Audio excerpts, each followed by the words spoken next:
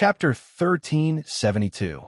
As the bright stars passed by, Xianxia felt like she could reach out and touch them, but she knew that these seemingly real stars were actually just reflections of the star, not real. Shuttling through the star field, Xianxia felt like she was in a dream. Here, not only was there a dazzling sun star, but there was also a moon star that exuded a faint light, countless lifeless dead stars, and an asteroid sea that caused Xianxia's complexion to pale. It was as if the entire star territory had been shrunk countless times and placed here. She flew forward silently with Yang Kai, and after what seemed like an eternity, Yang Kai suddenly came to a stop, a complex look on his face as he stared forward silently. Following his gaze, Xianxia saw faint blue stars. These stars weren't very eye-catching in the entire star territory, as there were countless stars more dazzling than them. But at this moment, these stars had become all that Xianxia could see. Staring at these stars in a daze, she felt as if she had seen her home, her heart filled with warmth. Tongxian Realm. These stars were the hometown she yearned for day and night. Tongxian Realm, where she had been born and raised. After entering the star field from Ice Sect, Xianxia had once looked back and seen the exact same scene she was seeing now. The faint blue stars were like brilliant blue roses, infatuating her and making her reluctant to part with them. But at that time, she had no choice but to follow Ice Master Xianxia and leave her homeland. Xianxia burst into tears. Even if she was a Saint King Realm cultivator, even if she had cultivated for several dozen years. But at this moment, she was still unable to control her emotions. Like a wanderer far away from home, the deep longing in her heart bursting forth at this moment. Yang Kai didn't say anything. When he explored the star field alone and found the stars where Tongxian Realm was, his emotions were no better than Xianxu's. But he was a man, so his way of expressing his emotions was different. After a long time, Xianxia gradually stopped sobbing, turned her head to Yang Kai, and asked softly, "Yang Kai, can we still go back there?" "Yes." Yang Kai nodded, resolutely and decisively. Xianxu's eyes flashed with surprise. Although Yang Kai's answer was groundless, and she couldn't see any hope now, hearing this answer, the emptiness in her heart was instantly filled with joy. "Thank you. Thank you." Xianxia suddenly felt a little embarrassed. He really shouldn't have lost his composure in front of a junior. However, when he saw his homeland, he didn't care. She couldn't control her emotions, and all the grievances she had suffered in Joyous Union Pavilion over the years began to surge like a tide. Fortunately now, she was Yang Yu Star, and she was Yang, Xianxia. Yang Kai smiled lightly, his spiritual energy bursting out and wrapping Xianxia in his spiritual energy again, gradually pulling her away from the blue star. Xianxia was Xian, Shui Xian, Zhen Xian, and Yang. Xian, and Xian. Xian star Xian Shui. Xian star Xian, and Xian Zhen. Xianxia looked around for a moment before slowly shaking her head. "It's not here. I remember the asteroid sea. There was larger than this one." Yang Kai nodded and once again wrapped Xianxia up and flew away. Half a day later, the barrier around the cave mansion opened and Xianxia walked out. Yang Kai sat alone in the cave mansion with a smile on his face. Finally, through Xianxu's identification, Yang Kai had found the location where she had separated from Su Yin and the others. Although Su Yin and the others had also passed through the Void Corridor at that time, and Yang Kai didn't know where they had gone, this was still an extremely precious clue. At that time, as long as he was strong enough, he could directly go to that place and find the Void Corridor. Yang Kai could follow the vine to find the melon, and there was a chance he could meet Su Yin again. Of course, all of this would be based on a strong foundation of strength. It was still too early to consider such things. Sorting out his mood, Yang Kai took out his alchemy furnace and a number of herbs before beginning to use alchemy to calm his mood. Time flew by and soon, a month had passed. On this day, the barrier around Dragon Cave Mountain opened and two figures slowly walked out. Naturally, it was Yang Kai and Yang Yan. The two of them were naturally going to participate in Treasure Trove Pavilion's auction. In fact, Kai Yang's original attitude towards this auction was whether or not he wanted to go, but after seeing a certain item printed on the invitation, he immediately changed his mind. That item was of great use to him, and he had to obtain it no matter what. For this reason, he had taken all the Saint Crystals he had from Wuxia and prepared to go all out. Currently, Dragon Cave Mountain didn't have a lot of Saint Crystals, but it definitely wasn't a small amount either, a total of 70 million. According to the estimates of Xianxia and Yin, this amount of Saint Crystals was enough to win that item. After all, although that thing was precious, it was still just a material. Besides someone like Xianxia who had other uses for it, no one should be willing to spend such a high price to bid for it. Xianxia still had some confidence in this matter. A trivial 50-kilometer journey, the two of them arrived at Heavenly Fate City on their star shuttles. Currently, Heavenly Fate City was filled with crooks and honest folk. In order to maintain order in the city, City Lord Feiji too was under great pressure. He was a person who didn't want to provoke trouble. Otherwise, he wouldn't have asked the old temple master to place him in Heavenly Fate City as the city lord. But now, the Emperor Garden had appeared and floated above Heavenly Fate City, leading to so many cultivators' arrival. The city's spirit array had been fully activated and no one was allowed to act at will inside the city. Otherwise, they would be severely punished. Moreover, upon entering the city, there was a powerful barrier that prohibited flying. This was different from the previous rules. In the past, when Xianxia came to Heavenly Fate City, he had to fly directly in and out. But now, in front of Heavenly Fate City, he had no choice but to land on the ground and enter through the city gate with Xianxia. The city gate was also crowded with people. Xianxia shrank under Xianxia's wings and tried his best to pass through safely. After entering the city, looking at the bustling scene, whether it was Xianxia or Xianxia, both of them felt a headache coming on. The population of Heavenly Fate City was now more than 10 times larger than before. Fortunately, the auction had started today, so there were people in charge of clearing the roads and maintaining order at all the major city gates leading directly to Treasure Trove Pavilion, saving them the trouble of jostling with people and losing their status as elders.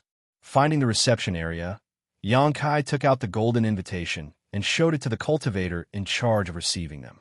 The cultivator immediately showed a flattering look and respectfully said, "Welcome to my humble tower's auction. Please come this way." Saying so, he turned to a young woman next to him and said, "Chin, show these two honored guests to their private room." Although Xianxia and Xianxia's cultivations weren't high, there weren't many golden invitations. Yinpei was well aware of the amazing financial resources of Dragon Cave Mountain and hoped that Xianxia could bring a few more items for the finale of the auction, so the grade of the invitations Dragon Cave Mountain sent out was extremely high. Even if it wasn't as good as those from first-tier sects, it wasn't far off. When the cultivator in charge of receiving guests near the city gate saw this invitation, how could he not be respectful? Hearing his instructions, the young woman who appeared to be only 17 or 18 years old immediately stepped forward and said, "Two honored guests, please come with me." Although this young woman wasn't a stunning beauty, she was still quite attractive. Her strength wasn't high, only reaching the immortal ascension boundary, but her voice was extremely pleasant, like the chirping of a lark. Every frown and smile she made was filled with charm, as if she had cultivated some kind of seductive technique. Seeing this, Xianxia gently nodded, knowing that Treasure Trove Pavilion had put in a lot of effort for this auction. Every great force that came to participate in this auction would have a special young woman to receive them. Treasure Trove Pavilion had countless disciples with such high cultivation, so it wasn't difficult to train them, but this arrangement was likely to win the favor of some cultivator who was fond of feminine charms. Perhaps this cultivator would be so happy that he would spend money like water. The young woman named Qing walked in front, leading Xianxia and Xianxia towards Treasure Trove Pavilion. Explaining as she walked, Qing will be responsible for all the auction matters for two seniors this time. If two seniors win something, Qing will pay the Saint Crystals on behalf of two seniors and retrieve the auction item. If two seniors have any other instructions, please don't hesitate. Our pavilion master has issued an order that Qing must satisfy all the requirements of two seniors. All the requirements? Yang Yin raised his brow, revealing a faint smile. And the young woman named Qing gently nodded, her delicate earlobes revealing a touch of seductive pink. Yang Yin chuckled and shot a meaningful glance towards Yang Kai before immediately whispering something in Qing's ear. The other party's face turned even redder, but she still nodded. Yang Kai sniffed. Although he didn't deliberately eavesdrop on the conversation between Yang Yin and this young woman, he knew what Yang Yin had asked. This girl's personality seems to have changed since she fell into a coma. Yang Kai thought about it thoughtfully. She wasn't so bold before, but this wasn't a big deal. He had always felt that Yang Yan's personality was too introverted, so this kind of change was something he was happy to see. Along the way, the streets were filled with people, but with the passage deliberately opened by Treasure Trove Pavilion, the three of them were able to walk through it without any obstructions. A short time later, the trio arrived in front of Treasure Trove Pavilion. There weren't many people in front of this building, only two, but when Yang Kai saw them, his eyes shrank. Because these two were both third-order origin returning realm masters. One of them was the city lord of this city, Fei Ji II, who was standing there with an unhappy look on his face. Originally, he wanted to be free and unfettered, but how could he have known that he would end up in such a mess?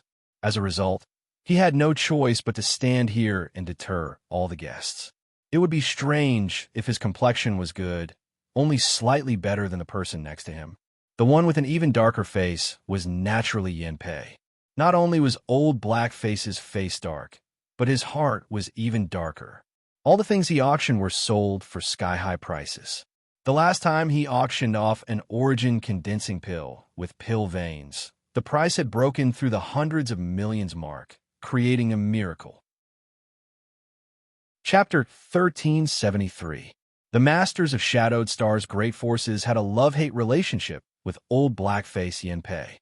They loved him because whenever he took part in an auction, the items he obtained would definitely be of great value. But they hated him because of the ridiculously high prices he charged. Even the great forces couldn't stand his exploitation.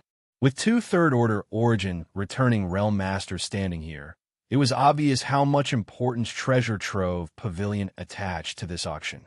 Seeing Yang Kai arrive, whether it was Fei Ji II or Yin Pei, both showed a smile.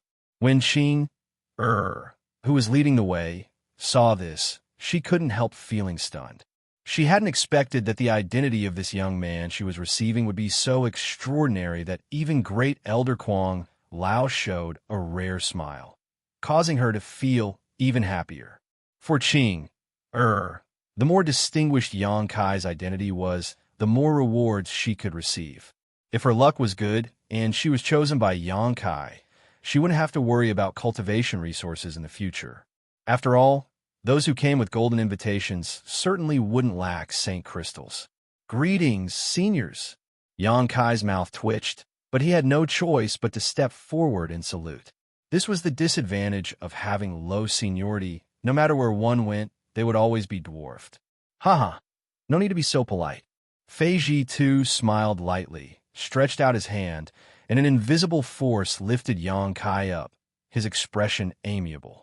Since seeing the Ice Phoenix remnant soul appear in the Emperor Garden last time, Fei Ji II no longer dared to underestimate Yang Kai. Even if it was just a remnant soul, it was still a legendary ancient divine spirit. It could be said that as long as Yang Kai didn't die, as his strength increased, he would be able to exert more and more power from this ancient divine spirit remnant soul. Due to the suppression of Shadowed Star's world principles, Yang Kai may not have a chance to break through to the Origin King realm, but in the Origin Returning realm, with the help of the Ice Phoenix remnant soul, he was absolutely invincible. If Yang Kai didn't take advantage of this opportunity to curry favor with him while he was still weak, once he was strong enough, it would not be so easy to form a friendship. I heard you got into trouble some time ago, boy. Fei Ji II grinned meaningfully. May I know what senior is referring to? Yang Kai asked doubtfully. Stop playing dumb. Did you kill the people from the Sea Heart sect? Fei Ji II glared at him. So, it's the Sea Heart sect. That's right, I killed them. Why? Did senior hear some kind of rumor? Yang Kai raised his brow. That's not true. Feiji too slowly shook his head. However, although Sea Heart Sect is located far away in the limitless ocean, it is still a second-tier sect, and its strength cannot be underestimated. For you to act so recklessly, have you ever considered the consequences? Yang Kai chuckled. Senior, do you expect me to endure being bullied? Seeing the sharp look on his face, Feiji too couldn't help laughing. If you could endure, you wouldn't be you. Last time, Yang Kai had wreaked havoc in Heavenly Fate City, dealing with 7 or 8 Origin returning Realm Masters, and even killing a master from the CF family. Feiji too had long known that Yang Kai was not a law-abiding person, so he simply reminded him lightly. However, I heard that the people from Sea Heart Sect are now residing in the CF family. The relationship between the two seems to be quite good. Yang Kai narrowed his eyes and cupped his fists. Many thanks for Senior's reminder. In addition, it seems that a force called Flowing Cloud Valley has also settled in the CF family. In any case, you should be careful. Flowing Cloud Valley. Yang Kai frowned, his expression changing slightly. What's wrong? Do you also have a grudge with this Flowing Cloud Valley? Feiji too was stunned. Yang Kai grinned meaningfully. Seeing Yang Kai's tacit admission, Feiji too was speechless and waved his hand dismissively. Forget it. Young people are full of energy. Just don't cause trouble in my Heavenly Fate City. In any case, Flowing Cloud Valley isn't worth mentioning. Junior will remember. Yang Kai gently nodded. Feiji too thought that Flowing Cloud Valley was just an insignificant force, but Yang Kai was faintly afraid of it. The reason was simple. Flowing Cloud Valley had Lu Yi.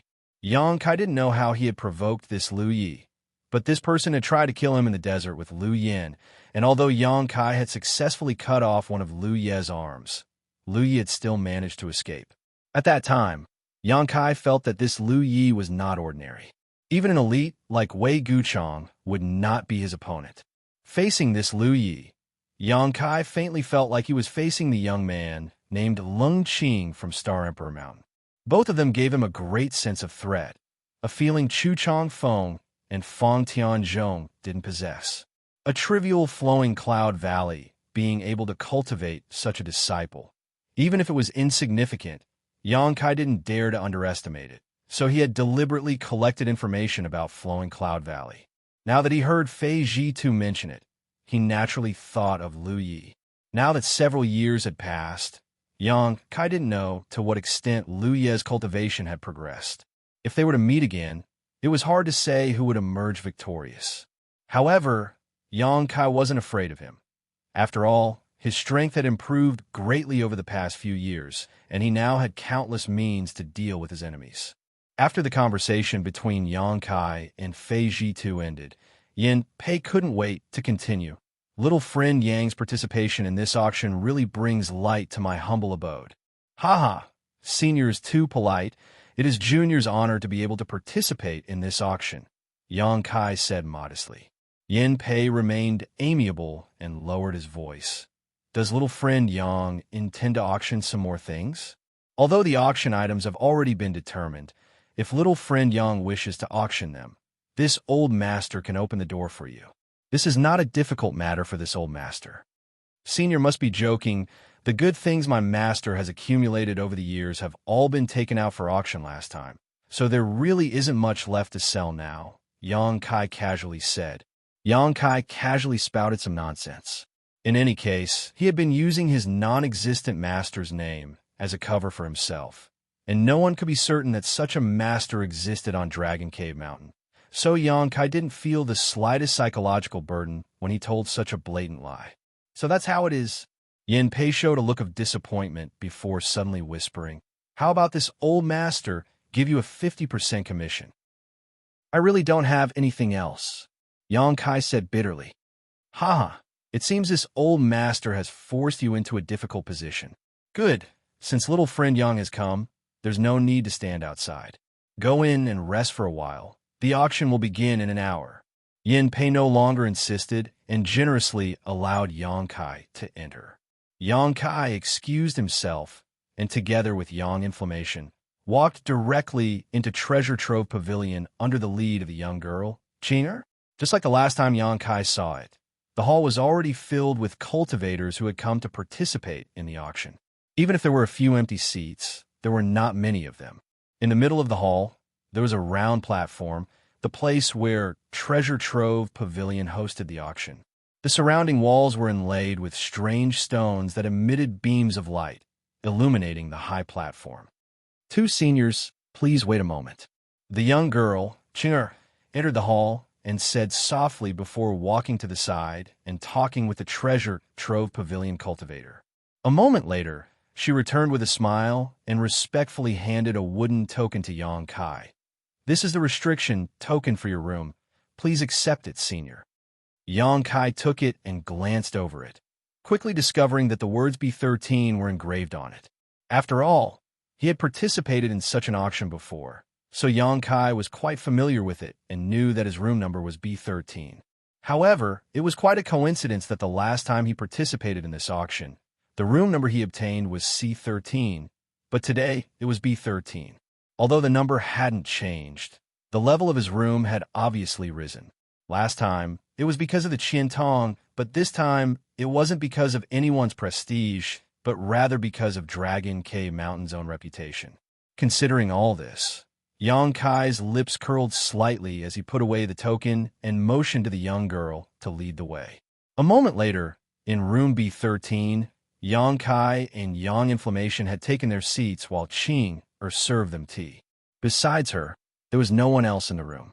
Pointing to the spirit fruits on the table, the young girl slowly said, "These are sparrow spirit fruits that Lulu specially collected for this auction. They taste very sweet and have some effects on purifying one's Saint Qi. The two of you should try them."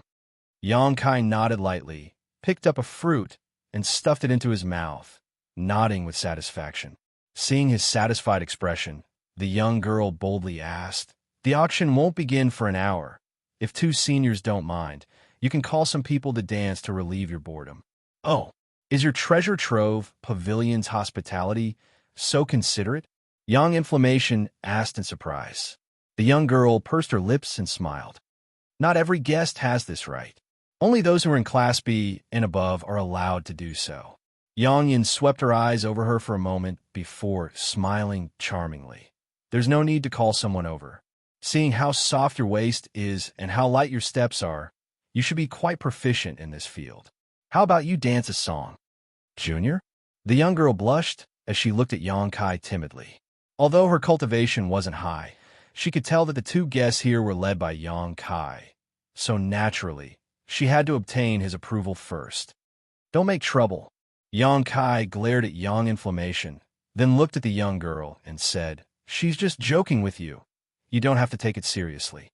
"Yes," the young girl replied softly, a trace of relief and disappointment flashing through her eyes.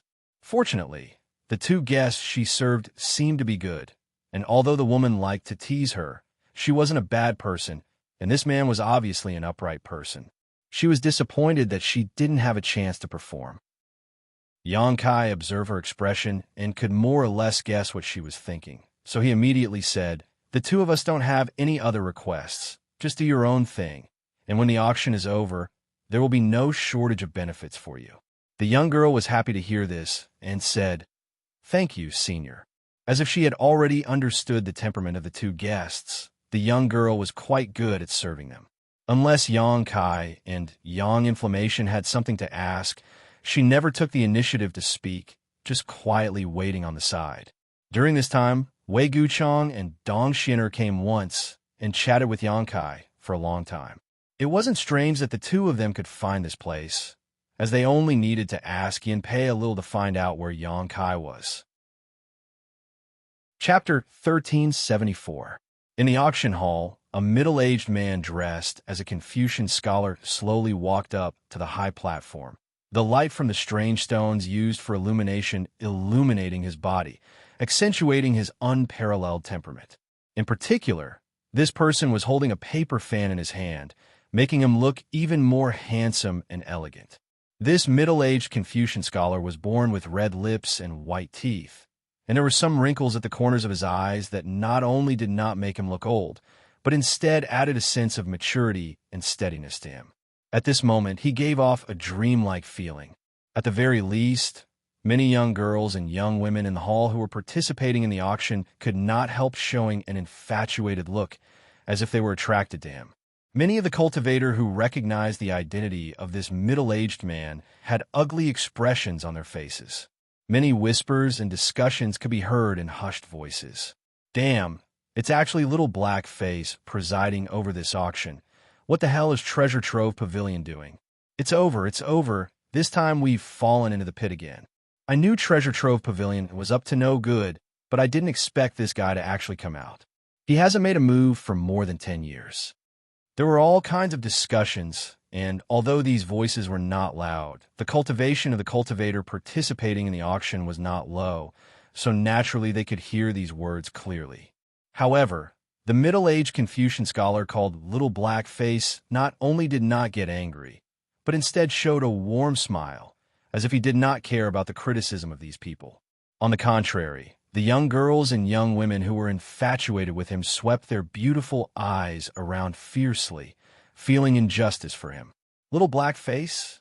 In private room B13, Xianxia frowned thoughtfully. What does this person have to do with Senior Yin? Since Yin Pei is Old Black Face, then this person must have some relationship with Yin Pei to be called Little Black Face. But Xianxia did not understand why the cultivator below treated this person like a tiger or a leopard with a look of dread. Yang Yin also looked at the girl next to him, expecting her to give an explanation. Qing pursed her lips, seemingly wanting to laugh, but not daring to lose her composure. She finally managed to hold back her laughter and whispered, replying to the two seniors, "This is Ren Tianrui, an auctioneer of the pavilion, and old Mr. Yin is his master, so everyone calls him."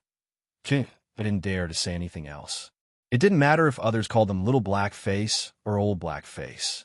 Although it was just a nickname, it was still a reputation that Yin Pei and Ren Tianrui had created for themselves. However, as a member of Endless Treasures Pavilion, Qing naturally didn't dare to criticize the seniors behind their backs. Otherwise, if others found out, she would definitely not be able to bear the consequences. Xianxia laughed involuntarily and nodded. I see, I understand. It seemed that this auctioneer named Ren Tianrui was a true disciple of Yin Pei. Otherwise, he wouldn't have been called such. When the time came, Xianxia would have to be careful when participating in the auction. On the high platform, Ren Tianrui smiled warmly as he cupped his fists and said loudly, "Everyone has come from afar and spared no effort to participate in my Endless Treasures Pavilion's auction. My Endless Treasures Pavilion is deeply grateful. This auction will be hosted by this Ren, so if there is any impropriety, I hope everyone can understand." These words were spoken in an extremely appropriate manner, making it impossible for anyone to find fault with them. No matter how he acted when hosting the auction, at the very least, these words had won the favor of countless people present. Ren Tianrui continued, "Speaking of which, this auction was originally hosted by my master." As soon as this statement came out, many people's expressions changed slightly as they subconsciously covered their space rings and stared vigilantly towards the high platform, their expressions becoming ugly, as if they were afraid that Yin Pei would suddenly jump out from some corner. Fortunately, Ren Tianrui smiled slightly and said, "However, this junior thinks that my master is already very old and should remain behind scenes. This kind of limelight opportunity should be left to young people like me." Well said. Cheers rang out from below. Brother Ren is bold and bold. Let old Mr. Yin remain behind the scenes forever. A burst of laughter rang out. Ren Tianrui also smiled as he looked towards a certain spot in the hall and nodded. This Ren also has the same opinion. After this auction is over, I will definitely persuade my master to retire and not work so hard anymore. Although these words were somewhat disgraceful, it was undeniable that it quickly aroused the good feelings and resonance of many people. All of a sudden, the vigilance that everyone had towards him disappeared without a trace. Instead, they felt that it was simply a blessing that he could stand here and host the auction. Not simple. Xianxia narrowed his eyes as he stared at Ren Tianrui faintly. With just a few words, this Ren Tianrui had integrated himself into the crowd. Although it was only a simple opening speech, it had already established enough capital for this auction. When the auction began, even if he asked for a higher price, there wouldn't be many people who would reject him. This Ren Tianrui had a deep understanding of the ways of the world. No wonder he was called Little Blackface. It was just that his hosting style was completely different from Yin Pei's, which was quite interesting. Good, let's not talk too much. I'm afraid many friends are already waiting anxiously. So let's start the auction now. Ren Tianrui patted the folding fan in his hand and turned around, gesturing to someone behind him. Over there, a woman in a palace dress walked up to the high platform with a smile on her face, carrying a jade plate on her arm as she stood in front of Ren Tianrui. Although the woman in the palace dress was an extraordinary beauty with a hint of spring in her eyes, at this moment, not many people were looking at her. Since she was here to participate in the auction, everyone's attention was naturally attracted by the jade plate she was holding. Needless to say, the thing on the jade plate was the first item to be auctioned, but unfortunately it was covered by a red cloth, making it impossible to see what it was. Many of the cultivators participating in the auction eagerly craned their necks to look at it. Ren Tianrui carefully observed everyone's expressions and said, "According to the rules of every auction, although the first item is not as good as the final item, it is still no trivial matter. If you are interested, you must obtain it. Otherwise, if you miss this opportunity, you will regret it for the rest of your life." Saying so, Ren Tianrui reached out and lifted the red cloth, revealing a colorless bead the size of a goose egg. This bead looked transparent, but there were inexplicable threads swimming inside it like fish. What was even stranger was that this bead didn't give off the slightest energy fluctuation, as if it was just an ornamental item with no real value. What is this? I've never seen it before. Since Treasure Trove Pavilion dares to take out the first item for auction, it must have its own uniqueness. Let Mr. Rin explain it to us. Spirit Storage Bead? Inside Private Room B13, Yang Yan's eyes lit up as she called out the name of the first item. Yang Kai glanced over at her, no longer surprised. He suspected that there was nothing in this world that Yang Yan didn't recognize. Otherwise, he wouldn't have brought Yang Yan to this auction alone. Yang Kai didn't ask what this spirit storage bead was for, because he knew Ren Tianrui would definitely explain in detail. Atop the high platform, Ren Tianrui reached out and picked up the spirit storage bead, holding it up high for everyone to see, not saying a word, instead just madly pouring his Saint Qi into it. In front of everyone's eyes, the colorless bead was like a bottomless pit, absorbing all of the Saint Qi he poured into it. As time passed, the bead began to emit a faint glow, and a Saint Qi fluctuation identical to Ren Tianrui's began to spread from it. A moment later, Ren Tianrui stopped what he was doing, smiled strangely again, and silently urged the bead again. What happened next was that the Saint Qi that had been swallowed by this spirit storage bead before actually returned to Ren Tianrui's body. And from his expression, there wasn't the slightest hint of discomfort. In a flash, the spirit storage bead returned to its original transparent appearance, but there were no longer any energy fluctuations inside it. The entire process was clearly witnessed by everyone present. At this point, 90% of the cultivators participating in the auction had a vague idea of what this spirit storage bead could do, and all of them immediately turned to look at the stage with excited expressions. Ren Tianrui chuckled and said loudly, "I believe everyone already knows the purpose of this spirit storage bead. It can store Saint Qi in a cultivator's body, and, when needed, feed it back to the cultivator's body, providing the cultivator with the power to fight. Friends who have come here must have fought before and know that during a fight, the only way to replenish one's Saint Qi is to take pills or absorb the energy from Saint crystals. But no matter which method it uses, the effect is very slow. However, this spirit storage bead is different. It can restore a cultivator's Saint Qi to its peak in a very short time. The premise is that there is enough energy stored in this bead. As soon as these words came out, the hall immediately exploded. Although everyone had some speculations just now, after Ren Tianrui explained it in detail, everyone realized that they had underestimated the value of this spirit storage bead. If this was the case, then this spirit storage bead was equivalent to a second life. The reason many cultivators fell was because their Saint Qi was insufficient when fighting. If they could replenish their Saint Qi with this spirit storage bead, they could turn defeat into victory. For a time, countless burning eyes stared towards the high platform, filled with greed and greed. If not for the fact that this was Treasure Trove Pavilion's auction and there were countless masters inside and outside, many people would have desperately tried to snatch this spirit storage bead. Even Kai Yang, who was in room B13, revealed a look of interest. Such a treasure could be said to be a heaven-defying existence. Even with his wealth, he couldn't turn a blind eye to it, let alone others.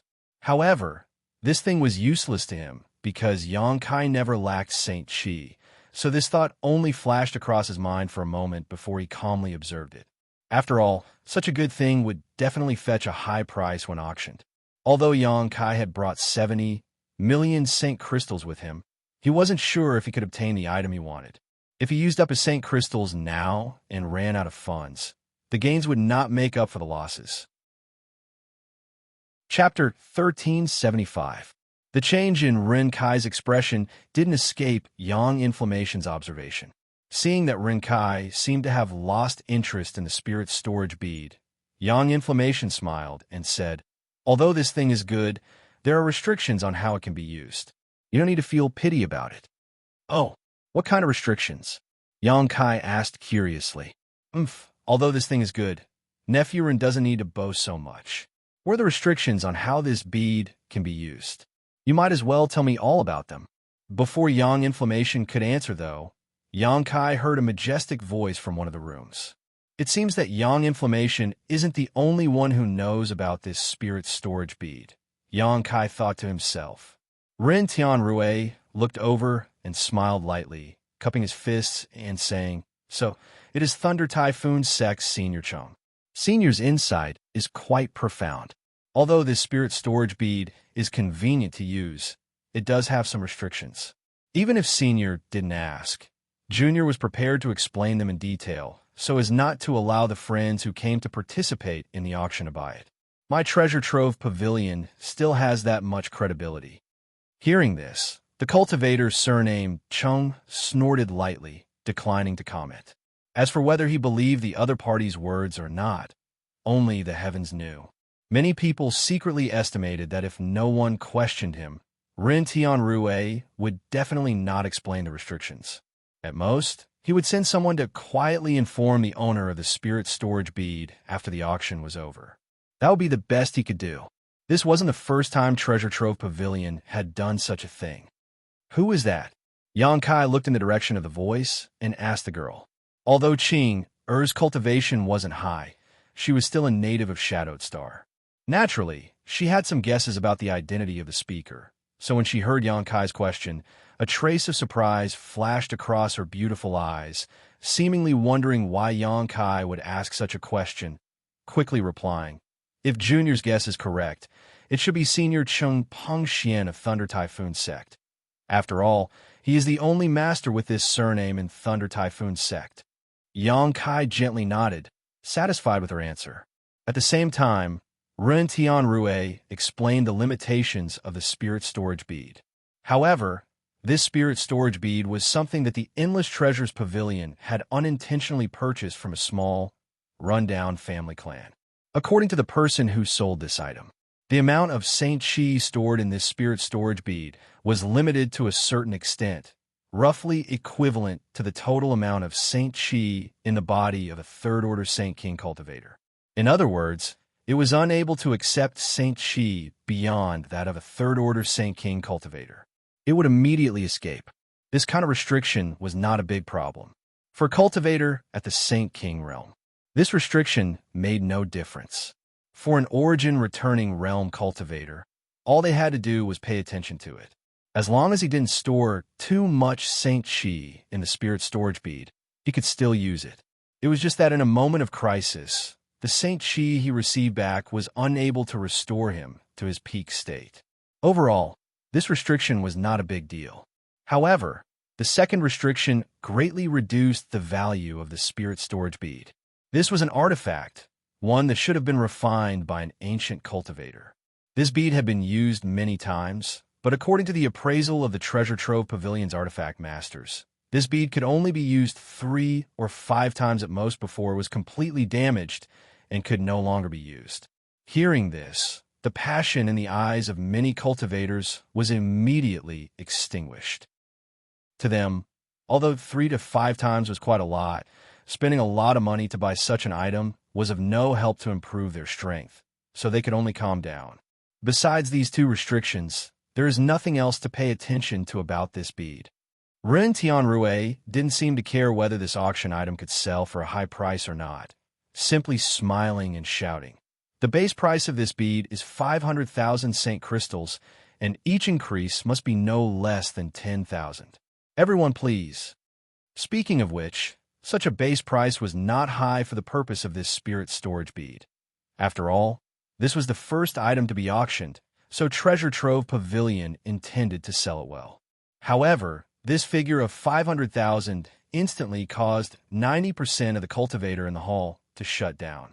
After all, a Saint King grade high-rank artifact only sold for about 300,000 Saint crystals, so even if they could afford a base price of 500,000 Saint crystals, they couldn't afford it. Of course, not everyone was like this. Since they had come to participate in this auction, of course they had raised enough Saint crystals. As soon as Ren Tianrui's voice fell, someone immediately called out a bid. Immediately afterwards, from every corner of the hall, voices calling out bids rang out one after another. Each increase in price was relatively mild, but it was impossible to withstand the pressure of the crowd. In just half a cup of tea's time, the price of this spirit storage bead had risen to 820,000 Saint crystals. By this time, the voices in the hall had become sparse, with only 2 or 3 people calling out bids. This old master bids 1 million. Cheng Pengxian's voice rang out from Thunder Typhoon Sec's private room, his voice still loud and clear. Ren Tianrui, who was standing on the high platform, heard this and smiled lightly, not showing any surprise. With such a good thing, it would be strange if there weren't several great forces competing for it. The several cultivators in the hall who had participated in the auction before heard this and sighed. Since someone from Thunder Typhoon Sect was participating in this auction, there was no hope for them.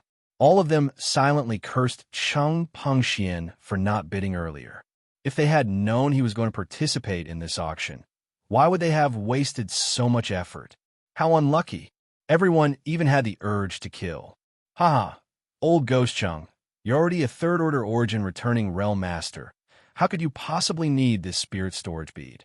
You don't need to be so thick-skinned as to compete with some juniors, right? From another private room, a burst of laughter suddenly rang out, mixed with sarcasm and ridicule. If this old master doesn't need it, can't he just buy it and give it to his sex disciples? Cheng Pengxian coldly snorted. Brother Mo's words are somewhat incorrect. Since this is an auction, this old master's participation is perfectly justified. How is that thick-skinned enough to compete with a junior? That makes sense. The person in the private room didn't seem to care and slowly said, Good. Then this MO will also join in the fun. I can't let Brother Cheng monopolize all the glory. 1 million. Old Ghost MO, do you know what it means to help others? Cheng Pengxian's voice sounded a little unhappy. 2 million.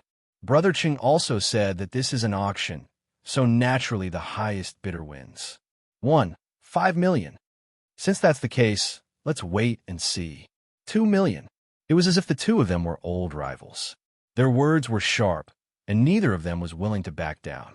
In the blink of an eye, the price of the spirit storage bead had increased several times over. Moreover, from the looks of it, the final price would most likely be even higher, causing all the cultivators in the hall to be dumbfounded. Surnamed M.O.? In private room B13, Yang Kai frowned as he looked toward the private room, competing with Cheng Pengxian. That should be Elder M.O. Xiao Sheng of Heaven Battling Union. Qinger quickly explained. Yang Kai gently nodded. This time, even if Qinger didn't explain, he could guess who it was because he had heard others mention this Immo Xiaosheng of Heaven Battling Union several times. Yang Kai himself had also paid special attention to him for no other reason than that this Immo Xiaosheng, like him, cultivated the Tao of space. This was an extremely rare secret art, and even if one searched all of Shadowed Star, there was no third person who could cultivate it. In terms of the study of the Tao of space, Yang Kai was confident that he wouldn't lose to this Immo Xiaosheng. If they were to compete in the Tao of space alone, Yang Kai estimated that he could definitely crush the other party to death. After all, not everyone could comprehend the destructive power of Spaceblade. But after all, this person was quite young, so his understanding of the Tao of space could not be underestimated. If Yang Kai could find an opportunity to exchange a few words, perhaps he would gain some benefits. But this was impossible. Heaven Battling Union style of conduct was really shameless. If Yang Kai really exposed that he was proficient in the Tao of space, it would only invite disaster. As such, Yang Kai only thought about it for a moment before immediately rejecting this idea.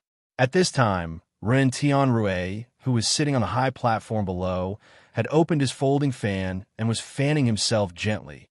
Looking like an elegant scholar, a gentle smile on his face as he listened to the elders of the two great leaders bid one after another, putting him in a very good mood. Heaven Battling Union and Thunder Typhoon Sect had always been on bad terms, so this competition for the Spirit Storage Bead was not only a competition of financial resources, but also a showdown of face. Neither side was willing to back down. After a stick of incense worth of time, Cheng Pengxian shouted a sky-high price of 10 million Saint Crystals, causing an uproar among the cultivator in the hall.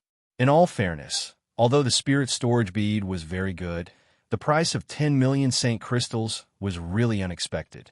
If it weren't for Immo Xiaosheng of Heaven Battling Union competing for it, the price definitely wouldn't have been so outrageous.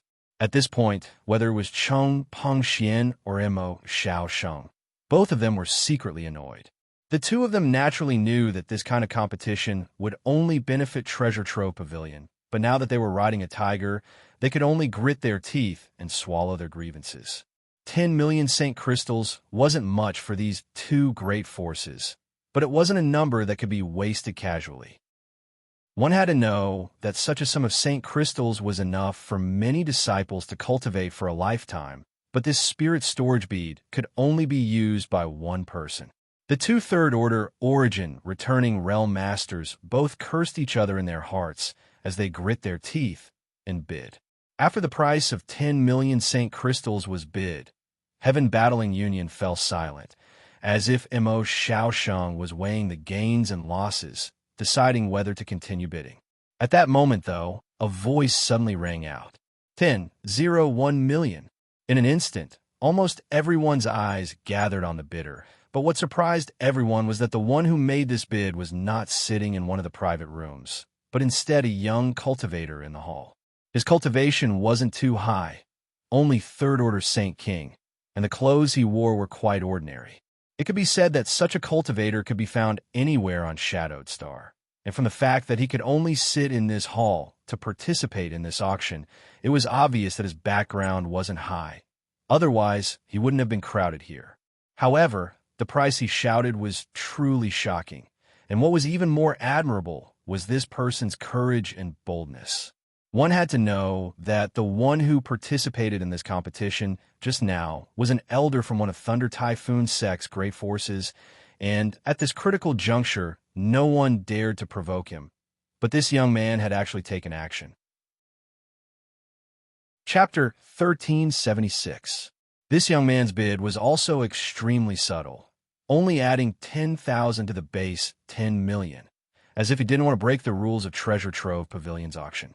Not only were many cultivators suspicious of this young man's identity, but even Ren Tianrui, who had always been as calm as a mountain, frowned slightly as he stared at this young man suspiciously, secretly wondering where he came from and why he had such a huge net worth. In front of everyone's eyes, the young cultivator wore a calm expression, not feeling the slightest pressure or tension, causing everyone to look at him in a new light. Lu Yi.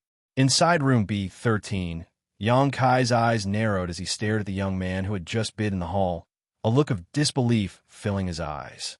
What shocked Yang Kai wasn't that this person had come to participate in this auction.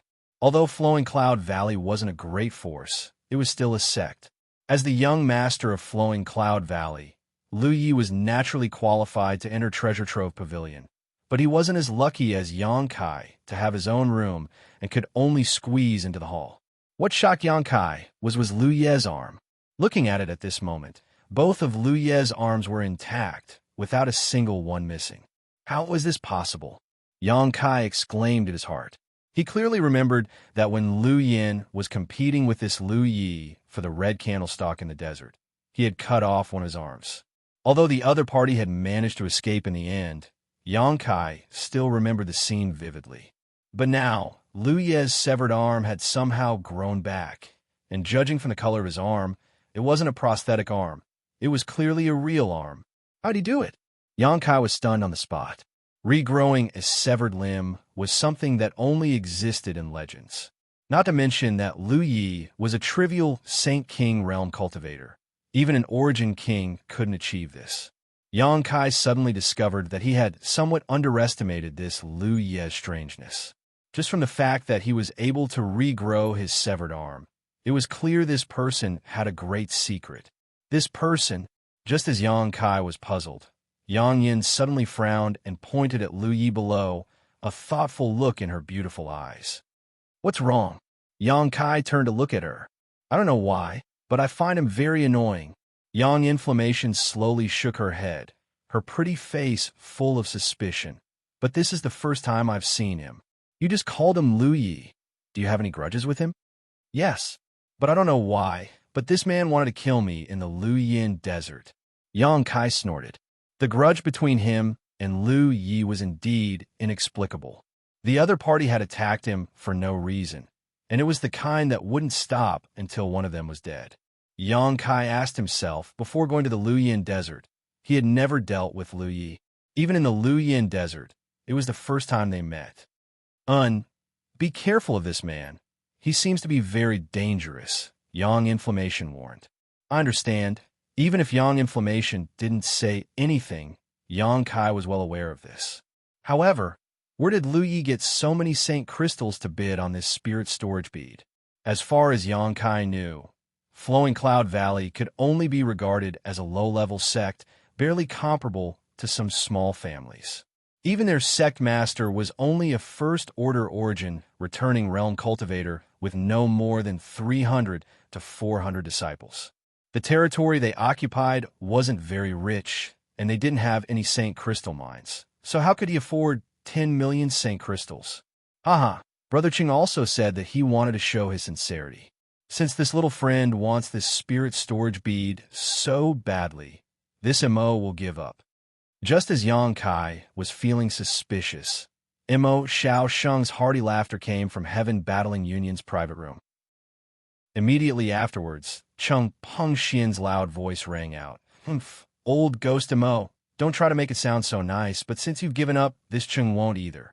He spoke as if he disliked this spirit storage bead, but many of the cultivator present naturally understood that these two old men were simply taking advantage of this situation to get rid of the hot potato that was the spirit storage bead.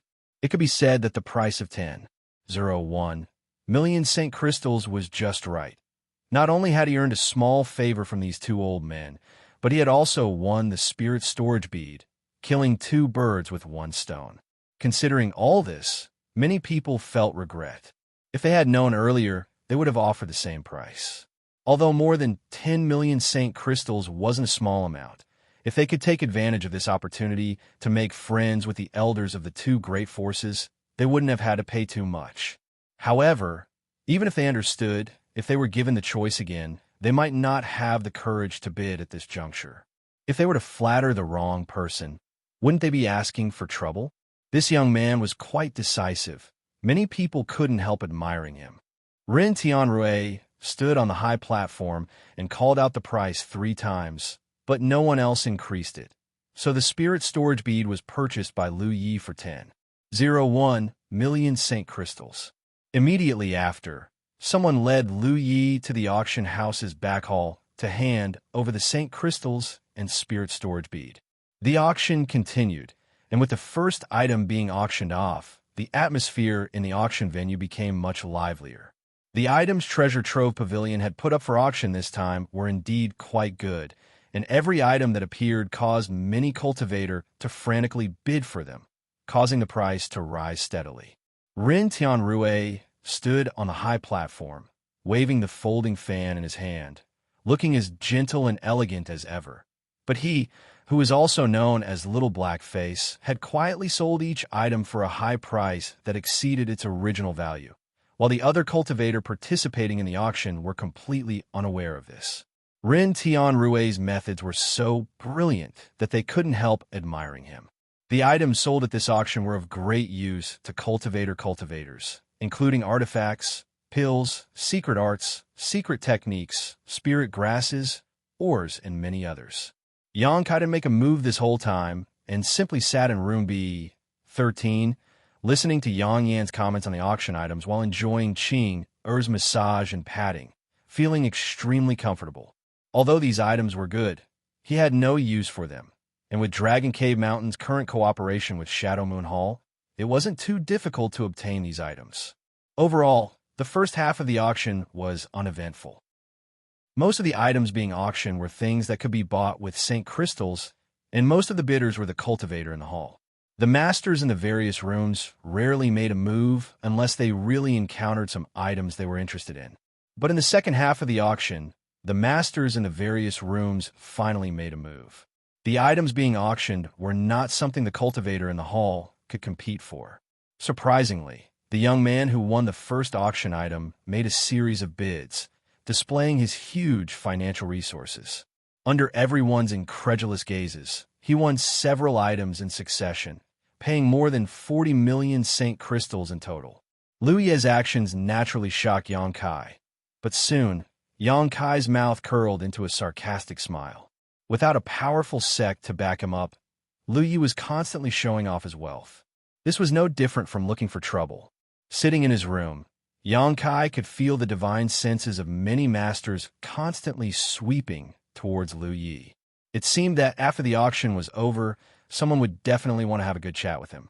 This was something Xianxia was happy to see.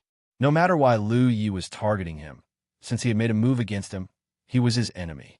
Now that Lu Yi was looking for trouble, Xianxia was naturally happy to just sit back and watch, wishing for him to die as soon as possible. Lu Yi, on the other hand, was also quite impressive. Facing the malicious gazes of so many people, he still remained calm, sitting in the hall with no intention of leaving early, as if he wanted to continue participating in the auction. As one item after another was sold, the auction gradually came to an end. Xianxia couldn't help feeling anxious. He had been waiting for the thing he needed to appear, but until now, there had been no trace of it. Naturally, he was anxious, fearing that Treasure Trove Pavilion would change their mind at the last minute and withdraw the item from the auction. However, on second thought, since Treasure Trove Pavilion had printed his picture on their invitation cards and sent it out, there was no reason for them to do so. If they did, Treasure Trove Pavilion's reputation would be ruined. Just as he was thinking about this, though, from the high platform below, another woman in palace robes walked up with a jade plate in her hand. Although the auction item was covered by a red cloth, when Xianxia's divine sense swept over it, his face lit up with joy, and he quickly sat up straight, rubbing his palms together. The thing he had been waiting for had finally appeared. At the same time, divine senses swept across the various rooms, and soon, the cultivator in the hall began whispering to each other. The reason was simple. The auction item that appeared this time seemed to be a bit unusual. When the woman in palace robes appeared with the jade plate, everyone felt an invisible pressure radiating from it, like a sharp blade cutting into their skin. What kind of item was this? Everyone couldn't help looking around curiously, secretly looking forward to it. Ren Tianrui carefully observed everyone's reactions and was very satisfied with their reactions. Putting away his folding fan, he tucked it into the back of his collar and chuckled, Although the next item to be auctioned isn't a rare treasure, it is still an extremely rare treasure. As for what it is, allow this Rin to keep everyone in suspense. But this Rin can only say that it is a material that will be of great use to seniors who cultivate some special martial arts. Enough nonsense. Quickly let this old master see what it is. From a private room in the A block, an old and majestic voice rang out. A trace of anxiety faintly apparent in this voice, as if this person was very concerned about this auction item. Xianxia frowned when he heard this, secretly feeling that wanting to win this auction item would not be so simple. Ah, Senior Xianxia of Demon Blood Temple, right? Senior, don't worry. Junior will let you see it clearly. Ren Tianrei revealed the identity of the speaker before reaching out and removing the red cloth. In an instant, a dazzling golden light bloomed, causing all the cultivators present to feel a sharp pain in their eyes and involuntarily close them. As for those with higher strength, they had to circulate their Saint Qi to their eyes in order to see what was inside this golden light. Xianxia also narrowed his eyes, and after seeing what was inside this golden light, his heart skipped a beat as he became extremely excited.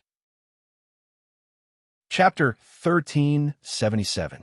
What was placed on this jade plate was a fist-sized piece of red gold, or with a bumpy surface. What was shocking was that the runes on the surface of this had obviously been sealed by some kind of powerful master to prevent its aura from leaking out. Even so, everyone who participated in the auction could clearly feel that the ore was emitting streams of energy that were as sharp as swords. If this ore was sealed by a barrier, what would happen if it was unsealed? Any cultivator with slightly lower strength wouldn't even be able to get close to this ore. This object was extraordinary, and only a few people were able to recognize it. All everyone knew was that this was definitely a rare treasure. No wonder Treasure Trove Pavilion had placed this item at the end of the auction. It was already the final item. Good. Ha! This Gene has been searching for it for most of his life, but to no avail. I never expected to see it here today.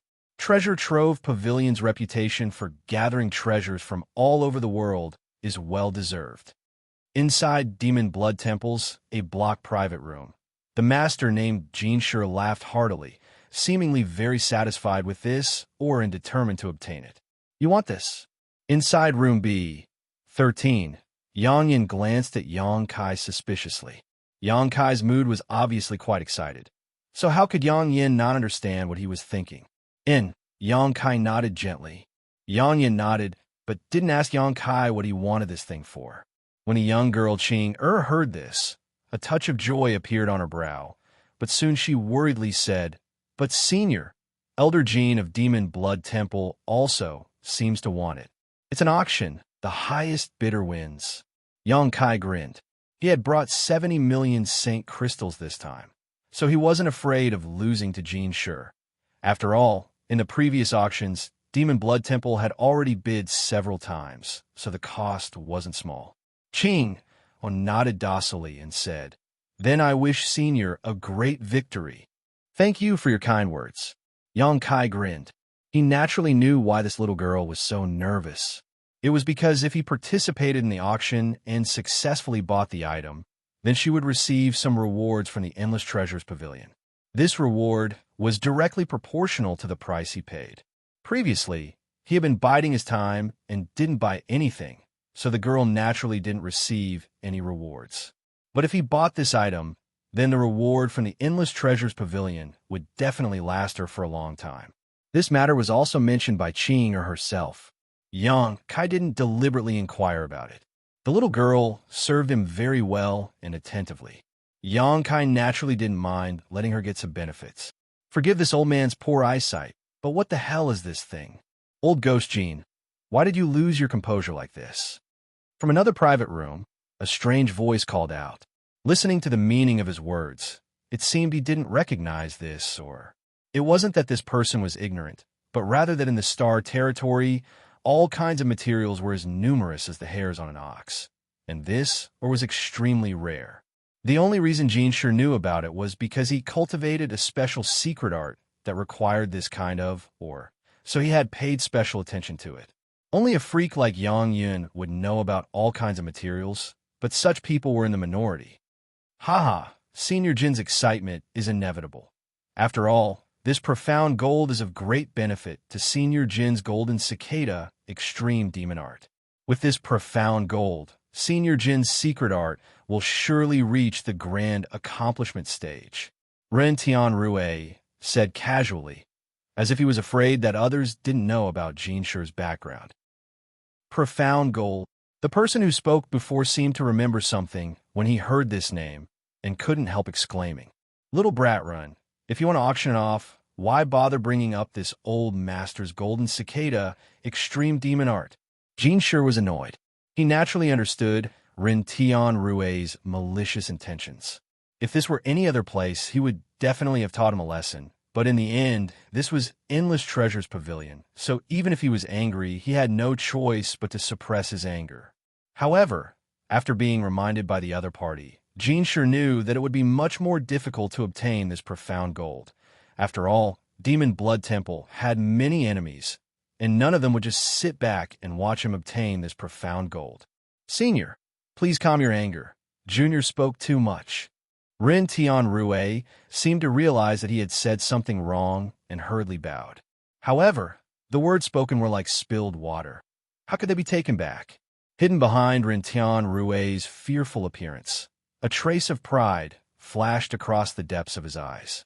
For Endless Treasure's pavilion, it didn't matter who won this profound gold as long as it could be sold for a high price. Cut the crap and hurry up with the auction. Xianxia impatiently urged fiercely. "Yes." Ren Tianrui chuckled as he waved his folding fan toward the profound gold and loudly said, "This is a piece of profound gold. 1 Jin and 3 taels in weight. The starting price is 5 million Saint crystals. Each bid must not be less than 100,000, please." 10 million. As soon as Ren Tianrui's voice fell, Xianxia's voice rang out, directly raising the price by more than double, showing his determination and boldness to obtain this piece of profound gold. In any case, it was no secret that he needed this profound gold, so there was no need for him to hide it. Such a rare artifact refining material. This old master needs it for his golden bone shield. 1 million. Heaven Battling Union's Immo Xiao Sheng's voice sounded. This old master will also join in the fun. 5 million. Cheng Pengxian of Thunder Typhoon Sect also seemed unwilling to be outdone. 11 million. A slightly hoarse voice sounded from another room, and from the sound of it, it was actually an old woman. 12 million. Inside Demon Blood Temple's private room, Xianxia's face was extremely ugly. Although he knew that Demon Blood Temple had many enemies and it would be difficult for him to obtain this profound gold, he hadn't expected that as soon as he bid, 5 or 6 people would follow suit. On top of that, none of these 5 or 6 people had lower status than him, and their cultivations weren't any weaker than his. Even if he wanted to suppress them, it would be impossible. Filled with anger, Xianxia angrily shouted, 20 million. Brother Jin is quite bold, but you want to obtain this profound gold for a trivial 20 million? Brother Jin, have you not woken up yet? This old woman bids 25 million. The old woman sneered and raised the price by another 5 million. However, this price only lasted for a breath of time before it was replaced by a higher bid. This wasn't surprising, though, as profound gold was simply too rare. When Ren Tianrui introduced it before, he hadn't been exaggerating. This kind of material was a rare treasure that only appeared once every 10,000 years. Whether it was used for artifact refining or to cultivate special secret arts, it had great benefits. For a time, the auction hall was filled with cries of bids, and the amount of increments made countless people's hearts jump. These people were truly worthy of being from great forces. This amount of Saint crystals was enough to allow a small sect or family to develop without worry. Yet all of them were competing for this small piece of material.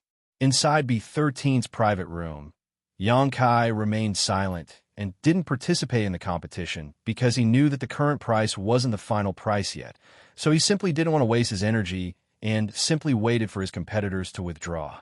40 million. Xianxia's voice rang out again.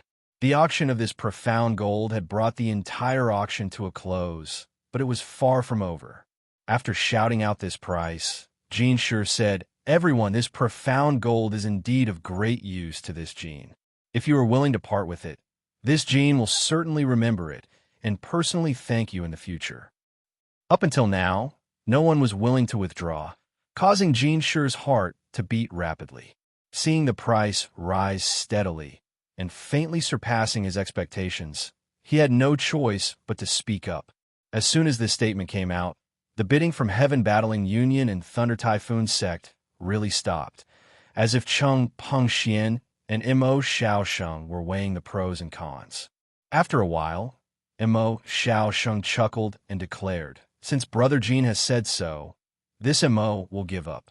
In any case, no artifact refiner can fully refine this grade of material. Using it on this old master's golden bone shield is a waste of heaven's treasures." Immediately afterward, several other masters who had been participating in the bidding also expressed their willingness to withdraw. It wasn't that Xianxia's face was big enough, but that everyone could see that Xianxia was determined to obtain this profound gold. If they continued to compete, it would only benefit Treasure Trove Pavilion. Ren Tianrui, this little brat, was standing on the auction stage with a grin on his face, so it was better for him to withdraw now and sell Xianxia a favor. What's more, this profound gold really had no use for them. Although its grade was extremely high, no artifact refiner could fully utilize it. So what was the point of having such a high grade? Seeing this, Xianxia's heart relaxed, and he quickly expressed his thanks. "Oomph. Old Ghost Jean, you want this profound gold for a great use? Did you think this old woman would buy it for fun?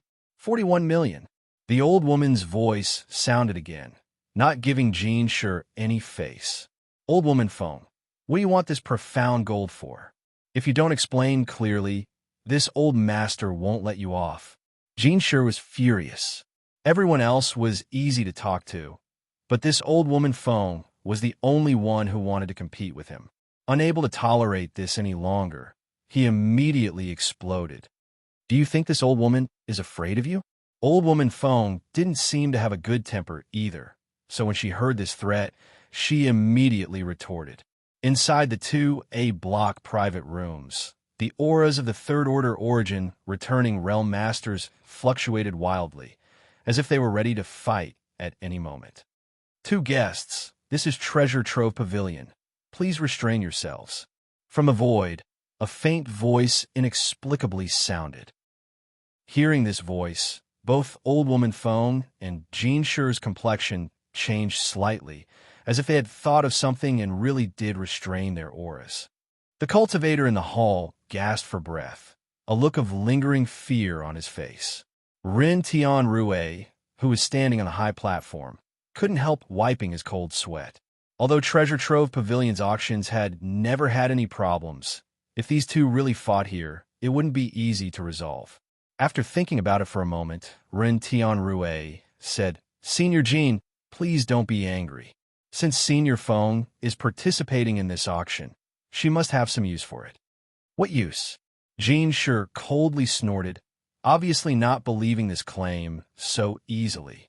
Ren Tianrui smiled lightly and said, "As far as Junior knows, the golden thunder lion that has been with Senior Phone for half its life should be about to break through, right?" Chapter 1378. Golden Thunder Striped Lion Beast. Demon Blood Temple's elder, Shi, exclaimed with a faint trace of fear in his voice. Many of the masters in the other large rooms also frowned, as if this golden thunder striped lion beast had some kind of extraordinary origin. "Ching, where does this Senior Phone come from?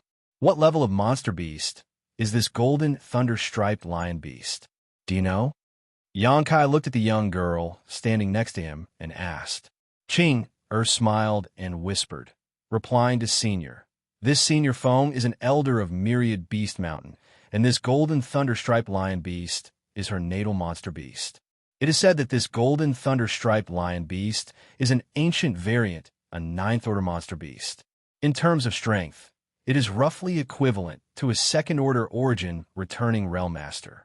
Senior Feng also has this cultivation, but if the two of them work together, they should not be any weaker than third-order seniors. Myriad Beast Mountain?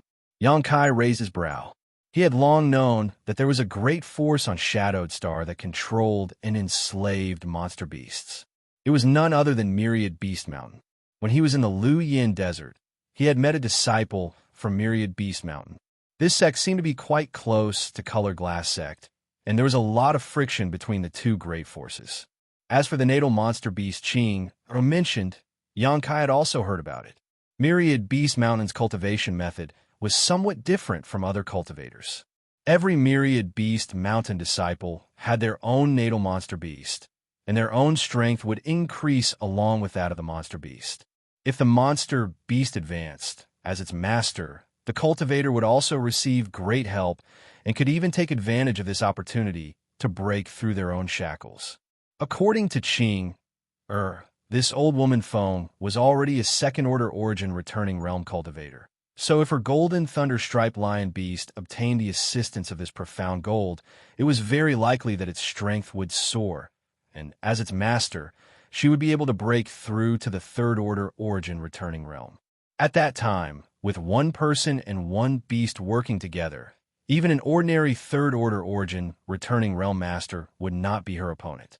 Thinking so, Xianxia immediately understood why old woman Feng wanted to compete with Xianxia for the profound gold. He couldn't help feeling a headache coming on.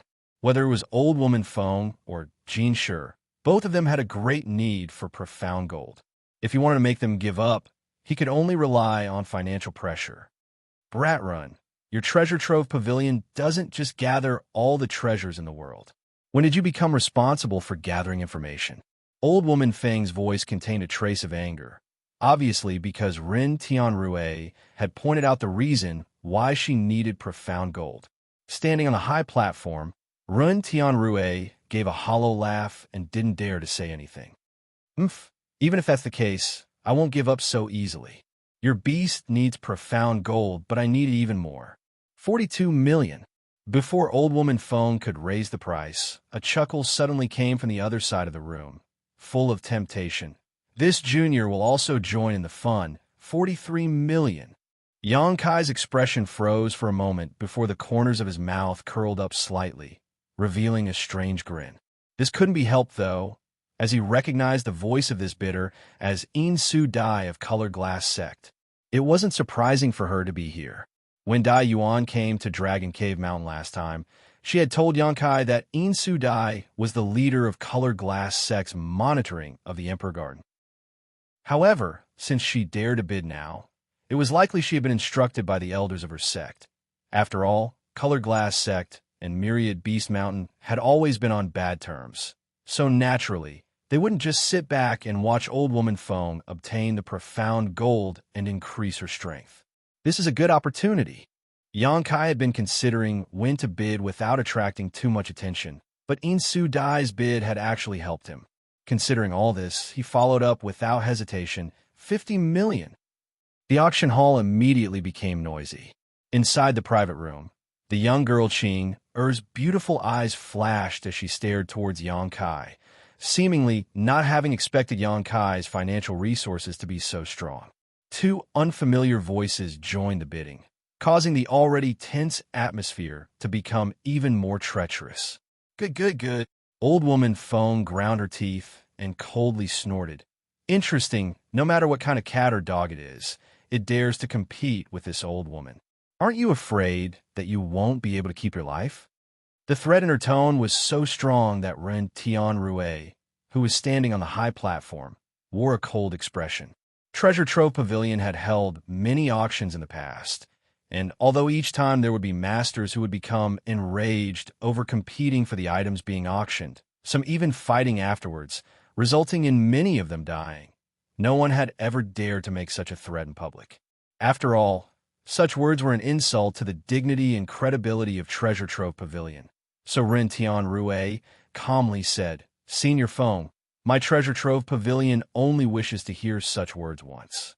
If there's a next time, Myriad Beast Mountain will be listed as an unwelcome sect. I asked Senior to reconsider. Although Renton Rue's cultivation wasn't high, he was representing Treasure Trove Pavilion at this moment, so his words naturally carried some weight. Old Woman Fong also seemed to realize that her words just now were somewhat inappropriate, so she chuckled and said in a hoarse voice, "Little brat Ren, there's no need to be so nervous. This old woman was just joking. Bidding is naturally a matter of mutual consent." "Is that so?" Ren Tianrue's face suddenly bloomed into a kind smile as he waved the folding fan in his hand and slowly said, "Then this junior has offended Senior Fong. Does Senior wish to increase the price of this profound gold?" "Naturally, 51 million. 60 million. Yang Kai didn't even think about it, and immediately followed, not even frowning. For him, the biggest purpose of this trip was this piece of profound gold, so of course he wouldn't miss it. Even if he had to spend all of his wealth, he would buy it. Even at this price, there were still people competing for it, so it was time for him to show some financial strength and make others back off. As such, every time Yang Kai increased the price, he would raise it by a large margin. The Myriad Beast Mountain private room suddenly fell silent. It seemed that this price had far exceeded Old Woman Feng's bottom line. After all, although profound gold was precious, its value was still quite high. 60 million Saint Crystals was a lot. On the other hand, Xianxia of Demon Blood Temple hesitated for a moment before saying, 60 million. If there is a higher price, this old master will withdraw. 60 million was also Xianxia's bottom line. Inside private room B13, Yang Kai grinned meaningfully and said unhurriedly, 60 million and 200,000. He had only added 100,000 to the original bid. Good. Xianxia shouted 3 times in a row. No one could tell what his mood was, but he really didn't increase the price again, allowing Yang Kai to breathe a sigh of relief, thinking that this piece of profound gold was now in his bag. Treasure Trove Pavilion was obviously very satisfied with such a price. At the very least, a happy smile appeared on Ren Tianrue's face as he looked towards private room B13 and called out, "Is there anyone else who wants to increase the price? If not, this room will be counting down. In 60 million and 200,000 going once, 60 million and 200,000 going twice, 60 million. Just as Yang Kai was full of confidence and was about to let Qing receive this piece of profound gold, an abrupt voice suddenly rang out in the hall. Yang Kai's brow furrowed as he turned towards the source of this voice and couldn't help grinding his teeth, because he discovered that the one who had shouted out a new price at the last moment was none other than Flowing Cloud Valley's Lu Yi. Lu Yi had been in the limelight at this auction. Even though he was standing in the hall, he had still been so generous, winning several items in a row and paying tens of millions of Saint Crystals in total. This was not something a cultivator from a small sect or force could possess. Many people had secretly paid attention to him, but not only did he not know how to keep a low profile, he had instead chosen to show off again at the last moment, which was completely against common sense. However, since the price had been refreshed, Yang Kai certainly wasn't willing to show weakness. Gritting his teeth, he called out his entire fortune, 70 million. On the high platform, Ren Tianrue raised his brow and cast an inquisitive look towards Lu Yi, as if he was expecting him to bid again, but to everyone's disappointment, Lu Yi only called out a price once before falling silent. Instead, he raised his head and grinned towards Yang Kai, his smile full of pride and sarcasm. "Shit, he knows I'm here." Yang Kai's face sank as he immediately realized he had been fooled. If Yang Kai hadn't bid just now, this Lu Yi would have caused a lot of trouble because he didn't have so many Saint Crystals at all. It was only because he knew Yang Kai was here that he deliberately raised the price, but Yang Kai hadn't expected he would actually fall into a trap. Understanding this, Yang Kai's mood couldn't help becoming complicated, as if he had just swallowed a fly. Yang Kai wasn't distressed by the extra Saint Crystals he had paid, but rather by not being able to take advantage of this opportunity to destroy Lu Yi was a real pity. Treasure Trove Pavilion had its own rules. If one didn't have enough Saint Crystals, but still tried to maliciously bid, once it was found out later, the bidder would be hunted down and killed. Having missed such a heaven-sent opportunity, Yang Kai's expression became extremely ugly. But very quickly, he smiled light-heartedly, and his mood calmed down. If one often walked by the river, how could they not wet their shoes? 30 years in the east, 30 years in the west. Just wait and see. After the price of 70 million Saint crystals was called out, no one else followed. And after Ren Tianrui shouted out 3 times, this piece of profound gold fell into Yang Kai's hands. Yang Kai took out a space ring and handed it to the young girl, Qing before ordering her to go to the back hall of Treasure Trove Pavilion to hand it over. Qing obeyed. A moment later, another item was brought up for auction. It was actually a 9th order monster beast egg, and just like Old Woman Feng's Golden Thunder Lion, it was also an ancient variant. Although it wasn't as precious as the Golden Thunder Lion, it was still quite good. Such a good thing naturally attracted many people, especially those from Myriad Beast Mountain who spared no effort to obtain it. After all, this was a 9th order monster beast egg, so as long as it was properly cultivated, it would likely become a powerful 3rd order origin returning Realm Master in the future. In the end, this monster beast egg was won by Myriad Beast Mountain, and the final price was neither high nor low, 36 million Saint crystals, a price that everyone was happy with. Next, several more items were brought up, each of which was contested by countless people, with the final price being several times, or even more than 10 times the base price, causing the cultivator in the hall to secretly click their tongues. Chapter 1379. With the last few items being auctioned off, Yang Kai naturally sat on the sidelines. All the Saint crystals he had obtained from Wu Yi had been used to purchase this profound gold, so there was no need for him to compete for anything else. But having said that, although the last few auction items were quite good, Yang Kai wasn't interested in them at all. After a stick of incense worth of time, Qing returned with a jade box she respectfully handed to Yang Kai and congratulated, "Congratulations, Senior, for obtaining this item." Yang Kai smiled and accepted it before opening the jade box to take a look. Inside the box was indeed the piece of profound gold he had seen before. It was about the size of a goose egg and was pure gold in color.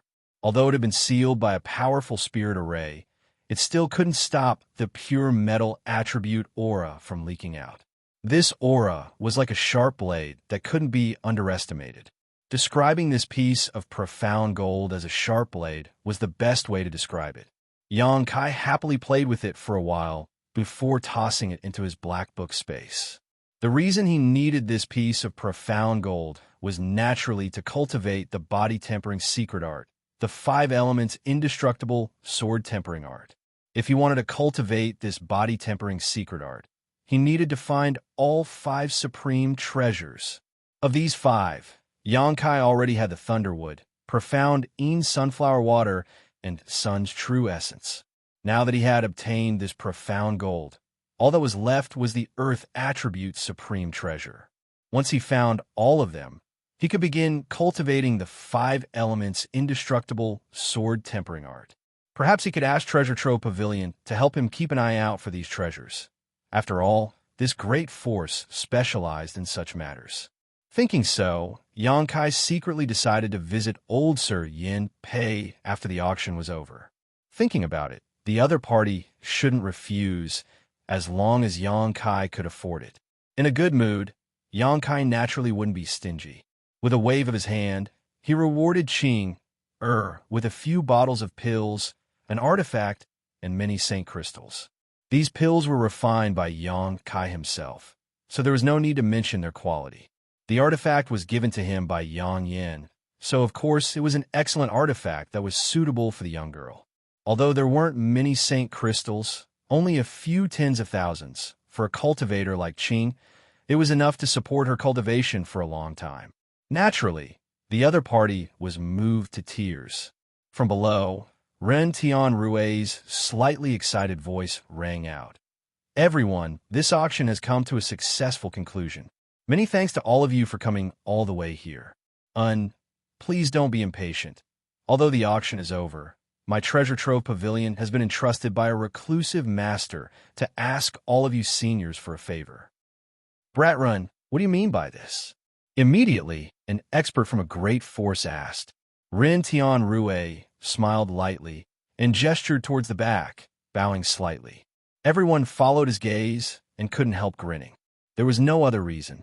Old Blackface, Yin Pei, was actually strolling up the stage. Haha. Everyone, there's no need to be nervous. Since the auction is over, there won't be any more items to be auctioned. This Yin was only entrusted by an old friend to come here to discuss a matter with everyone, Yin Pei said unhurriedly. What's the matter? If you have something to say it quickly. We don't have that much time to play dumb with you. Clearly, not everyone believed Yin Pei. They were still secretly vigilant. My old friend wants to exchange an item with everyone here. Yin Pei didn't keep them in suspense. After smiling slightly, the space ring on his hand flashed, and he took out an item from it and held it up. The masters in the private rooms all released their divine senses and carefully examined the item. A moment later, there was a burst of exclamations. No way, is there really such a thing? There's some residual emperor pressure in it, so it can't be wrong. I didn't expect the legends to be true. Inside private room B13, Xianxia was also staring at the thing in Yin Pei's hand, a strange expression on his face. As he pondered, he suddenly noticed something and turned his head to look at Yang Yin, only to find that she was also looking surprised, but her beautiful eyes were also filled with excitement and hesitation. Her two delicate fists were clenched so tightly that her nails were digging into her palms, but she didn't notice. A Star Emperor token, M.O. Xiao Sheng exclaimed. Brother Yin, forgive this old master for being blind, but is that the legendary Star Emperor token in your hand? Yin Pei smiled lightly and said, Since Brother Mo has already seen through it, why bother asking this, Yin? Presumably, most of the people present here have their own judgments. Yes? It's really a Star Emperor token? It's not a fake? If it was a fake, why would this Yin take it out? Yin Pei snorted lightly. This Yin and several friends from Endless Treasures Pavilion have personally appraised it. This is indeed a Star Emperor token. After all, the residual Emperor pressure inside, it cannot be imitated. Rumor has it that the Starry Sky Great Emperor refined 10 Star Emperor tokens, and each one of them contained the great divine abilities of the Grand Elder. Their power was enough to destroy the heavens and extinguish the earth, move mountains, and fill seas. Could this be one of them? Cheng Pengxian's voice was no longer calm and was filled with excitement. If this was really one of the 10 Star Emperor tokens refined by the great emperors of Starfield, as long as one could possess it, they would be invincible. The great emperors of Starfield were existences beyond the Origin King realm. There was not even a single Origin King on Shadowed Star. So who could compete with the divine technique sealed in this Star Emperor token? All the masters from the various great forces thought of this, and in an instant, all of them stared at the Star Emperor token with burning eyes, causing the atmosphere in Endless Treasures Pavilion's auction hall to become a little strange. Yin Pei observed everyone's expressions and knew that greed had arisen in the hearts of countless people. But he was not in a hurry and simply explained, This is indeed a Star Emperor token, but the divine technique sealed inside has already been activated, so please don't think too much about it. There was a faint warning in his words. Hearing this, many masters felt like they had been splashed with a bucket of cold water and instantly calmed down. If this Star Emperor token was in good condition, only a fool would take it out, and Yin Pei wouldn't have made it public. It has actually been activated. What a pity. What a pity. M.O. Xiao Sheng's tone was extremely lonely as he sighed. Old Ghost M.O., you still want to obtain an unactivated Star Emperor token? Aren't you thinking too much? Cheng Pengxian sneered. Does Brother Qing not think so? M.O. Xiao Sheng did not care and readily admitted. But Brother Yin, what do you want to do with this useless Star Emperor token? Someone asked. Yin Pei calmly said, Although this Star Emperor token has been activated, it is not useless. After all, this is a treasure personally refined by the great emperors of Starfield. Not to mention the remnant emperor pressure inside. It can allow you to comprehend it. Perhaps you will gain something from it. My Endless Treasures Pavilion is unable to identify the materials used to make this token. Perhaps some people know of other uses for this Star Emperor token. That being said, The value of such a Star Emperor token is not too high. I wonder what Brother Yin wants to exchange it for? Imo Xiao Sheng asked after pondering for a while. Even if this Star Emperor token had been activated, it still had huge research value, so Imo Xiao Sheng was not willing to miss out on it. There were many others who had the same idea as him, and one of them immediately echoed, "Yes, Brother Yin. All the sects on Shadowed Star are here, so you should be able to find what you need. Why don't you tell us and see if we have it with us? If not, perhaps our sect's storehouse has some." Yin Pei said lightly, "What my old friend wants to exchange for is not easy to find. If it were really easy to find, with Endless Treasure's pavilion strength, they would have already exchanged for this Star Emperor token. Why would they bring it to this auction?" As such, although there were many people here, Yin Pei did not have much confidence in helping his old friend exchange for it. "What exactly is it? Let's hear it," Cheng Peng Xian said impatiently. "Lu Yin Flying Fire." Yin Pei revealed the answer. "Lu Yin Flying Fire? Where can you find such a thing?" The last time Lu Yin Sand Field opened was 400 years ago. Although it opened a few years ago this time, I've never heard of any sect's disciple being lucky enough to obtain it. There was a lot of discussion, and it was extremely noisy. Another master asked, wanting to exchange other precious materials for this Star Emperor token, and some even proposed to buy it with St. Crystals, but old Blackface Yin Pei simply shook his head like a rattle drum and repeated patiently, "I apologize, but this Star Emperor token does not belong to my Endless Treasures Pavilion. This yin was entrusted by someone to exchange for it. As for Fang Yiming, other than the Lu Yin Flying Fire, I don't want anything else. Of course, if you can tell me where to find soul-cleansing divine water, I will also accept it." Soul-cleansing divine water? Brother Yin must be joking. If I had such a thing, I wouldn't even be able to wait to enjoy it. How could I exchange it for a useless Star Emperor token? Many masters were annoyed, feeling that the owner of this Star Emperor token was asking for too much. If there really was a Lu Yin Flying Fire, exchanging it for this Star Emperor token would not be a loss. But soul-cleansing divine water was one of the 3 great divine waters in Star's territory, and its value was immeasurable. Only a fool would exchange it for a used Star Emperor token. Inside Private Room B13, Yang Kai and Yang Yin glanced at each other with strange expressions. Others did not have Lu Yin Flying Fire, but Yang Kai did. Last time, in the Lu Yin Desert, Yang Kai obtained a total of 9 Lu Yin Flying Fires. After using a few for himself and giving 2 to Yang Yin, he still had 3 left. Yang Kai wanted to find some time to refine these flying fire to enhance the power of his conflagrated knowledge C, but he had been busy with other matters and had been delayed. Now, however, Lu Yin Flying Fire had played a role. When it came to Star Emperor tokens, Yang Kai was no stranger to them. He had 2 in his possession.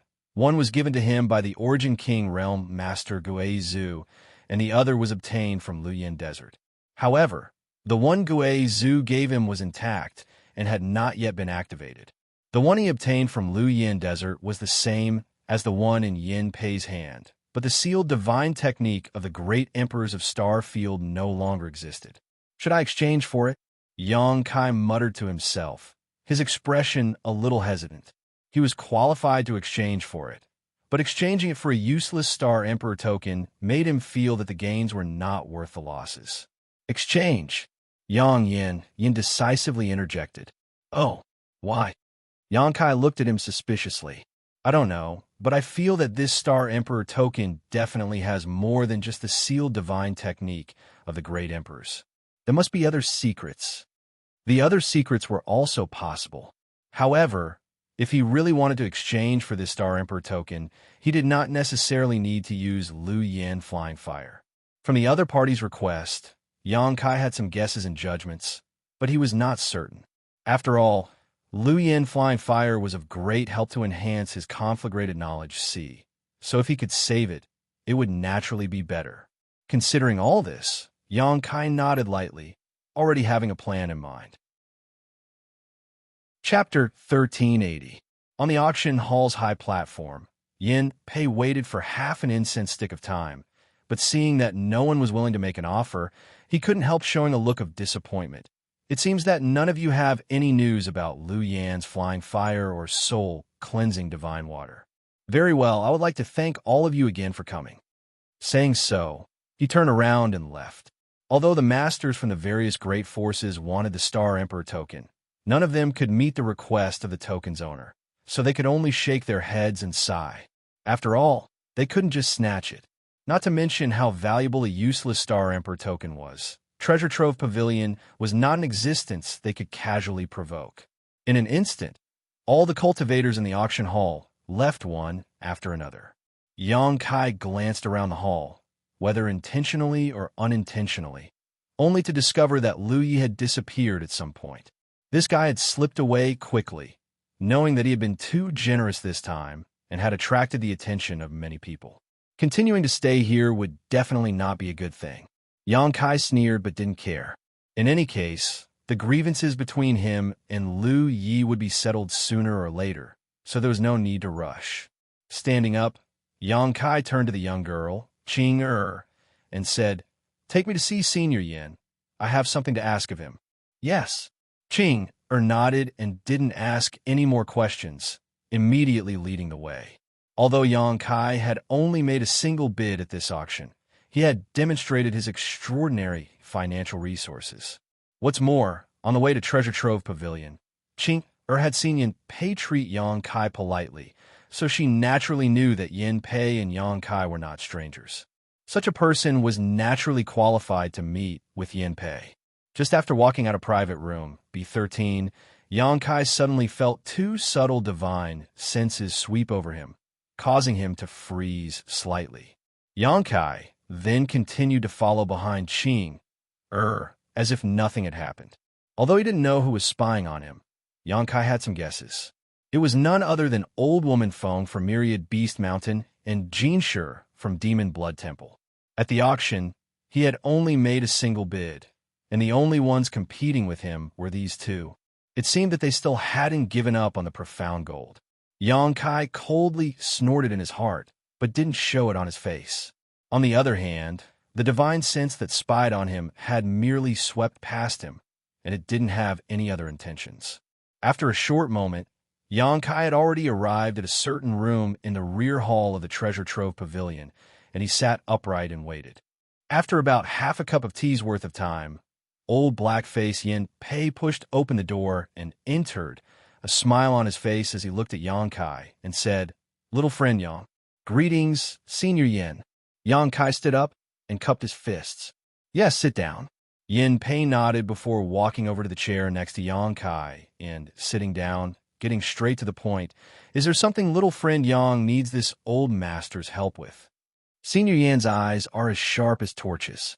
This junior indeed has something to ask of Senior. Xianxia grinned and added, "Yes, to be precise, I want to borrow the power of your building." "Let's hear it then, but first, my Treasure Trove Pavilion's motto is to make money amicably. If you want this old master's help, you will have to pay a certain price.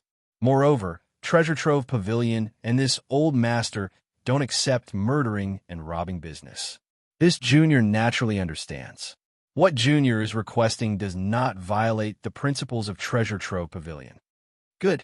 Yin Pei nodded with satisfaction. "It's like this. Junior is looking for an Earth Attribute Supreme Treasure." "An Earth Attribute Supreme Treasure?" Yin Pei raised his brow as he stared at Xianxia thoughtfully, chuckling meaningfully. Today, little friend Yang didn't hesitate to bid for a piece of profound gold. And now you're looking for an Earth Attribute Supreme Treasure. Could it be you want to cultivate some kind of secret technique? This old dog. Xianxia secretly cursed. He knew that a person like Yin Pei was experienced and knowledgeable. So if he revealed a little bit of information, the other party would be able to guess what he was up to. Xianxia didn't foolishly admit it and instead asked with a smile, "Senior Yin, is Treasure Trove Pavilion really responsible for collecting information in addition to collecting treasures?" These words were said by Myriad Beast Mountain's Old Woman Feng during the auction. Xianxia was just using them for a bit, so he wouldn't offend anyone here. Yin Pei was startled for a moment before bursting into laughter. This old master was just asking casually. If little friend Yang doesn't want to answer, then there's no need to. However, Little friend Yang should state his specific requirements. This way, this old master and treasure trove pavilion will have a direction in which to search. Perhaps we won't even need to search, as the things little friend Yang needs are stored in our building. There are specific requirements, as long as the monster core of a 10th order monster beast is no less valuable. A 10th order monster beast. Yin Pei's eyes shrank as he stared at Yang Kai in amazement and shock.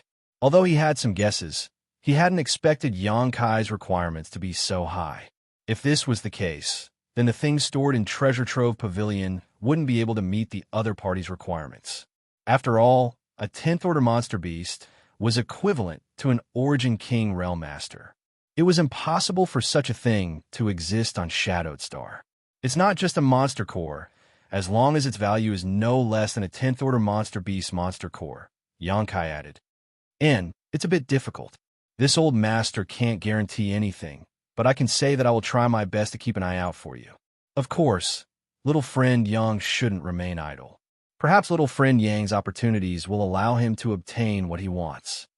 Junior naturally understands this. Yang Kai nodded lightly. Yang Kai gently nodded. Of course, he wouldn't pin all his hopes on Treasure Trove Pavilion. Coming to see Yin Pei this time was just a matter of convenience.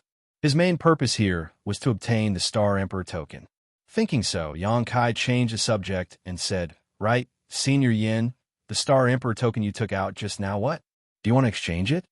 Yin Pei was drinking tea when he suddenly heard Yang Kai mention the Star Emperor token. He couldn't help raising his brow and asking anxiously, as if he couldn't wait. This came as a great surprise to Yang Kai. After all, according to Yin Pei, this thing was something a reclusive old friend of his had brought out to exchange for. For him to act so eagerly, it seemed that the relationship between this reclusive old friend and Yin Pei wasn't shallow. Otherwise, why would this old black face be so anxious? And Junior wants to exchange it. Yang Kai nodded while thinking about it. Do you have Lu Yan's flying fire? Yin Pei's eyes widened as he asked excitedly. Yang Kai shook his head. Yin Pei frowned and immediately asked in surprise, "Then do you know where to find soul-cleansing divine water?" "I don't know." Yang Kai still shook his head. Soul-cleansing divine water was too rare and couldn't be carried around. It could only be used where it was. Otherwise, when the soul-cleansing divine water was found in Lu Yin's sand field, Chu Changfeng and Lung Qing would have already divided it up and taken it away. There would have been no need to soak it in that pool of water. Seeing Yang Kai say nothing, even though Yin Pei had a good impression of him, his face couldn't help sinking as he said faintly, "Little friend Yang, are you trying to make fun of this old master? This old master has said more than once that my old friend only needs these two things before he is willing to exchange for the Star Emperor token. Since you don't have Lu Yan's flying fire or any information about soul-cleansing divine water, how could you dare exchange for the Star Emperor token with this old master?" "Senior, please calm your anger." Yang Kai smiled lightly, not showing the slightest sign of panic, hesitating for a moment before saying, "Very well. If it is convenient, can this junior talk to that senior face-to-face? This junior will not let him down." Seeing Yang Kai's confident look, Yin Pei couldn't help feeling suspicious, wondering where he got such confidence from. If it were anyone else who said this, Yin Pei would have already kicked them out, but Yang Kai's origins were mysterious. According to Yin Pei's investigation, he had come here from the territory of Shadowed Star. Perhaps he had something that the natives of Shadowed Star didn't have, something that was comparable to soul-cleansing divine water or Lu Yan's flying fire. Considering all this, Yin Pei's face relaxed slightly, but he still wore a calm expression as he said, "In that case, I'll call him over, but little friend Yang, you'd better be confident." "Is 100% confident enough?" Yang Kai grinned, full of confidence. After all, even if his previous guess was wrong, he still had Lu Yan's flying fire. It was just that he didn't want to take it out unless he had no other choice. Hearing this, Yin Pei's brow twitched, but he didn't waste any more words, immediately taking out his communication artifact, pouring his divine sense into it, and giving a few instructions before waiting quietly. After waiting for less than half a stick of incense worth of time, there was a knock on the door. "Come in." Yinpei called out. The door was immediately pushed open and a young man walked in. This young man didn't look very old, but the wrinkles at the corners of his eyes showed that he wasn't as young as he appeared. This young man was quite strange. He had a sharp mouth and a pair of small eyes that seemed to be unable to open at all. Only 2 slits could be seen in his eyes, but they shone brightly. He was tall and slender, his hands were longer than average, and his palms were wide. What was most striking about this young man was that he actually had a set of buck teeth. Yang Kai's first impression of this man was that he was wretched. For a moment, Yang Kai was dumbfounded. Sweeping this young man with his divine sense, Yang Kai found that this young man was just a first-order origin returning realm cultivator. Is this the reclusive, old friend Yinpei mentioned? Why does he look like a scoundrel who roamed the streets? Yang Kai almost spat out a mouthful of tea, and even Yang Inflammation, who was sitting to the side, couldn't help covering her mouth with her small hand as she couldn't help laughing at this young man's strange appearance. Yinpei coughed lightly and said in a clear voice, "Don't think too much. This is a descendant of my old friend. It is inconvenient for my old friend to come out of seclusion, so he is the one who brought the Star Emperor token to exchange for it." Yang Kai showed a look of understanding. If this young man was a descendant of that reclusive old man, then his cultivation and age made sense. "Mr. Yin, are you looking for me?" The buck-teeth cultivator didn't seem to put Yang Kai and Yang Inflammation in his eyes at all and directly asked after entering the room. Yin Pei gently nodded. The other party looked happy and asked, "Is there news about the item to be exchanged?" "Just barely." Yin Pei didn't know how to answer, and such an answer naturally stunned the other party. Fortunately, Yin Pei pointed to Yang Kai and said, "This is little friend Yang Kai. He said that he can meet Nephew Ji's request, but he wants to discuss it with you face to face. This old master is only responsible for introducing the two of you to each other. You could discuss the rest among yourselves. Meet my request." The buck-teeth cultivator turned his head to look at Yang Kai and sized him up suspiciously, his eyes full of disdain. Chapter 1381. After all, Yang Kai was just a third-order Saint King cultivator, and although this buck-toothed cultivator was only a first-order origin returning realm cultivator, to put it bluntly, an ordinary second-order origin returning realm cultivator was not his opponent, so Yang Kai was somewhat contemptuous of him. Without a trace, Yang Kai looked away and glanced at Yang Inflammation. Unexpectedly, after this glance, the buck-toothed cultivator's face changed drastically, as if he had seen something terrifying. He couldn't help but take a few steps back, his body directly hitting the door with a bang. Immediately, a look of disbelief appeared on his face as his long and narrow eyes suddenly opened. His eyes trembled as he pointed at Yang Inflammation. "Ew. Nephew Go, what's wrong?" Yin Pei looked at him in amazement, then at Yang Inflammation, not understanding why the other party looked like he had seen a ghost in broad daylight. Yang Kai was also suspicious and quietly asked Yang Inflammation, "Do you know him?" Yang Inflammation shook her head blankly and replied, "I've never seen him before." "Did you recognize the wrong person?" Yang Kai was even more confused. Although Yang Inflammation's artifact refining and spirit array skills were good, her temper had always been very good, so she shouldn't have made enemies outside. However, judging from the reaction of this buck-toothed cultivator, the other party was obviously very afraid of Yang Inflammation, as if he had suffered a big loss at the hands of Yang Inflammation before, which was unforgettable. "Nephew Go," Yin Pei shouted as an invisible spiritual energy rushed towards the buck-toothed cultivator, awakening him from his shock. The cultivator, surnamed Gu, shivered, and the fear in his eyes dissipated a lot, but his forehead was instantly covered with fine sweat, visible to the naked eye. His face began to turn blue, and his lips turned white. "What the hell?" Yang Kai looked displeased. Even if this person had suffered a loss at the hands of Yang Inflammation before, he shouldn't be so weak now, right? What's more, Yang Inflammation said that he didn't recognize the other party at all. It seemed that the other party had mistaken him for someone else. Just because he recognized the wrong person, he had such an unbearable reaction. It seemed this guy was just an embroidered pillow. Yang Kai coldly snorted and couldn't help but look down on him. He came back to his senses. The cultivator, surnamed Gu, kept wiping away the sweat on his forehead with his hands, but after wiping away one piece, another piece appeared. No matter how hard he tried, he couldn't wipe it clean. Soon, his sleeves were soaked with sweat. While wiping his sweat, he kept glancing at Yang Inflammation, but when he met Yang Inflammation's eyes, he quickly looked away. His expression was one of fear and trepidation. Seeing this, Yang Yin pursed her lips and smiled. She suddenly realized that this person was quite interesting. The corners of her mouth slightly rose, and she used a pair of beautiful eyes to fiercely stare at the other party. The cultivator, surnamed Ji's legs slowly began to tremble. He looked around as if he wanted to find a hole to crawl into or quickly escape from this place. Yin Pei didn't know whether to laugh or cry at this prickly appearance. He said in a clear voice, "Nephew Ge, let's talk nicely."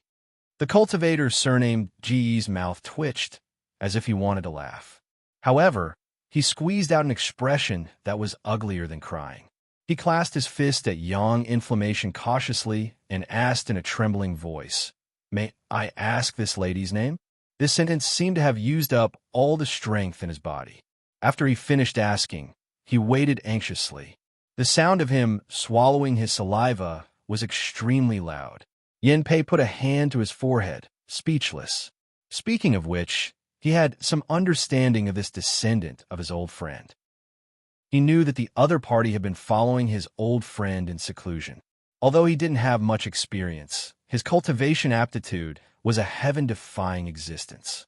Therefore, even though he only had the cultivation base of the first-order origin returning realm, he could fight above his level. He was the elite of the elites. This time, he had no choice but to leave the mountain on the orders of his old friend. He had also encountered some trouble along the way, but they were all resolved by him with thunderous methods. The other party wasn't a coward. Although his appearance was a little wretched, his spirit was heroic and had won Yin Pei's appreciation. Yin Pei even intended to send a message to his old friend to let this cultivator, surnamed Gu, stay in the Trove of Treasures Pavilion to take up an important position. But today's scene made Yin Pei unable to believe it. No matter how impressive this little girl's methods were, she shouldn't be able to scare this nephew Gu into such a wretched state at first sight, right? What's more, this little girl looked completely harmless. Me? Yang Inflammation smiled slightly. Her beautiful face bloomed so that the cultivator's surnamed Gu didn't dare to look directly at her. "My name is Yang Inflammation. What can I do for you, sir?" Yang Inflammation. The cultivator, surnamed Gu, shuddered and almost fell to the ground. His mouth muttered a few words, but no one knew what he was mumbling. Soon after, he bent his waist and kept clasping his fist. I wouldn't dare. My name is Gucci. Just call me Lil Chi." As he spoke, there was a flattering smile on his face. Set off by his buck teeth, he looked even more wretched. "Little Chi." Yang Inflammation gently nodded, holding back a smile. With a graceful and noble demeanor, she lightly opened her red lips and said, "Little Chi." "Here." Gucci hurriedly responded. His head almost reached his crotch. He was very respectful. "Am I ugly?" Yang Inflammation seemed to ask casually. These words were like a bolt from the blue, making Gucci's face change greatly. He hurriedly waved his hand and said, No. Misappearance shames the moon and flowers.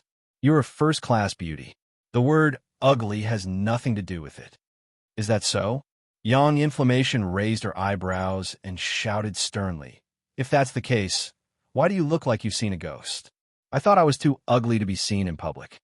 Gucci became more and more frightened. With a long face, he said, "Miss, I'm innocent." "It's really what?" Yang Inflammation asked. There was a faint majesty in her demeanor. This scene made Yang Kai and Yin Pei stunned, because this majesty didn't seem to be fake. It had a taste that made everyone submit.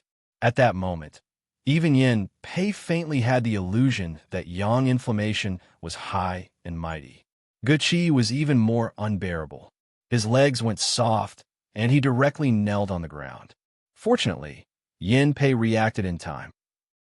He reached out and lifted his body up. With a light cough, he turned to look at Yang Kai and said, "Little friend Yang, you see." Yang Kai gently nodded and glared at Yang Inflammation. "Don't make trouble." Guqi was a first-order origin returning realm cultivator. Although he didn't know why he was so afraid of Yang Inflammation, it was a bit too much for Yang Inflammation to continue playing tricks on him. Yang Inflammation stuck out her tongue and said, "Who told him to be so timid?" Timid. Yin Pei secretly smiled bitterly. This descendant of his old friend was not a timid person, but today's matter was really too strange. He couldn't figure out the reason. "Brother Ge, right?" Yang Kai stood up and slightly cupped his fist to Guqi. He smiled apologetically and said, "This senior sister is a bit naughty. She was just joking. Please don't take it to heart, Brother Ge." Senior sister? Guqi was stunned for a moment. When he looked at Yang Kai again, his expression changed. There was no longer the contempt and disdain from before. He actually nodded and bowed. I don't dare. Brother is too polite." Yang Kai touched his nose and felt helpless. He always felt that this Guqi in front of Yang Inflammation was like a mouse in front of a cat. He pondered for a moment and said, "Yang Inflammation, you go out first. I have something to discuss with Brother Ge." "Oh." Yang Inflammation heard this and unwillingly pouted. No need. Guqi hurriedly waved his hand. If Yang Inflammation went out because of him, he would not be able to redeem himself, even if he died 10,000 times. Yang Inflammation secretly had a headache. She was just being playful and teasing the other, but she didn't want to make things like this. Now she felt a little embarrassed. Seeing Guqi looking at him with a sincere expression, Yang Kai smiled bitterly and signaled to Yang Inflammation. Yang Inflammation understood and covered her face with the hood of her black robe and sat quietly to the side. Seeing this, Guqi breathed a heavy sigh of relief. "Brother Ge, please sit." Yang Kai greeted with a smile. Guqi looked at Yin Pei for help. Seeing the other side nod gently at him, Guqi took a seat while apologizing. His appearance was like that of a junior meeting an elder. Even after sitting down, his butt only touched half of the chair, indicating the difference in status. Yang Kai and Yin Pei naturally saw this scene clearly, but they didn't say anything. "It's like this. I heard from Senior Yin that the Star Emperor token was given to you by Brother Ge." Yang Kai looked at Guqi and asked, "Yes." Guqi's face became bitter as he quietly glanced at Yang Inflammation and for some reason explained, "If it wasn't for the circumstances, Ancestor would never have used the Star Emperor token to exchange. But now, there is no other way. I asked Brother Yang and Yang Inflammation to judge clearly." Yang Kai secretly understood what this was, but after meeting Guqi, he had always been baffled by his actions, so he wasn't too surprised. And what Brother Ge wants to exchange is the whereabouts of Lu Yan's flying fire or soul cleansing divine water. Yang Kai asked again. "Yes." Guqi nodded cautiously. "Although this Yang asked Senior Yin to call Brother Ge here, I have to say that whether it is the whereabouts of Lu Yan's flying fire or soul cleansing divine water, I don't have them." It's fine. Guqi didn't seem to mind at all. "If Brother Yang wants this Star Emperor token, allow this Ge to go back and report to Ancestor. If Ancestor agrees, giving it to Brother Yang and Miss Yang Inflammation isn't a big deal."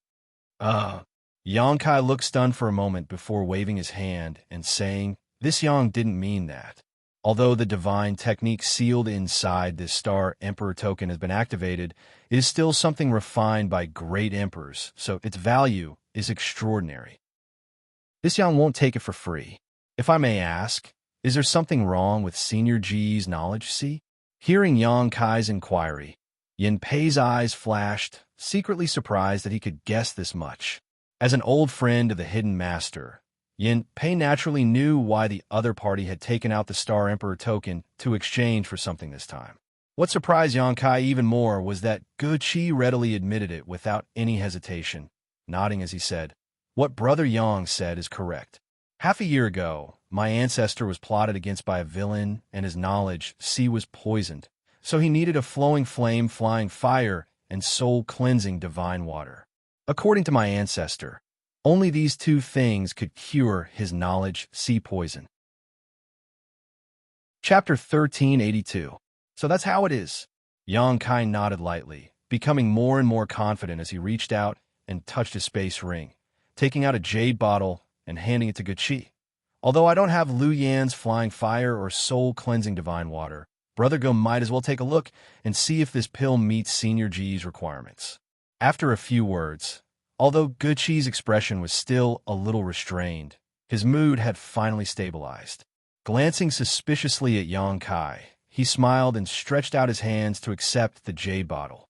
After apologizing, Guqi carefully opened the lid of the bottle, and in an instant, a fragrant scent wafted out, causing him to raise his brow in surprise. As the fragrance entered his nose, he couldn't help feeling somewhat refreshed. Pouring out the pill from the bottle, Guqi's eyes bulged. This is...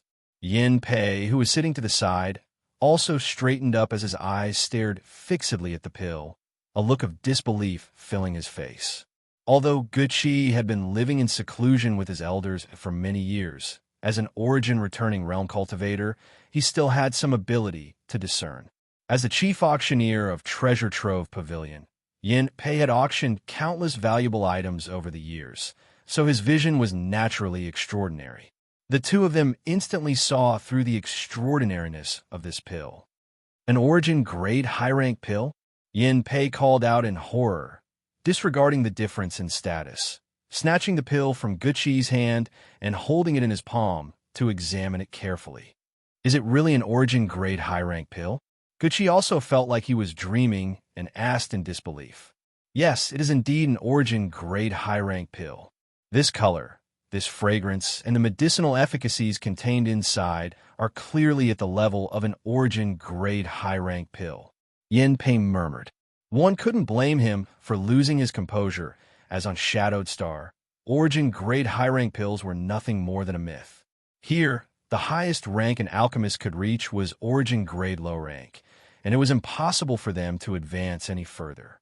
As everyone knew, when alchemists refined pills, their chances of failure were very high.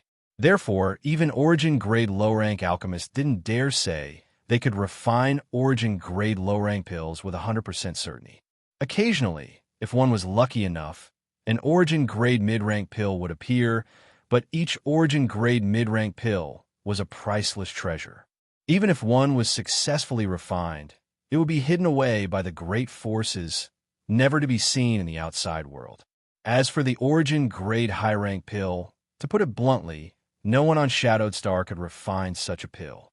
Treasure Trove Pavilion had obtained a few of these pills over the countless years, but without exception, they had all been found in ancient ruins.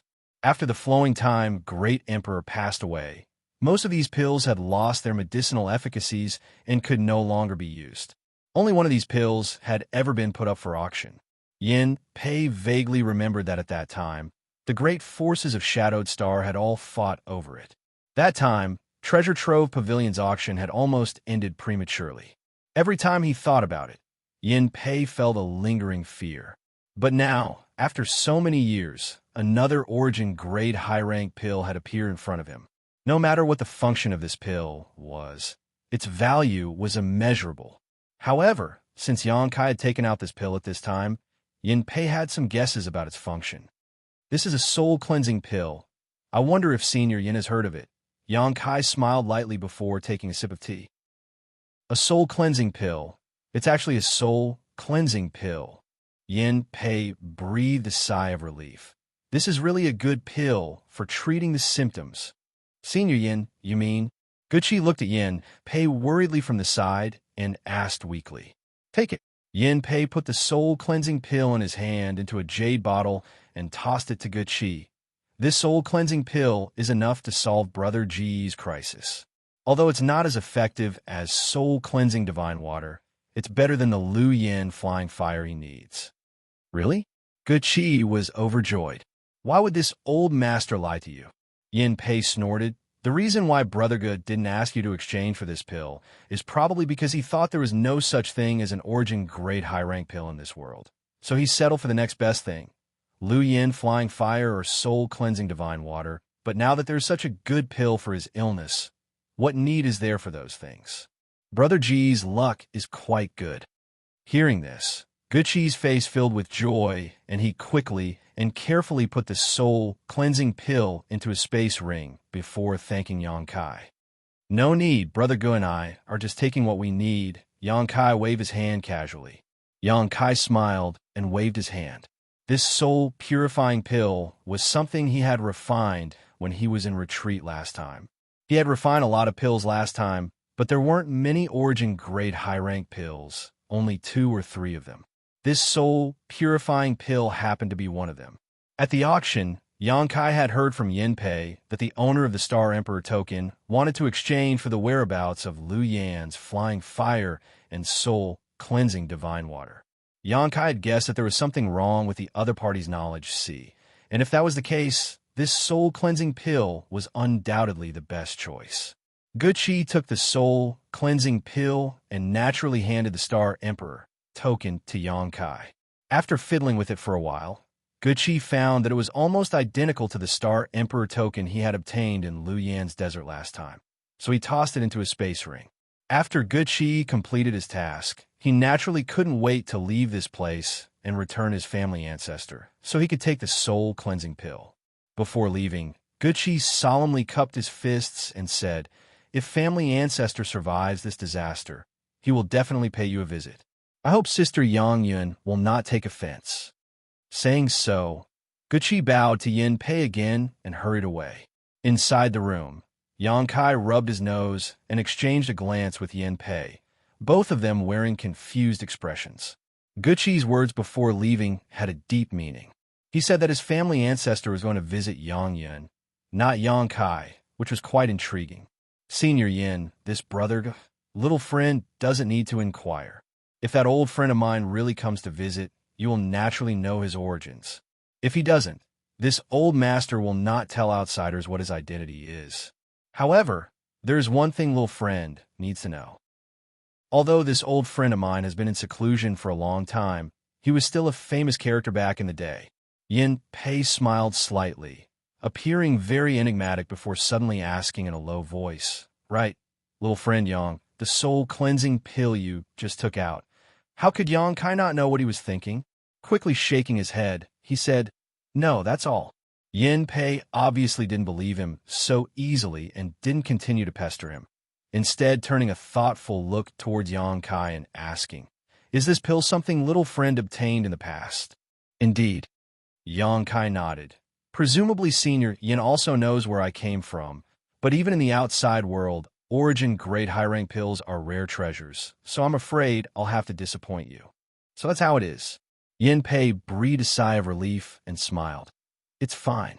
If little friend Yang discovers some other good pills one day, you might as well hand them over to my treasure trove pavilion for auction.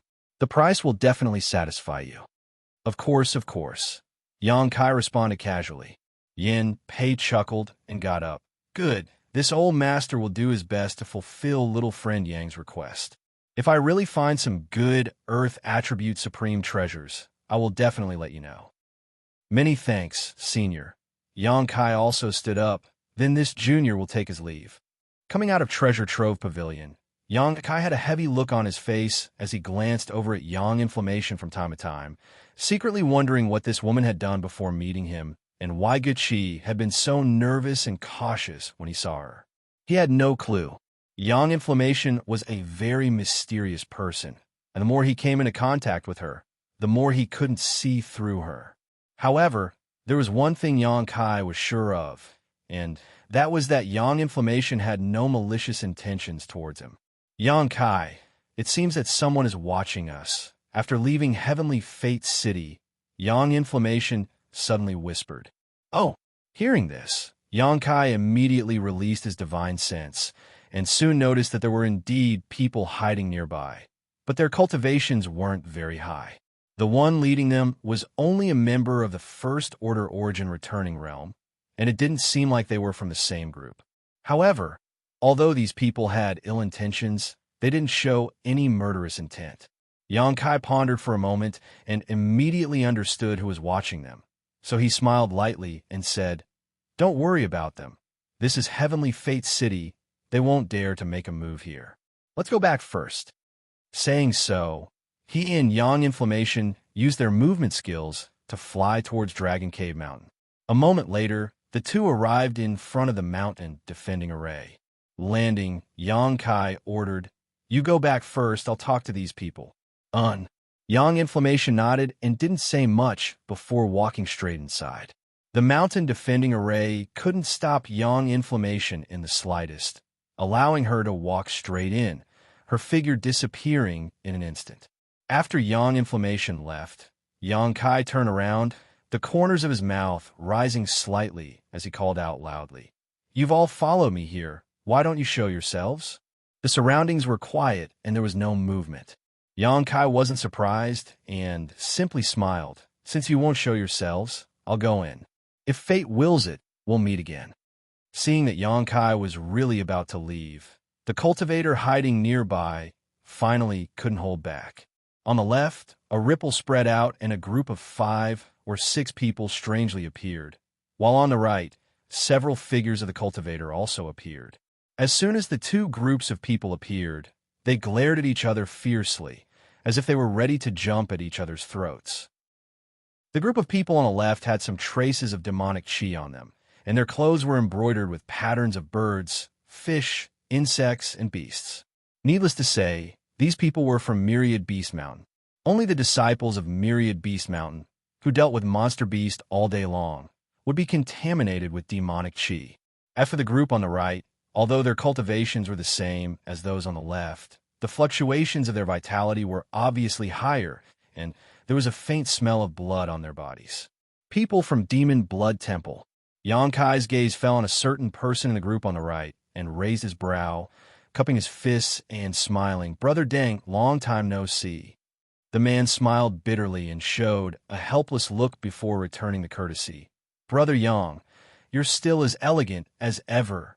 The two exchanged words and seemed quite familiar with each other, causing the expressions of the Myriad Beast Mountain disciples on the left to change slightly, while the Origin returning realm leader on the right looked happy and asked the cultivator's surname Deng, "Do you know this little brother?"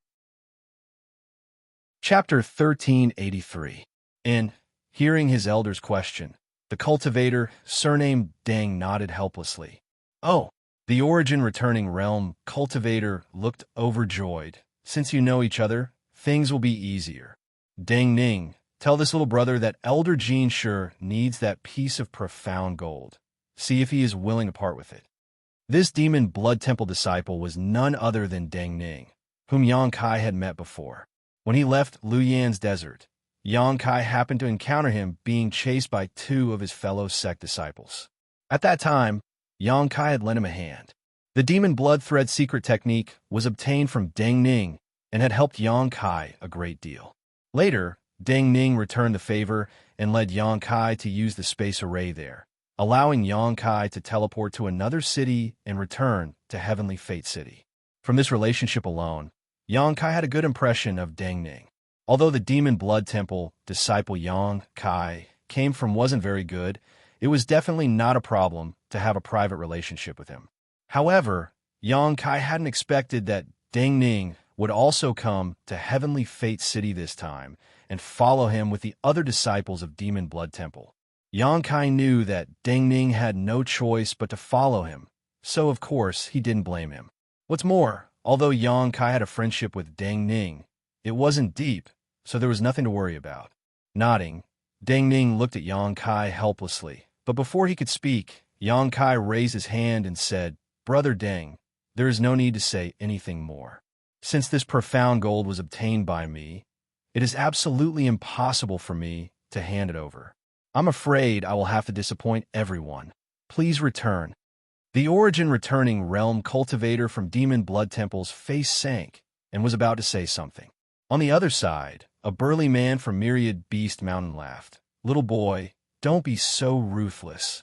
First listen to my Myriad Beast Mountain's conditions before making a decision. Although my Myriad Beast Mountain is not comparable to Heaven Battling Union or Thunder Typhoon Sect, it is still a first-class sect. We will definitely not let you suffer a loss. If you want something, no one will refuse." His words were casual, but there was a hint of threat in them. The origin returning realm master from Demon Blood Temple immediately retorted. Friend's tone is quite bold. What other conditions can you offer? If he had enough capital, why did you back off at the auction? The tall and sturdy man from the 10,000 Beast Mountain coldly snorted. Instead, he stared at Xianxia, his lips wriggling as he transmitted his divine sense to him. Young man, I don't think you lack Saint Crystals. Otherwise, they wouldn't have bid such a high price at the auction. But you also know what our 10,000 Beast Mountain does. How about this? I can make the decision to give you 37th grade Monster Beast, 10 8th grade Monster Beast, and I'll teach you the beast taming technique, as long as you give me that piece of profound gold. Your little mountain doesn't occupy a large area, so if you have these monster beasts to guard it, it will be impregnable. Although I can't guarantee too much, no one will dare to provoke you. What do you say? In all fairness, this price wasn't high, but it wasn't low either, but it definitely couldn't match the number of Saint Crystals Xianxia was willing to pay. After all, a 7th grade monster beast was only equivalent to a Saint Realm cultivator, while an 8th grade one was only equivalent to a Saint King. 10,000 Beast Mountain clearly wanted to take advantage of this situation, and Dragon Cave Mountain was protected by many layers of spirit arrays. So what use would these monster beasts have? As such, even if the other party was showing some sincerity, Xianxia decisively shook his head. The man from 10,000 Beast Mountain frowned and continued to transmit his voice. I'll add 5 more 8th grade monster beasts. This is the highest price my 10,000 Beast Mountain can offer. Think carefully before you answer. I already said the profound gold has already fallen into my hands, so it is impossible for me to hand it over. Your Excellency, please return. Xianxia looked at him faintly. Little brat, don't refuse a toast only to be forced to drink a forfeit. Do you believe I won't flatten this little mountain right now? The burly man flew into a rage. Xianxia's shameless attitude annoyed him greatly. Listening to this man's threats, Xianxia grinned. Good, I'll wait and see how you flatten my Dragon Cave Mountain. You court death. Murderous intent flashed across the burly man's eyes. But soon, he seemed to remember something and glanced around vigilantly, only to see the people from Demon Blood Temple staring at him with great interest, as if they couldn't wait for him to immediately start fighting with this little brat. Immediately, the burly man's heart clenched as he knew that if he attacked, he would only end up benefiting these people from Demon Blood Temple. So he quickly suppressed his anger, sneered, and stood aside, assuming a posture of watching a good show. Since he couldn't obtain the profound gold, he naturally couldn't allow these people from Demon Blood Temple to obtain it. Otherwise, he wouldn't be able to report back to Elder Phone. Moreover, this place was close to Heavenly Fate City, so he didn't dare to kill people at will. If not for this, how could they have gotten a chance to act this time? Old Woman Phone and Xianxia would have already personally come to Xianxia.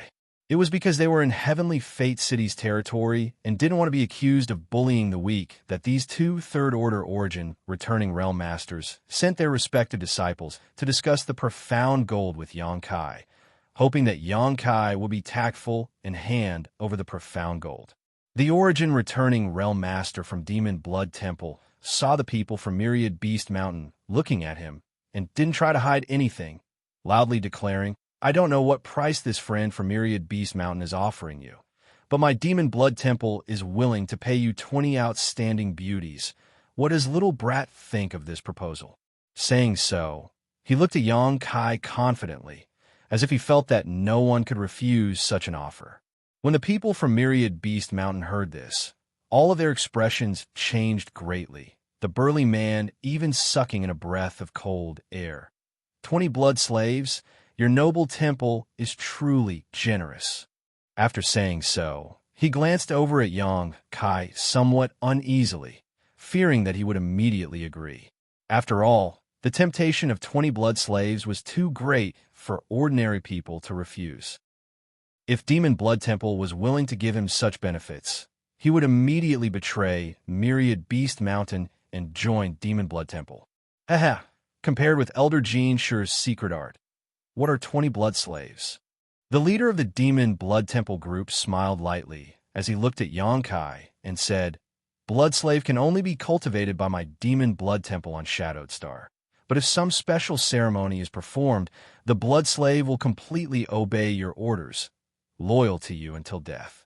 What's more, each Blood Slave's primordial chi can help enhance the cultivator's vitality. Saying so, he suddenly turned to a woman behind him and revealed an evil grin. This is one of my Blood Slaves. Soon after, he gave an order that made everyone's jaws drop. Take off your clothes. The woman heard this and was stunned, her face turning pale as her tender body trembled slightly. This woman had picturesque facial features and a graceful waist, giving her an extremely charming appearance. It was unknown what kind of beguiling technique she cultivated, but there was an alluring charm to her brow. Her cultivation was not low, at least a first-order Saint King, but after listening to the orders of the man from Demon Blood Temple, she actually began to undress in front of everyone. Biting her thin lip, the woman's face turned pale, obviously unwilling, but she was unable to disobey this man's order. Rustling sounds rang out as the male disciples of the 10,000 Beast Mountain were dumbstruck. The sound of gulping could be heard continuously, and the few female disciples even revealed looks of disdain, spitting endlessly. Piece after piece of clothing was taken off, and very soon, the woman was only left with undergarments that covered her vital parts. Her skin was snow white like fine jade, and her body was suffused with an alluring luster, causing one's appetite to be aroused. Especially this kind of flirtatious expression, which was extremely lethal to any man, causing one's blood to boil. Seeing that she was actually about to take off her undergarments, Xianxia couldn't help frowning, showing a look of impatience as he quickly said, "I'll say this one last time. I will not hand over the profound gold. You don't need to test me anymore." The expression of the origin-returning realm master from Demon Blood Temple changed slightly as he stared at Xianxia and asked in a low voice, "Boy, do you really want to be so resolute, leaving no room for negotiation?" Xianxia just stared back at him indifferently, too lazy to say anything more. Good. Young people with lofty aspirations. I hope your life won't be as thin as paper." The man sneered, leaving behind these ruthless words before tactfully not attacking Xianxia here, waving his hand and leading the Demon Blood Temple disciples away. Before the Blood Slave left, she gently nodded to Xianxia with a look of gratitude on her face. Grabbing the clothes on the ground, her tender body flickered and disappeared without a trace. Deng Ning also cupped his fist to Xianxia, an apologetic look on his face before retreating with his elders. After the people from Demon Blood Temple left, the burly man leading the myriad Beast Mountain group chuckled. "Boy, you should think about it carefully. If you've made up your mind, come to Heavenly Fate City and find me. The conditions I proposed before can be exchanged at any time." His face was filled with goodwill, as if all the unpleasantness he had with Xianxia a moment ago was nothing more than a figment of his imagination. After saying so, he took his people and left. After the conflict dissipated, Xianxia frowned secretly. He found that recently, he had made more and more enemies, but there was nothing he could do about it.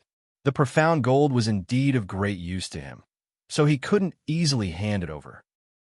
Moreover, Dragon Cave Mountain was near Heavenly Fate City and was under the protection of Shadow Moon Hall. Although Shadow Moon Hall would not intervene in the various grievances between Xianxia and the Xie family, if Myriad Beast Mountain and Demon Blood Temple attacked Dragon Cave Mountain, Shadow Moon Hall would not sit idly by. These two forces could be ignored for the time being, but the Xie family needed to be considered. Originally, Xianxia planned to settle the score with the Xie family after coming out of seclusion last time, but now that he learned that Lu Yi was also in the Xie family, and it seemed that even Sea-Heart Sex people had run to the Xie family, Xianxia found it somewhat difficult to take action. Dragon Cave Mountain's defensive strength was absolutely unquestionable, but in terms of offensive power, it was indeed somewhat lacking. This matter would need to be carefully considered. Regarding Lu Yi, Xianxia was still quite wary. Just the fact that the other party could regrow his severed arm was enough to shock him, so it would be unwise to act rashly before thoroughly understanding Lu Ye's background. Thinking so, Yang Kai turned around and walked into the mountain defending array. Yang Yin was waiting for him up ahead and had not gone to rest. So, when he saw Yang Kai return safely, he wasn't too surprised and simply beckoned to him before walking towards the cave mansion. Yang Kai smiled lightly and slowly followed. Inside the cave mansion, the two sat face to face, and Yang Yin stretched out his hand and said, "Let me see that Star Emperor token." Chapter 1384. As if he had expected Yang Inflammation to say this, Yang Kai smiled slightly and handed the Star Emperor token he had exchanged with Good Qi to Yang Inflammation. Yang Inflammation received it, a complicated look on her face as she gently stroked it, her expression fluctuating as a trace of reminiscence flashed across her beautiful eyes. Yang Kai sat to the side, not bothering to disturb her. After half an hour, the strange look on Yang Inflammation's face disappeared as she let out a heavy breath and handed the Star Emperor token back to Yang Kai. "Keep this thing well. It may be of great use in the future." "Great use?" Yang Kai raised his brow. "How do I use it?" "I don't know." Yang Inflammation slowly shook her head. "It's just my feeling. Even if you asked me to explain it, I wouldn't be able to. However, it definitely hides some secrets, and it is rumored that the great emperors refined a total of 10 Star Emperor tokens in their lifetime. Perhaps we need to collect all 10 in order to unravel the mystery." After saying so, she laughed self-deprecatingly. But collecting all 10 Star Emperor tokens is simply too difficult. For an ordinary person, obtaining one in their lifetime is already a great opportunity. So how could they possibly collect all 10? "Is that so?" Yang Kai showed a strange smile. "I have more here." "What?" Yang Inflammation looked at him in amazement before her beautiful eyes widened as she stared at the other Star Emperor token that had strangely appeared in Yang Kai's hand, speechless for a long time. This Star Emperor token was basically the same as the one Good Qi had exchanged for, and there was no difference at all. The divine technique sealed inside had been activated, but the remnant Emperor pressure was incomparably clear. Obviously, it was also something refined by the great emperors. This was not the end, though, as Yang Kai flipped his hand and another Star Emperor token appeared. When Yang Yin saw the third Star Emperor token, she couldn't help covering her mouth with her hand as her beautiful eyes trembled violently as she muttered, "Could this be?" This third Star Emperor token was clearly different from the previous two. Although its appearance was the same, the energy fluctuations it gave off caused one's heart to palpitate.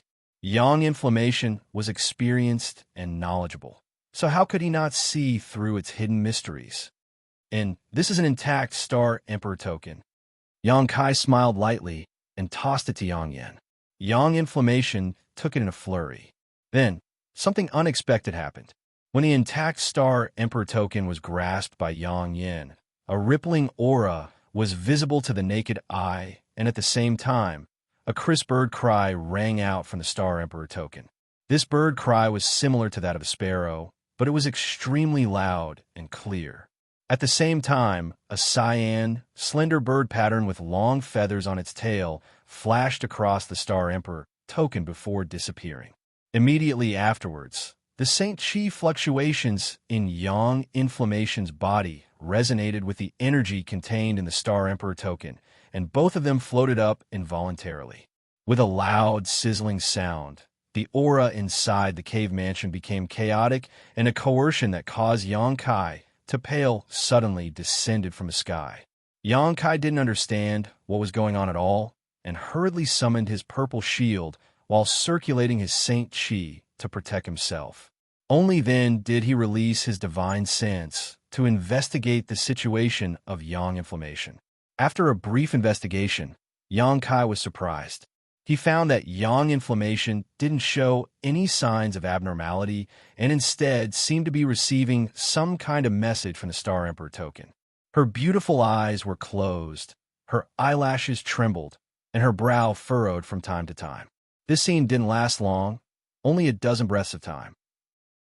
Just as Yang Kai was wondering what to do, Yang Inflammation suddenly opened her eyes, grabbed the Star Emperor token floating in front of her, and gently floated down to the ground, staring at it thoughtfully. "What happened?" Yang Kai hurriedly asked. Yang Inflammation glanced at him and didn't answer his question directly. "You haven't refined it yet, have you?" "This thing can be refined?" Yang Kai was shocked. Yang Inflammation smiled lightly. "This is also a kind of artifact, but it's a one-time use artifact, so naturally it can be refined. Fortunately, you've been keeping it hidden and haven't used it yet. Otherwise, you would have died." Yang Kai didn't show any surprise. Gue Zhu had already told him this before. So even though the situation had become more dangerous over the years, he had never thought about using this Star Emperor token. This kind of trump card that would allow him to perish together with his enemies was not something he would easily take out. "You seem to know a lot of things." Yang Kai frowned slightly as he looked at her. "What do you want to say?" Yang Inflammation pursed her red lips lightly, her expression slightly uneasy. "Since you fell into a coma for no reason last time, I feel like you've changed a lot. What are you hiding? Is there something you can't tell me?" Yang Kai decided to speak up about the doubts he had been harboring during this time, especially today. When Guqi saw Yang Yin, he acted like he had seen a ghost, but Yang Yin said she had never seen him before. Now, this Star Emperor token had actually resonated with Yang Inflammation, making it impossible for Yang Kai to ignore it. Yang Kai wanted to talk to Yang Yin openly and honestly. "I'm not hiding anything, it's just..." Yang Inflammation showed a hesitant look on her face. "Just what?" "It's just that I'm not sure myself, so I didn't say anything.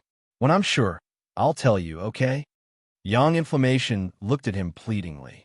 Yang Kai pondered for a moment before suddenly grinning. "Tell me how to refine this thing.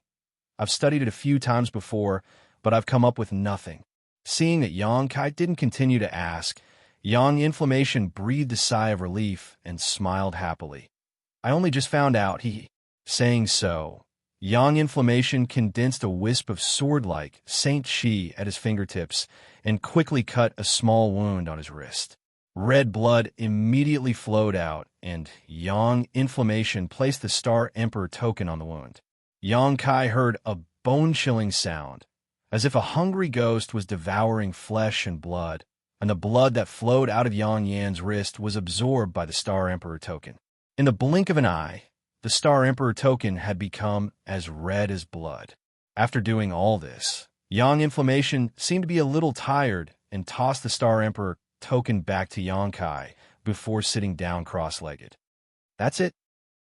Yang Kai looked at the Star Emperor token in his hand in amazement and found that only its color had changed a little. Nothing else had changed. Yang Inflammation nodded seriously. Yang Kai looked at him suspiciously. If refining this Star Emperor token required blood, then it should have been provided by the person who refined it. So why would Yang Inflammation provide blood? "You'll know once you try." Yang Inflammation pursed his lips before standing up and walking out, saying, "You must take good care of these 3 Star Emperor tokens." "Got it." Yang Kai nodded helplessly. After Yang Inflammation left, Yang Kai held the bright red Star Emperor token in his hand and tried to pour his Saint Chi into it. Surprisingly, his Saint Chi poured in easily without the slightest hindrance, nor did it show any sign of activating the divine technique sealed inside. At this moment, the Star Emperor token was like a bottomless pit, constantly swallowing Yang Kai's Saint Chi and establishing a faint connection with it. This was clearly the beginning of refining this artifact. Yang Kai was overjoyed and immediately understood that Yang Inflammation was right. This Star Emperor token could really be refined, so he spared no effort in doing so. At the same time, in a jungle about 300 kilometers away from Dragon Cave Mountain, a young man was flying forward seemingly casually at a leisurely pace. If Yang Kai were here, he would have immediately attacked this young man.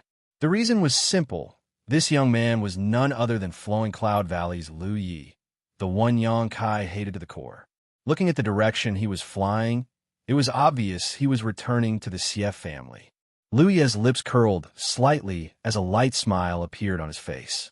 Suddenly, the star shuttle beneath his feet turned and flew directly into the jungle.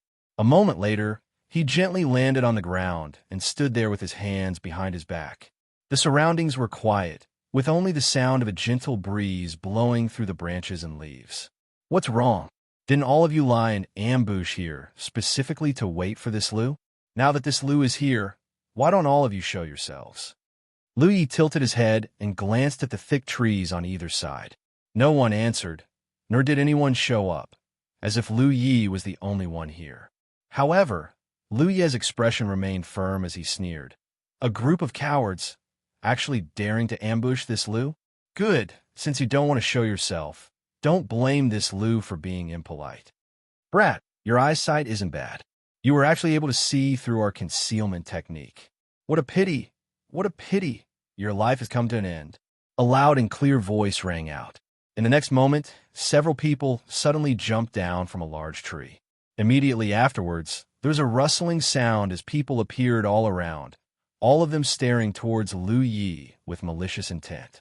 In the blink of an eye, Lu Yi was surrounded and there was no way out for him.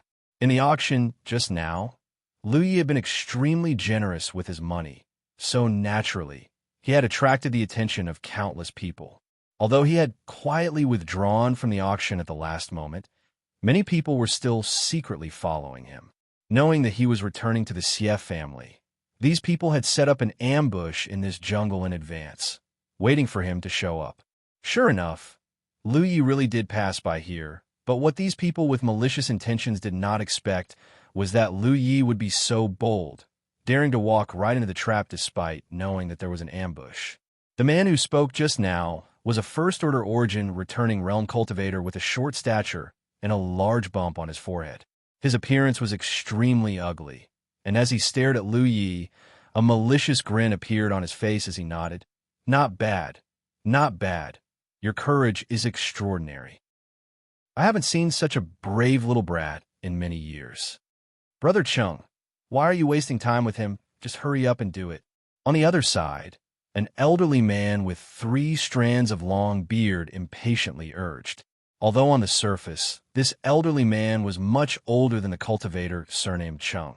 The two were actually not that far apart in age, only their appearances differed. Yes, a long night is fraught with dreams.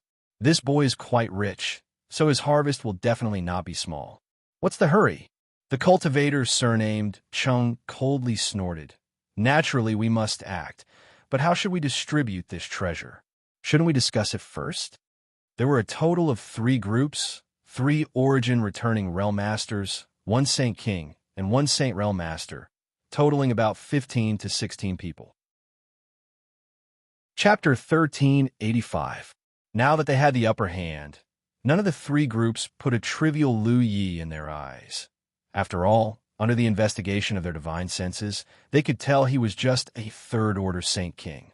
In front of him, all of them wanted to discuss the division of benefits. Someone who could spend 40 million Saint crystals at the auction should still have some Saint crystals left on him. What's more, the things he bought at the auction were all excellent treasures, more than enough to be divided among them. The backgrounds of these 3 groups were not high, and the forces they belonged to were only comparable to flowing cloud valleys Lu Yi belonged to.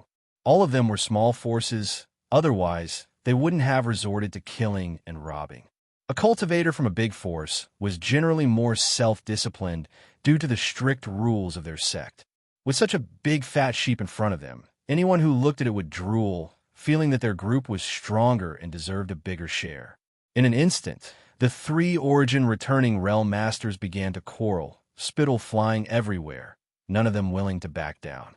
Lu Yi stood in place with an indifferent expression, not showing the slightest sign of panic, as if these people were not talking about him, his expression gradually becoming impatient. Seeing the 3 people arguing more and more fiercely, Lu Yi finally couldn't bear it anymore and coldly snorted, "Useless trash!" As soon as this statement came out, all 3 origin returning realm masters stared at him in amazement. The cultivator surnamed Chung pretended to pick his ear and exclaimed in surprise, "Boy, what did you just say? If you have the guts, say it again." "I said you're just a bunch of trash, killing and robbing people. But before they're even dead, you're already discussing the division of benefits? Ridiculous. Do you think you can eat this, Lu?" Lu Yi's mouth curled into a sarcastic and disdainful smile. The cultivator, surnamed Cheng's face sank. His expression became ferocious as he chuckled meaningfully.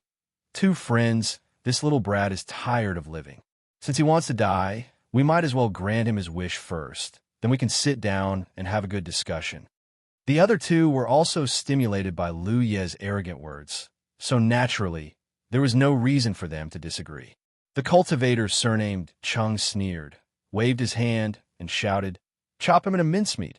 I want him to regret being born in this world." Once the order was given, many Saint King Realm and Saint Realm Cultivator summoned their artifacts. Just as he was about to launch an attack, Lu Ye's expression suddenly changed, becoming incomparably gloomy as he laughed. "Trash like you want to scheme against this senior's life? For more than 100,000 years. You are the most daring people I have ever seen." What? The three Origin returning realm masters were dumbfounded upon hearing this. An inexplicable feeling of uneasiness welled up in his heart. It was as if something bad was about to happen. Lu Yi laughed maniacally and waved his hands. Suddenly, blood-red beams of light shot out. They all rushed towards the cultivator. A strange sound rang out from the blood-red light, as if it was some kind of living creature, causing everyone's expression to change drastically. They all tried to resist, but a scene that made everyone despair appeared. Whether they attacked or defended, they were unable to resist this blood-red light. Not to mention the Saint Kings and Saints, even the cultivator surnamed Cheng and the other two Origin returning realm masters were all struck. The blood-red light only flickered slightly before disregarding their protective Saint Chi and drilling directly into their bodies, disappearing from sight. "What the hell?" The cultivator, surnamed Cheng, cried out in horror as he involuntarily stumbled back a few steps, his face pale as he hurriedly released his divine sense to investigate himself. What surprised him, though, was that there was nothing wrong with him. His Saint Chi was flowing smoothly, his meridians were open, and his divine sense was not affected in the slightest. What was the effect of that blood-red light just now? After so many years of cultivation, this was the first time the cultivator, surnamed Cheng, had encountered such a strange thing. Feeling suspicious, he turned his head to look at the other two Origin returning realm masters, but found that they were just as suspicious as him. Their expressions were gloomy and uncertain, obviously unable to find any useful information. After releasing the blood-red light, Lu Yi did not move, simply standing in place and staring at them with a contemptuous look, coldly snorting in dissatisfaction.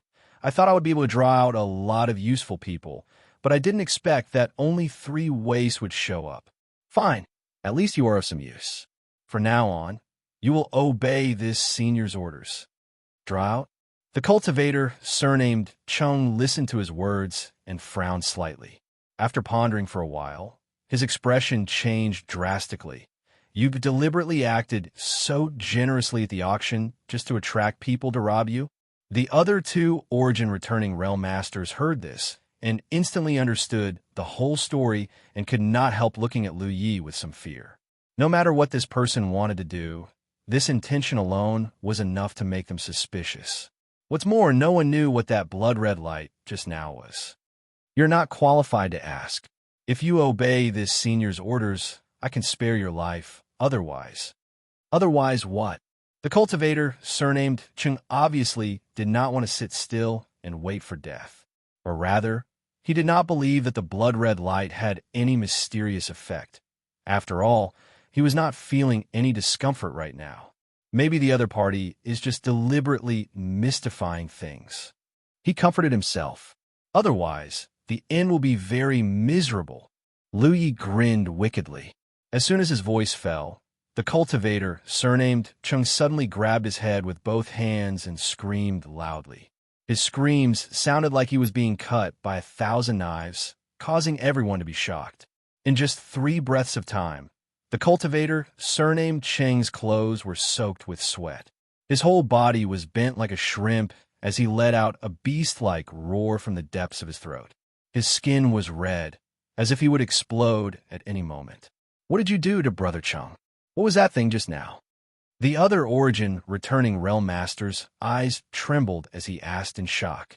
Not only was the cultivator, surnamed Cheng, affected by the blood-red light, but everyone present was affected as well. Seeing the cultivator, surnamed Cheng, being tortured like this, he naturally felt a sense of sadness. This senior just gave him a 10,000 poison evil insect. Why make such a fuss? Lu Yi sneered. 10,000 poison evil insect. Everyone heard this and looked at each other. Although none of them had heard of it before, from the experience of the cultivator, surnamed Cheng, it was obviously not something good. The elderly man's expression flickered for a moment before he suddenly pointed his finger and summoned a long black sword. This long sword was shrouded in black qi and faintly exuded a bloody aura. The black qi struggled and squirmed before suddenly transforming into a 10-meter-long black snake that bit towards Lu Yi. He actually intended to kill Lu Yi directly. This idea wasn't wrong. No matter what this 10,000 poison evil insect was, for it to cause this cultivator, surnamed Cheng, to suffer so much pain that he wished he was dead, it was obviously under Lu Ye's control. The elderly man was also affected by this 10,000 poison evil insect, so if he wanted to get rid of it, he could only kill Lu Yi by surprise. In his opinion, Lu Yi was just a third-order Saint King cultivator, so the fact that he could stand here so calmly without the slightest fear was obviously because of the strangeness of the 10,000 poison evil insect. But no matter how powerful the 10,000 poison evil insect was, once the cultivator died, it would be useless, right?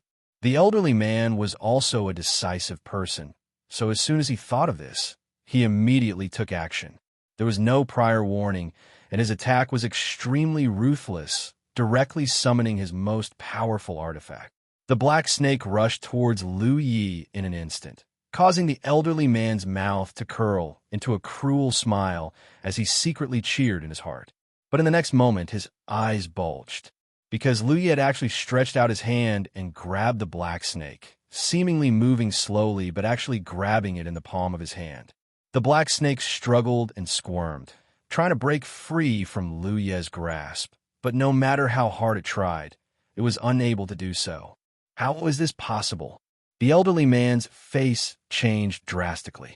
This artifact of his was extremely evil, not to mention just holding it. Even if a Saint King realm cultivator were to come into contact with its black qi, they would immediately fall unconscious. At that time, they would be at his mercy, but this young man seemed to be completely fine. This scene frightened the elderly man, but he was still an origin-returning realm master with extremely rich combat experience. With a single thought, the black snake in Lu Ye's hand suddenly opened its mouth and spat out a jet of black venom directly onto Lu Ye's face. "Let's see if you'll die this time." The elderly man roared with a ferocious look on his face. After saying this, he opened his mouth wide and was unable to close it again. He was shocked to find that even if he was sprayed with venom, Lu Yi remained unscathed. Only a sizzling sound could be heard from his face as Lu Ye's expression gradually became extremely violent, his eyes becoming extremely cold. Facing these two eyes, the elderly man's body trembled as a chill ran down his spine. He felt the call of death. Lu Yi stretched out his other hand and slowly wiped the venom off his face, saying in a low voice, "I originally wanted to spare your life, but since you've chosen to seek your own death, don't blame this senior." Saying so, he stared coldly at the elderly man. In the next moment, the elderly man's vitality began to surge, and the surface of his skin became as red as iron as his body began to swell. "No, no, spare!" The elderly man shouted in horror, but before he could finish speaking, his body exploded into a bloody mist, leaving behind nothing but bones. The smell of blood filled the air. The other origin-returning realm master saw this scene and froze in place, feeling as if he had fallen into an ice cellar. What kind of monster had they provoked? A trivial third-order Saint King not only ignored all of the elderly man's attacks, but also caused him to explode with a single thought. Was this really something a Saint King could do? After killing the elderly man, Lu Yi casually threw the black snake in his hand to the ground. Without its master controlling it, the black snake once again transformed into a black sword. Lu Yi calmly took out a brocade handkerchief and wiped his face before turning to look at the last origin returning realm master. The cultivator was quite perceptive and knew that he was doomed. Seeing Lu Yi look at him, he immediately half-knelt on the ground, lowered his head, and respectfully said, "This one is willing to serve you as master and will not hesitate to go through water and tread on fire for you." With an origin returning realm master doing this, the other Saint Kings and Saints all exchanged a glance before kneeling on the ground and pledging their allegiance. The cultivator surnamed Cheng had been tortured for a long time and was terrified of Lu Yi. So how could he resist? He also hurriedly got up and expressed his willingness to follow Lu Yi. Chapter 1386. The reaction of these people obviously satisfied Lu Yi. Even if he knew they had no sincerity at all, Lu Yi didn't need them. In front of absolute strength, what did it matter if they tried to curry favor? The corners of Lu Ye's mouth rose slightly as he nodded. "Good. Since you all are so sincere, I won't hesitate to spare your lives, but Saint Realm Masters are too weak to be of any use. Kill them all." Hearing this, everyone's complexion changed greatly, especially the Saint Realm cultivator, who panicked, never having expected that even if they groveled, they wouldn't be able to escape this fate, so they immediately began begging for mercy. The two origin returning realm masters also chimed in. After all, these saints were their juniors. How could they just kill them like that? Lu Yi remained unmoved and said lightly, "Do you need this senior to do it himself?" The cultivator, surnamed Cheng, and the other origin returning realm master were stunned for a moment before recalling the tragic death of the elderly man just now. After exchanging a glance, the two of them steeled their hearts and pushed their Saint Chi towards the Saint Realm cultivator. With a series of cracking sounds, the Saint Realm cultivators all had their heads crushed and died on the spot. Lu Yi gently nodded, expressing his satisfaction before ordering, "This senior has something he wants you to do. Please give us your orders, master." The cultivator, surnamed Cheng, said respectfully, "No matter what method you use, whether it's luring or kidnapping, find this senior some origin returning realm cultivators whose strength is no less than the two of you. Find some Saint Kings as well." Yes. Hearing this, the cultivator, surnamed Cheng, immediately understood what Lu Yi was planning to do. This young man clearly wanted to use the same method to recruit subordinates, causing him to feel secretly happy, not feeling the slightest sense of rejection. Human psychology was always so subtle. If one suffered a loss, of course, one would be happy to see others suffer as well, so one's mood would be much better.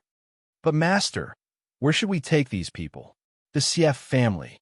After Lu Yi finished speaking, he summoned his star shuttle and flew off towards the Xie family's headquarters. After he left, the cultivator, surnamed Cheng, gasped for breath. When he was being tortured by Lu Yi just now, he had almost thought he would die, but he had never expected to be able to keep his life, so he was naturally overjoyed. "Brother Cheng, do we really have to obey this little brat?" The other origin returning realm master stared in the direction Lu Yi disappeared and frowned, a look of unwillingness on his face. Although he was quicker than anyone else to pledge his loyalty, he still felt some rejection in his heart. No matter what, Lu Ye's cultivation was a level lower than his, and the flowing cloud valley he came for was not very powerful either. How could such a person deserve his loyalty? What else can we do? Does Brother Ren want to experience the pain of 10,000 poisons biting at his heart? The cultivator, surnamed Cheng, recalled the torture he had just suffered and couldn't help shivering. The cultivator, surnamed Ren's face also turned ugly as he hesitantly said, "But this boy, isn't he?" The cultivator, surnamed Cheng, wore a thoughtful expression. Flowing Cloud Valley shouldn't be that strong, so how could such a monstrous talent appear here? But his methods are incredible, not even fearing the Black Snake Sword. "Brother Run, are you sure you can withstand a blow from the Black Snake Sword?" The cultivator, surnamed Run, shook his head quickly. The Black Snake Sword was the half-grown old man's most important artifact and was extremely powerful. He didn't dare to take it head-on, but Lu Yi had done so. Now that he thought about it, there were many suspicious points, but Lu Ye's strength was obviously not low. You and I are definitely not his opponents in a one-on-one fight. He is only a third-order Saint King now, but if he breaks through to the third-order origin returning realm one day... Don't tell me Brother Rin doesn't understand the saying, under a big tree is the best shade? Hearing what he said, Cultivator, surnamed Rin's eyes lit up. Besides, our families aren't strong, and with the appearance of the Emperor Garden this time, everyone wants a piece of the pie. If we can join forces with that little brat, we may be able to obtain some benefits. On top of that, this 10,000 poison evil insect is too strange. I've never even heard of it before, so I don't think anyone knows how to deal with it. What Brother Chung says makes sense, then we might as well follow his orders for now. In any case, there's plenty of time in the future. That's what I was thinking. Cultivator surnamed Chung nodded immediately. The two of them reached an agreement and naturally agreed to carry out the task given by Lu Yi, preparing to find an origin-returning realm master to lure to the Xie family, so Lu Yi could plant the 10,000 poison evil insect. Half a month later, inside the cave mansion on Dragon Cave Mountain, Xianxia looked at the blood-red star Emperor token in his hand with a touch of joy in his eyes. After half a month of refining, he finally managed to refine this intact Star Emperor token into his body. Xianxia had heard of this kind of one-time use artifact before, all of which were extremely powerful, but because of the limited number of times they could be used, ordinary artifact refiners would not easily refine them. Xianxia had never expected that he would actually be able to obtain one, and a famous Star Emperor token at that. What was sealed inside this Star Emperor token was the divine technique of the Great Emperors. It could be said that once used, one would be invincible on Shadowed Star. However, the consequences were equally huge. The divine technique of the Great Emperors was no trivial matter, and if one did not have enough strength to lift the seal, it was very likely that they would perish together with their enemy. Xianxia knew that he could not open this Star Emperor token right now. Even if he reached the origin returning realm, he would need to consider whether or not to use it. Perhaps he would need to reach the third-order origin returning realm before he was qualified to use it. After happily playing with this Star Emperor token for a while, Xianxia took it back into his body. Just as he was about to cultivate his golden blood thread secret technique, his expression suddenly changed, and he looked up in a certain direction, a look of amazement filling his face. After a short while, Xianxia got up and disappeared from the cave mansion like a ghost, restraining his aura as he quietly flew out of Dragon Cave Mountain. It was late at night, and Xianxia had deliberately concealed his whereabouts, so no one on Dragon Cave Mountain noticed that Xianxia had actually left. Half an hour later, in a wasteland about 200 kilometers away from Heavenly Fate City, Xianxia's figure landed. Not far away, a graceful figure was standing there, seemingly waiting for him. Noticing his arrival, this figure raised her eyes and looked over, helplessly saying, "I knew I couldn't hide from you." "Nonsense." Xianxia coldly snorted. "You were the one who gave me the Mountain Defending Array token, so of course I noticed you activating it." The one who had quietly left Dragon Cave Mountain in the middle of the night was actually Yang Yun. "What are you doing out here?" Xianxia asked suspiciously. "I want to go somewhere," Yang Yun replied without concealing anything. "Where are you going? Why didn't you tell me?" Xianxia looked at her with dissatisfaction. Nowadays, the area around Heavenly Fate City was filled with dragons and snakes. Many great forces had stationed themselves here to monitor the movements of the Emperor Garden, but the Emperor Garden had remained silent for so long. However, the cultivator who stayed here could not bear the loneliness. After all, many of the great forces had grievances with each other. Every day, fights broke out near Heavenly Fate City, and people died every day. Shadow Moon Hall naturally would not intervene in the grievances between these great forces, so the situation around Heavenly Fate City was becoming more and more chaotic. Yang Yun leaving alone was actually very dangerous, so Xianxia was naturally a little angry. "Didn't you follow me?" Yang Yun pouted. "Tell me, where are you going?" Xianxia looked at her helplessly. "You'll know when we get there." Yang Yun giggled. But before Xianxia could ask, she continued, "When we get there, I may know a lot of things that can answer many of your questions. Don't ask me now, because I don't know how to answer them. Yongkai frowned and nodded gently after a long time. I'll explain things to Dragon Cave Mountain, and then we'll set off. No need. I've already told Wu Yi and Xianxia. Yang Yun stuck out her tongue, and only then did Yongkai understand that she had no intention of leaving him behind. Seeing this, Yongkai couldn't help laughing.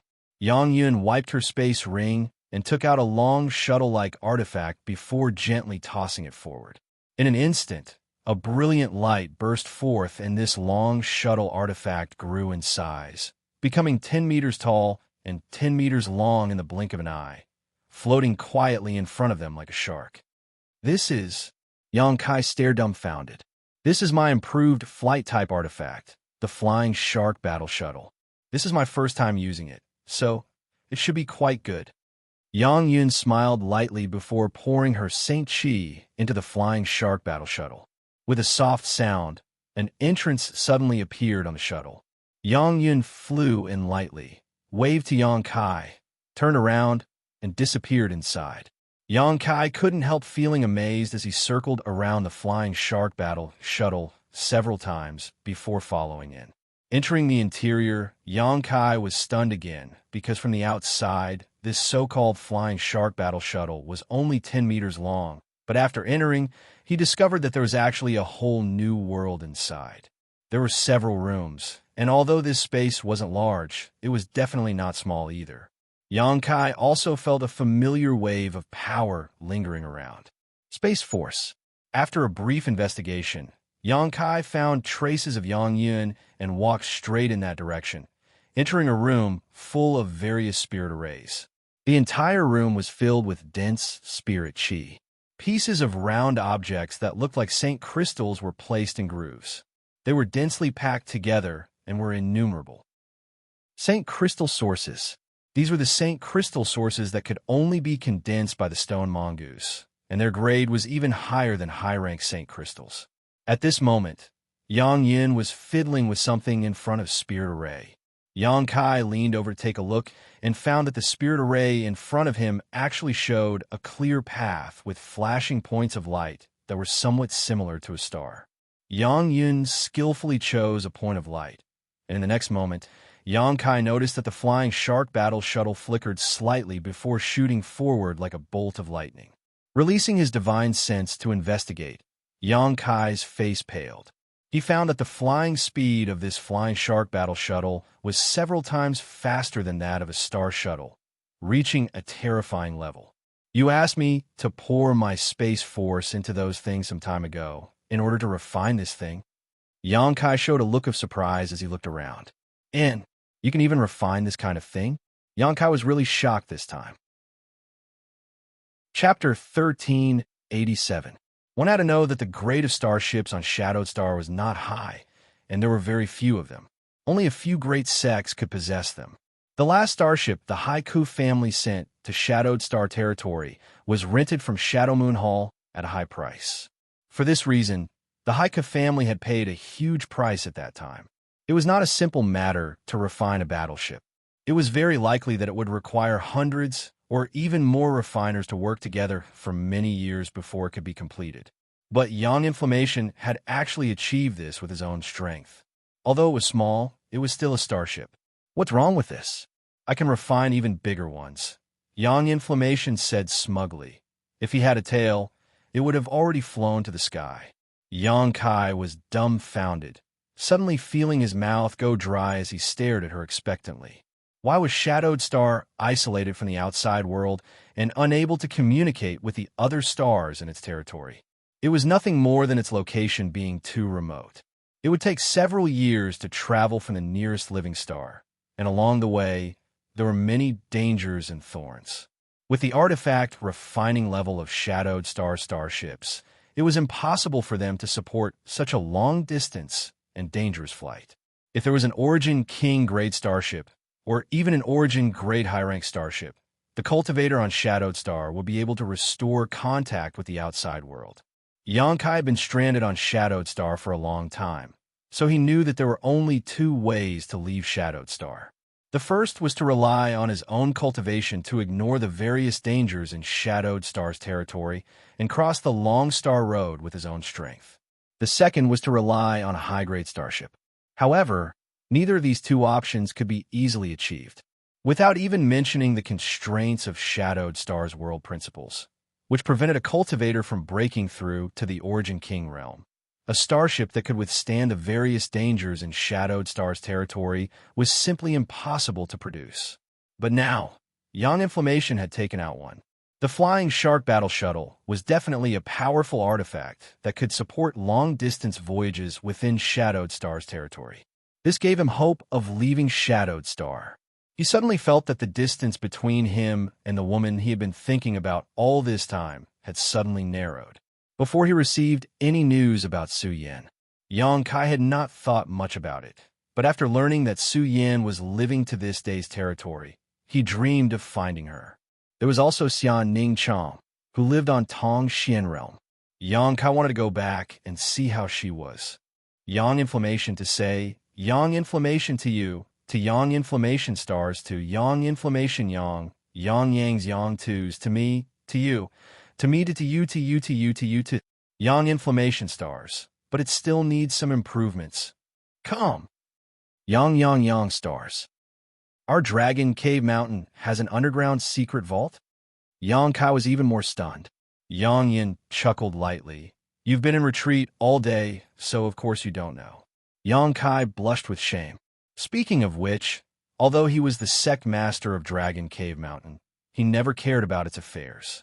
The only thing he cared about was funding. If there was a shortage of Saint crystals or materials, he would find a way. As for what those Saint crystals and materials were used for, he didn't care. Yang Kai used to think that Dragon Cave Mountain was spending money like water because Yang Inflammation was arranging spear arrays, but now he knew that Yang Inflammation was refining starships. No wonder no matter how many Saint crystals and materials there wasn't enough for her to squander. Thinking about the scale of the starships he had seen on Hung Luo Chamber of Commerce's Watermoon Star, Yang Kai understood. While they were talking, the Flying Shark Battle Shuttle flew forward at an extremely fast speed. Yang Kai's divine sense was almost unable to keep up with its speed, so it was easy to imagine how fast it was.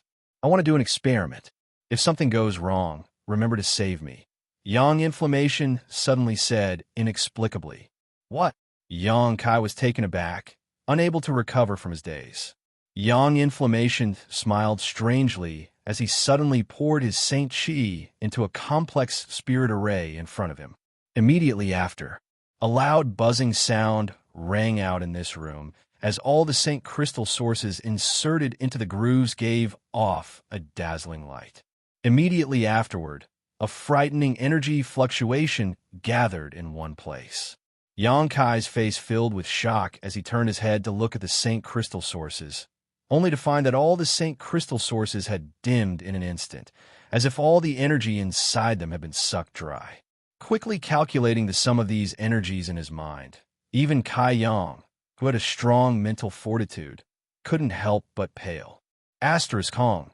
Asterisk a muffled bang rang out, as if it had come from the ninth heaven, shaking the Flying Shark Battle Shuttle violently.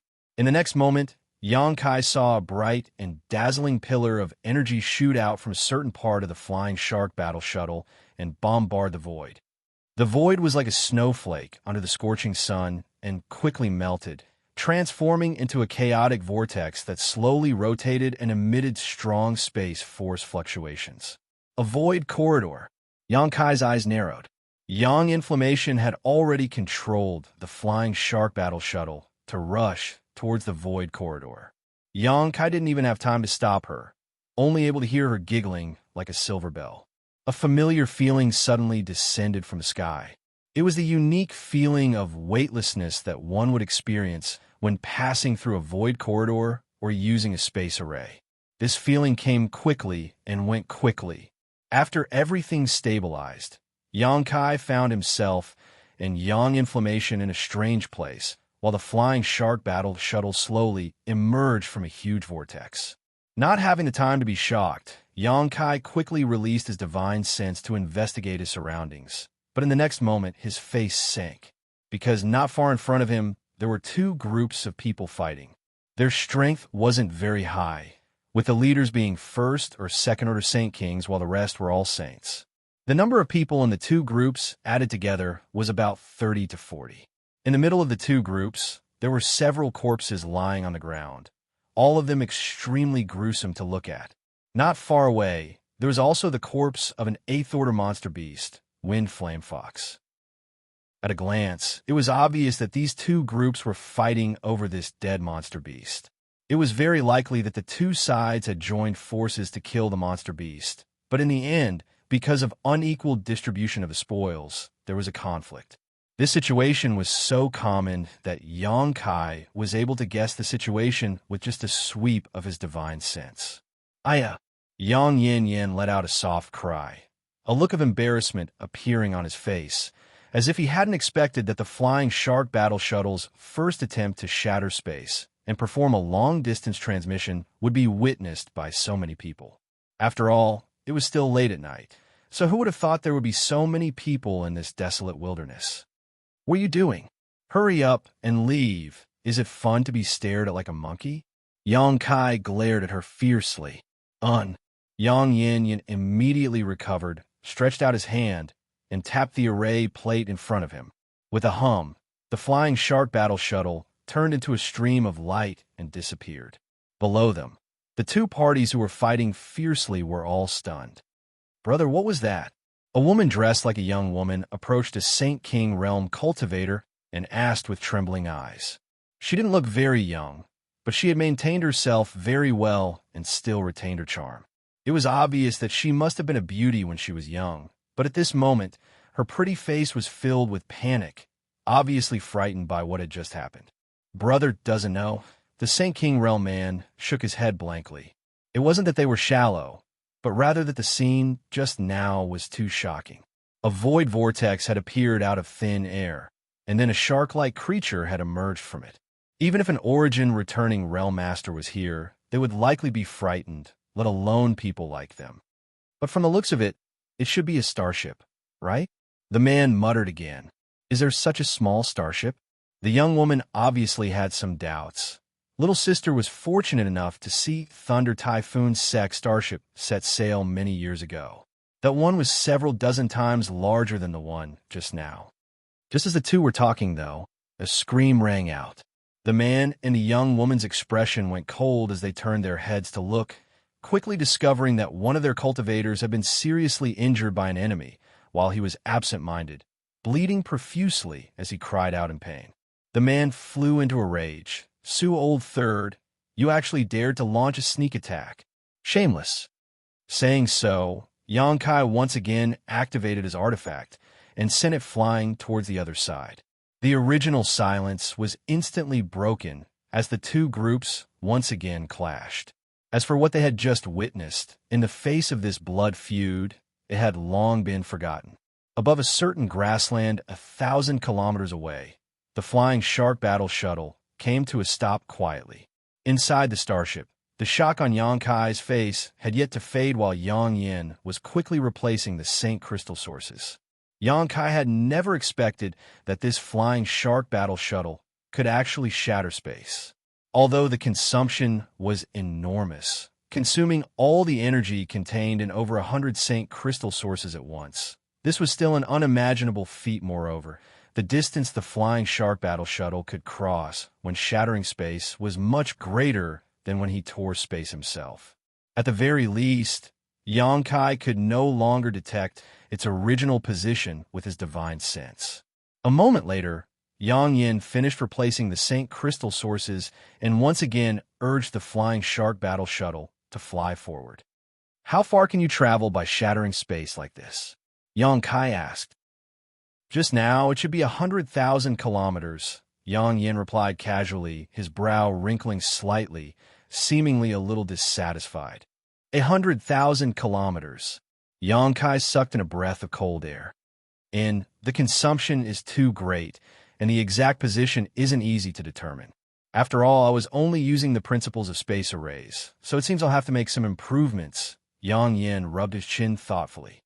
This kind of thing can't be leaked, otherwise it'll cause a lot of trouble, Yang Kai said solemnly. It doesn't matter if it leaks, Yang Yin said confidently. Even if others obtain this flying shark battle shuttle, they won't be able to use it. Why? Yang Kai looked at her in surprise. Because others don't have Saint Crystal sources. If they want to drive this flying shark battle shuttle, they don't have enough high-rank Saint Crystals, so only the Saint Crystal sources condensed by Xianxia can meet the requirements, Yang Yin explained. Yang Kai suddenly understood. So that's why you're holding onto the stone mongoose so tightly? Yang Yin nodded happily. The poor stone mongoose. Yang Kai's mouth twitched slightly as he observed a moment of silence. Chapter 1388. The flying shark battle shuttle flew forward at an unimaginable speed while Yang Kai sat cross-legged in one of the rooms of the battle shuttle, cultivating alone. As for Yang Yin, he was controlling the direction of the battle shuttle. Riding this special flight-type artifact was much better than using a star shuttle. First of all, this battle shuttle had its own room and was quite spacious, allowing Yang Kai to stay inside without being disturbed by the outside world. This was something a star shuttle could not compare with. Second, while controlling a star shuttle to fly, one had to resist the wind and activate the star shuttle's protection, all of which consumed the cultivator's Saint Chi. However, this flying shark battle shuttle did not have such concerns, as all of its power was provided by Saint Crystal sources, so it did not consume any of the cultivator's strength. Third, the speed of this flying sand battle shuttle refined by Yang Yin was not something an ordinary star shuttle could compare with. At the very least, Yang Kai had been cultivating here for more than 10 days without feeling the slightest disturbance, as if he was in a secluded room where the outside world's interference could not reach him at all. Yang Kai was now a third-order Saint King, just one step away from the origin-returning realm, and he would be able to condense his own sure. However, breaking through to the origin-returning realm was not a simple matter. At least, Yang Kai still could not see any hope of doing so. He secretly felt that breaking through was probably not something that could be achieved through hard work, but rather through opportunities and external stimuli. The last time Yang Kai broke through to the third-order Saint King realm, he had heard some news about Su Yin from Qianyu, which had given him an opportunity to break through. Yang Kai wanted to find this opportunity by cultivating various secret techniques. So over the past few days, he had been cultivating his golden blood thread, assimilating the colored glass bead with his demon eye of annihilation, and even refining the last few Lu Yin flying fires. The power of his conflagrated knowledge, had increased significantly, allowing him to perform alchemy more easily. At the same time, the strength of his divine sense had also greatly increased. If he used his blossoming lotus secret technique, its power would definitely increase as well. However, Yang Kai had not found an opportunity to experiment. On this day, Yang Kai was condensing a new golden blood thread with his golden blood, when he suddenly felt the battle shuttle tremble slightly and come to a stop. Yang Kai opened his eyes, got up, and walked out. A moment later, he came to Yang Inflammation's side. "We're almost there. We'll use our star shuttle to fly the rest of the way." Yang Yin glanced over at him. Of course, Yang Kai had no objections. He had always been curious about where Yang Inflammation would go this time. Now that the answer was about to be revealed, he was naturally looking forward to it. The two of them exited the battle shuttle, and Yang Yin formed a few seals before the flying shark battle shuttle quickly shrank and was stored into her space ring. The two of them then summoned their star shuttles and flew forward. The more they flew forward, the more clearly Yang Kai could feel the rich fire attribute aura in the air. Gradually, his expression became strange as he fell into deep thought. 2 days later, when the horizon was dyed red and the ground beneath them was dried up, countless ravines and cracks crisscrossed the landscape, Yang Kai exclaimed, "Lu Yin Sand Field? The place you want to go is Lu Yin Sand Field?"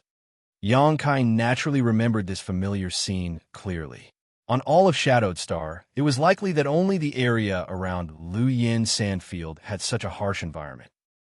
However, as far as Yang Kai knew, even if he used a star shuttle, it would take him 2 to 3 months to travel from Lu Yin Sandfield to Heavenly Fate City, But this time, it only took him and Yang Inflammation 10 days to arrive.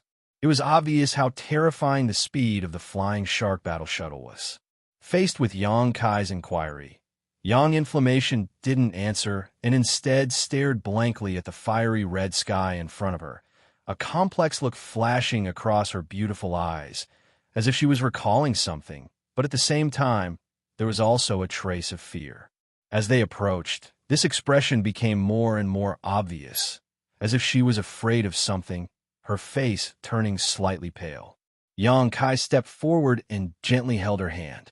Yang Inflammation was startled and turned her head, but after seeing Yang Kai, she squeezed out a smile. "What are you doing here? Can you tell me now?" Yang Kai stared into her eyes. To confirm something, Yang Inflammation hesitated for a moment before answering truthfully. "Oh, what is it that you need to confirm in Lu Yin Sandfield?" Yang Kai was surprised. The last time Lu Yin Sandfield opened, Yang Inflammation had completely disdained it and had no intention of following along. But now, several years after Lu Yin Sandfield closed, she had actually taken the initiative to come here. One had to know that there was no way to enter this place now unless one used a Star Emperor token to open the way. When Yang Kai had been stranded in Lu Yin Sandfield, he had used a Star Emperor token to open the way and return safely. Because of this, he had wasted a lot of time and suffered a lot. "Yang Kai, do you believe in reincarnation?" Yang Inflammation suddenly asked. "What do you mean?" Yang Kai frowned. Yang Inflammation smiled bitterly. "Do you remember when I told you that all my knowledge of artifact refining and spirit arrays was innate? No one ever taught me these things, and in my memory, I don't have the concept of parents. It's as if I appeared in this world out of thin air." Yang Kai's brow furrowed even more, not understanding what Yang Inflammation was trying to say, so he could only try to comfort her. "No one appears out of thin air. Perhaps you encountered something in the past that caused your memory to be somewhat incomplete. Perhaps." Yang Inflammation smiled bitterly, but didn't argue further. While talking, the two arrived at the periphery of Lu Yin Sandfield's first-layer flame area. Staring at the dark flame barrier, even though Yang Kai's strength had greatly increased, he still couldn't help feeling somewhat apprehensive. The terrifying power radiating from this flame barrier was something that even a third-order origin returning realm cultivator would have no choice but to die if they tried to break through.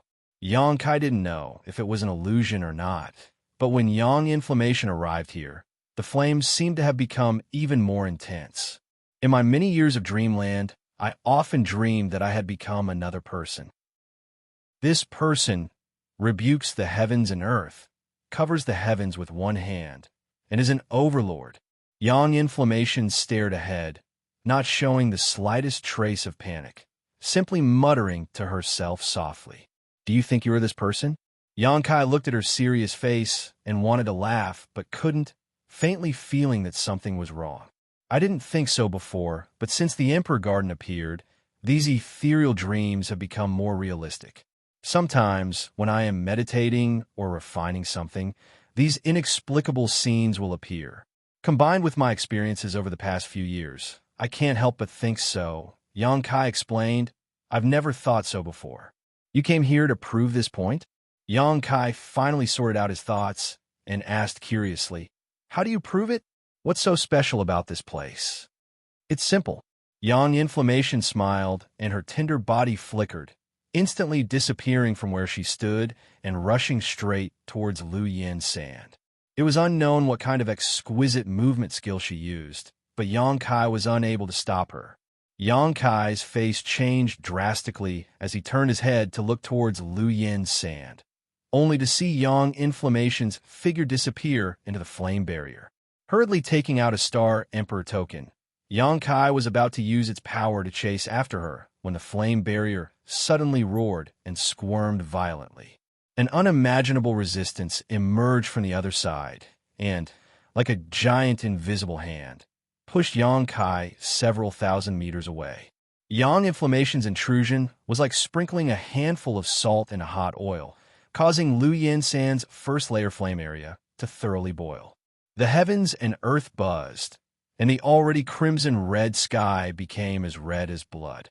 The crisscrossing ravines on the ground cracked open even wider, as if the mountains were collapsing and the earth was splitting apart. For a moment, Yang Kai couldn't stand still, swaying unsteadily. Looking around, the world energy aura of Lu Yin San's first layer flame area had become completely chaotic. The fire attribute aura within 1,000 kilometers was madly gathering towards this place, reaching a density visible to the naked eye in an instant. Yang Kai stared blankly, his face pale. With such a violent gathering of energy, let alone a trivial Yang Yin, even the most powerful master on Shadowed Star would not be able to resist it and would be crushed to pieces in an instant. But when he saw a graceful figure quietly standing in the air, his nervous mood suddenly relaxed. Yang Inflammation is actually fine, although Yang Kai couldn't see her face or movements clearly. From the vague outline of her figure, he could infer that this woman seemed to be constantly forming hand seals. With her, as the center, the surrounding fire attribute aura and the flames of the flowing flame sandfield's first layer flame area were all gathering towards her. The momentum was extremely shocking.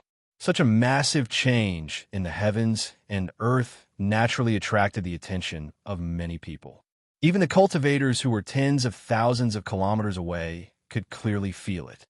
For a time, many lights shot up into the sky and rushed towards Lu Yin Sand, wanting to see what was happening. Kai Yang stood in place, anxiously watching, his heart in turmoil, his thoughts in chaos. He never imagined that Yang Inflammation would be so bold as to rush into the flame area alone. What was he trying to prove that he was willing to risk his life? Yang Kai was both angry and anxious, but he was helpless. Every time Yang Kai tried to approach, he would be pushed back by a huge force. Yang Kai finally understood what it meant to be powerless. Asterisk Hong Long Long. Asterisk, a huge sound came from all directions, and the flames of Lu Yin San's first layer flame area were squirming and flowing, constantly converging towards Yang Inflammation, as if her side had become a bottomless hole that could accept any amount. As time passed, Yang Kai was surprised to find that the flames of the first layer flame area were rapidly becoming thinner and thinner, and their power was greatly reduced. He could not help but be stunned. Half an hour later, Yang Inflammation's delicate body was clearly revealed, and the first layer flame area was almost gone. Yang Kai stood in place and watched. He saw Yang Inflammation with a solemn face, her eyes closed, her long black robes fluttering in the wind, and her long hair fluttering in the wind. She was holding a fiery red ring in her hands.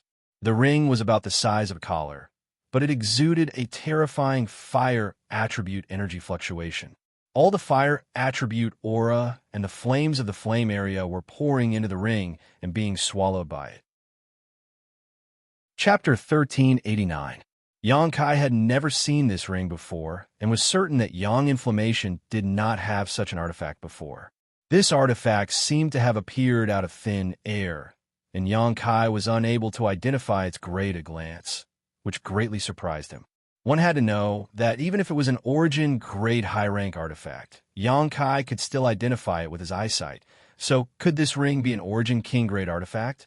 Thinking of this, Yang Kai was taken aback. After a short while, everything suddenly returned to normal and the changes in the surrounding area disappeared without a trace.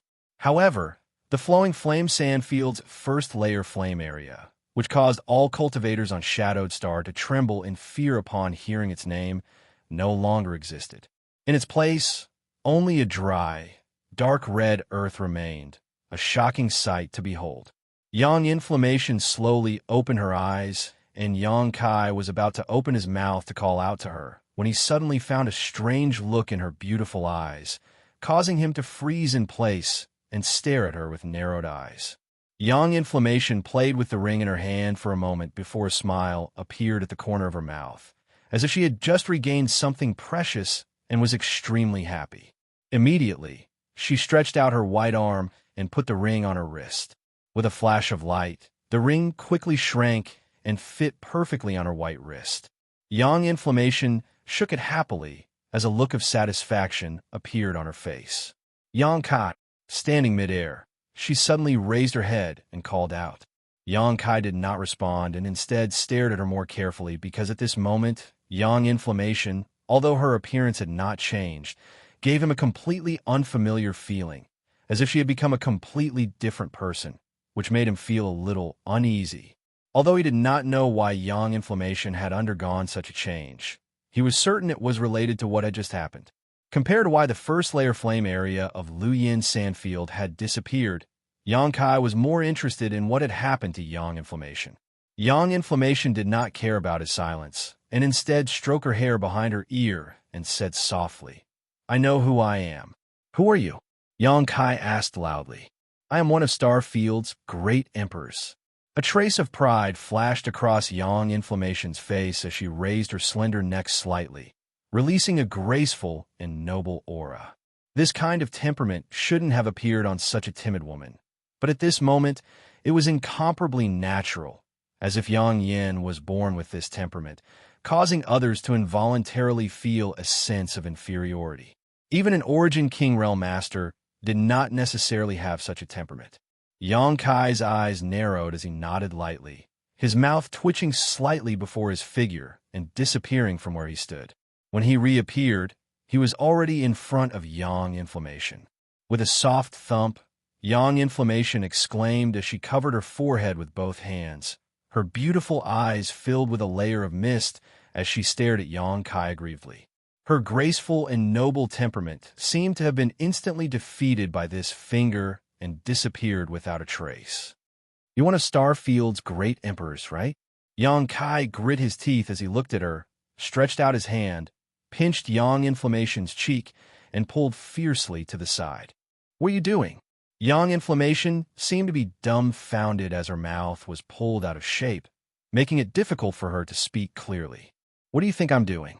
Xianxia grinned wickedly as he pulled even harder. "Let go of me!"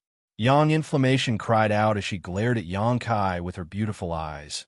"Hurry up and let go. Don't think I won't dare to do anything to you. When my main body awakens, I'll make you pay. Wait for your main body to awaken, right?" Xianxia stretched out his other hand and pinched the other side of Yang Yan's face. In an instant, Yang Yan's expression twisted, a look of both anger and amusement appearing on her face as she clawed at Xianxia, a look of defiance and defiance. Xianxia remained unmoved and continued to ravage her face. Yang Inflammation's tears flowed down her cheeks. Suddenly, Xianxia's expression changed as he turned his head and looked into the distance. At the same time, Yang Inflammation's movements also stopped. The two exchanged a glance before their figures flickered and disappeared. Under the investigation of the two's divine senses, countless people were rapidly approaching from all directions, apparently attracted by the changes in the world just now. About half a cup of tea's worth of time after Xianxia and Yang Inflammation disappeared, more than a dozen different colored lights flew over from different directions. When they arrived at the periphery of Luyan's desert and saw the scene in front of them, all of them were dumbfounded. The flame area, which had existed on Shadowed Star for tens of thousands of years, had actually disappeared. These cultivators couldn't help rubbing their eyes to make sure they weren't seeing things. But what shocked them the most was that the first layer flame area had really disappeared. For a time, everyone was shocked and quickly took out their communication artifacts to send out messages.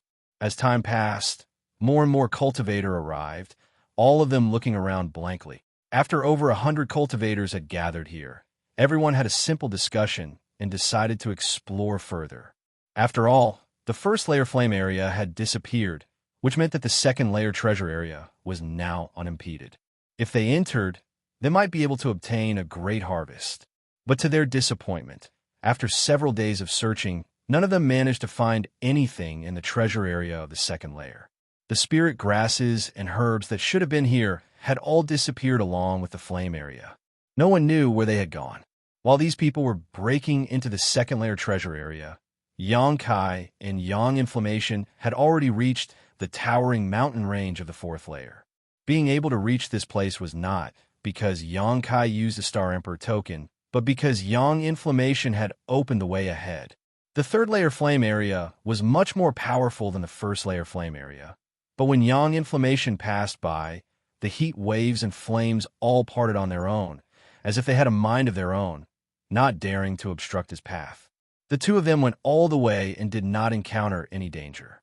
Looking at the looming pavilion in the clouds, yang inflammation showed a trace of nostalgia.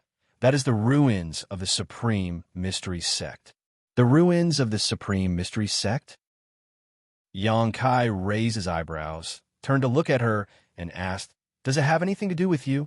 "You can say yes, but you can also say no." Yang inflammation frowned slightly. "What do you mean?" "It is a sect that the great emperors of Starfield supported." "Aren't you one of the great emperors of Starfield?" Yang Kai's mouth slightly raised. Yang inflammation curled her lips. "I am me, and the great emperors of Starfield are the great emperors of Starfield. Although we are somewhat related, I cannot represent the great emperors." "Oh." Yang Kai became even more interested. He had never doubted Yang inflammation's words. After all, he had long suspected that Lu Yin San Field might be related to the great emperors of Starfield. Otherwise, he would not have found a Star Emperor token in the attic on the 6th floor. Yang inflammation was also unconscious when the Emperor Garden appeared, and when Yang Kai awakened her soul, he witnessed many incredible things in her knowledge sea. Now, she had easily led him in a Lu Yin San Field. Combining all this information, Yang inflammation saying that she was one of the great emperors of Starfield was not too shocking. Even though he felt a little uneasy and hesitant, Yang Kai still chose to believe Yang inflammation. After a long silence, Yang inflammation said, "Have you heard of soul splits?" Yang Kai nodded. "I am a soul splits of the great emperors. For some reason, the great emperors are still asleep. All my artifact, refining, and spirit arrays are inherited from the great emperors." "Why would she be asleep?" Yang Kai raised his brow. He was not curious about this soul splits, because he also had a soul splits, a secret technique he had obtained from the great demon god's golden blood. This soul splits had been forced by Gui Zhu to enter the space array he had constructed to investigate the situation on the floating continent. As a result, its Yuan Qi was severely injured and it was almost destroyed. However, after so many years of nourishment, this soul splits had long since recovered and was even stronger than before. It was just that Yang Kai had not been able to find a vessel to use this soul splits. "She seems to be injured." Yang inflammation's words were shocking. "The great emperors can also be injured?" Yang Kai was taken aback. "So what if she's the great empress? She also has an enemy, and that enemy's strength is no weaker than hers." "I don't know the specific situation, as the memories I inherited from the main body are somewhat incomplete. I only remembered them after arriving here, but after the battle between the two, the great emperors should have fallen into a deep sleep, and it should have been tens of thousands of years since then." Yang inflammation slowly shook his head. "My strength is too low, so I don't know much. Only after my strength has improved will I be able to summon this information one by one." "What happened to that enemy?" Yang Kai asked. "He's probably dead," Yang Yin replied uncertainly. "Then this ring..." Yang Kai looked at the red ring on her wrist thoughtfully. "One of the 3 blazing flame rings is an artifact of the great emperors, so I was able to collect it." Yang inflammation smiled lightly. The 3rd layer flame area and the 5th layer flame area were both transformed from the 3 blazing flame rings. "Unfortunately, my strength is not enough, and I am unable to collect them for my own use for the time being. Even with the 1st ring, I can't display much of its power." Yang Kai was secretly shocked. Although he had dared to ravage Yang inflammation before, because he had been with Yang inflammation for so long, Yang Kai estimated that if the original bodies of the great emperors were here, he wouldn't even be able to move a muscle. The majesty of the great emperors was not something he could easily offend. On top of that, this so-called 3 blazing flame rings was just an artifact of the great emperors and had become a restricted area on Shadowed Star. Just how strong was the divine technique of the great emperors themselves? Such a person had actually been injured, so who was her enemy? What made Yang Kai feel even more incredulous was that the great emperors, whose name had spread throughout Shadowed Star's territory, was actually a woman. If this kind of secret were to spread out, it would likely cause countless men to die of shame. But as a result, Kaiyang suddenly understood. No wonder when the Lu Yin sand field closed, a jade-white palm belonging to a woman appeared. In the Emperor Garden, Yang Kai saw this jade-white palm for the second time. Thinking about it this way, it should be a secret technique left behind by the great emperors. After all, whether it was the Lu Yin sand field or the Emperor Garden, strictly speaking, both belonged to the great emperors. With the divine technique of the great emperors, it was not surprising that they could accomplish this. Chapter 1390. Although Yang Kai's heart was in turmoil and his mood was chaotic, he remained extremely calm on the surface. While chatting with Yang Yin, he inquired about all kinds of information about the great emperors. After all, Yang Yin's memories were slowly recovering, and as a soul clone of one of the great emperors, she must be somewhat flustered. If Yang Kai did not maintain his calm, it would only make things worse. The only thing that Yang Kai could not understand was why the great emperors chose to sleep on Shadowed Star. Did the world principles here that prevented a cultivator from breaking through to the Origin King realm have something to do with her? After chatting for a while, Yang Kai learned that the location where the great emperors were sleeping was actually inside the Emperor Garden. This reminded him of something. Fei Jitu once said that he had found a jade coffin in a certain palace in the Emperor Garden. Inside that jade coffin was a person who appeared to be a woman. Fei Jitu and the others had triggered the spirit array near the jade coffin at that time, allowing Yang Kai, Qian Tong, and the others to escape. So, the woman lying inside the jade coffin was the true body of one of the great emperors. Such a terrifying master was actually sleeping on this isolated and backward shadowed star. Yang Kai couldn't help feeling that this was unrealistic. While pondering, Yang Kai secretly glanced at Yang Yin, unable to connect her with the great emperors of Star Field who were famous throughout Star Territory. Let's go. Yang Yin stared at the supreme profound sect ruins in the clouds for a long time before saying with waning interest, "Don't you want to go in and take a look?" "No." Yang Yin slowly shook her head before lightly stepping forward. "Where are we going now?" Yang Kai asked puzzledly. "I'm going to the 6th floor to retrieve something." Yang Yin smiled and did not explain further. The 6th floor. Wasn't that where the attic was located? Back then, he had found a 10,000-year incense there.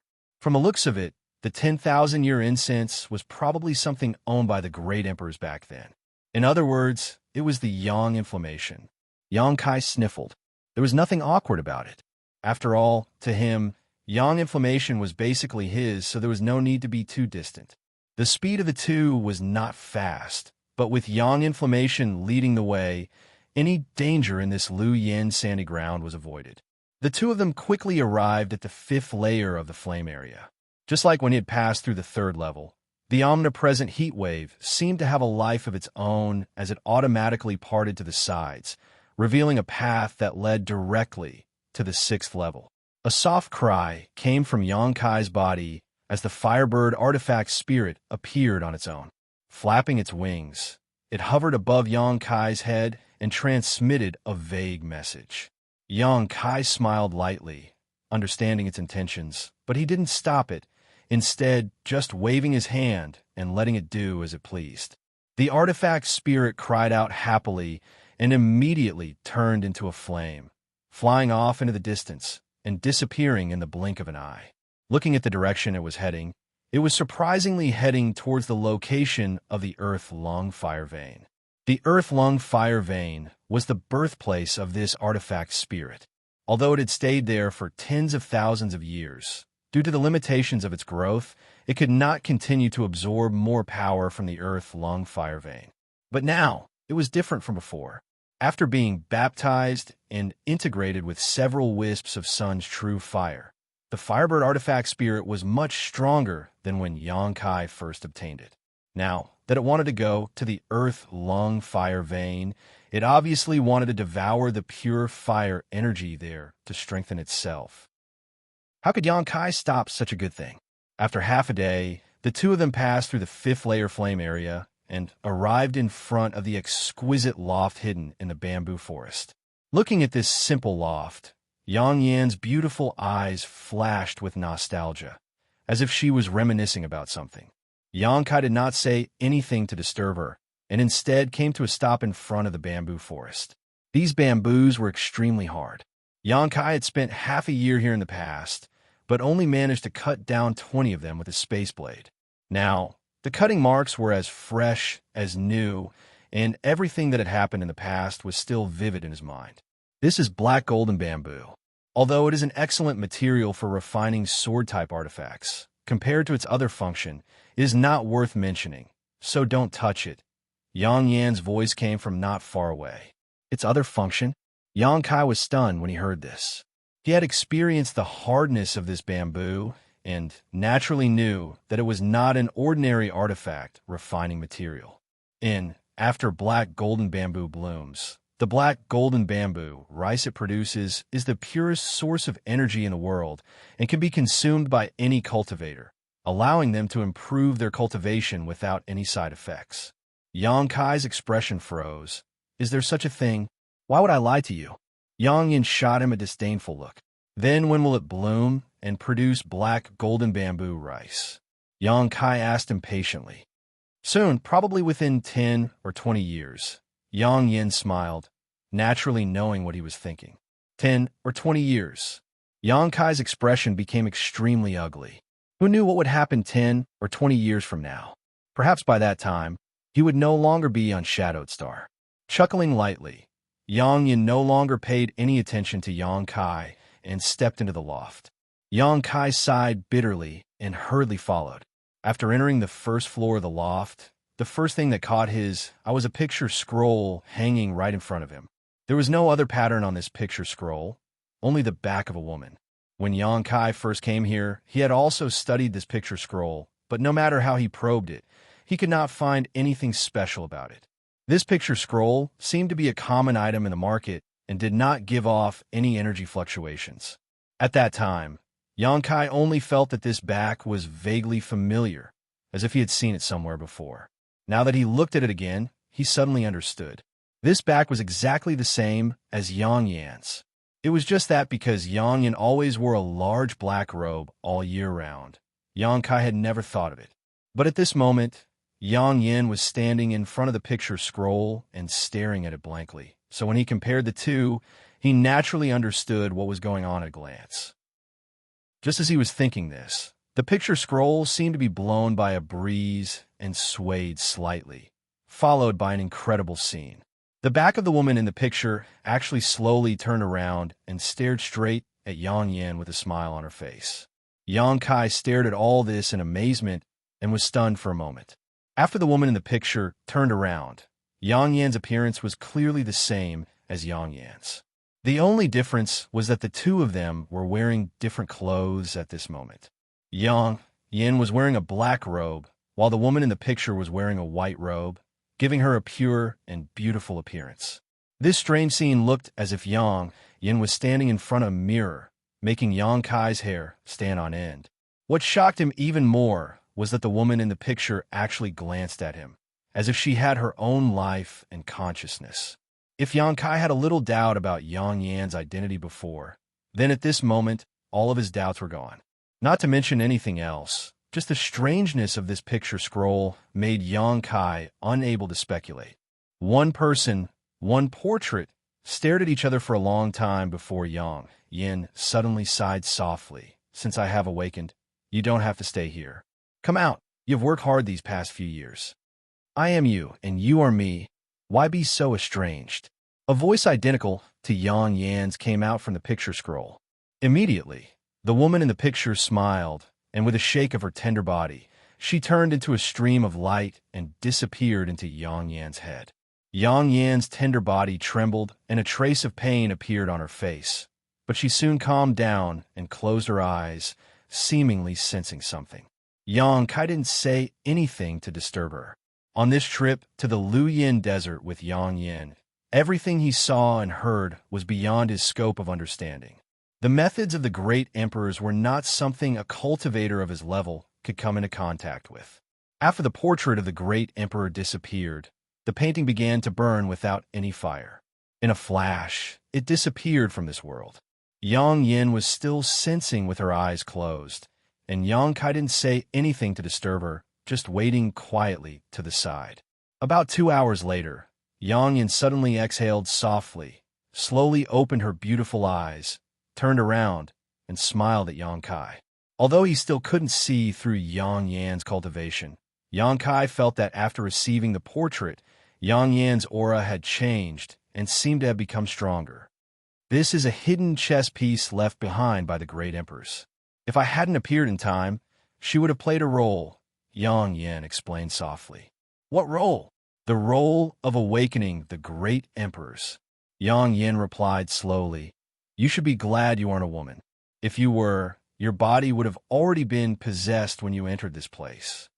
Yang Kai rolled his eyes, speechless, but soon he became suspicious again. You mean you're now shouldering the task of awakening the great emperors? Yes, Yang Yin nodded. How do I awaken them? Wait for the Emperor Garden to open and then go inside. Yang Yin looked up in the direction of the Emperor Garden, but unfortunately, this was the Luyin desert and the sky was covered by the heat, so it was impossible to see what was outside. Yang Kai didn't ask any more questions. Sometimes, knowing too much wasn't necessarily a good thing. This matter is over.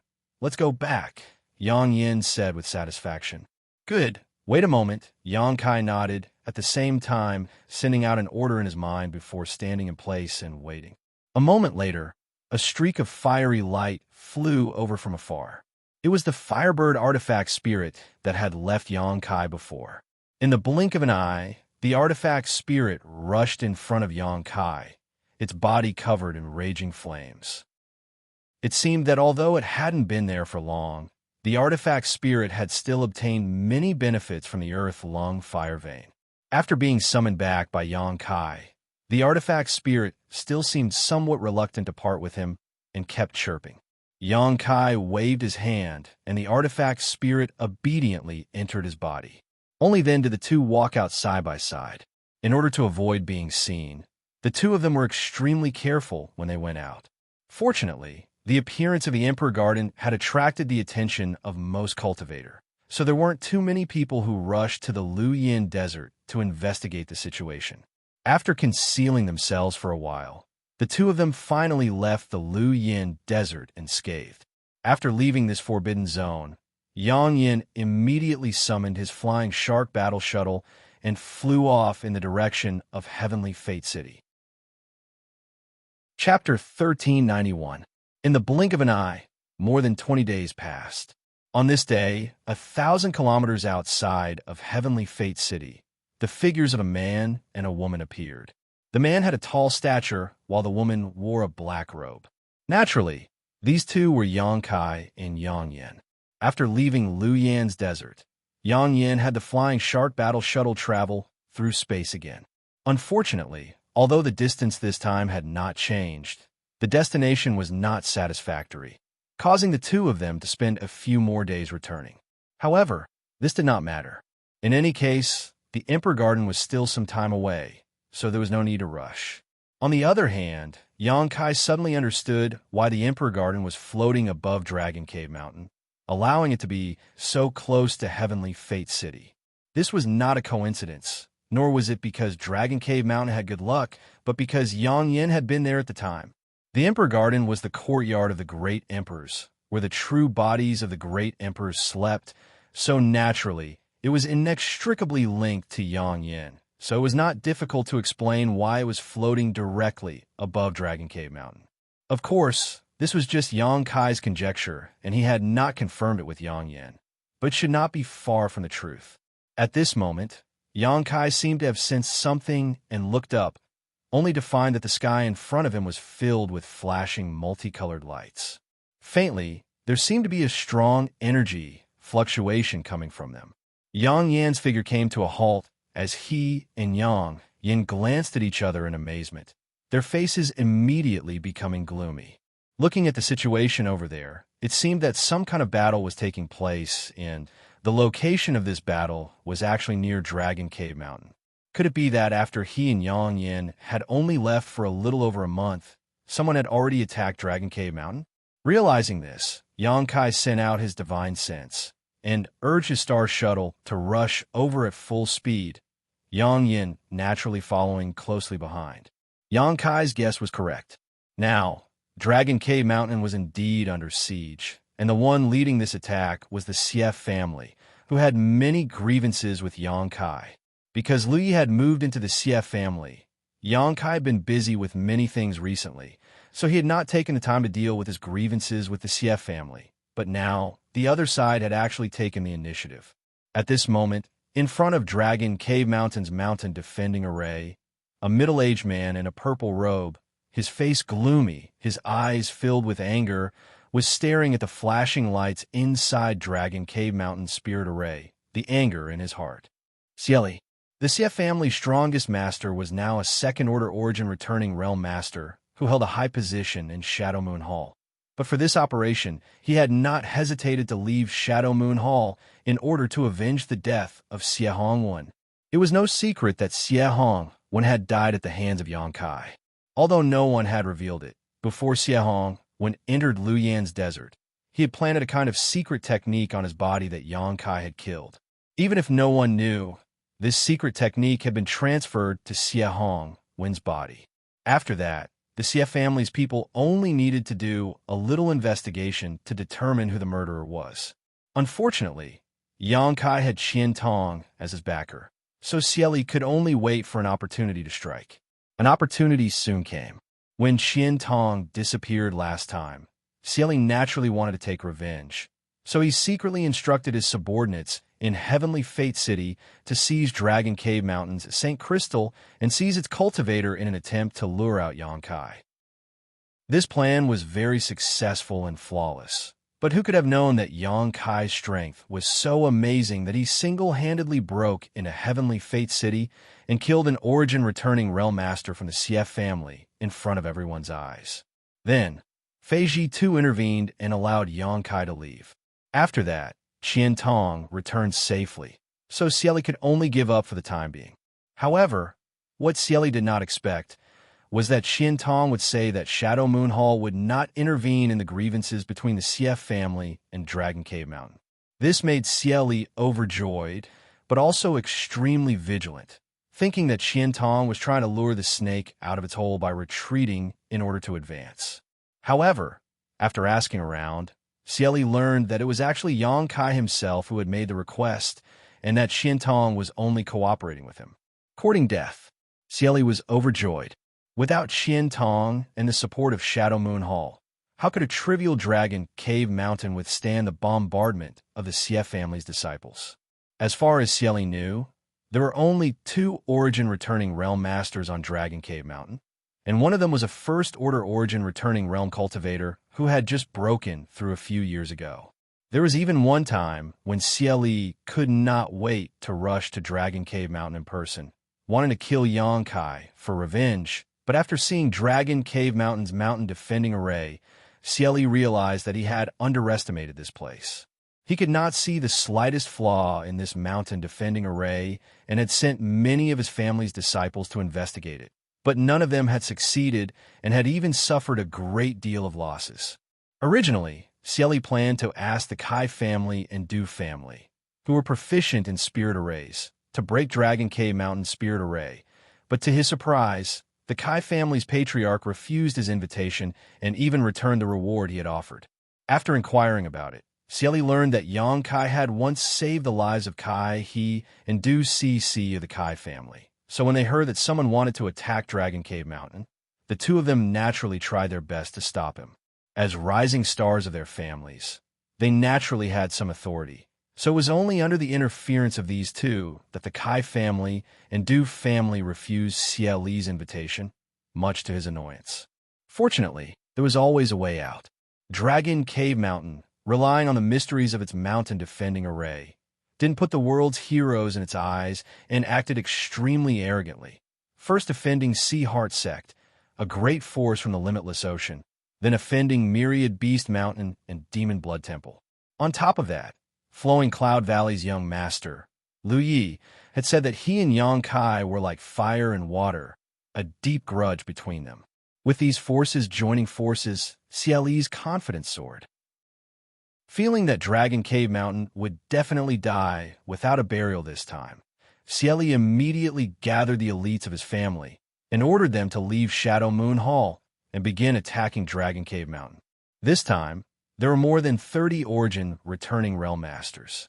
Although there were no Third Order Origin returning Realm Masters, and myriad Beast Mountain and Demon Blood Temple did not blatantly cooperate, only secretly sending some masters to help, Xianxia was still very satisfied.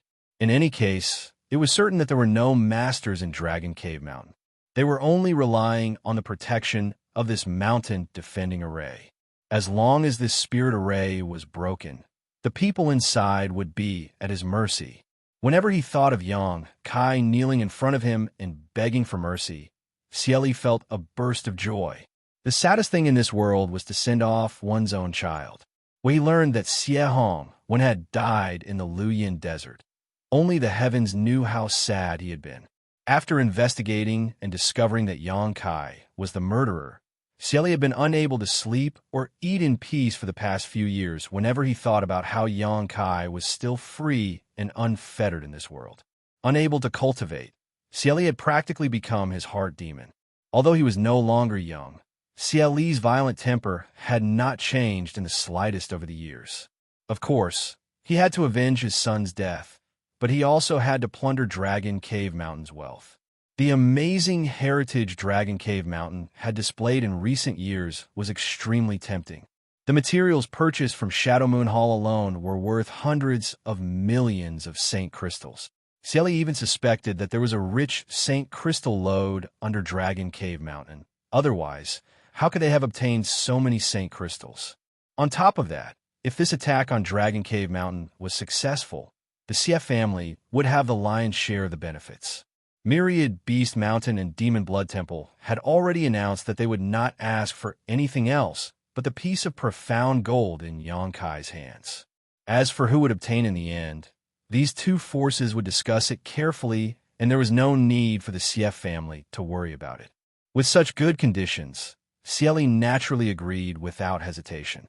The conditions put forward by Flowing Cloud Valley were even stranger. Flowing Cloud Valley's young master, Lu Yi, only wanted Yang Kai's body and nothing else. What could the body of Saint King Realm Cultivator do? Although Xianxia did not understand, it was not convenient for him to ask. On the other hand, Lu Yi was a person worth being wary of. Every time he saw this young man, Xianxia always felt a faint uneasiness, as if he was not facing a Saint King Realm Jr., but rather a poisonous snake hiding its fangs. What made Xianxia feel even more strange was that Lu Yi had gathered more than a dozen Origin returning realm cultivator subordinates. Although all of them were from the First Order Origin returning realm, Flowing Cloud Valley was just a small force and did not have so many Origin returning realm masters. These Origin returning realm masters also gave Xianxia a strange feeling. Xianxia once happened to bump into a few of them talking to Lu Yi, and when these Origin returning realm masters faced Lu Yi, they were all extremely respectful, their expressions filled with awe and fear, as if they were slaves facing their master who controlled their lives.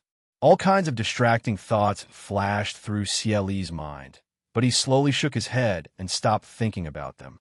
Instead, he issued orders directing the forces gathered together to bombard a certain part of Dragon Cave Mountain's mountain defending array. Since it was impossible to invite an outstanding array master to help, Yang Kai could only use a crude method. He believed that at some point, this spirit array would be broken. Moreover, this method satisfied Xianxia even more. He really wanted to see what kind of expression Yang Kai would have when this spirit array was broken and Dragon Cave Mountain was exposed in front of him, allowing him to crush it.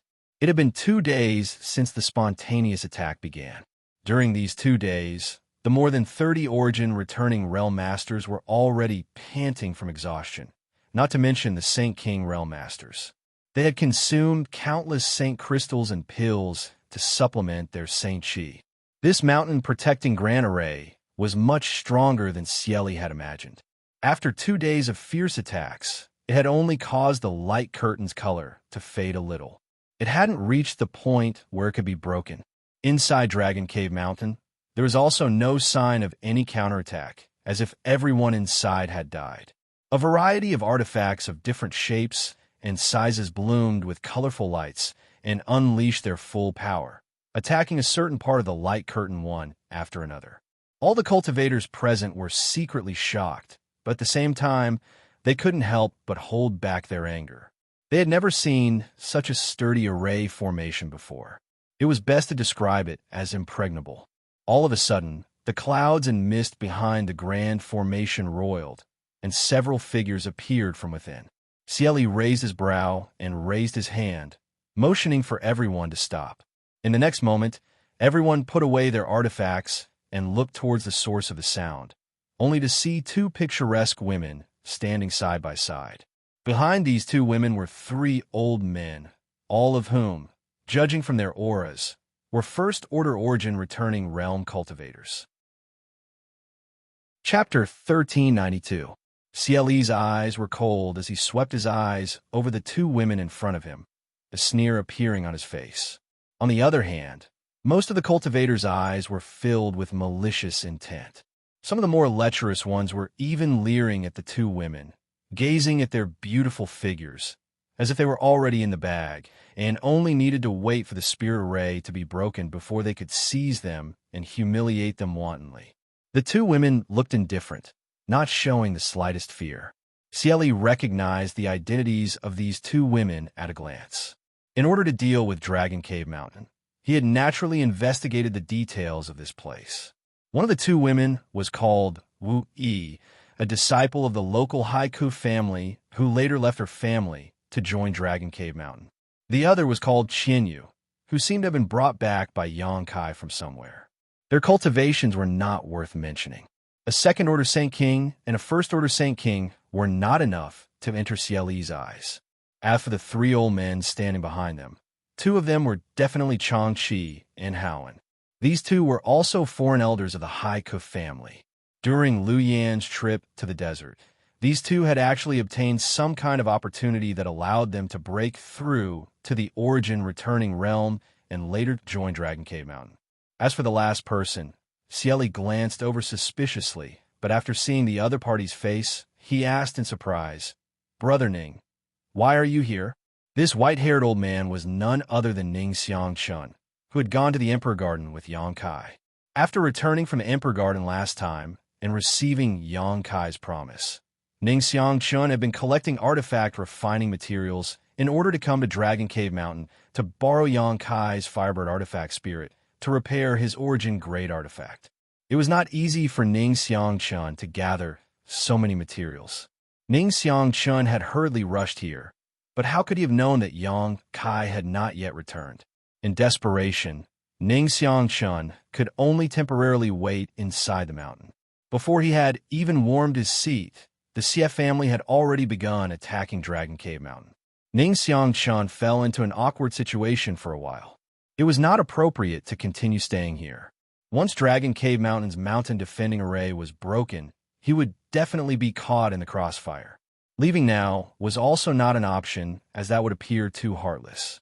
If that happened, he would not be able to find Xianxia's Firebird artifact spirit to repair his Origin Great artifact. Ning Xianxia's face. He was in a dilemma. He didn't belong to any sect.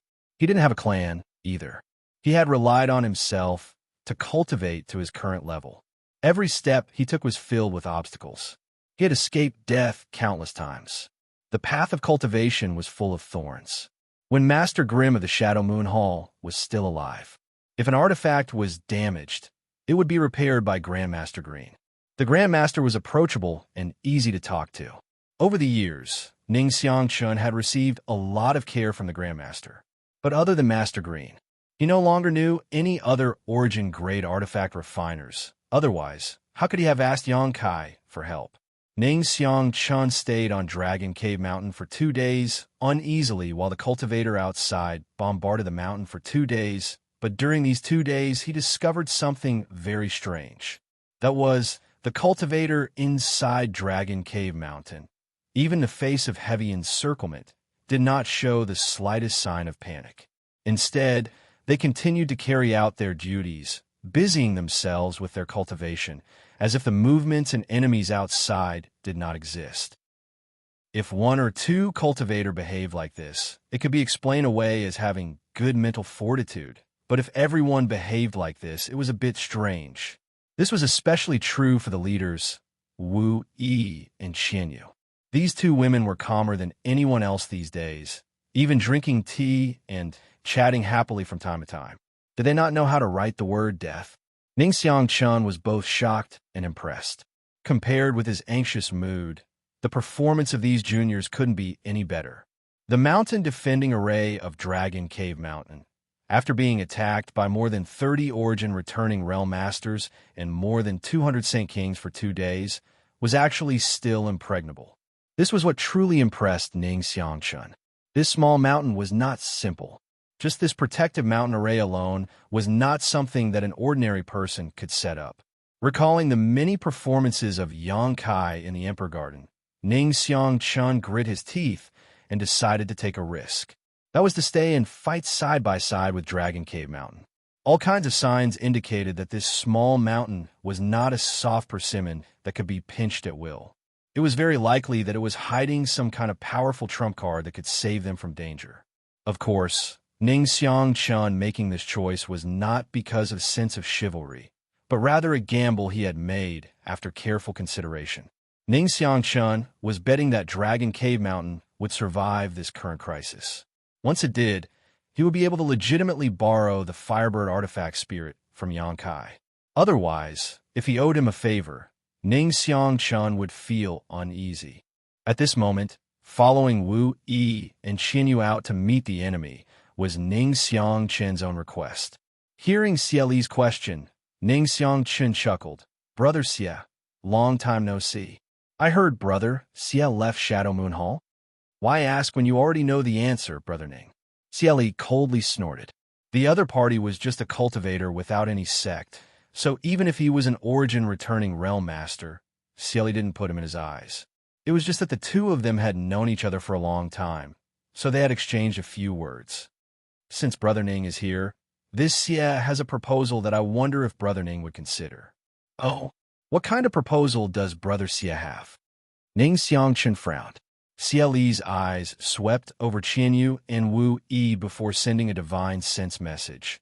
"Brother Ning, you can also see the current situation.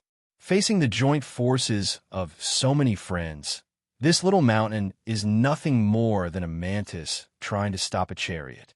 Once the spirit array is broken, Dragon Cave Mountain will be a fish on the chopping block.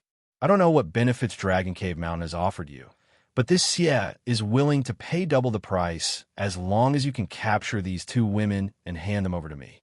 With Brother Ning's strength, it shouldn't be difficult for you to accomplish this, right?" Xianxia raised an eyebrow, revealing a faint smile as he said in a clear voice, "Brother Xie, although this Ning doesn't belong to any sect and is nothing more than a straggler, I still know what integrity is and what loyalty is. Sneak attacking two juniors from behind is inappropriate. If this Ning were to do such a disgraceful thing, I fear that in the future there would be no place for me to stay in this world." Hearing Xianxia's words, Xie Li's face sank. The other party had not quietly sent a divine sense message to him, and had instead directly stated his proposal in front of everyone, obviously not giving him any face, causing Xie Li to feel annoyed. Xianxia continued leisurely. "What's more, Brother Xie doesn't need to exaggerate. Although there are many people who have come here to cause trouble, breaking this spirit array is not something that can be accomplished in a day or two. This matter is this old master's own idea. No one has offered me any benefits, so I'm afraid I'll have to disappoint Brother Xie." Originally, when they saw Xie Li quietly send a divine sense message to Xianxia, Wu Yi and Qianyu's expressions were a little nervous, fearing Xie Li would use some kind of method to win him over. After all, they were not familiar with Xianxia, so when they heard him say this, they couldn't help relaxing and showing looks of gratitude. Changqi even laughed and patted Xianxia on the shoulder. "Brother Ning, you'll be glad you made this choice." Howen also had a smile on his face, suddenly feeling that Xianxia, this old man, was a lot friendlier. "I hope so." Xianxia remained calm on the surface, but in fact his heart was beating rapidly. He had made such a choice because he couldn't stand Xieli and the others bullying the weak. Now that he had torn all pretenses with Xieli, if Dragon Cave Mountain really fell, he wouldn't have any good consequences. Wu Yi pursed her lips and smiled calmly, but at the same time, her expression was somewhat unfathomable as she said, "Senior Xie, and fellow seniors, my Dragon Cave Mountain has no grievance or grudge with you, so why do you insist on forcing us?" No grievance or grudge. Xieli heard this and grinned. If there really was no grievance or grudge between us, did you think we would attack a small mountain with nothing better to do? This old master won't bicker too much with a junior like you. Little girl, if you know what's good for you, you'd better withdraw this mountain defending array and avoid some physical pain otherwise. Wu Yi raised her head slightly and stared at Xieli with her beautiful eyes, not showing the slightest timidity.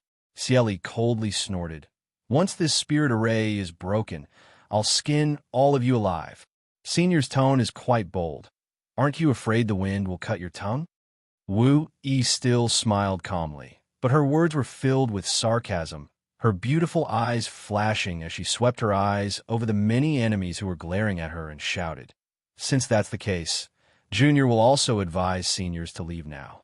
If you leave now, my Dragon Cave Mountain can let bygones be bygones and pretend this incident never happened. But if you insist on remaining stubborn, don't blame my Dragon Cave Mountain for being ruthless." As soon as these words came out, everyone was shocked.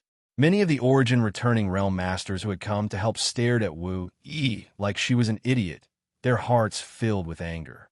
Originally, after attacking for 2 days and still failing to break through Dragon Cave Mountain's defenses, all of them were already feeling depressed. But now hearing Wu Yi's shameless boasting, all of them couldn't help seething with anger. Any cultivator who had come here to attack Dragon Cave Mountain had either an ulterior motive or had a grudge against Xianxia. So how could they be scared away by Wu Yi's arrogant words of 1 to 2? Not only that, these words only served to further stimulate their resolve. Immediately, some of the more hot-tempered cultivators activated their artifacts or released their martial skills to attack Wu Yi. Hong long long. A loud bang rang out as the light curtain of the mountain defending array in front of Wu Yi flashed wildly, blocking all these attacks. Wu Yi's face became cold as she glared at the cultivator who had attacked her and coldly declared, "Since all of you insist on remaining stubborn, let's wait and see. I hope you won't regret today's decision." Saying so, she waved her hand and a thick layer of cloud appeared from all directions, engulfing Wu Yi and the others, causing them to disappear from the sight of the many enemies. That arrogant little girl, when this old master catches her, he'll let her know what it means to wish for death. An old Origin returning realm master, sitting cross-legged atop a huge toad-like monster beast, glared fiercely in the direction Wu Yi disappeared and gnashed his teeth. This old man was extremely ugly, with triangular eyes, a sunken nose, a bald head, and a face full of lumps. His short stature complemented the toad-like monster beast he was sitting on. Chapter 1393. Needless to say, this old man was from Myriad Beast Mountain. Although these people from Myriad Beast Mountain weren't wearing their sex robes in order to facilitate their movements, as long as one had a discerning eye, they would be able to see their origins because their main method of attack was to control their monster beast. Such an obvious style was impossible to conceal. The jade blood toad this old man was riding was a powerful 9th order monster beast, and coupled with the secret art this old man cultivated, he was strong enough to compete with a 2nd order Origin returning realm cultivator. However, those who knew this old man well knew that he was not only ugly, but also extremely twisted and lustful. He liked to torture beautiful women to death in order to experience the perverted pleasure of doing so. If Wu Yi really fell into his hands, she would definitely suffer a fate worse than death. Haha, those 2 girls are quite strong. If they were handed over to this old master, he would be able to turn them into 2 good blood slaves. On the other side, a middle-aged man covered in blood-red light grinned wickedly. A cultivator capable of turning blood slaves was undoubtedly from Demon Blood Temple. Talking is useless. We should all work together to break this spirit array. Cieli showed a displeased look as he faintly reminded them. Now that this group of people had been intercepted in front of the spirit array and couldn't even break through the first layer of defense, what was the point of talking about anything else? The old man from Myriad Beast Mountain grinned. This old master didn't want to use this trick, but since that little girl is determined to die, this old master can only fulfill her wish. Saying so, his expression suddenly became solemn as he pushed his Saint Chi. At the same time, the Jay Blood Toad he was riding also puffed up its cheeks and let out a low croak. In an instant, the surrounding Yuan Chi became turbulent and began converging towards this old man. Cieli's eyes lit up as he stared at the old man's movements, smiling as he asked, "Is Old Du planning to use his blood toad poison smoke?" Hearing what he said, the other Origin returning realm masters all showed looks of shock as they turned to look at Old Du. The old man from Myriad Beast Mountain coldly snorted. "The blood toad poison smoke is my treasure specialty, but it can only be used once. This old master has thrown out a brick to attract Jade. I hope all friends here won't hold back." With that said, the old man suddenly opened his mouth. He spat out a mouthful of blood. This blood arrow was like a snake fanged as it flew towards Dragon Cave Mountain's mountain defending array. At the same time, the Jay Blood Toad's cheeks bulged. A mouthful of pitch black, ink-like venom was spat out from its mouth. It wrapped around the blood arrow first, even though it was released later. The fusion between the two was tumbling. In the blink of an eye, some unknown changes took place.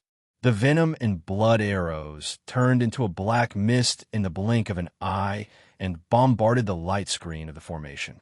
Whoosh! The sound of corrosion could be heard. On the light curtain of Dragon Cave Mountain's mountain defending array, light flickered as a large gap was melted at a speed visible to the naked eye. It could actually allow one person to pass through at a time. Although this gap was quickly repaired, it still showed how powerful this attack was. Previously, after 2 days of frenzied attacks, no one was able to break a hole in the formation with one strike. However, this old man from the 10,000 Beast Mountain did it. Even if this gap was repaired, it didn't matter, as this blow was enough to consume a large amount of the mountain defending array's aura. If this old man continued to attack it a few more times, he might really be able to break it.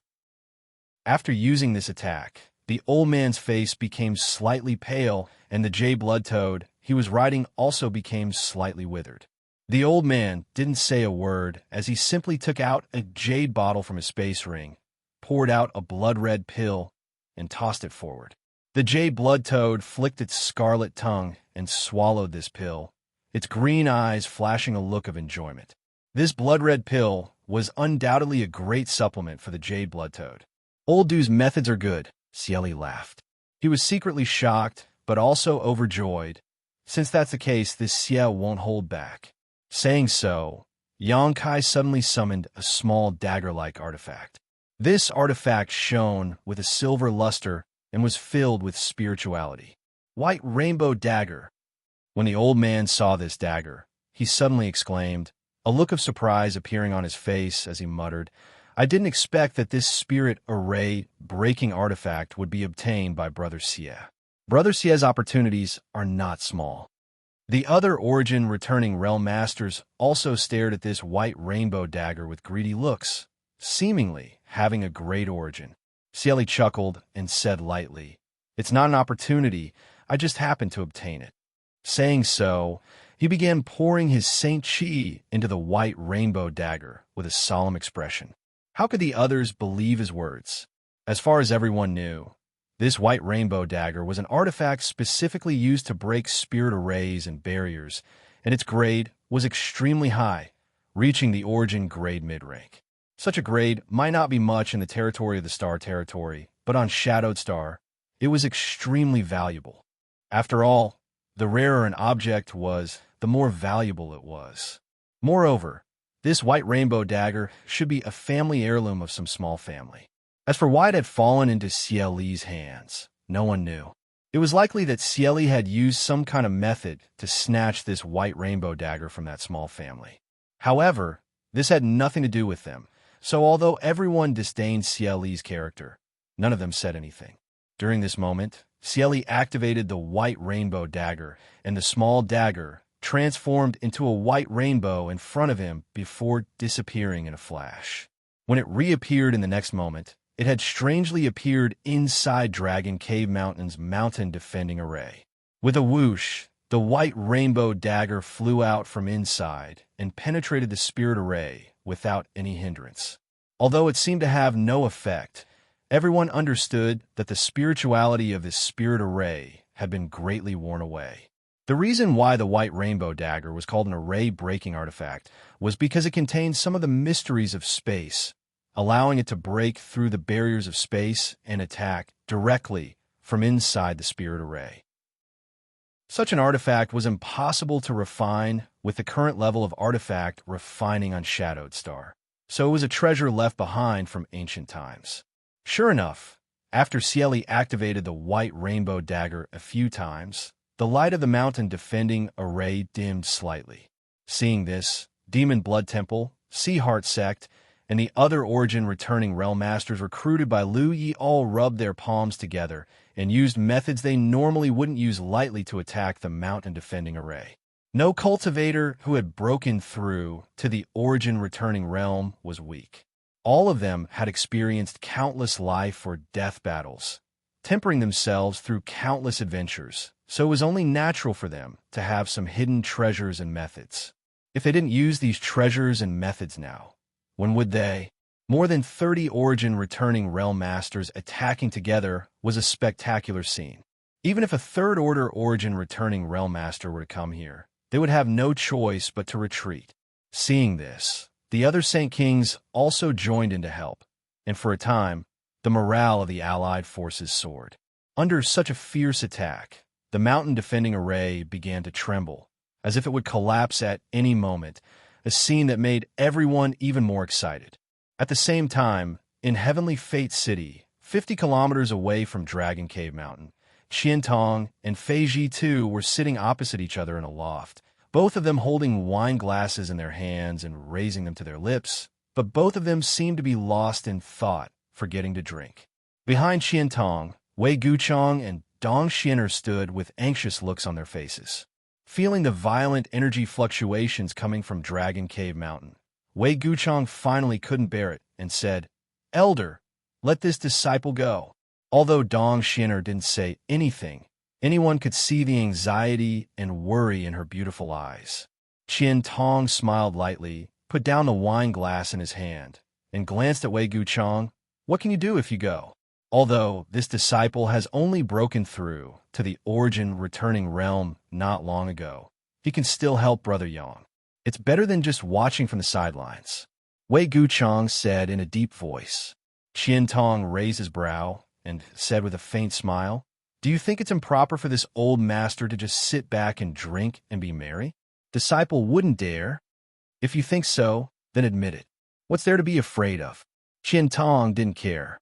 Wei Guchong's face struggled for a moment before becoming firm as he cupped his fists and said, "Then this disciple asks Elder to forgive this disciple's disrespect." Speak." Qiantong gently nodded. "Elder, even without mentioning Brother Yang's life-saving grace to this disciple and he was willing to take the risk of entering the Emperor Garden to rescue Elder last time. Elder should not just sit back and watch. Who does Xieli think he is?" In order to deal with Brother Yang, he announced that he would leave Shadow Moon Hall. Is Shadow Moon Hall a place he can come and go as he pleases? As for the dead Xiehong, everyone knows what kind of person he is. Even if Brother Yang did not kill him, this disciple would one day kill him. This disciple asks Elder to give the order for this disciple and to go and kill Xieli. Even if Xian and I are only First Order cultivators, killing Xieli will be as easy as lifting our hands. Arrogant. Although Qiantong scolded, there was a smile on his face. Obviously, he didn't think Wei Guchong was spouting nonsense, and instead acknowledged his strength. "Then tell this old master, why do you want to kill Xieli? Is it just because he left Shadow Moon Hall without permission? Isn't that reason enough? Even so, the hall has its own law enforcement hall. It's not up to you to intervene. But I know you don't have many friends. Xianxia is one of them, so naturally you don't want to just stand by and watch. But his grievances with the Xie family is something he requested Shadow Moon Hall not to intervene in. Right now, it's not just the Xie family attacking Dragon Cave Mountain, Elder, Demon Blood Temple, Myriad Beast Mountain, Flowing Cloud Valley, and Sea Heart Sect. And this old master knows all of this, which is why this old master wants to see what means he has to resolve this disaster. If he can really turn danger into safety, that little brat will be amazing. And if he can't, Wei Guchang didn't seem to have much confidence. The difference in strength between the two sides was simply too great. As long as one wasn't blind, they could see that Dragon Cave Mountain was at a disadvantage. Enough! Do you really think that old Ghost Qian will just stand by and watch? Fei Ji, too, who had been silent all this time, glared at Wei Guchang. Originally, he didn't want to interrupt, but this little brat's nagging was really ruining his mood. Chapter 1394. Wei Guchang was taken aback as he stared at Fei Ji too in amazement, not understanding what he meant. Fei Ji too sneered. Do you think those people from Heaven's Gathering Hall are really out on a mission? Our hall is now facing external threats and is being watched by countless great forces in fear that the Emperor Garden will suddenly open. My Shadow Moon Hall is so close to it, so why would they go out on a mission at such a sensitive time? Aren't they afraid of being caught rashly? Wei Guchang heard this, and his eyes lit up. City Lord Master means he had also heard that many masters from Heaven's Gathering Hall had been mobilized, so when he heard Fei Jitu say this, he immediately thought of something. Use your brain when you do things. You still have a long way to go, young man. Fei Jitu snorted before downing the contents of his cup in one gulp. Wei Guchang scratched his head for a while as he looked at Qian Tong with an embarrassed expression. Suddenly, his expression became solemn as he bowed deeply. I'm sorry, Elder. This disciple misunderstood you. Ha ha ha. Qian Tong laughed, daring to stand up for a friend, even disobeying this old master's wishes. Not pretentious or hypocritical. Good, good. You really did not disappoint this old master. Come, fill old Ghostface's cup. This old master will sit back and watch the show today. Yes. Wei Guchang hurriedly stepped forward, picked up the wine pot, and filled a cup for each of the two elders. Then he retreated to the side and stood there with his hands clasped behind his back. He exchanged a glance with Dong Xian. Unlike the anxiety and worry from before, both of them were calm at this moment. Heaven's Gathering Hall was a special existence in Shadow Moon Hall. There weren't many of them, only about 50 to 60, but each of them was an elite, with the weakest being a First Order Saint King. The strongest among them was the First Order Origin Returning Realm. But because of the special secret arts and martial skills they cultivated, each of these people could fight enemies above their own realm and were best at teaming up to kill enemies. The more people they worked with, the stronger their strength would be. If the entire Heaven Gathering Hall cultivator were to join forces, even a Third Order Origin returning Realm Master would not be a problem. Therefore, when Wei Guchang heard that the people from Heaven Gathering Hall had been dispatched, he naturally no longer had any worries. Without even mentioning the exquisiteness of Dragon Cave Mountain's mountain defending array, Wei Guchang naturally stopped worrying. Just these people from Tianluo Hall were enough to make those despicable people suffer. It was just that the elder was taking a huge risk by doing this. Once someone noticed that something was amiss, it was very likely that the Shadow Moon Hall would once again become the center of attention. The appearance of the Emperor Garden put Shadow Moon Hall in a very bad situation. On the other side, on a desolate hill a few dozen kilometers away from Dragon Cave Mountain, one of them was glowing. The white-haired old man crossed his hands behind his back and stared in the direction of Dragon Cave Mountain, his expression as calm as an ancient well. It was impossible to tell whether he was happy, angry, or sad, but the powerful vitality fluctuations radiating from his body were awe-inspiring. Beside him was an old woman with a hunchback. She held a dragon-head walking stick and looked very weak. She coughed from time to time as if she could die at any moment. Beside the old woman was a beautiful girl who was taking care of her. The wind blew and the girl's hair fluttered.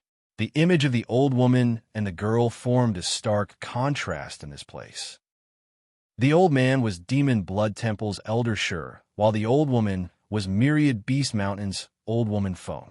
Two top origin returning realm masters were gathered in one place at this moment. It was not difficult to understand why they would be here. After all, both of them were coveting the piece of profound gold in Xianxia's hands. So naturally, they were paying close attention to the situation on Dragon Cave Mountain. Once Dragon Cave Mountain was breached and Xianxia was killed, the two of them would immediately take action to snatch the profound gold. As for now, it was not convenient for them to bully the weak.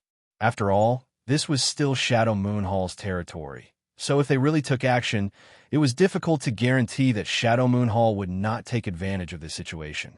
Senior Sister Feng, are you interested in reconsidering this Jin's proposal? As long as you're willing to give up this piece of profound gold, this Jin will accomplish 3 things for you in his lifetime, Xianxia suddenly said. Humph. Old woman Feng slammed her walking stick on the ground and sneered. Old Ghost Jin, you don't need to call me that so intimately. My Myriad Beast Mountain has never had anything to do with your Demon Blood Temple, so there is no such thing as senior sister or junior brother. However, if you're willing to give up this piece of profound gold, this old woman will also accomplish 3 things for you in her lifetime. She had actually returned the original condition to him. After all, everyone knew that this kind of verbal promise was not binding in the slightest. Obtaining this piece of profound gold was the greatest benefit. Xianxia's eyes narrowed as a look of displeasure appeared on his face, but after thinking about it for a moment, he chuckled. Senior Sister Feng, there is no need to keep me at arm's length. As far as this Jin knows, Senior Sister Feng is not young anymore. How many more years do you have left to live? What can you possibly accomplish for me? So what? In any case, this old woman can live longer than you. Ahem, it's meaningless for the two of us to argue about this. Xianxia suddenly felt that bickering with old woman Feng here was like a child quarreling with a child. There was no point in dwelling on the issue of lifespan, so after thinking for a moment, he said, how about this? The two of us might as well compare notes. Whoever wins will obtain this piece of profound gold. What does Senior Sister Feng think? Do you think this old woman is afraid of you? Old woman Feng's bent back suddenly straightened as an astonishing fighting intent flashed across her old face as she sneered. This old woman would like to experience the power of your Excellency's Golden Cicada Extreme Demon Secret Art. As she spoke, she released an astonishing pressure towards the other party, as if a fight was about to break out at any moment. Old woman Feng was just like her name. Although her face was old, she was extremely aggressive when she was young, and now that she was in her later years, her temper had not changed at all. In fact, it was even worse than when she was young. Xianxia was an elder of Demon Blood Temple and cultivated the Golden Cicada Extreme Demon Secret Art, so his vitality was extremely vigorous, but his temper was also not very good. On top of that, he was also a top origin returning realm master, so naturally, he would not show any weakness and immediately responded with his own momentum. An invisible shock wave spread out in all directions, and the disciples behind the 2 old women all showed looks of shock as they retreated. Only the young girl standing next to the old woman who was supporting her staggered for a moment before a light flashed from her body and she regained her footing, but her face was still slightly pale. It seemed that being caught up in the momentum vortex of these 2 masters was not a pleasant experience. Old woman, Senior Jin, please don't act rashly. The young girl brushed her hair behind her ear and smiled helplessly. Dragon Cave Mountain's mountain defending array has yet to be broken, yet the 2 of you are already fighting over the ownership of this profound gold. If others were to learn of this, wouldn't it only cause pain to those close to you and your enemies to be happy? What's more, both of you are top masters on Shadowed Star, so if you were to really fight, I'm afraid it would take some time to determine the victor, right? How could Xianxia and old woman Feng not understand what the young girl was saying? It was just that neither of them had good tempers, and neither of them was willing to show weakness. so they had decided to act rashly. Hearing what she said, Xianxia took advantage of this situation and laughed. "What you said is right, little girl. What is your name?" Saying so, he restrained his momentum. The young girl's complexion improved greatly, and she gracefully bowed. "Disciple's name is Feng Yin." "Feng Yin?" Xianxia frowned and glanced over at old woman Feng suspiciously, but the latter coldly snorted. This old woman's granddaughter. Don't even think about her, otherwise this old woman will fight you to the death." A trace of embarrassment flashed across Xianxia's face as he lightly coughed and said, "Since she is a junior, how could this old master have any ideas about her? No wonder this little girl's cultivation is so high despite her young age. It turns out she has senior sister Feng's guidance." Little girl, let me ask you, if I don't compete with senior sister Feng, how should I decide who owns this profound gold? Since you've already interjected, you must have a good idea, so why don't you quickly explain it? Feng Yin smiled faintly. In front of Senior Jean, how could this junior dare show off? "Speak. If you make a mistake, this old master won't blame you, so there's no need to be afraid," Xianxia said with a pleasant expression. Feng Yin glanced over at old woman Feng before saying, "If that's the case, then Junior will boldly speak frankly. Both Senior Sister and Senior Jean are powerful masters, so it would be unwise for Junior to act against each other. If either of you were to suffer an accident, wouldn't that push our two sects to the opposite side? Now that the Emperor Garden has appeared and no one knows when it will open, it is naturally better to have more friends and enemies." Hearing this, Xianxia nodded lightly, obviously feeling that what Feng Yin said was reasonable. Even old woman Feng's expression eased greatly as her anger subsided. "It would be inappropriate for the two of you to act against each other, but both my Myriad Beast Mountain and Senior Jin's Demon Blood Temple have sent disciples to participate in this attack on Dragon Cave Mountain, so we might as well use their methods to decide who owns this profound gold. If Demon Blood Temple's disciples manage to snatch this profound gold, my Myriad Beast Mountain is willing to withdraw and congratulate Senior Jean in advance." "Oh!" Xianxia's lips curled into a smile as he stared at Feng Yin. "Do you have so much confidence in your Myriad Beast Mountain's disciples?" Feng Yin pursed her lips and smiled. "Does Senior Jean have no confidence in his disciples' methods?" Xianxia's eyes narrowed for a moment before bursting into laughter. "Little girl, you don't need to provoke this old master. This old master naturally has full confidence in his disciples' methods." "Good. This old master will only ask one thing. Do your words represent Senior Sister Feng?" "What Yin says is what this old master thinks." Old woman Feng tapped her dragon-headed walking stick lightly and declared, "It's a deal." Xianxia coldly snorted as he stretched out his palm towards old woman Feng. The latter glanced over at him before casually raising her hand and clapping it together. After making a vow, the two of them no longer paid any attention to each other and instead stared off into the distance with strange smiles on their faces. Obviously, both of them had full confidence in their disciples. Dragon Cave Mountain being besieged wasn't just limited to Qian Tong, Fei Ji too, Xianxia, and old woman Feng watching from a distance.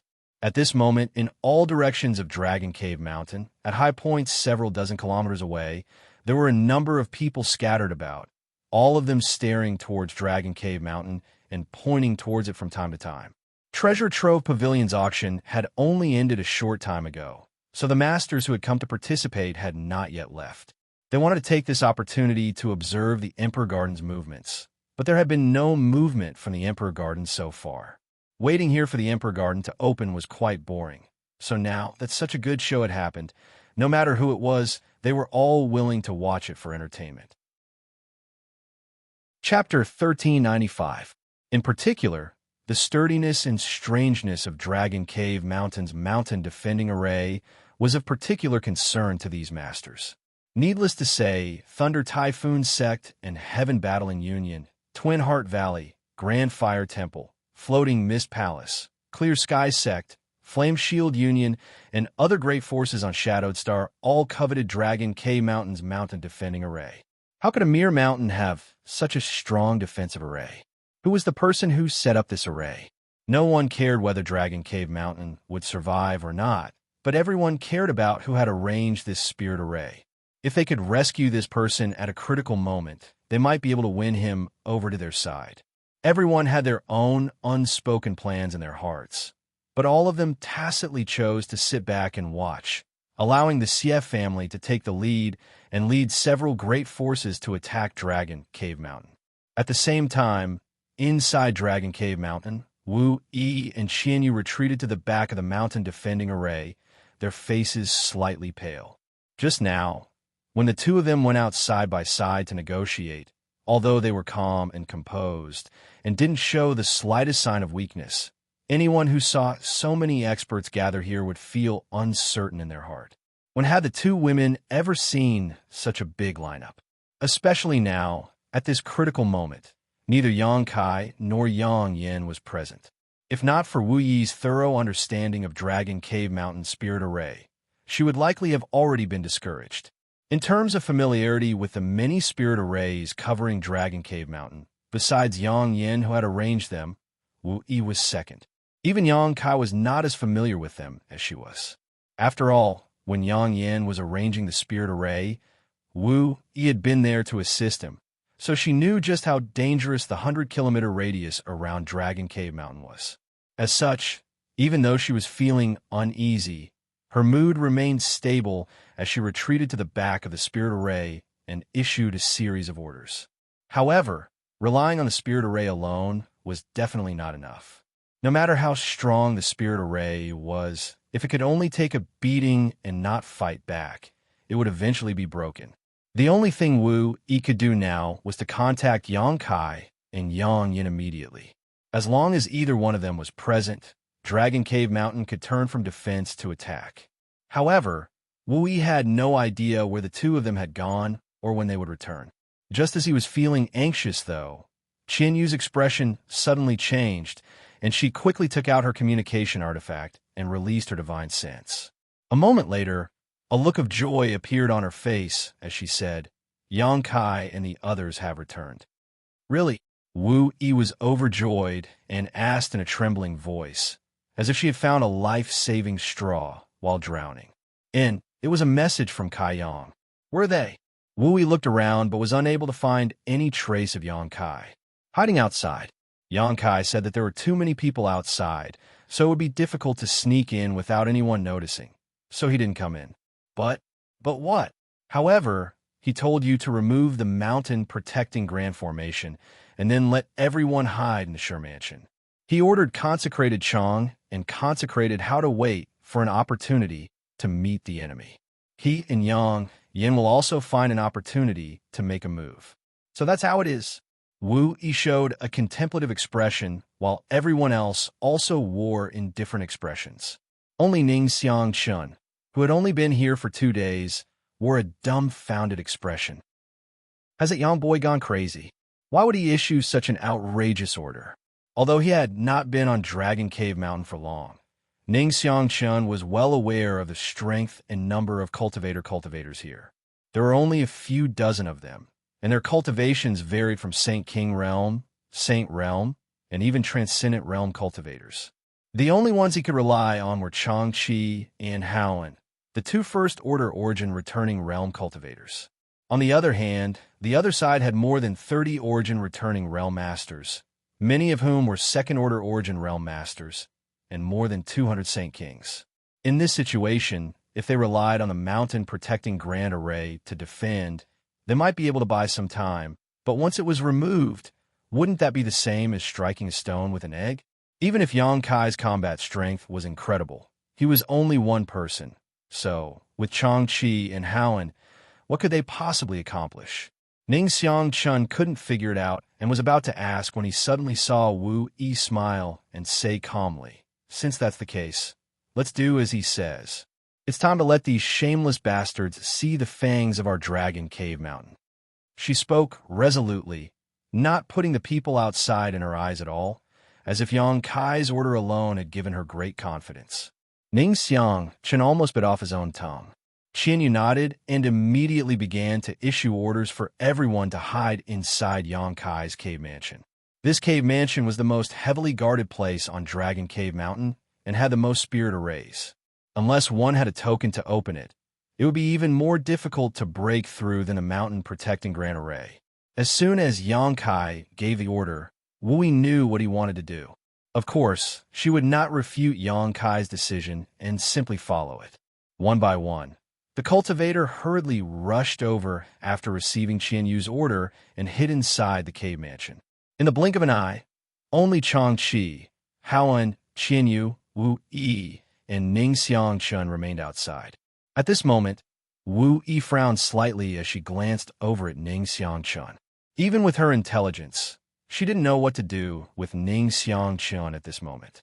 Should she let him take refuge inside the cave mansion? That was impossible. The cave mansion was Yangkai's retreat, so there were many unknown secrets hidden there. Although they were all hidden by spirit arrays, if Ning Xiangchun inadvertently discovered them, it would be troublesome. Asking him to leave was definitely impossible. Ning Xiangchun had taken the initiative to stay behind and help Dragon Cave Mountain, so Wu Yi was very grateful. Asking him to leave at this time would be too cruel. What's more, with so many enemies outside, Ning Xiangchun couldn't just leave. This gave her a headache. Fortunately, Ning Xiangchun was a wise old man and could see Wu Yi's concerns at this moment. So he took the initiative to say, if there is anything this old master can do, please don't hesitate. Although this old master's strength isn't high, he can still contribute. In just a short time, Ning Xiangchun weighed the pros and cons in his heart and decided to take a gamble. Although he didn't know where Wu Yi and the others' confidence came from, their indifference undoubtedly made him feel at ease. Perhaps this Dragon Cave Mountain really was a dragon's pool and tiger's den. What's more, Ning Xiangchun had just shown his face in front of those people outside and even exchanged words with Xieli. At this time, even if he wanted to go back on his word, he was powerless. Ning Xiangchun was not someone who had never encountered a desperate situation before. In fact, he had encountered situations far more dangerous than this one, so he was well aware that the greater the investment, the greater the return. This time, of course, was the best time for him to take a stand. Moreover, even if Dragon Cave Mountain was really unable to resist foreign enemies, he might still have a chance to escape. Based on all these considerations, Ning Xiangchun decided to take this risk. Good, since old Ning has said so, this young woman won't be polite. Old Ning, foreign elder Chang, and foreign elder Hao should all wait for an opportunity to meet the enemy. This young woman will take her leave first. I wish the three seniors victory. After saying so, Wu Yi bowed, turned around, and walked back into the cave mansion. Her cultivation was only a second-order Saint King now, so she naturally knew that it was useless to stay outside, so she decisively entered the cave mansion. Only Ning Xiangchun was left standing there with his mouth wide open, his expression sluggish. He had thought that Wu Yi would give him some clear instructions and a proper plan, but he had not expected to receive such a vague answer. Wait for an opportunity to meet the enemy? That was too ridiculous. Did I fall into a trap? Ning Xiangchun's heart sank as he felt extremely uneasy. Changqi patted him on the shoulder and laughed. Brother Ning, you'll be very glad you made this decision. It's this sentence again. Ning Xiangchun had heard this sentence twice in just a stick of incense worth of time. What kind of trump card did this place have that the other party didn't explain clearly? How could he not be glad that he had made such a stupid decision to dig his own grave? Ning Xiangchun didn't know whether to laugh or cry. Right, old Hao, don't you still have 2 jars of Drunken Moon wine? Changqi suddenly remembered something and turned to Haoan. What do you want? Haoan looked vigilant. Changqi spat disdainfully. You and I are old brothers. Don't you know what I want to do? Haoan suddenly became indignant. Last time, that little girl Wu Yi bought 10 jars back. You and I split 5 between us. Now that you've drunk all of them, why do you have ideas about this old master? Do you think this Hao is so easy to bully? Family doesn't need to be so polite. Now that Brother Ning is also here, old Hao, you don't need to be stingy. Take them out and drink a few mouthfuls so we can kill our enemies. Changqi smacked his lips as if he was savoring the aftertaste. Haoan grit his teeth and stared at him with grief and indignation. only letting out a sigh after a while. Fine, fine. I knew you coveted this old master's 2 jars of good wine. Since you've involved Brother Ning, this how won't be stingy, lest others say I'm stingy. Saying so, he wiped the space ring on his hand and took out a jar of wine. Xianxia chuckled and quickly took out a few plates of fresh and tender spirit fruits from his space ring, as well as a table and chairs. It seemed he had come prepared. Howin opened the seal on the Drunken Moon wine jar and filled the cups for the 3 of them before sitting down. Xianxia called out to Ning Xianxia as he picked up his glass and drank it, his face filled with joy as he urged Howin to fill it up again. Ning Xianxia looked at this ridiculous scene with a strange expression on his face. No matter how he thought about it, he couldn't understand it. With a strong enemy at their doorstep and a knife at their necks, how could these 2 brothers still have the mood to drink and have fun? Did these 2 really not know how to write the word death? After hesitating for a long time, Ning Xianxia sighed and said, Brother Chang, Brother Hao, if it's convenient for you 2, can you tell this Ning how we're going to fight the enemy? With just the strength of the 3 of us, how can we fight so many enemies outside? Hearing this question, Xianxia and Howin looked at each other and both burst into laughter. Ning Xianxia was secretly annoyed and hurriedly asked, Do the 2 of you think it's funny? Xianxia waved his hand slightly and said with a solemn expression, Brother Ning, you've only been on Dragon Cave Mountain for a short time, so although this Chang thinks you have a good temper, it's not convenient for him to reveal anything. However, this Chang asks you to wait and see how this group of clowns will bring about their own destruction. I dare not say anything else, but this cup of wine is not a farewell wine, but a victory wine. Each jar costs 100,000 Saint crystals and is extremely difficult to buy. Brother Ning, why don't you try it? Chapter 1396. Ning Xianxia's expression fluctuated as he was secretly shocked, not because of the price of this Drunken Moon wine. Drunken Moon wine was quite famous, so Ning Xianxia had naturally heard of its high price. What surprised him was Xianxia's arrogance. He clearly didn't put the people outside in his eyes at all.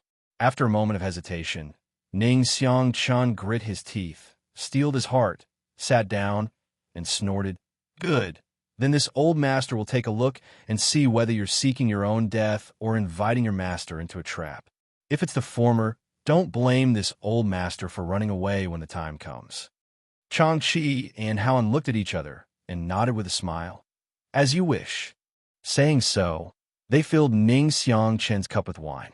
The 3 of them each had their own thoughts as they tasted the wine and ate the spirit fruits, none of them showing any awareness of facing a powerful enemy. Inside the cave mansion, after Wuxia made arrangements for the many disciples, she and Xianyu went to a secret room, took out a golden and silver array plate from her space ring, and tossed it forward with a solemn expression.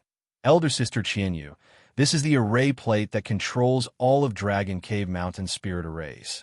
With my strength alone, I'm afraid I won't be able to handle it, so I'll have to ask Elder Sister to lend me a hand. Good. Xianyu nodded repeatedly. Wuxia stretched out a few strands of her Saint Qi and poured them into the spirit array. In an instant, gold and silver colors began alternating at an incredible speed, filling the entire room with a brilliant light. Wuxi's expression became solemn as she suddenly shouted, Open! A humming sound came from the array plate, and immediately after, the golden and silver colors that were originally intertwined seemed to have come to life and began retreating to the left and right. In the blink of an eye, the 2 colors split apart and became distinctly separated. At the same time, outside Dragon Cave Mountain's mountain defending array, more than 30 Origin returning realm masters, led by Cieli, were frantically attacking it. After each of them used their trump cards, the seemingly sturdy spirit array began to tremble, its light curtain flickering wildly and becoming much dimmer than before. Everyone, put in more effort. This bullshit spirit array won't last much longer. Cieli's eyes flashed with a cruel light. He shouted loudly. While shouting, Cieli controlled his white rainbow dagger to shuttle back and forth through the spirit array's light curtain.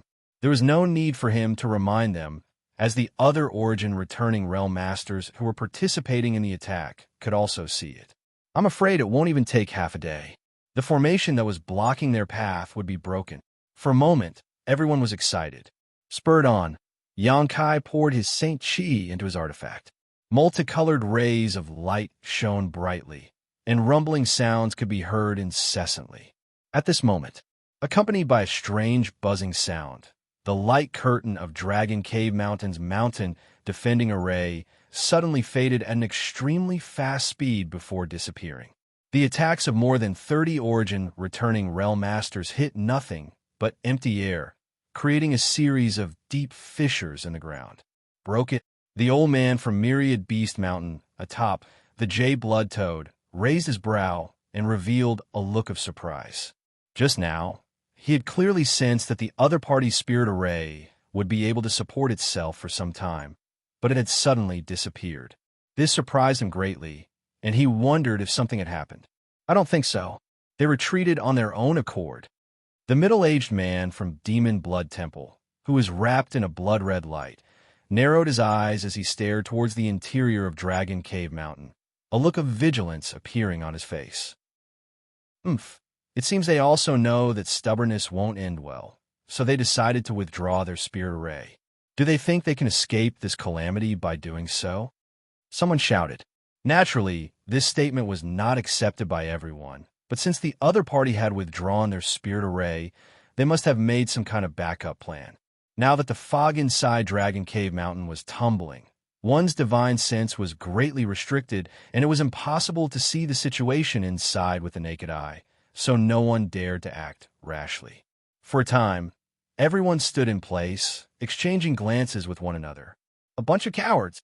Xieli ground his teeth secretly and was about to encourage others to enter and investigate when he suddenly saw the fog covering Dragon Cave Mountain begin to tumble and distort. A moment later, the rolling fog dissipated to the sides, revealing the scenery inside Dragon Cave Mountain.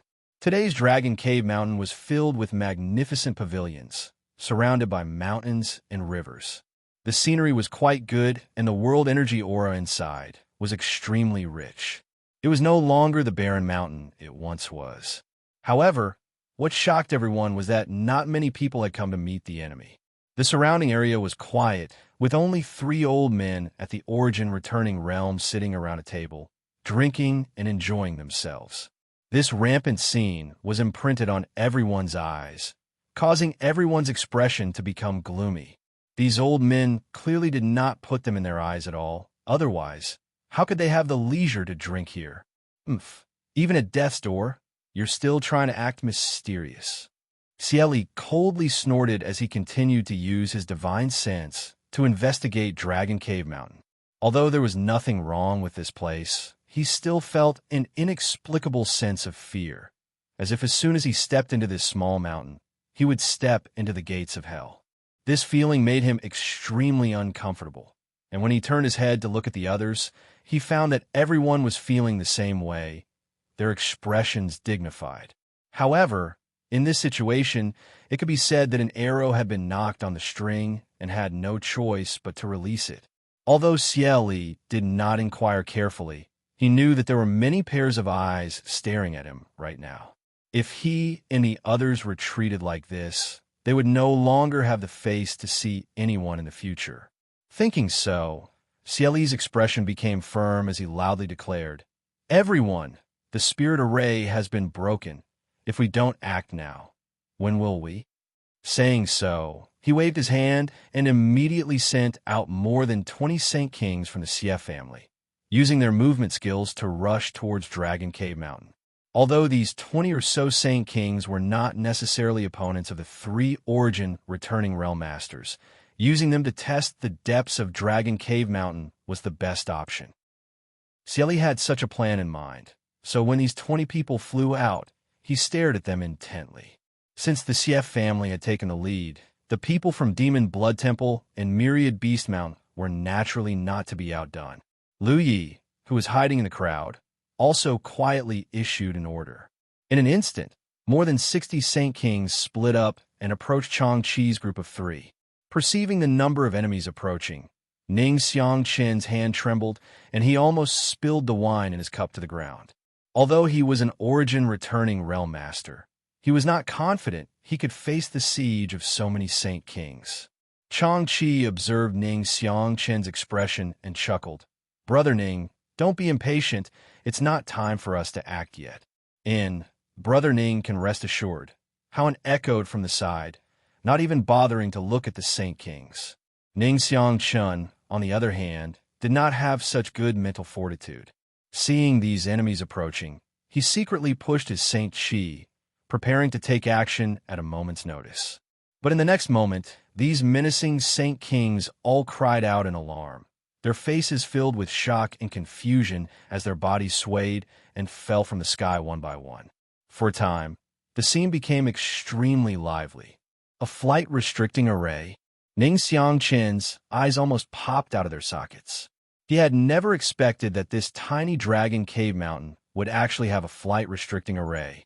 This kind of spirit array was extremely profound and could only be arranged in some large cities and sect headquarters. Once covered by this spirit array, a cultivator would not be able to fly. Of course, the power of this spirit array varied, depending on the methods of the person who arranged it. Ning Xiangqian tried to circulate his Saint Qi a little and tried to fly up, but to his horror, he only managed to fly a few meters before he felt a huge pressure press down on him, making it impossible for him to move. The flight-restricting array here was capable of restraining at least a second-order origin returning realm cultivator. Even a third-order origin returning realm cultivator would not be able to fly too high. Who was the one who arranged this spirit array? How could it be so powerful?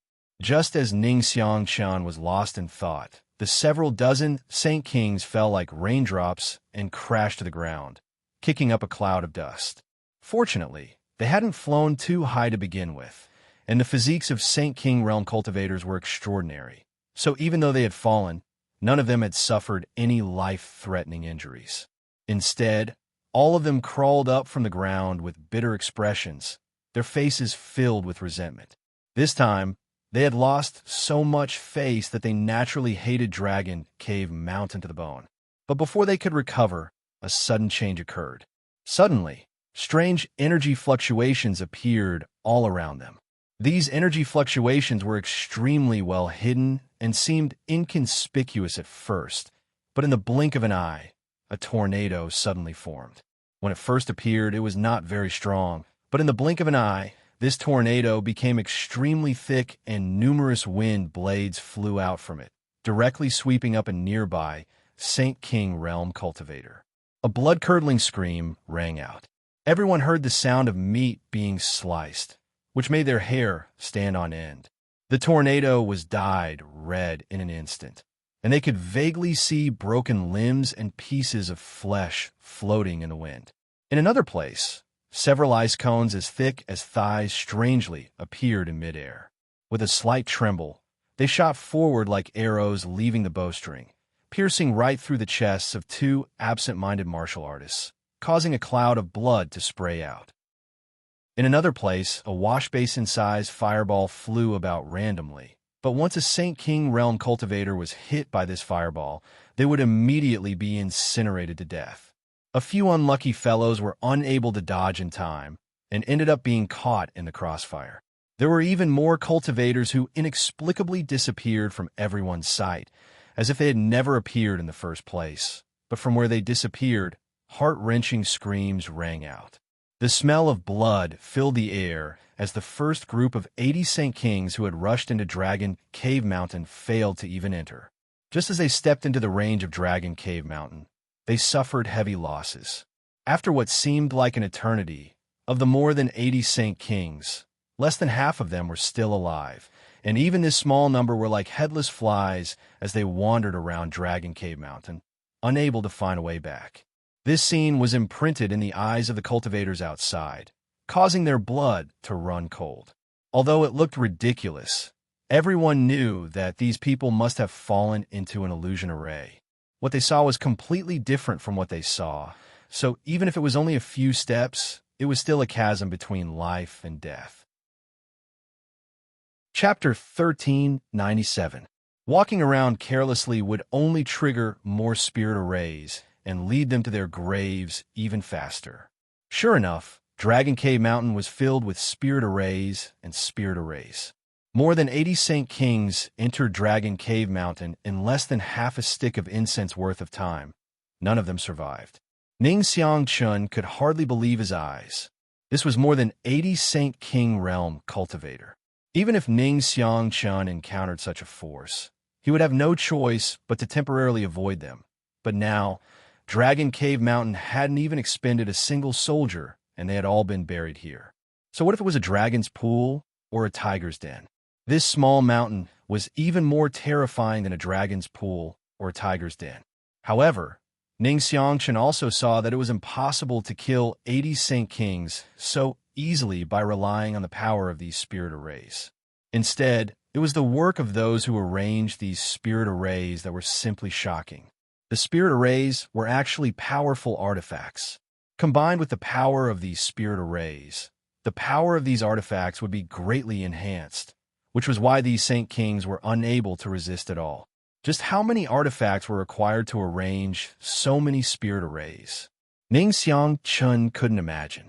On the other side, inside Heavenly Fate City, Qian Tong and Fei Ji too were also dumbfounded, exchanging a glance with each other as shock filled their faces.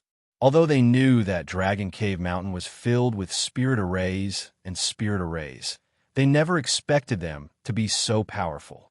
80 Saint Kings had been thrown in, yet they hadn't even been able to probe Dragon Cave Mountain's depths. This time, the Xie family, Myriad Beast Mountain, and Demon Blood Temple had suffered a great loss. It looks like Heaven Gathering Hall's people won't even need to be mobilized. Wei Guchang also gloated. Not necessarily. Fei Ji too slowly shook his head. The other side only lost Saint Kings. The origin returning realm cultivators haven't even made a move yet. Let's just keep watching. Wei Guchang pondered for a moment and agreed. After all, the strength an origin returning realm cultivator could display was completely different from that of Saint King realm cultivator. The Xie family and the other allied forces seemed to have suffered heavy losses, but in fact, they hadn't suffered any significant losses. Outside Dragon Cave Mountain, Xieli, the old man from Myriad Beast Mountain and the middle-aged man from Demon Blood Temple both wore gloomy expressions. None of them had expected Dragon Cave Mountain's defenses to be so tyrannical. The three old fogies hadn't even taken action, yet they had still managed to kill several dozen Saint Kings. If all the barriers in Dragon Cave Mountain were so powerful, Saint Kings couldn't play much of a role here and could only serve as cannon fodder. After pondering for a moment, Xieli suddenly said, "Everyone, why don't we attack separately?" Attack separately? The old man from the Myriad Beast Mountain frowned. That's right. It looks like there are a lot of restrictions in the front mountain. It won't be easy to break through them. Since that's the case, why don't we try other places? I don't believe that the entire mountain is in the same situation. There must be a weak spot somewhere. Xieli said slowly. Yes, Brother Xie's words make sense. The old man pondered for a moment and felt that Xieli was right, so he immediately said, "Then this old master will go there." He pointed his hand forward. Then, waving to the disciples of Myriad Beast Mountain, he sat down on his blue eyes blood-toed and flew off. The middle-aged man from Demon Blood Temple naturally had no objections and immediately led his sect's disciples in the opposite direction. The remaining cultivators from Sea Heart Sect and Flowing Cloud Valley did not move and instead chose to stand on a united front with the Xie family, following Xieli's lead. For a time, the several allied forces split up into three groups. They began probing Dragon Cave Mountain's defenses from three different directions. A fierce light flashed across Xieli's eyes as his lips twitched, and he issued a few orders before immediately waving his hand and rushing towards Dragon Cave Mountain. Under his leadership, the other origin-returning realm masters also spread out, each of them bringing a few Saint King cultivators with them. Divided into several teams, each of them remained vigilant of their surroundings as they pushed forward. Divine senses swept every inch of Dragon Cave Mountain, not wanting to miss even the slightest detail or suspicious place. They were all worried that they would accidentally trigger some kind of spirit array that would lead to their demise. This kind of cautiousness was indeed very effective. They really did find several traces of spirit arrays and immediately avoided them vigilantly. Even if some of them accidentally triggered some kind of spirit array, they would at least be able to put up some resistance. After all, with the addition of Origin returning Realm Masters, even if they fell into some kind of spirit array, they would still be able to put up a fight.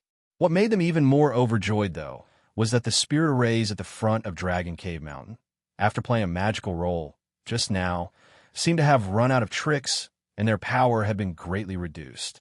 Even if they were triggered, they would be easily blocked by the Origin returning Realm Cultivators. After advancing for an entire distance of 300 m, there was actually not a single casualty. For a time, their morale was greatly boosted, and all of them looked maliciously at Xianxia's group of 3 who were still drinking and making merry nearby. They seemed as if they wished for nothing more than to grow wings and fly over to their side right now and chop off their heads to vent the hatred in their hearts. A moment later, under the leadership of Xieli, the cultivators had arrived 100 meters away from Xianxia's group. Xieli raised his hand to signal everyone to stop as he swept his cold eyes over the trio and sneered, "The 3 of you, if you have any other means, don't hide them. Why don't you show them to this Xie? Otherwise, you won't have a chance to use them again." Hearing this, Xianxia raised his head and glanced at him, not showing the slightest trace of panic on his face. Instead, he smiled strangely. "Brother Xie, why do you think you were able to safely reach this place? Do you really think Dragon Cave Mountain is so easy to break through?" These 2 simple questions caused Xieli's face to change dramatically as he exclaimed, "Not good." As he spoke, Xianxia threw out a long black whip. This long whip seemed to emit a faint sound of wind and thunder as it flashed with lightning. Clearly, it was a powerful artifact. Like a dragon emerging from the sea, the long whip lashed out towards Xianxia's chest. However, to Xieli's surprise, Xianxia did not show any intention of resisting and instead just sat in place, staring at him with a smile, not moving at all. Xieli only wanted to capture Xianxia so that Dragon Cave Mountain's cultivators wouldn't act rashly. But how could he have known that his opponent would not resist at all? Courting death, Xieli's eyes flashed fiercely. Not only did he not intend to take back his whip, he instead poured his Saint Qi into it even more fiercely, as if he wanted to kill Xianxia in one fell swoop. With a bang, the long whip wrapped in lightning struck Xianxia's body. Arcs of lightning coiled around Xianxia's body and slithered about, directly blasting Xianxia's body into pieces. Not only that, even the table, chairs, and wine jars in front of him were all blasted into powder. Even Haoan and Ning Xiangshun weren't spared. At the same time as Xianxia's body was torn apart, the 2 of them also burst apart. There was not the slightest smell of blood, nor was there any blood spattering, nor did he feel like he had hit anything. Xieli's eyes narrowed as he muttered in amazement, "An illusion array?" Looking around again, there were no tables or chairs in front of him, and the surrounding scenery had also distorted and disappeared, replaced by a gray world with no sun, moon, or stars. The earth was dry and barren, and there was not a single blade of grass growing within 100 kilometers. He had unknowingly stepped into an illusion array arranged by his enemy, causing Xieli's heart to sink. What made him even more uneasy, though, was that the Origin returning realm cultivators who should have been gathered around him had disappeared, leaving only 4 Saint King realm cultivator. It seemed that the moment this illusion array played its role, everyone had been separated and forced into a situation where they were fighting alone. How is this possible? Xieli's expression was ferocious. How could such a small mountain be able to set up such a profound array formation? Xieli suddenly felt that provoking Dragon Cave Mountain was not a wise decision. While the mini cultivator led by Xieli were surrounded by this illusion array, Myriad Beast Mountain's side also fell into a bitter struggle. The Myriad Beast Mountain cultivator, under the leadership of the old man, took a detour from the side, preparing to find a place with weak defenses. To the old man's surprise, everything went smoothly. There didn't seem to be any powerful barriers or spirit arrays in the direction he chose, allowing him to advance smoothly and soon reach the center of Dragon Cave Mountain. He even noticed that many cultivators were hiding inside a cave. The old man was overjoyed and immediately ordered his men to charge straight into the cave and find Xianxia. But his good luck ended there. As soon as he gave the order, a number of fiery red monster beasts of various shapes and grades rushed out from all directions. The old man couldn't believe what he was seeing. These monster beasts didn't have physical bodies at all and were clearly formed from pure fire attribute world energy. On top of that, these monster beasts looked vaguely familiar. It wasn't until one of his disciples shouted that the old man suddenly realized what was going on. Weren't these the fire spirit beasts unique to Lu Yin Sand Field? How could they appear in this damned place? This place wasn't rich in fire attribute world energy, right? Unable to understand, the old man didn't feel the slightest fear and instead felt a little happy because fire spirit beasts could produce fire crystal stones. Fire crystal stones were precious treasures that could be used for both artifact refining and alchemy. Unfortunately, fire crystal stones could only be obtained by cultivators on Shadowed Star when Lu Yin Sand Field opened. With such a large group of fire spirit beasts in front of him, if he could kill them all, the harvest would definitely not be small. Feeling excited, the old man urged his blue eyes blood toad to engage in a fierce battle with these fire spirit beasts. Soon, the old man discovered that something was wrong. No matter how many fire spirit beasts he killed, he couldn't find a single fire crystal stone. These fire spirit beasts didn't have fire crystal stones in their bodies at all. Instead, there seemed to be an endless stream of them, especially the few leading fire spirit beasts whose strength was equivalent to a ninth-order monster beast, which had already caused many casualties to his disciples. The old man flew into a rage and immediately used his secret technique to scatter the fire spirit beasts. But soon, these fire spirit beasts, whose strength was equivalent to a ninth-order monster beast, appeared out of nowhere, as if they were immortal. This situation occurred several times in a row, causing the old man to become anxious while muttering to himself. Chapter 1398. In a completely opposite direction from the group from Myriad Beast Mountain, a group of people from Demon Blood Temple were walking cautiously through a jungle. The leader of this group, a man wrapped in a blood-red light, wore an extremely vigilant expression. Although he did not find anything strange here under the investigation of his divine sense, he still had a faint sense of foreboding, as if there was some great danger around him. This place should be considered the right side of Dragon Cave Mountain and was not too far from its center. After all, Dragon Cave Mountain was not very big, just a tiny piece of land. Suddenly, a few screams rang out in the distance, along with the rumbling sounds of battle. Immediately after, a violent energy fluctuation spread out from the distance. The faces of the people from Demon Blood Temple who were following behind him changed slightly. One of the cultivators from the First Order Origin Returning Realm said, with a gloomy face, "Brother Wu, the movement is coming from Myriad Beast Mountain. It seems that they have encountered something. This small mountain really can't be understood with common sense. Although there doesn't seem to be anything wrong here, everyone should be careful not to fall into the enemy's traps or spirit arrays." The cultivator surnamed Wu turned his head and ordered lightly, "Yes. Huh? What is this?" Suddenly, a disciple seemed to have discovered something strange and asked curiously.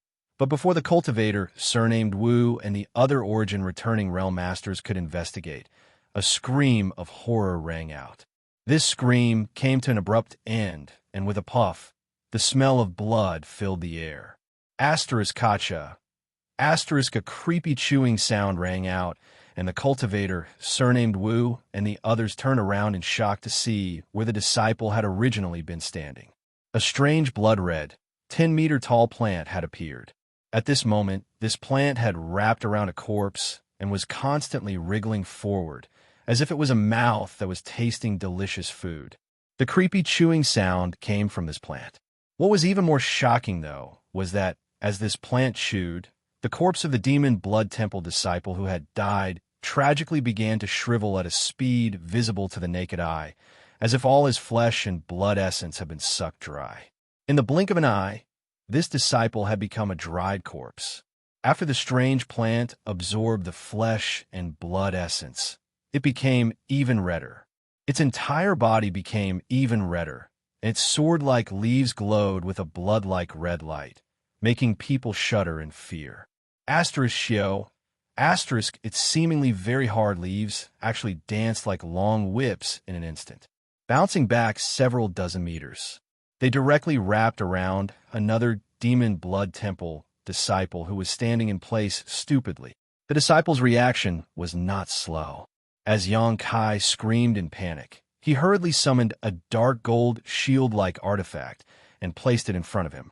Although this artifact wasn't very high grade, it was still quite powerful. Although this was not a high-level artifact, it was still a defensive artifact. With the shield in front of him, the demon blood temple cultivator couldn't help breathing a sigh of relief. But just as he was about to retreat, his eyes suddenly bulged as he stared at the shield in front of him in disbelief. Xianxia, the seemingly incomparably sturdy shield, simply couldn't resist all of the power of the long leaf and was directly split in half. As the light dimmed, the long leaf's momentum didn't diminish. Like a blade or a sword, it ruthlessly stabbed into the cultivator's lower abdomen, penetrating his body, wrapping him up, and quickly dragging him back. "You dare!" The cultivator, surnamed Wu, roared. How could he just stand by and watch his disciples suffer such a cruel fate? The only reason he was unable to react just now was because the scene in front of him was too incredible. He had never seen such a ferocious and strange plant before. Saying so, he flicked his right hand and sent out a sword-light attack towards the retreating long leaf. As the two energies collided, sparks flew and the sound of metal rubbing against metal rang out. The long leaf only trembled slightly, and its speed was slightly reduced. It was not directly cut in half as expected. It's actually so hard. The cultivator, surnamed Wu, sucked in a breath of cold air. Although he had casually sent out that attack just now, he was still a second-order origin returning realm cultivator, yet he was unable to do anything to this long leaf. No one would believe him if he told them. A fierce light flashed across the cultivator, surnamed Wu's eyes, as he flicked his finger and shot out a jet-black thread. This black thread gave off a strange aura, and a faint black chi swirled around it. Demon Blood Thread Secret Technique. Compared to the secret technique Xianxia cultivated, this was the true Demon Blood Thread secret technique, a technique that almost all the elders of Demon Blood Temple were proficient in. It had a myriad of transformations, making it impossible to guard against, and it also had the magical effect of breaking sure. The black thread flashed, and the long leaf that was dragging the Demon Blood Temple disciple back could not resist the attack of this Demon Blood Thread, and with a light crack, it was cut in half. One section continued to retract, while the other section that was wrapping the Demon Blood Temple disciple fell to the ground. What caused everyone's scalp to tingle was that this long leaf began to bleed red blood. Even though it had been cut in half, it continued to squirm and struggle on the ground, as if it was alive.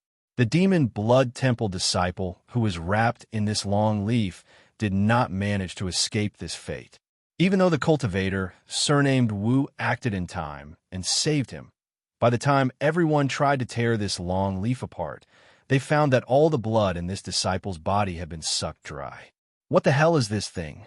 The cultivator, surnamed Wu's face went pale as he turned his head to stare at the strange plant, a look of dread filling his face. This was just one stalk. What if there were 10, 100? He didn't dare to think about it anymore. If such a thing really happened, everyone here today would most likely die. Where did Dragon Cave Mountain find such a thing? Was it not worried about accidentally harming its own people by planting it here? Just as his brow furrowed and his expression turned ugly, another first-order origin returning realm cultivator suddenly said in a trembling voice, "Brother Wu, isn't this a bit inappropriate?" "What? That damn thing keeps slapping the ground. Seems what?" The cultivator, surnamed Wu, seemed to have thought of something, and his expression changed. Before he could finish speaking, a series of rustling sounds suddenly came from the ground around him, and then cracks appeared one after another. Then, one after another, things that looked like the strange plant in front of him sprouted out of the ground like bamboo shoots after spring rain. These strange things varied in height. Some were 2 to 3 meters tall and looked extremely terrifying, while others were less than half a meter in height. They were obviously new, but no matter which one it was, they were all red in color, as if they had been drenched in blood. What made people's scalps go numb was that after these things appeared, the sword-like leaves swayed slightly, as if the nose of a hunting dog was sniffing the scent of its prey. The cultivator, surnamed Wu, instantly began sweating profusely.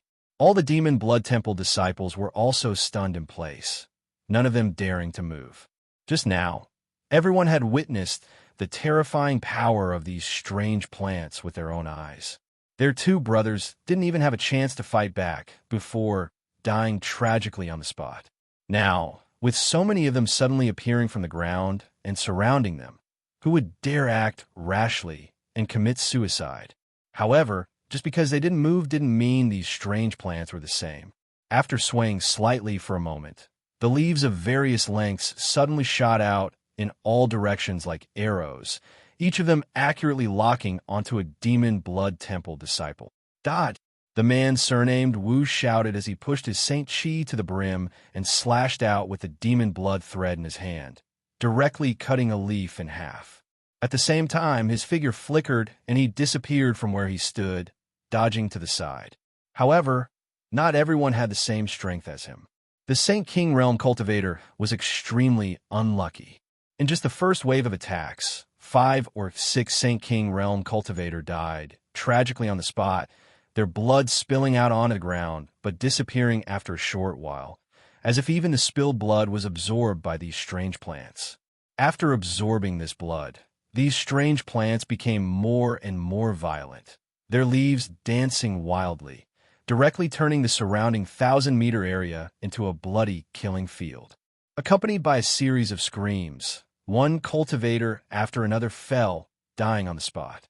The cultivator, surnamed Wu, was both shocked and angry, but at the same time, he felt helpless. Although he wasn't afraid of these leaves, wanting to save so many people with his own strength was a bit of a fantasy. Above Dragon Cave Mountain, somewhere in the void, Yang Kai and Yang Yin stood quietly, overlooking the overall situation. The reason why the two of them were able to stand here safely without being discovered by anyone was thanks to Yang Yan's cloak-like artifact. This artifact had a miraculous effect when used to conceal one's body. Of course, it wasn't necessarily able to hide from the detection of a third-order origin returning realm cultivator, but in the vicinity of Dragon Cave Mountain, the closest third-order origin returning realm cultivator was 50 kilometers away, so no matter how powerful their divine senses were, they wouldn't be able to see through their disguises. The bloodsword grass has actually grown to such a scale? Yonkai was surprised. The strange crimson plant that the Demon Blood Temple group encountered was clearly the bloodsword grass he had brought back from Luyan's desert. At that time, he had only obtained a single seed, and after planting it, he had even dripped a drop of golden blood on it. Since then, Yonkai had not paid any attention to it, but now, this bloodsword grass had given him a pleasant surprise. This thing has a very strong growth potential. As long as there is enough blood and food, it can grow indefinitely. It has even caused a lot of trouble for Shadowed Star in the past. Yang Yin explained faintly, but a trace of suspicion flashed across her beautiful eyes. But it shouldn't have grown so quickly.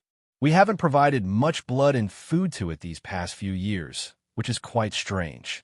Yang Kai sniffed and secretly guessed that this was related to the drop of golden blood he had dripped, but he didn't point it out and instead asked curiously, "But isn't there only one bloodsword grass? How come there are so many now?" Its vitality is tenacious. As long as there is a single mother plant, it can split into countless child plants. What's so strange about this? So that's how it is.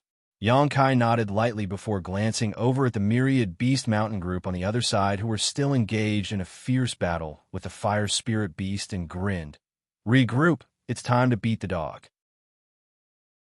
Chapter 1399. Yang Yin had been waiting for him to say this and immediately took out a spirit array from her space ring without hesitation. This spirit array was similar to the one Wu Yi was using, gold and silver in color, but slightly smaller in size. Although it was small, it had no problem controlling Dragon Cave Mountain Spirit Array.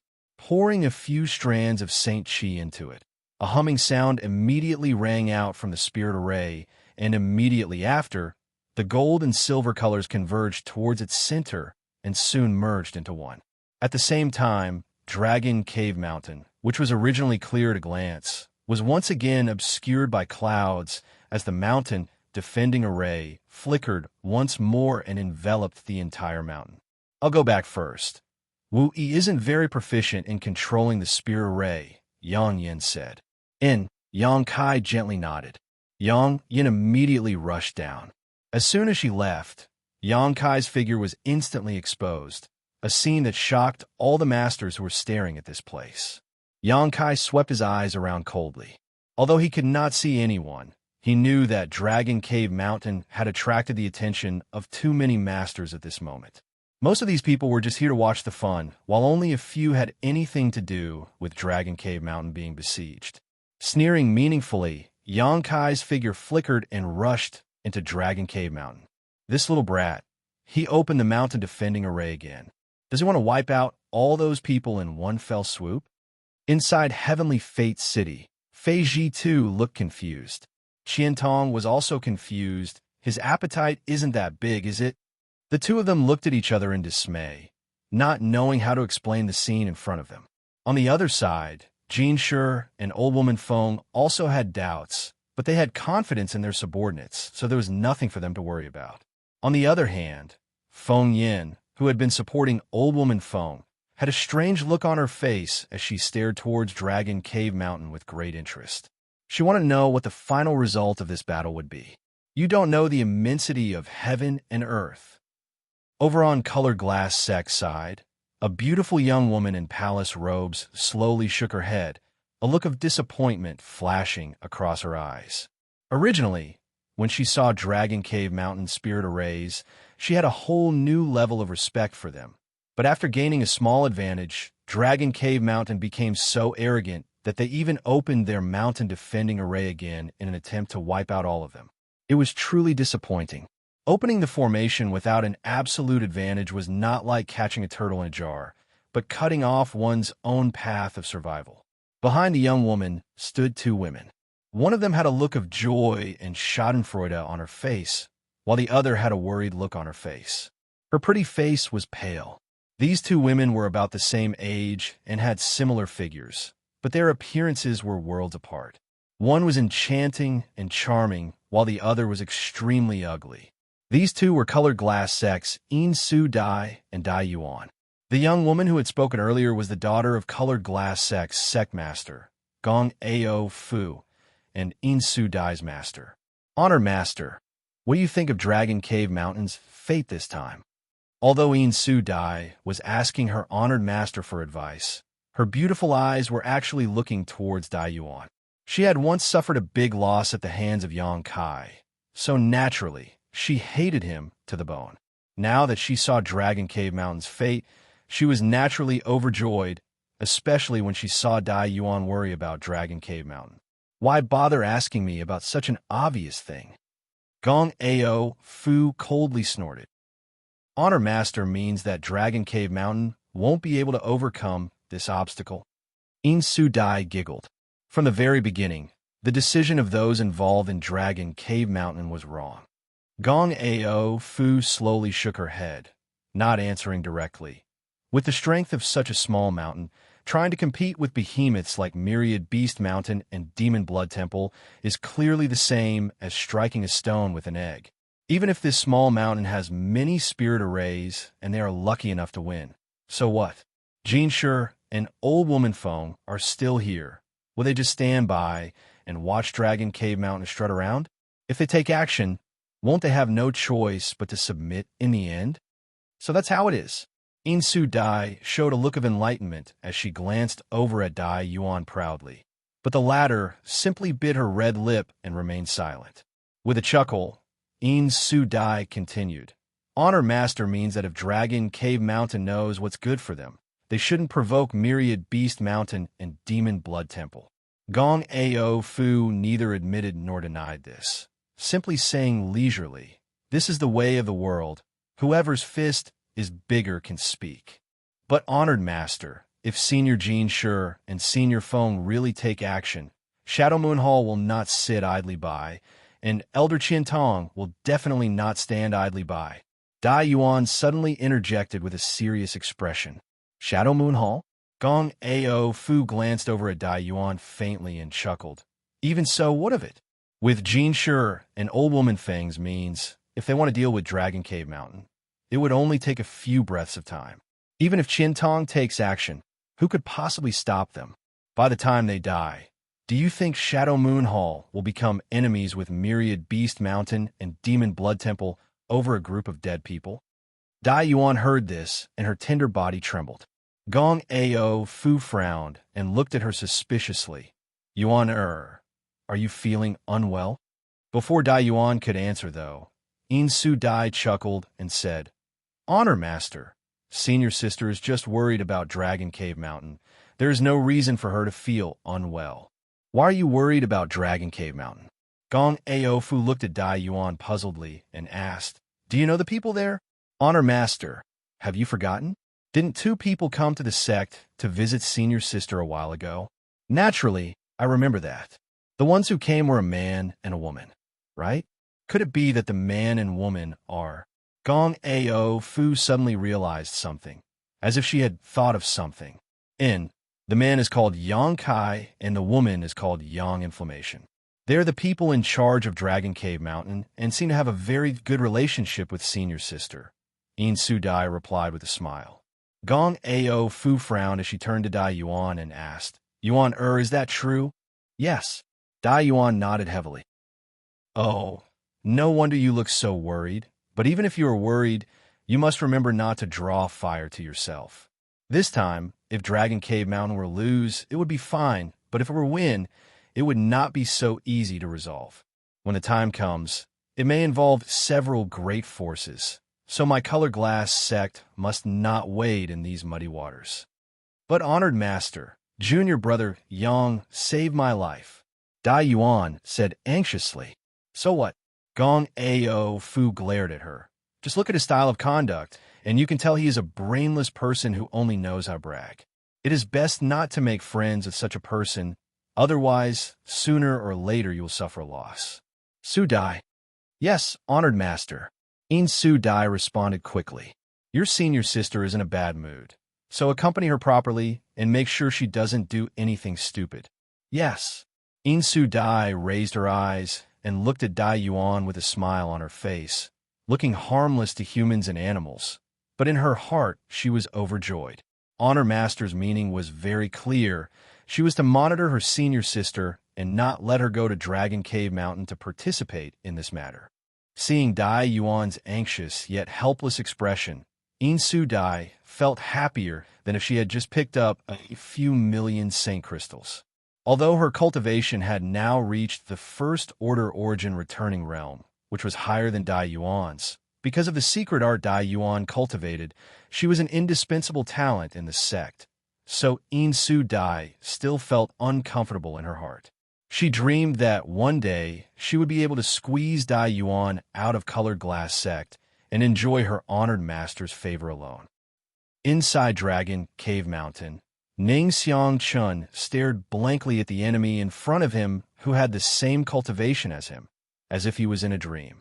The enemy in front of him had no vitality at this moment, and there were no additional wounds on his body, only a finger-sized hole in his chest from which bright red blood was leaking out. Needless to say, this enemy was killed by him. However, the ease with which he had accomplished this feat was simply unbelievable to Ning Xianxia. If it weren't for his own cultivation, he would have thought he had already broken through to the peak of the Third Order Origin Returning Realm. When he encountered this enemy just now, Xianxia had only summoned his short sword artifact and fought for half a cup of tea's worth of time. Originally, he wanted to reveal a weakness, so he could release the killing blow he had been preparing for a long time. But how could he have anticipated that his enemy would be unable to resist his short sword artifact and be directly pierced through and killed on the spot? Is this really an Origin returning Realm Master? Why did it feel like it was no different from pinching a Saint King to death? Moreover, this was already the second Origin returning Realm Master Xianxia had killed.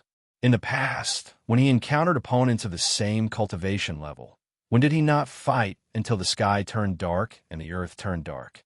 When did the battle last for less than 2 hours? Xianxia remembered that the longest they had ever fought was 14 or 15 hours.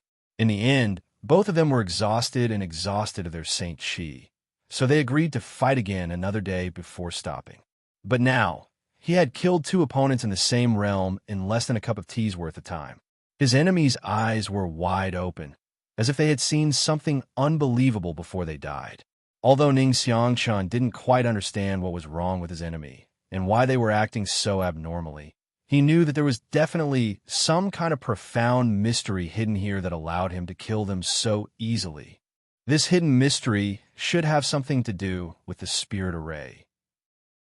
After encountering 2 Origin returning Realm Masters in a row, Xianxia was able to tell that these 2 Origin Realm Masters had their hands and feet tied while fighting him. The Saint Chi in their bodies was not flowing smoothly, as if it was being suppressed by some invisible force. What's more, these 2 Origin Realm Masters would often cry out inexplicably, as if they were witnessing something terrifying. Occasionally, these 2 Origin Realm Masters would launch attacks towards empty space. Xianxia had lived for many years, but this was the first time he had encountered such a ridiculous scene, causing his evaluation of Dragon Cave Mountain to rise to another level. A Spirit Array that could cause an Origin returning Realm Master to repeatedly make mistakes in battle and even suppress the enemy's cultivation without hindering his own was not something an ordinary Array Master could arrange. Recalling the unfathomable smiles on Xianxia and Haoan's faces, Xianxia suddenly understood why they were so calm in the face of such a powerful enemy. Perhaps he had really made an extremely wise decision this time. Thinking so, Xianxia stretched out his hand and called back his short sword before continuing to walk forward, his expression indifferent, no longer showing any of his previous uneasiness or anxiety. He didn't need to figure out how mysterious this Spirit Array was. All he knew was that there would always be enemies who would just happen to appear in front of him, allowing him to slaughter them. Chapter 1400. Xianxia and Haoan's situation was almost exactly the same as Xianxia's, but the 2 of them had long known about the exquisiteness and terror of Dragon Cave Mountain Spirit Array, so they had each chosen a position to wait. From time to time, some enemies would inexplicably appear in front of them and be killed by them. Yang Inflammation had returned to Dragon Cave Mountain to preside over the Spirit Array, using the power of the Spirit Array to split up the enemies and lead them one by one to Xianxia and Haoan who were waiting for them. As such, Xianxia and Haoan's expressions were much more relaxed than Xianxia's.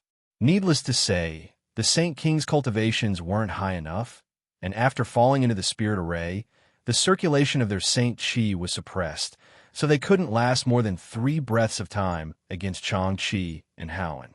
Even First-Order Origin returning realm cultivators in the same realm couldn't do anything but struggle. As time passed, one enemy after another fell at the feet of these 2. The number of cultivators from the Xie family, Sea Heart Sect, and Flowing Cloud Valley was rapidly dwindling, causing everyone to feel uneasy.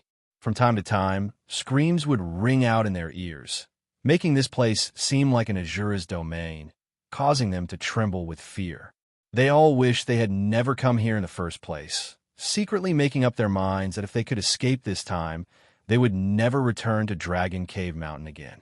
Cieli didn't encounter any danger, but he had led several Saint Kings into an illusion array and couldn't escape no matter how hard he tried, causing him to become as anxious as ants on a hot wok but unable to do anything.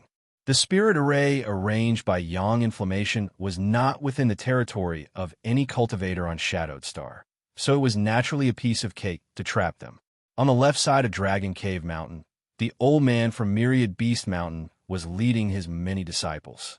After a long struggle, they finally broke out of the encirclement of countless fire spirit beasts and reached the belly of Dragon Cave Mountain.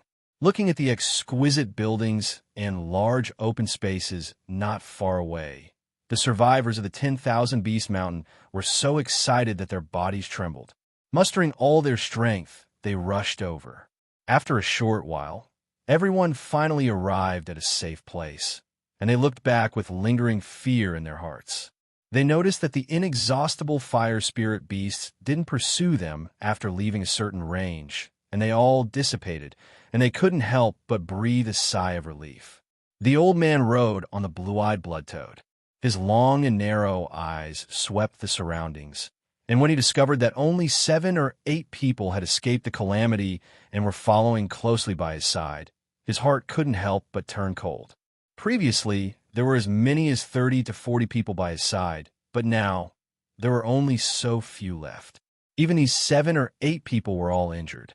Only 2 of them were First-Order Origin returning realm cultivators, while the rest were all Saint Kings. What kind of existence was this Dragon Cave Mountain? He had only passed one trial. He had already lost so many people. What kind of danger was waiting for him next? With this thought in mind, the old man's heart thumped, and he couldn't help but feel the urge to retreat. However, it was impossible for them to go back the way they came. At that time, they would inevitably fall into the fire spirit beast's encirclement. The only thing they could do now was to capture the ringleader. The old man narrowed his eyes and looked towards the cave where he had sensed the aura of many cultivator. A trace of ruthlessness flashed across his eyes. But after a quick glance, a look of shock and anger appeared on the old man's face, because not far in front of him, a stalwart young man was standing there with a sarcastic smile on his face as he stared at them coldly. Whether the other party had been there all along or had suddenly appeared, the old man had no idea, but he naturally recognized this person. It was none other than the master of Dragon Cave Mountain. It was the Xianxia who had bought the profound gold at the auction. This young man was no different from the description in the intelligence report, just a trivial third-order Saint King. What made the old man even more overjoyed was that the other party was only one person, yet he was blatantly blocking their path, like a mantis trying to stop a chariot. One had to know that even though they had suffered heavy losses, they still had 3 Origin returning realm masters and 4 or 5 Saint Kings left. Not to mention, he was a second-order Origin returning realm cultivator, so capturing him shouldn't be a problem. The only thing he needed to worry about was whether the other party was plotting something. Considering all this, the old man shouted angrily, "Little brat, you dare make an enemy of my Myriad Beast Mountain? Today, I'll make sure you die without a burial." Shameless boasting. Xianxia laughed gloomily. Now that you've entered my Dragon Cave Mountain, whether you live or die is no longer up to you. Xianxia didn't bother to say anything more to the other party, simply shouting softly, "Yang Inflammation." As soon as he finished speaking, the surrounding scenery suddenly changed. The original exquisite pavilions disappeared in a series of distortions and changes, and were replaced by a boundless green grassland. An illusion array? The old man's complexion changed slightly, never having expected that Dragon Cave Mountain Spirit Array would actually be arranged in such a place. Logically speaking, the headquarters of a great force will be surrounded by spirit arrays on the periphery, and the innermost layer of the spirit array would be even more powerful, but places like the central open space generally had no such spirit arrays. After all, the cultivator who lived here needed space to move around. So what if one of their disciples accidentally triggered one of these spirit arrays? It was for this reason that the old man and the others had rushed over happily when they saw this open space just now. How could they have known that this supposedly safe haven would actually have a spirit array? Dragon Cave Mountain was just a small mountain, so it didn't make sense for it to have so many spirit arrays and spirit arrays. It was as if a great enemy would attack at any moment. Did they already know this day would come? How could the old man understand Yang Inflammation's thoughts?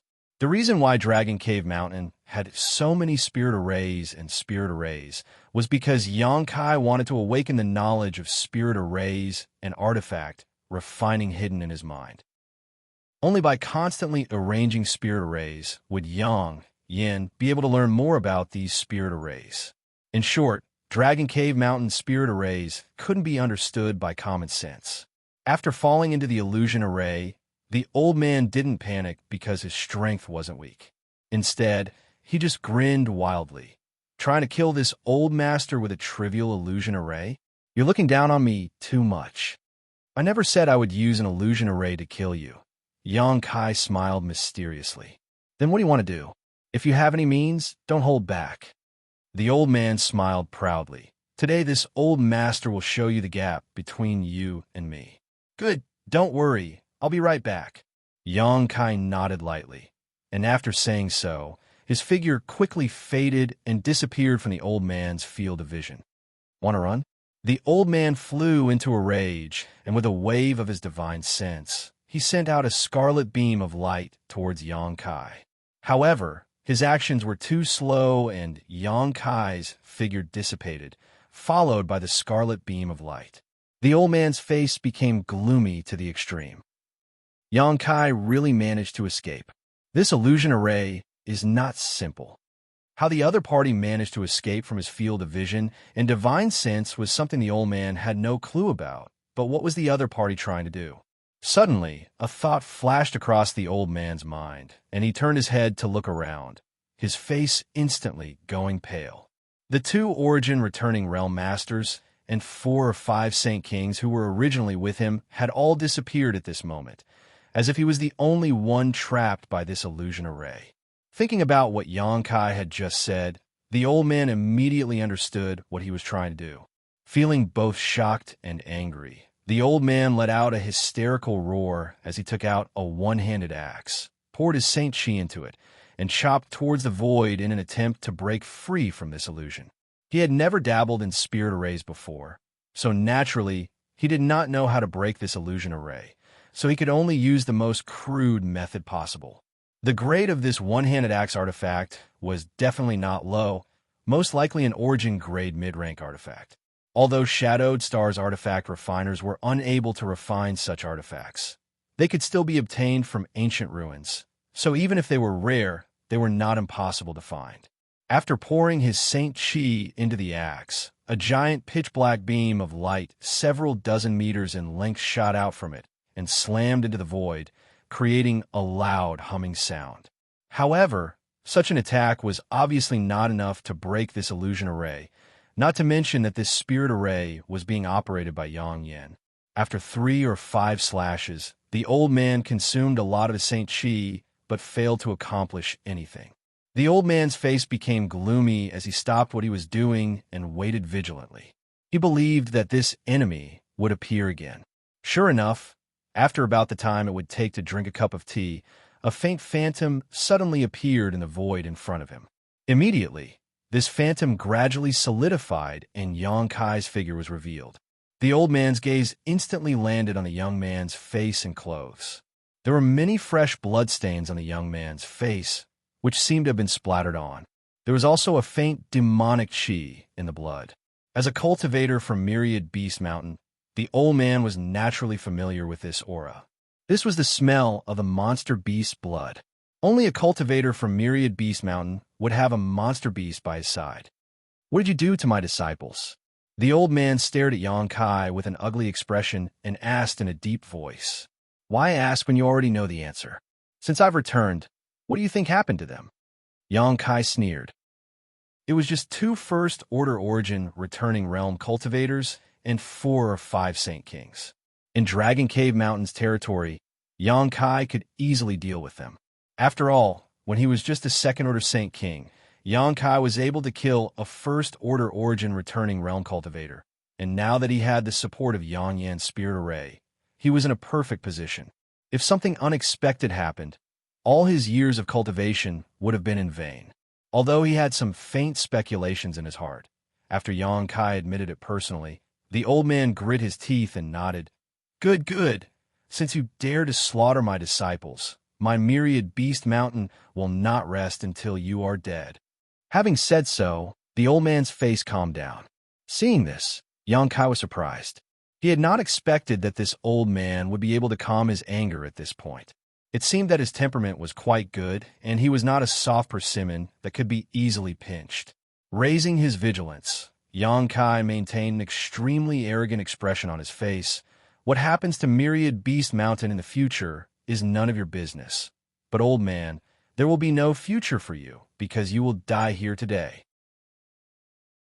Chapter 1401. Hearing Xianxia's arrogant words, the old man laughed loudly. Little brat, you don't know the immensity of heaven and earth. When this old master ruled the world, you were probably still sucking on your mother's milk, yet you dare boast so shamelessly. Fine, let this old master teach you how to speak to your elders. As soon as these words fell, a scarlet light shot out from the front.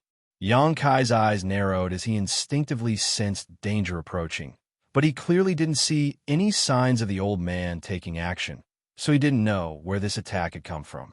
Feeling suspicious, Xianxia didn't have time to investigate, hurriedly taking out the purple shield and placing it in front of his chest. Asterisk Kong. Asterisk, a loud sound rang out as a powerful force hit him head-on. Xianxia couldn't help but stagger back a few steps as the blood in his chest churned. Although he wasn't injured, he was still very wary of this strange attack. This was because the force behind this attack was too great. If it was someone with a slightly weaker physique, even if they had the protection of the purple shield, they would still have suffered quite a bit of damage. When the old man saw the purple shield, his eyes couldn't help flashing a fiery light as he exclaimed, An Origin grade high-rank defensive artifact? Xianxia's eyesight was quite good, and he immediately saw through the extraordinariness of this purple shield. Originally, when this purple shield was first refined, it was only Origin grade low rank, but after being refined by Yang Yin several times and supplemented with various materials, it had become Origin grade high rank. This grade of artifact was a rare commodity on Shadowed Star. The old man's status in Myriad Beast Mountain wasn't low, and his cultivation was at least a second-order Origin returning realm cultivator. But the highest grade of artifact he currently possessed was only Origin grade mid-rank, and that was something he had obtained by chance in an ancient ruin. Xianxia, a trivial Saint King realm cultivator, had actually taken out an Origin grade high-rank artifact, and one that was a defensive type at that, causing the old man to feel both jealous and greedy. If he could kill this little brat this time, this artifact would belong to him. Elder Jean sure only wanted the profound gold, not this little brat's belongings. Moreover, the other party had taken out such a high-grade artifact, so who knew if he had something even better? Considering all this, the old man's blood boiled and his eyes flashed with murderous intent. With a thought, he sent another scarlet light towards Xianxia. Xianxia didn't dodge this time either. It wasn't because he was arrogant, but because he really wanted to know where the other party's attack was coming from. His divine sense was pushed to the limit as he stared at the attack without blinking. A moment later, he couldn't help but reveal a look of surprise. This was because he discovered that the scarlet red light attack wasn't the technique of the old man from the 10,000 Beast Mountain, but the tongue of the blue-eyed blood toad he was riding. No wonder this attack had such great strength. This blue-eyed blood toad was a 9th-order monster beast, and its tongue was one of the most resilient parts of its body, so it was understandable that it was able to repel him. Just as Xianxia saw through this, the scarlet tongue smashed into the purple shield again, but this time Xianxia was prepared and simply swayed slightly to offset this great force. Just as he was about to counterattack, though, he saw a smug smile appear on the old man's face as he stretched out his hand and patted the blue-eyed blood toad beneath him, pouring his Saint Chi into its body as he shouted, "Come here." At the same time, Xianxia felt a huge suction force coming from the purple shield in his hand and dragging him forward. Taking a closer look, Xianxia's brow twitched as he discovered that the blue-eyes blood toad's long scarlet tongue actually had countless tiny suction cups. It was using these suction cups that its tongue was able to hold onto the purple shield and drag it back towards itself. This old dog wants to snatch my artifact. Xianxia instantly understood the other party's intentions and sneered, condensing a ball of black demonic flame in his hand. This demonic flame gave off a violent heat as it reached out to grab the scarlet tongue. "Little brat, you court death." Seeing this scene, the old man not only didn't become angry, but instead was overjoyed. The blue-eyed blood toad he had raised not only had thick skin and was extremely resistant to beatings, but its entire body also contained a potent poison. Not to mention its tongue. A trivial Saint King realm cultivator actually wanted to grab the blue-eyed blood toad's poisonous tongue with his bare hands. This brat was simply courting death. Asterisk see Ila. Asterisk, a strange sound rang out as a burnt smell filled the air. The blue-eyed blood toad's poisonous tongue was caught by Xianxia, and his demonic flame wrapped around half of it. The blue-eyed blood toad's eyes flashed a pained look as its cheeks bulged, and it made a gurgling sound. How is this possible? The old man's face was filled with shock. He had never expected that his monster beast would suffer such a big loss in this confrontation, while the other party was completely fine. Seeing the black flame follow the tongue and burn towards him like a prairie fire, the old man finally realized that something was wrong. The other party's black flame seemed to be quite extraordinary. Not only was it impervious to poison, but it was also extremely difficult to deal with. Immediately, the old man issued a command to his monster beast, and the blue-eyed blood toad immediately released the purple shield it was holding while retracting its scarlet tongue. In the blink of an eye, the long poisonous tongue disappeared, and the blue-eyed blood toad's cheeks bulged a few times before it opened its mouth wide and spat out a mouthful of black blood. "You dare hurt my monster beast!" The old man's eyes went bloodshot. He had thought this would be a good show of killing and robbing, but it turned out to be a case of trying to steal a chicken only to end up losing the rice used to lure it. After swallowing the black flame into its stomach, his monster beast had obviously been injured. In a fit of anger, the old man pointed his finger, and the lumps on the blue-eyed blood toad's body suddenly burst open, releasing a burst of colorful and unpleasant poisonous liquid. This poisonous liquid twisted slightly midair before transforming into small arrows that shot towards Xianxia. Xianxia's expression became dignified. Even though he had not personally experienced this poisonous liquid, he knew that it was not easy to come into contact with it. His expression becoming cold, he casually summoned a small furnace. An Origin King grade artifact refining furnace. As soon as the artifact refining furnace appeared, it exuded a monstrous heat and rotated rapidly, expanding into a 10-meter-tall furnace in an instant. Accompanied by the cry of a bird, the Firebird artifact's spirit flew out of it in an elegant manner and opened its mouth to spit out a fiery red light to meet the countless poisonous arrows. When the fiery red light and the poisonous liquid came into contact with each other, a sizzling sound rang out incessantly, seemingly evenly matched. The old man's complexion changed again as he stared at the Firebird artifact's spirit with greed and fear, not knowing what he was thinking. On the other hand, Xianxia remained calm and composed, a faint smile appearing on his face. The artifact's spirit strength was much stronger than before, so it should have no problem dealing with a ninth-order monster beast. Suddenly, an astonishing attack filled with murderous intent flew towards Xianxia from the front. Seeing that his monster beast was entangled and unable to escape, the old man had taken the initiative to attack Xianxia, the one-handed axe in his hand pulsing with murderous intent as he casually swung it, sending out a black streak of light. Facing the power of his opponent's artifact, Xianxia naturally did not dare to act carelessly. Although the flow of his Saint Chi would be suppressed in this place, his opponent was still a second-order origin returning Realm Master. This was the first time Xianxia had faced such an enemy head-on. Flicking his 10 fingers, demonic flames flew out one after another, and under the control of Xianxia's divine sense, these demonic flames flickered slightly before transforming into the shape of birds that flew towards the incoming wave of murderous intent. Yuan control technique? The old man's eyelids twitched fiercely. He had actually seen such an ingenious Yuan control technique from a third-order Saint King cultivator. Even he himself was unable to control his Saint Qi to such an extent, let alone a Saint King. But the reality was right in front of him, so he had no choice but to believe it. The birds transformed from his demonic flames, collided with a murderous intent in an instant, and after a series of rumbling sounds, both sides dissipated. So what if you're proficient in Yuan control technique? In front of this old master, you can only wait to be slaughtered, boy.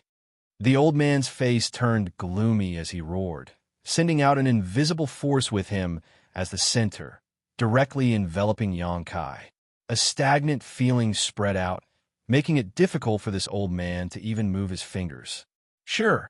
Moreover, this was the sure of a second-order origin returning realm cultivator, which was much stronger than that of a first-order cultivator. Even so, the old man was not satisfied. After suppressing Xianxia with his sure, he threw the one-handed axe in his hand forward and poured his Saint Qi into it while shouting, "Go!" After the one-handed axe absorbed the old man's Saint Qi, it suddenly released even more demonic Qi and transformed into a giant black python several dozen meters long. The giant python shook its head and swung its tail fiercely, opening its mouth wide as it flew towards Xianxia, as if it wanted to swallow him whole.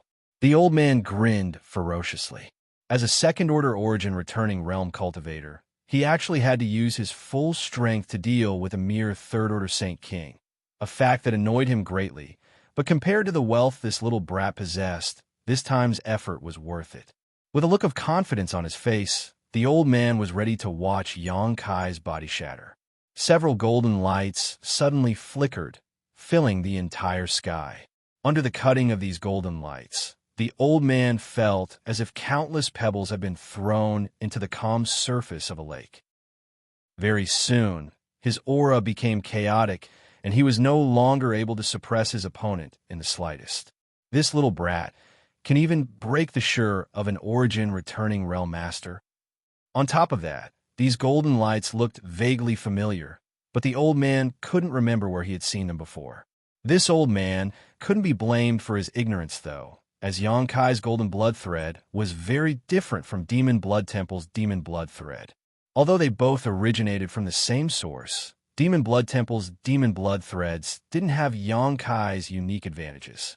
When Demon Blood Temple's demon blood threads, they either used shortcuts to enhance their vitality or directly absorbed the vitality essence of their enemies. As a result, although this method could also enhance the power of demon blood threads, it was somewhat impure and gave off a gloomy feeling. However, Xianxia's golden blood thread was condensed from the golden blood in his body and was incomparably pure, far more orthodox than demon blood threads. If the middle-aged man from Demon Blood Temple was here, he may be able to see some clues, but the old man didn't have such good eyesight. Chapter 1402. With his sure broken, Xianxia instantly broke free from the invisible quagmire and poured his Saint Qi into the purple shield in his hand before throwing it forward. The purple shield immediately burst open and transformed into a yellow sandstorm, covering the sky, and the pitch-black python formed from the old man's one-handed axe artifact. Indistinctly, the hissing sound of a giant python could be heard from the inside. The giant python's huge body was moving left and right, but it was not easy for it to escape. After all, the grade of the purple shield was higher than that of the one-handed axe. The power of the sandstorm inside was mainly used for defense, so it was not difficult for it to trap the pitch-black giant python.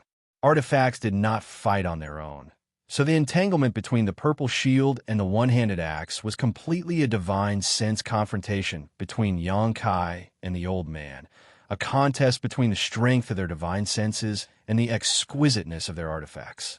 The old man's complexion changed drastically, because after this exchange, he suddenly discovered that not only was Xianxia's heritage not inferior to his own, but even the strength of his spiritual energy was incredibly powerful, far surpassing that of any other cultivator in the same realm. "Who the hell are you?" the old man exclaimed. He couldn't believe that a little brat who didn't belong to any sect could possess such great strength. Forget about the elite Saint Kings of Myriad Beast Mountain. Even Heaven Battling Union and Thunder Typhoon sect couldn't cultivate such a powerful cultivator. On Shadowed Star, there was only one place that could cultivate such a heaven-defying cultivator, and that was Star Emperor Mountain. Could this little brat have come down from Star Emperor Mountain for life experience?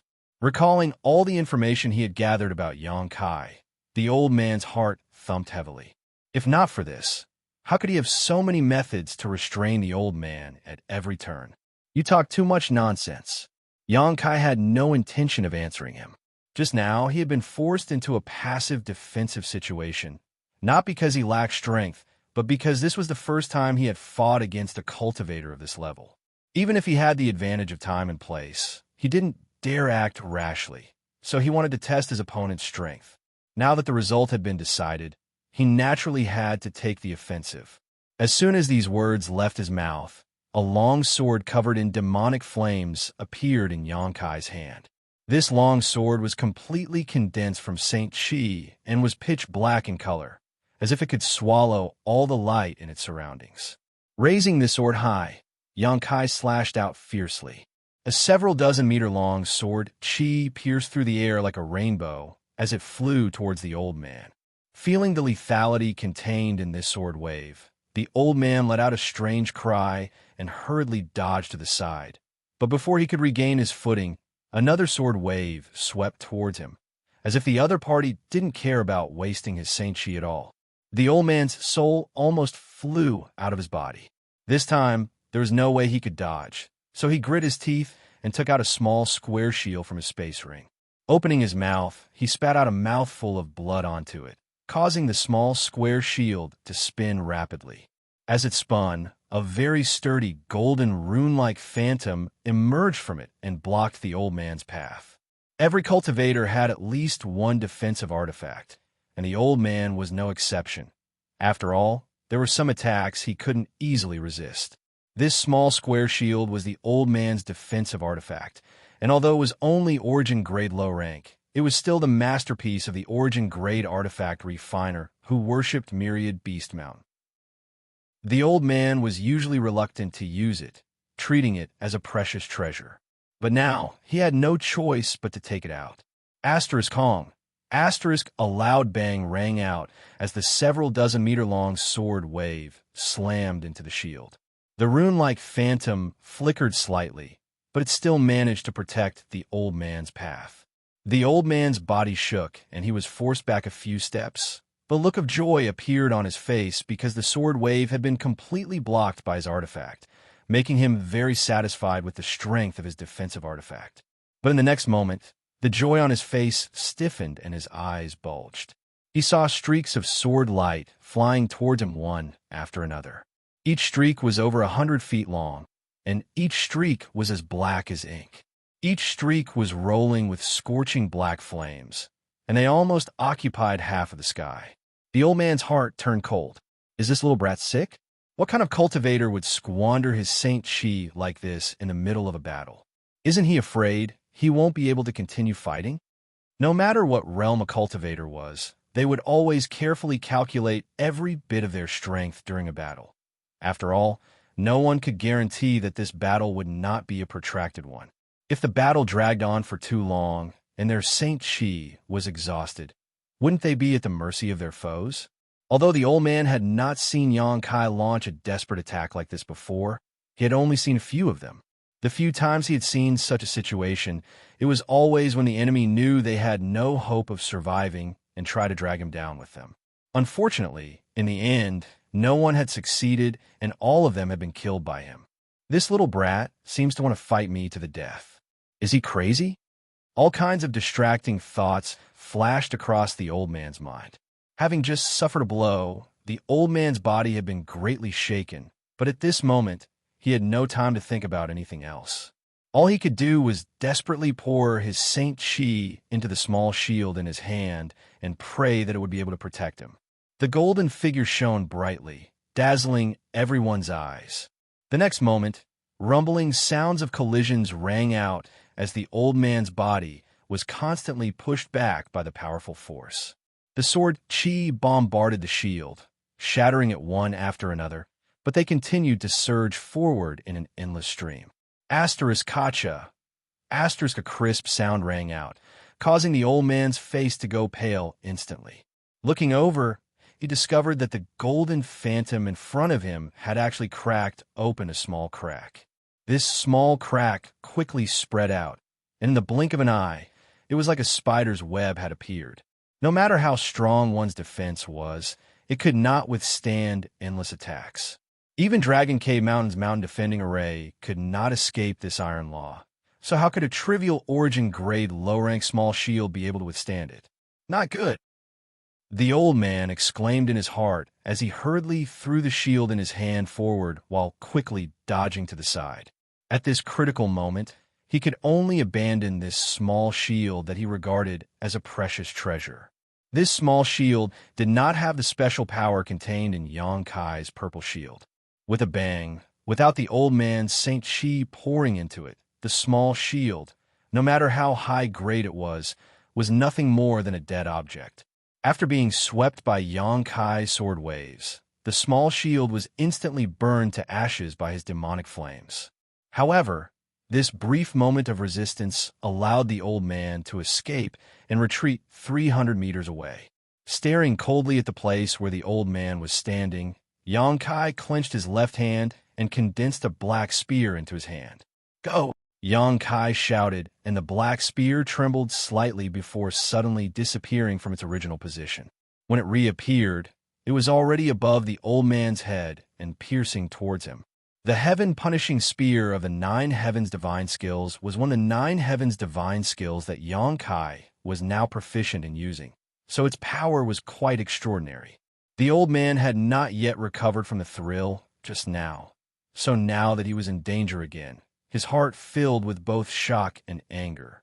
Letting out a roar, he raised his hands and pushed them up fiercely, condensing a large amount of Saint Qi into a light curtain above his head that blocked the fatal blow of the heaven-punishing spear. But this was not the end of it. Suddenly, a huge palm appeared and slapped towards the old man's head, causing his eyelids to twitch fiercely. This palm print seemed to cover the heavens and earth, sealing off all escape routes, causing the old man to feel a sense of despair. Heaven-covering hand, a single hand that could cover the heavens. With a bang, the palm print slammed down, causing the earth to tremble violently as a several dozen meter mark appeared on the ground. If one were to look down from a high altitude, they would be able to see that this was actually a giant palm print. However, Xianxia frowned as he turned his head and stared into the distance. Over there, the old man had been standing there for some time, his face pale as he coughed softly, his Saint Qi extremely unstable. Xianxia showed a look of surprise. He did not know what kind of secret technique this old man had used, but he had actually been able to escape from all of his attacks. It seemed that a second-order origin returning realm cultivator really could not be underestimated. "Boy, do you really want to fight this old master to the bitter end?" The old man stared at Xianxia with resentment and fear as he asked coldly. At this moment, he no longer dared to underestimate Xianxia. Even without the suppression of the spirit array here, the old man knew that he would not be able to kill Xianxia. Perhaps the latter could even fight evenly with him. But now, under the suppression of this strange spirit array, the old man was unable to display even 70% of his strength, so he was not Xianxia's opponent at all. Besides the few times he had attacked at the beginning, the rest of his time had been spent dodging and defending. In particular, the scene just now caused the old man to break out in a cold sweat. If he had not decisively used a secret technique that greatly reduced his strength to escape, it was likely he would have been seriously injured by now. Suffering such a heavy blow in this place, it was easy to guess what kind of fate awaited him. However, that secret technique could not be used casually. After this battle, regardless of whether he won or lost, several years of recuperation would be unavoidable. The old man had already decided to retreat. Treasures could move one's heart, but one needed to be alive to enjoy them. As for how to appease Elder Feng's anger, that was not something he needed to consider right now. If he continued to remain, he was likely to die here. Bitter end. After listening to the old man's words, a playful look appeared on Yang Kai's face as he said disdainfully, "You think you can do that?" The sarcasm and ridicule in his words were obvious. If it were any other time, the old man would not have let this matter go. He had never been mocked by a Saint King Realm cultivator before, but now, do you think this old master is already a fish on the chopping block? Boy, this old master admits that you are strong, but this old master is not so easy to kill. How about this matter end here? Let this old master leave, and this old master will never return to Dragon Cave Mountain again. How does that sound?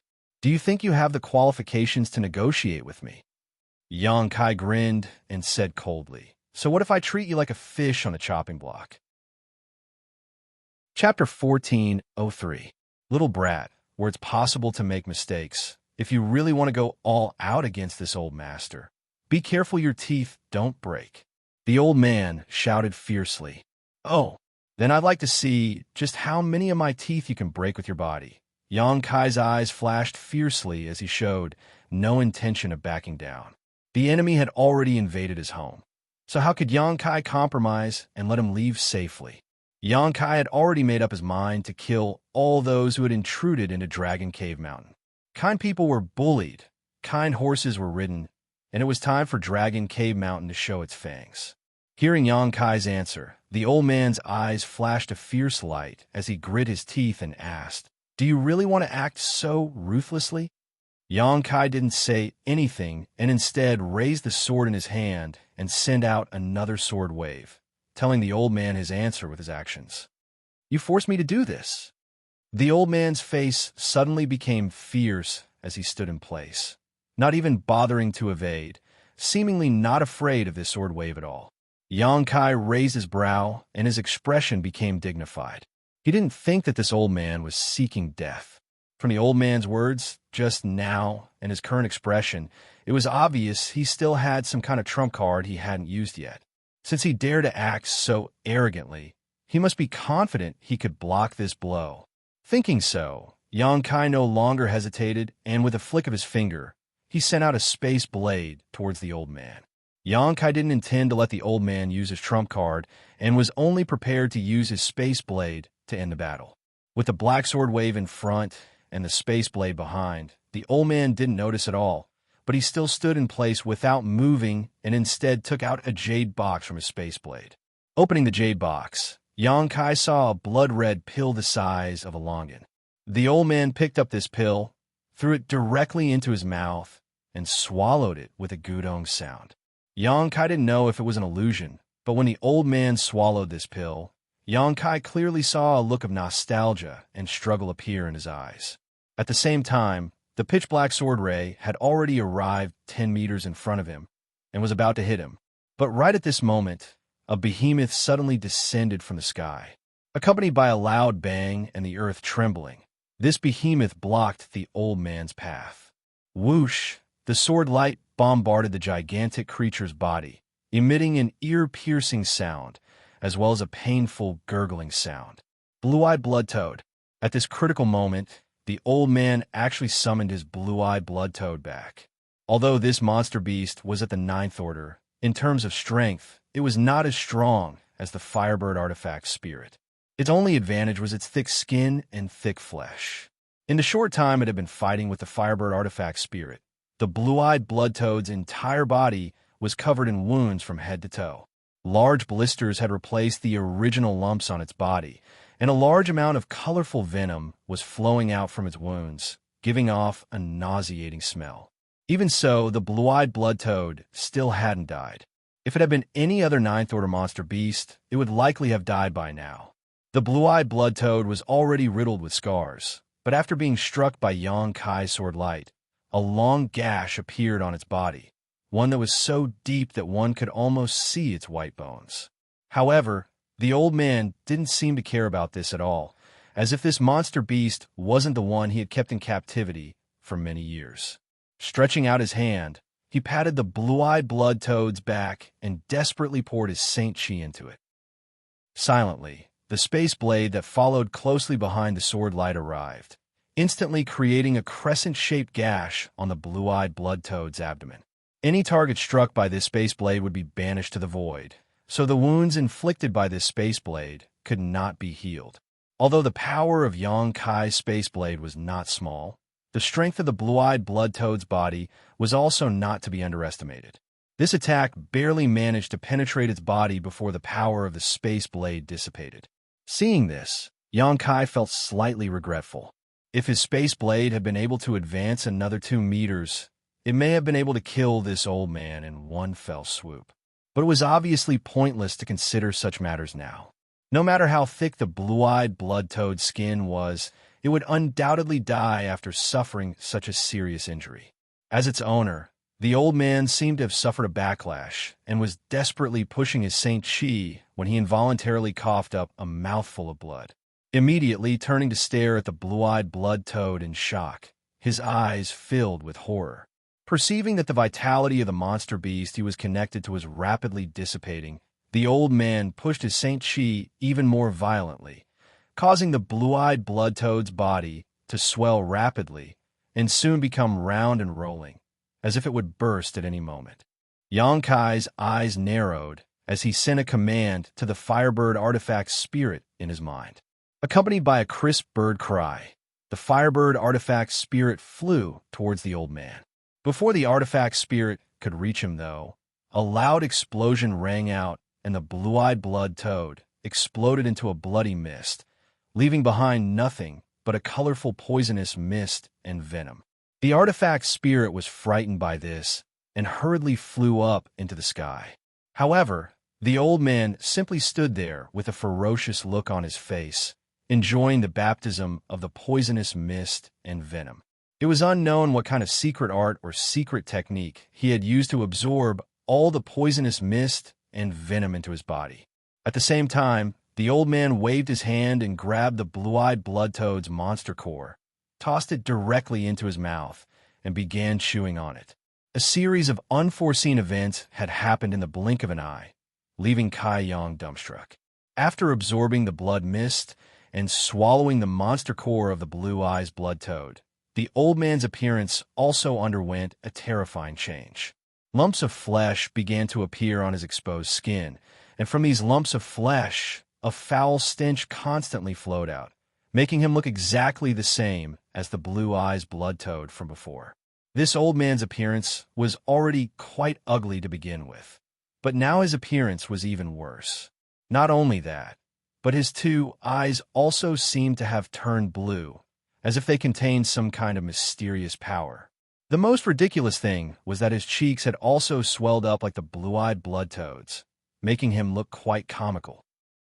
However, Yang Kai couldn't bring himself to laugh at all because the aura of the old man at this moment had soared, giving him an extremely dangerous feeling. Good. The old man suddenly laughed wildly as his pair of blue eyes stared coldly at Yang Kai. Being able to force this old master into monster transformation, you can consider your death a worthy one. Monster transformation. Yang Kai raised his brow. Although this was the first time he had heard of such a thing, it should be one of Myriad Beast Mountain's secret techniques. After all, Myriad Beast Mountain's cultivator had dealt with monster beast all year round, so it wasn't impossible for him to enslave a monster beast to do such a thing. With Yang Kai's eyesight, it wasn't difficult for him to see that this old man wasn't completely human at this moment, but rather half human and half monster. Moreover, not only was there Saint Chi fluctuations coming from his body, but there was also monster Chi, a terrifying combination. This secret technique is bound to cause great trouble. Perhaps it can't be reversed, Yang Kai immediately judged. Otherwise, the old man wouldn't have waited until now to use it. After all, Saint Chi and Monster Chi were 2 different things that couldn't coexist in a human body. Yang Kai's guess was correct. Myriad Beast Mountain's monster transformation secret technique was indeed extremely dangerous, and there was no way to reverse it. Even if the old man could successfully suppress his monster Chi afterwards, most of his cultivation would be crippled and he would no longer be able to fight. Otherwise, the backlash from his monster Chi would result in his death. This old man had been forced into a corner. Otherwise, how could he have chosen to cut off all means of retreat like this? The old man's momentum was monstrous, but Xianxia wasn't afraid. Simply waving his hand and summoning the Firebird artifact spirit over, one man and one artifact spirit glaring fiercely at the old man. The old man didn't intend to waste any time. As soon as his monster transformation ended, his cheeks bulged and he let out a seemingly careless breath before shooting out a green poison arrow towards Xianxia. After undergoing monster transformation, the old man was able to use the abilities of the blue eyes blood toad. Xianxia raised his brow and naturally wouldn't stand still, his figure flickering as he dodged to the side. But before he could react, the poison arrow suddenly exploded mid-air, turning into countless tiny drops of venom that splashed out in all directions. In a hurry, Xianxia could only condense his Saint Qi to form a protective barrier around his body. The venom and Saint Qi collided and actually corroded a small hole in the demonic flame barrier. After undergoing monster transformation, this venom seemed to have become much stronger. However, before Xianxia could investigate carefully, a dangerous aura pressed down from the sky. Xianxia was shocked and quickly pushed his palm upwards, pushing his Saint Qi violently. A great force came from above and Xianxia was pushed down, but when he looked up, there was no trace of his enemy in the sky. Using his divine sense, Xianxia discovered that the old man was leaping around him at an incredible speed, looking for a flaw and waiting for an opportunity to strike. This kind of speed was not something a human could possess. It seemed that after the old man had undergone monster transformation, he had also inherited the jumping ability of the blue eyes blood toad. This is going to be a bit tricky. The old man's speed was so fast that it would not be easy to hit him. However, Xianxia was currently fighting 2 against 1, and the artifact spirit was a good helper. On top of that, Xianxia had the advantage of being suppressed by the spirit array, so he did not panic and simply sent a command to the artifact spirit with his divine sense. The Firebird immediately burst into countless tiny birds. These birds looked exactly the same as the artifact spirit, but were countless times smaller in size. These birds were densely packed and covered a large area. Suddenly, a few of the birds cried out and burst into flames. On the other side, the old man's figure flickered as he helplessly reappeared, a look of resentment flashing across his face. He had not expected that Xianxia would actually use the artifact spirit to investigate his whereabouts, and had exposed his whereabouts.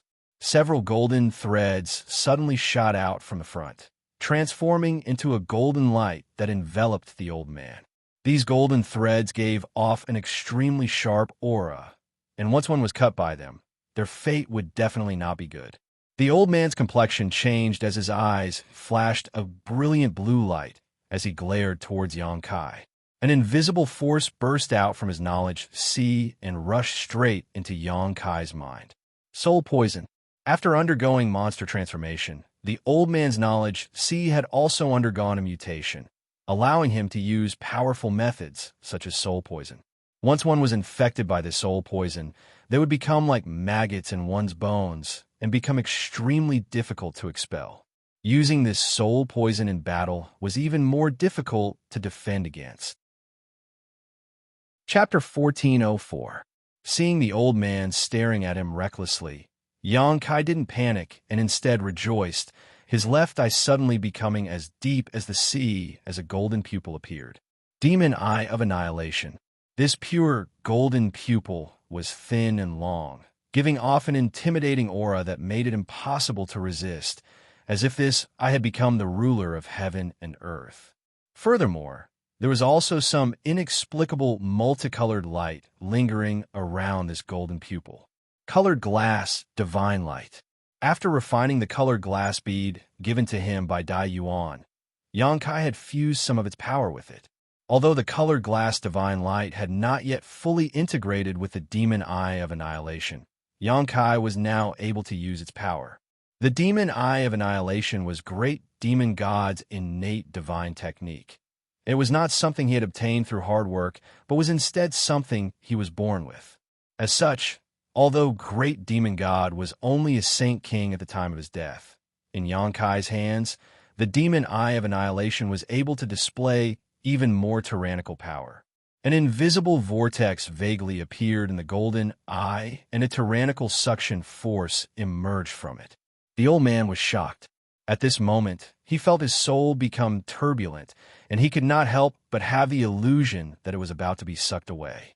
This discovery shocked the old man greatly, and he quickly stopped circulating his secret art to suppress the palpitations and panic in his heart. But this was not the end.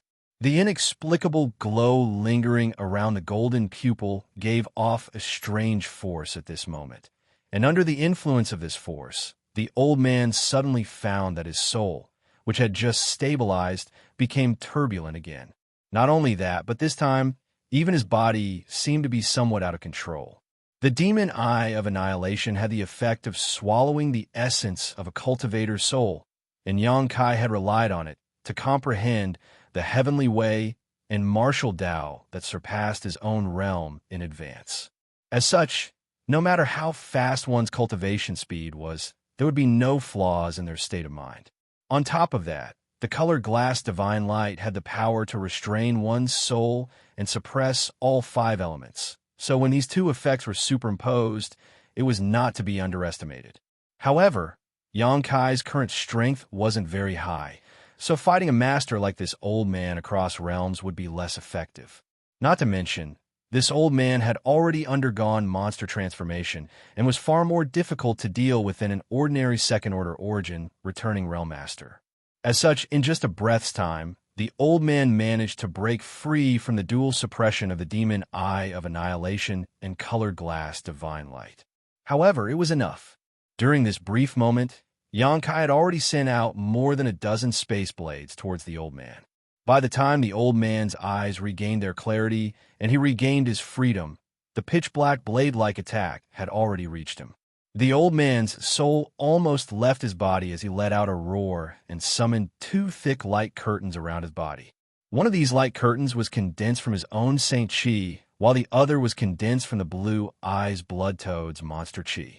However, even 2 layers of protection couldn't stop the spatial blade. Silently, more than a dozen space blades flew past where the old man was standing, cutting through his body before flying several dozen meters away, before gradually dissipating. The old man, on the other hand, stood in place with a look of shock on his face as he stared at Xianxia in horror. Immediately, he lowered his head and looked down at his body, only to see many knife-shaped holes. Through these holes, the old man could clearly see his broken organs and wriggling 6 bowels. Crimson blood was gushing out from these wounds like fountains. Space Force. The old man muttered to himself as his body exploded with a crash, turning into a pile of minced meat. On his old face, his 2 eyes were wide open, as if he couldn't believe that he had actually died in such a place. Looking at the old man's corpse, Xianxia breathed a sigh of relief. This battle had not been easy. Although Yang Yin had been controlling the spirit array to suppress the old man's strength, after using his monster transformation secret technique, the old man had been able to display far greater strength than usual. If it weren't for Xianxia's many methods, he might not have been able to kill this old man. The demon eye of annihilation released a powerful suction force and swallowed the old man's soul. This was the soul of a second-order origin returning realm cultivator, so it would be of great help to Xianxia in his comprehension of Shi. Naturally, he wouldn't miss this opportunity. After this battle, Xianxia had a vague understanding of his own combat effectiveness.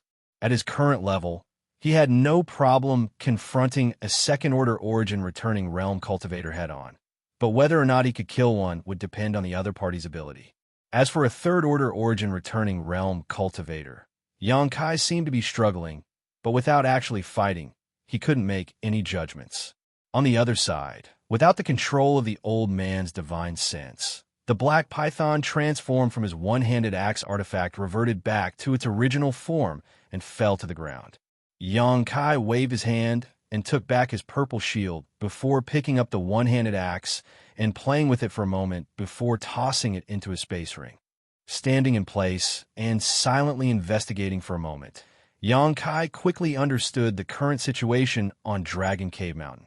The intruders were basically all dead, But somewhere more than a dozen kilometers away, there was another second-order origin returning realm cultivator locked in a bitter struggle against three first-order origin returning realm cultivators.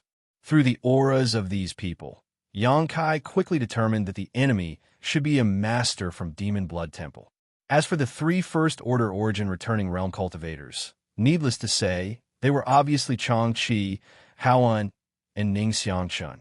Although the cultivation of these three was lower, they had no problem besieging the middle-aged man from Demon Blood Temple inside Dragon Cave Mountain.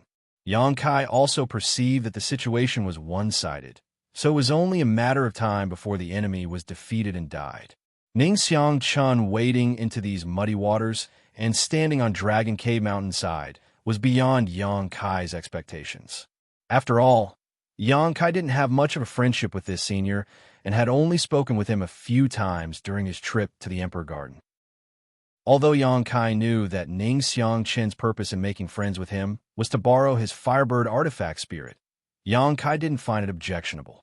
After all, the other party didn't have the slightest malicious intent and simply wanted to ask for help. What's more, Xiangqian had readily agreed to his request in the end. Would have been an unintentional act at that time, had actually brought reinforcements to Dragon Cave Mountain at this time, a truly unintentional act. Otherwise, with just Xianxia and Haoan, it would have been impossible for them to kill this enemy from Demon Blood Temple. Of course, it didn't matter if Dragon Cave Mountain had Xiangqian or not, but this discovery made Xianxia feel much better. No longer paying attention to Xiangqian, Xianxia turned his gaze to a different place, a cold grin appearing on his face as he walked over. Inside this strange, desolate illusion, where there was no sun, moon, or stars, Xieli sat cross-legged on the ground, his expression as calm as an ancient well. He had been trying for a long time, but still couldn't break the spirit array in front of him. At this moment, he decisively understood that he couldn't break this spirit array with his own strength. So he decided not to waste any more time and instead began conserving his strength. He knew that this illusion array didn't have any lethality, so if the enemy wanted to kill him, they would eventually show themselves. As the strongest member of the Xie family, Xieli's mental fortitude was quite good, but the Saint Kings around him weren't so calm. At this moment, all of them were staring at Xieli eagerly, hoping he could point out a way. However, Xieli didn't say anything, so they were helpless and didn't dare to rashly ask. All of them were like ants on a hot pan, anxious beyond belief. Suddenly, Xieli, who was sitting cross-legged on the ground, stood up, his eyes flashing a terrifying light as he stared towards a certain direction. When he stood up, the space in front of him suddenly rippled, and then a figure strangely passed through it, as if passing through a transparent water curtain, easily arriving in front of the Xie family members. Looking at this person's face, Xieli's eyes narrowed as his murderous intent surged. Of course, he recognized Xianxia. After all, his son, Xie Hongwan, had died tragically at Xianxia's hands. Xieli had always wanted to avenge his son's death, but he was a man who had experienced many storms and had not rashly come to Dragon Cave Mountain to seek revenge on Xianxia. After all, there was still Qian Tong standing behind Xianxia at that time. If he were to act rashly, even if he succeeded, Xieli would be buried along with Xianxia. If that really happened, the gains would not make up for the losses. As such, Xieli had been patiently waiting for an opportunity. He had been lucky, he had failed, and now he had finally reached this moment.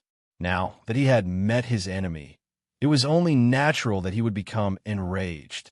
However, Xieli was still able to maintain his composure and simply stare at Xianxia, not daring to act rashly. After breaking into this illusion, Xianxia glanced around and summoned his artifact spirit indifferently. The Firebird spread its wings and sent out a series of wash-basin-sized fireballs towards the Saint King Realm Cultivator. These poor Saint King Realm Cultivator had been trapped here for so long and had long since become distraught. Now that they were attacked by the Firebird, whose strength was comparable to an origin-returning Realm Master, how could they resist? The defensive artifacts they hurriedly summoned were unable to resist the onslaught of these fireballs and were shattered by the heat waves and impact. The Saint Chi barriers protecting their bodies also flashed wildly and broke in the blink of an eye, causing them to scream miserably as they fell to the ground and were burned to ashes. In an instant, the several Saint King Realm cultivator were all killed without being able to play a single role. However, Xieli's expression remained unchanged, as if the ones who died were not his family's disciples, simply staring coldly at Yang Kai. After a long silence, he took a deep breath and quickly said, "Is this the first time you and this old master have met?" "This old master is Xieli. Presumably you're no stranger to him." Yang Kai curled his lips and said lightly, "I know you are Xieli, and I know why you are here, but I just want to ask you a question." "Good. Before you die, this old master can satisfy your wish," Xieli coldly snorted, seemingly quite confident in his own methods. "Shameless boasting." Yang Kai grinned. "Forget it. I won't bother with you. You just need to tell me where Lu Yi is, and I'll leave your corpse intact." "Lu Yi?" Xieli's brow furrowed, as if he hadn't expected Yang Kai to ask such a question at this time. But a strange look flashed across his eyes before he shook his head and said, "I don't know. He's probably dead." "Dead?" Yang Kai did not comment. It was impossible for Lu Yi to die so easily. Yang Kai had cut off one of Lu Ye's arms in Lu Yan's desert, but even so this time, Lu Ye's arm had actually grown back. Yang Kai could not understand this. Chapter 1405. It was impossible for someone who could regrow a severed arm to die so easily, so Yang Kai faintly felt that Lu Yi was not simple. However, at this moment, besides Xieli in front of him, only the middle-aged man from Demon Blood Temple was still alive. If Lu Yi had broken in, there was no reason he would not have been discovered. Yang Yin and Wu Yi were monitoring Dragon Cave Mountain's movements at all times. This bastard is quite shrewd, not daring to come in. Yang Kai couldn't help grinding his teeth. "Is that all you have to say?" Xieli showed an impatient look. "Yes." Yang Kai grinned back at him. "Then you can die." Xieli's face filled with a fierce light as he roared, a majestic Saint Chi pulsing from his body that was faintly visible to the naked eye. Immediately, a series of crackling sounds rang out from his body as his physique expanded dramatically, his muscles bulging and giving off a strange bronze color as he shot towards Yang Kai like an arrow. Yang Kai's eyes flashed with surprise as he had not expected this Xieli to actually want to fight him in close quarters, but he didn't think too much about it. After all, the other party had a deep hatred for him, so naturally this kind of method would be more satisfying. Thinking so, Yang Kai's lips curled slightly as he stood in place and stared at Xieli indifferently, waving his hand and sending out a golden thread. Xieli, however, did not try to dodge and instead slowly stretched out his fist. This fist seemed to be slow, but was actually filled with a powerful golden light as it met the golden thread head-on. In the blink of an eye, the fist collided with the golden blood thread, but to Yang Kai's surprise, his incredibly sharp golden blood thread was actually blocked by his opponent's bare fist. Not only that, but an inexplicable force passed through the golden thread and into his body, causing his vitality to surge. As soon as they exchanged blows, Yang Kai realized that this Xieli was even more difficult to deal with than the old man from Myriad Beast Mountain. As expected of a powerhouse from the Shadow Moon Hall, just his background alone was extraordinary. If Xieli were to fight the old man one-on-one, the old man would definitely not be a match for him. Yang Kai's face became solemn, and just as he was about to use some other method to stop this old man, a sudden change occurred. Xieli, who was rushing towards him with murderous intent, suddenly let out a strange cry, as if he had encountered some kind of accident, a look of pain and confusion appearing on his face. In the next moment, his flashing eyes were covered with a layer of blood-red light. Kai Yang's brow wrinkled, subconsciously thinking that the other side was playing some kind of trick, but he also felt that something was wrong. For a moment, he didn't know what the other side was thinking. At that moment, Xieli had already rushed to within 5 meters of Yang Kai, his murderous intent so clear it was almost tangible, like a sharp blade cutting into Yang Kai's skin. The next moment, Xieli's body began to glow with a strange blood-red color, and his aura became extremely chaotic. Blood began to flow from his eyes, nose, mouth, and ears as his eyes widened, as if they were about to burst out of their sockets. It was a terrifying sight to behold. This is... Xianxia watched this sudden scene in surprise, but soon he thought of something, and his expression changed dramatically. With a tap of his hand, the purple shield flew out and transformed into a violent sandstorm that wrapped around him. At the same time, the Firebird artifact spirit swooped down from the sky and transformed into a curtain of flames, blocking in front of Xianxia. Xianxia had just finished doing all this when Xieli rushed into the curtain of flames formed by the Firebird artifact spirit. Scorching flames covered his entire body, turning him into a burning man in an instant. But Xieli seemed to be unaware of this and still rushed towards Xianxia without any fear of death, muttering some kind of incantation under his breath as a ferocious expression appeared on his face. The curtain of flames shrank and blocked Xieli's advance, finally slowing him down significantly.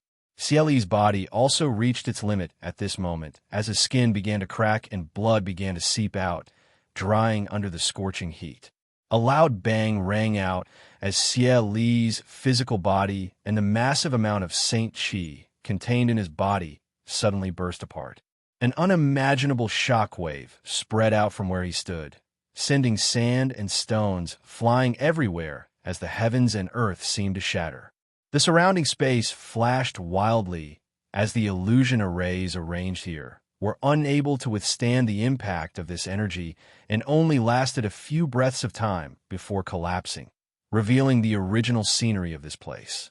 The curtain of flames that had originally wrapped Xieli's body was also torn apart by this shockwave. Fortunately, the artifact spirit did not have a physical body, so even if it was hit by this shockwave, it did not suffer any serious damage, only shrinking and distorting for a moment before restoring its original appearance, its eyes flashing an anthropomorphic look of horror. All of Dragon Cave Mountain shook at this moment, and even with the many layers of protective spirit rays, the energy fluctuations could not be concealed. Qiantong and Fei Zhi, who were 50 kilometers away, both stood up and stared towards Dragon Cave Mountain in surprise. Old Fei, this is... Qiantong's expression became dignified. Did someone self-destruct? Fei Zhi said in surprise. And looking at this aura, it seems to be Xieli. That can't be... Xieli is a second-order origin returning realm cultivator. Even if he fell into that spirit array, he shouldn't have ended up like this. Let's go take a look. Something's wrong over there. After Qiantong said so, his figure flickered and flew towards Dragon Cave Mountain. Fei Zhi frowned, smiled bitterly, and followed after him helplessly. Speaking of which, Shadow Moon Hall was in a bad situation right now, so it was best not to get involved in this matter. But after seeing that Xianxia possessed a wisp of an ancient divine spirit's remnant soul, Fei Zhi could no longer treat him as an ordinary Saint King and subconsciously wanted to establish a good relationship with him. In addition, Qiantong was obviously on Xianxia's side, so Xianxia naturally did not want Xianxia and Dragon Cave Mountain to suffer any losses. Wei Guchong and Dong Xianer exchanged a glance before following without hesitation. The group of four flew up into the air and hurried over, but before they even arrived at Dragon Cave Mountain, they saw countless rays of light flying towards the same destination from all directions. Obviously, these were the masters from the various great forces who had been watching from the sidelines. After noticing the movement on Dragon Cave Mountain, all of them were greatly surprised and ran over to see what was happening. Over on Color Glass Sec's side, Gong Ao, Fu, Dai Yuan, and Insu Dai were also flying over, but unlike Gong Ao, Fu, and Insu Dai's indifference, Dai Yuan's face showed an anxious look. After hesitating for a while, she grit her teeth and asked, "Honored Master, what happened over there? Why are there such terrifying energy fluctuations?" Gong Ao, Fu frowned slightly, feeling a little unhappy that Dai Yuan was so concerned about Dragon Cave Mountain. Originally, she did not want to answer, but seeing Insu Dai also looking at her suspiciously, she thought about it and said, "It seems that someone self-destructed, otherwise it would be impossible to cause such a disturbance." Self-destruct? Who self-destructed? Insu Dai raised her brow and asked excitedly, Could it be that Dragon Cave Mountain is heavily outnumbered and Yang Kai has no way out? Hearing her say this, Dai Yuan's pretty face couldn't help turning white as her heart pounded rapidly. Gong Ao Fu slowly shook her head. No, that little brat doesn't have the ability to cause such a big disturbance. The one who self-destructed must be at the same level as Honored Master. A second-order origin returning realm? That can't be right. Insu Dai exclaimed. There are only 3 second-order origin returning realm masters who entered Dragon Cave Mountain, each of them possessing outstanding strength and fame. How could one of them choose to self-destruct? How would Honored Master know? Didn't you see so many people rushing over? I'm afraid none of them knew what was going on, so they decided to investigate. However, judging from this aura, it's a bit similar to the one from Shadow Moon Hall. Shadow Moon Hall, doesn't that mean? Insu Dai's pretty face changed. Honored Master, is that true? Dai Yuan, on the other hand, was pleasantly surprised. Gong Ao Fu turned her head and glanced at her coldly. Whether it is or not, what does that have to do with you? Once this matter is over, return to Color Glass Sect and enter retreat. From now on, without my permission, don't go out easily. Yes. Dai Yuan bit her red lips and nodded obediently. Although Gong Ao Fu was very satisfied with her apprentice's attitude, she was also filled with doubts. What kind of danger was hidden in this little dragon cave mountain? How could a second-order origin returning realm cultivator be forced to self-destruct?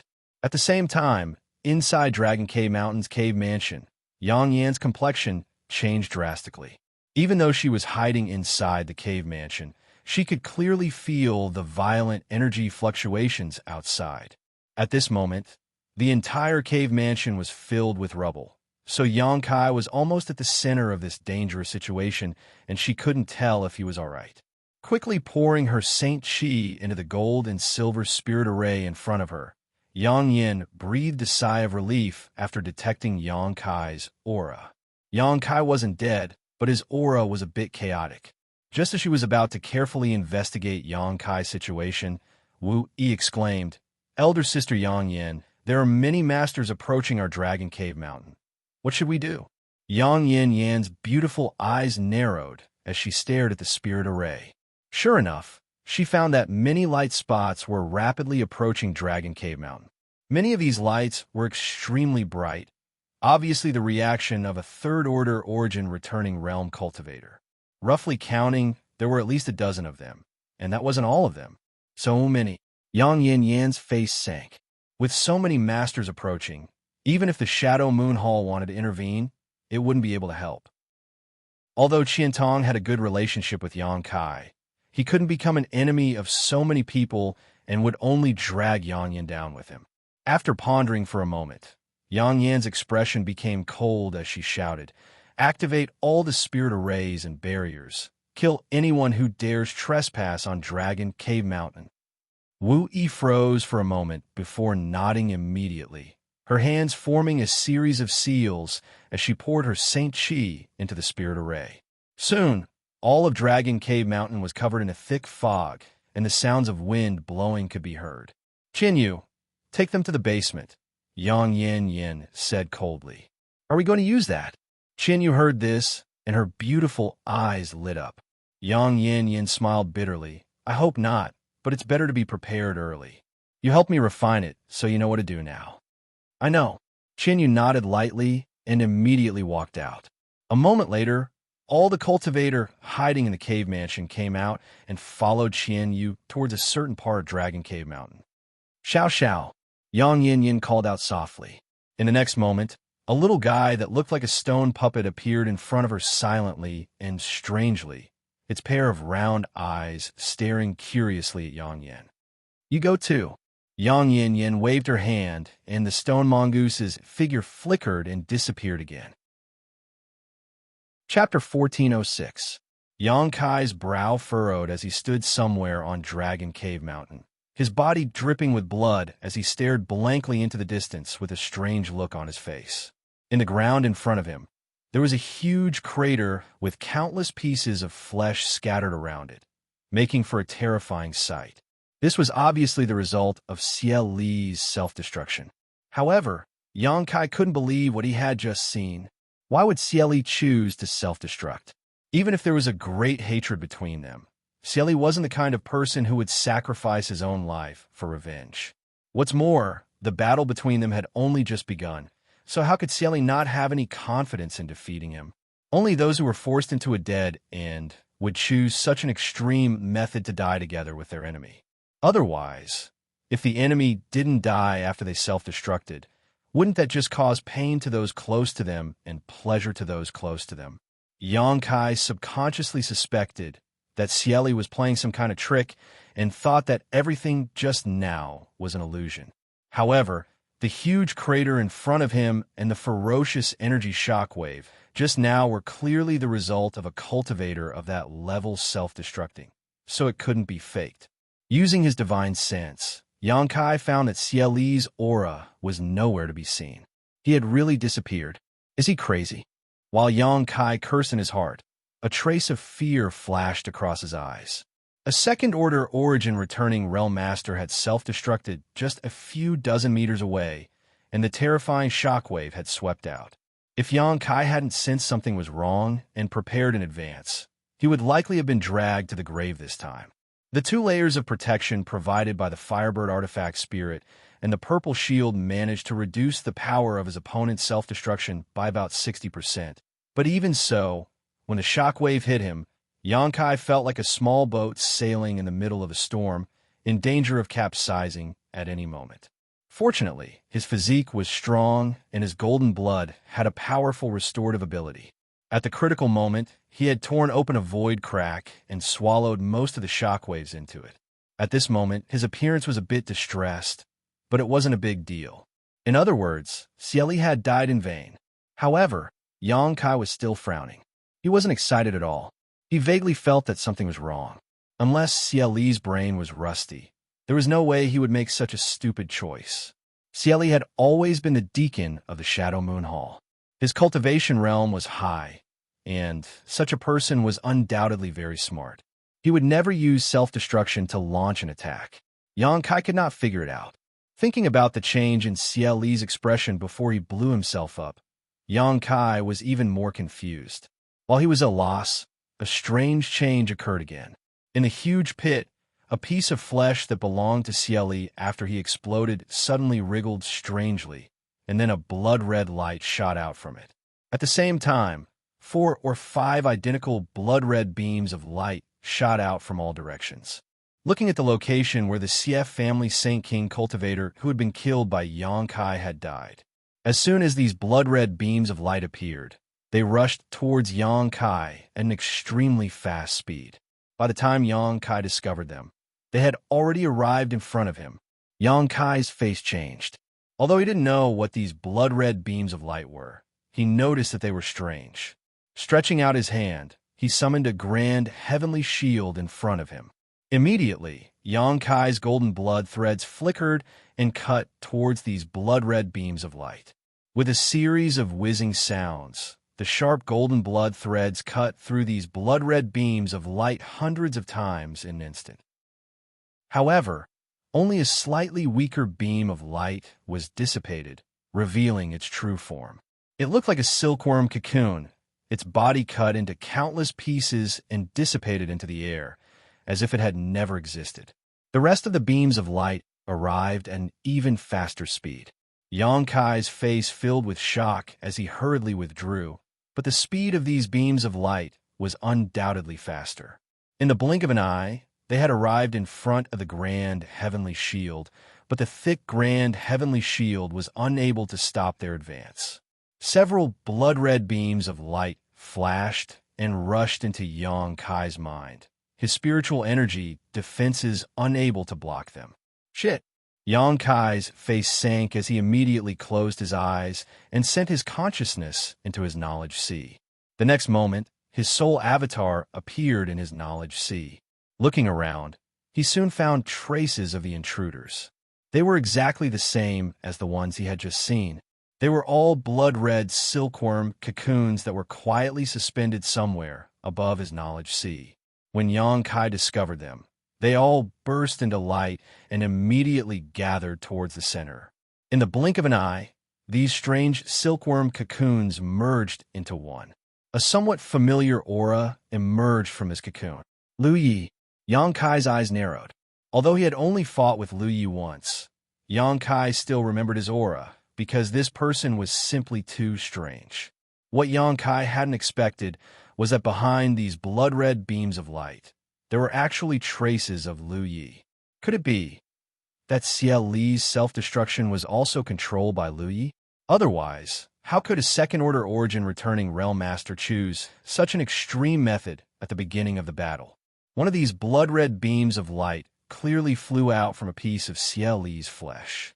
Recalling the change in expression on Xie Li's face before he self-destructed, Yang Kai faintly felt that his guess was correct. If this was really the case, then Lu Yi was simply too amazing. He could even control a second-order origin returning Realm Master. Just who is he? In an instant, Yang Kai raised his evaluation of Lu Yi to a whole new level, no longer daring to underestimate him. Staring at the blood-red silkworm cocoon in front of him, Yang Kai's eyes narrowed. This thing should have been condensed from spiritual energy and was not a physical entity. Lu Yi was just a trivial Saint King. So how could his spiritual energy be so powerful? Yang Kai couldn't believe it. Yang Kai's guess was not wrong. Xie Li had indeed been controlled by Lu Yi. As a master who stood at the peak of this world tens of thousands of years ago, although Lu Yi's current cultivation was not outstanding, the various secret techniques he had mastered were far superior to ordinary origin returning realm masters. Even if Xie Li was shrewd, he would never have imagined that Lu Yi would be able to plant a 10,000 poison evil insect on him. Through this insect, Lu Yi secretly controlled the fate of the Xie family, Sea Heart sect, Flowing Cloud Valley, and the many cultivator he had subdued. From the beginning, Lu Yi did not intend for Xie Li to seek revenge on Yang Kai or kill Yang Kai. His original plan was to control Yang Kai through the 10,000 poison evil insect and then take back what belonged to him from Yang Kai. In Lu Yan's desert, his precious treasure had been taken away by Yang Kai. Lu Yi had always wanted to take it back, and now he had finally found an opportunity. His original intention was not to have Xie Li blow himself up to kill Yang Kai, but rather to severely wound Yang Kai so that he would not be able to resist. Lu Yi had not expected that Xie Li would choose to approach Yang Kai in a melee manner. If not for Yang Kai's tyrannical strength, Lu Yi's plan would likely have failed. After all, once Yang Kai died, Lu Yi would never be able to take back what belonged to him. The 10,000 poison evil insect was not a poisonous insect, but something he had condensed using his divine sense secret technique. It was extremely strange and impossible to guard against. Now that several 10,000 poison evil insects had merged into one, their power was far greater than before. It could be said that using them to control a third-order Saint King cultivator was a simple matter. Inside Yang Kai's knowledge sea, Yang Kai stared at the cocoon-like thing with a look of surprise on his face. Although he did not recognize the 10,000 poison evil insect, Yang Kai knew that it was not a good thing. So with a single thought, he sent out the flame-like seawater down below to wrap around the cocoon. The cocoon did not show any intention of resisting and simply allowed the seawater to hit it. Soon, it was completely wrapped up. Yang Kai's powerful conflagrated knowledge sea continued to burn the cocoon, but it did not seem to have any reaction, only a red light flashing across its body as if nothing had happened. Yang Kai's face changed slightly as he secretly felt that he had underestimated this damned thing. His conflagrated knowledge sea did not seem to be able to cause much damage to it. Considering all this, Yang Kai no longer tried to waste any more effort and simply waved his hand, causing the seawater to fall back down. Just as Yang Kai was about to use another method, the blood-red cocoon suddenly flickered and transformed into a blood-red light that shot straight towards his soul avatar. But how could Yang Kai allow it to succeed? Inside his knowledge sea, he was the master. He could control everything with a single thought. With a cold snort, Yang Kai condensed a number of fiery red spears from his spiritual energy and shot toward the blood cocoon, But the blood cocoon was extremely nimble, swaying back and forth slightly, dodging all of the attacks. So difficult to deal with.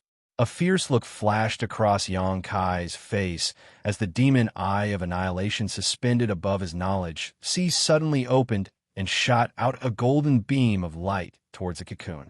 The blood-red cocoon tried to dodge several times, but was still unable to avoid this attack and was instantly enveloped. The rapidly flashing 10,000 poison evil insect immediately calmed down, as if it had been fixed in place, its fat body twisting and turning as it let out a strange squeaking sound, as if it was in great discomfort.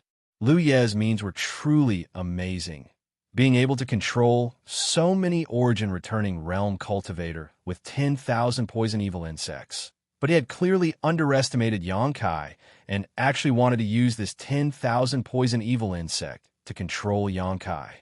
Yang Kai's knowledge, had a divine technique like the demon eye of annihilation.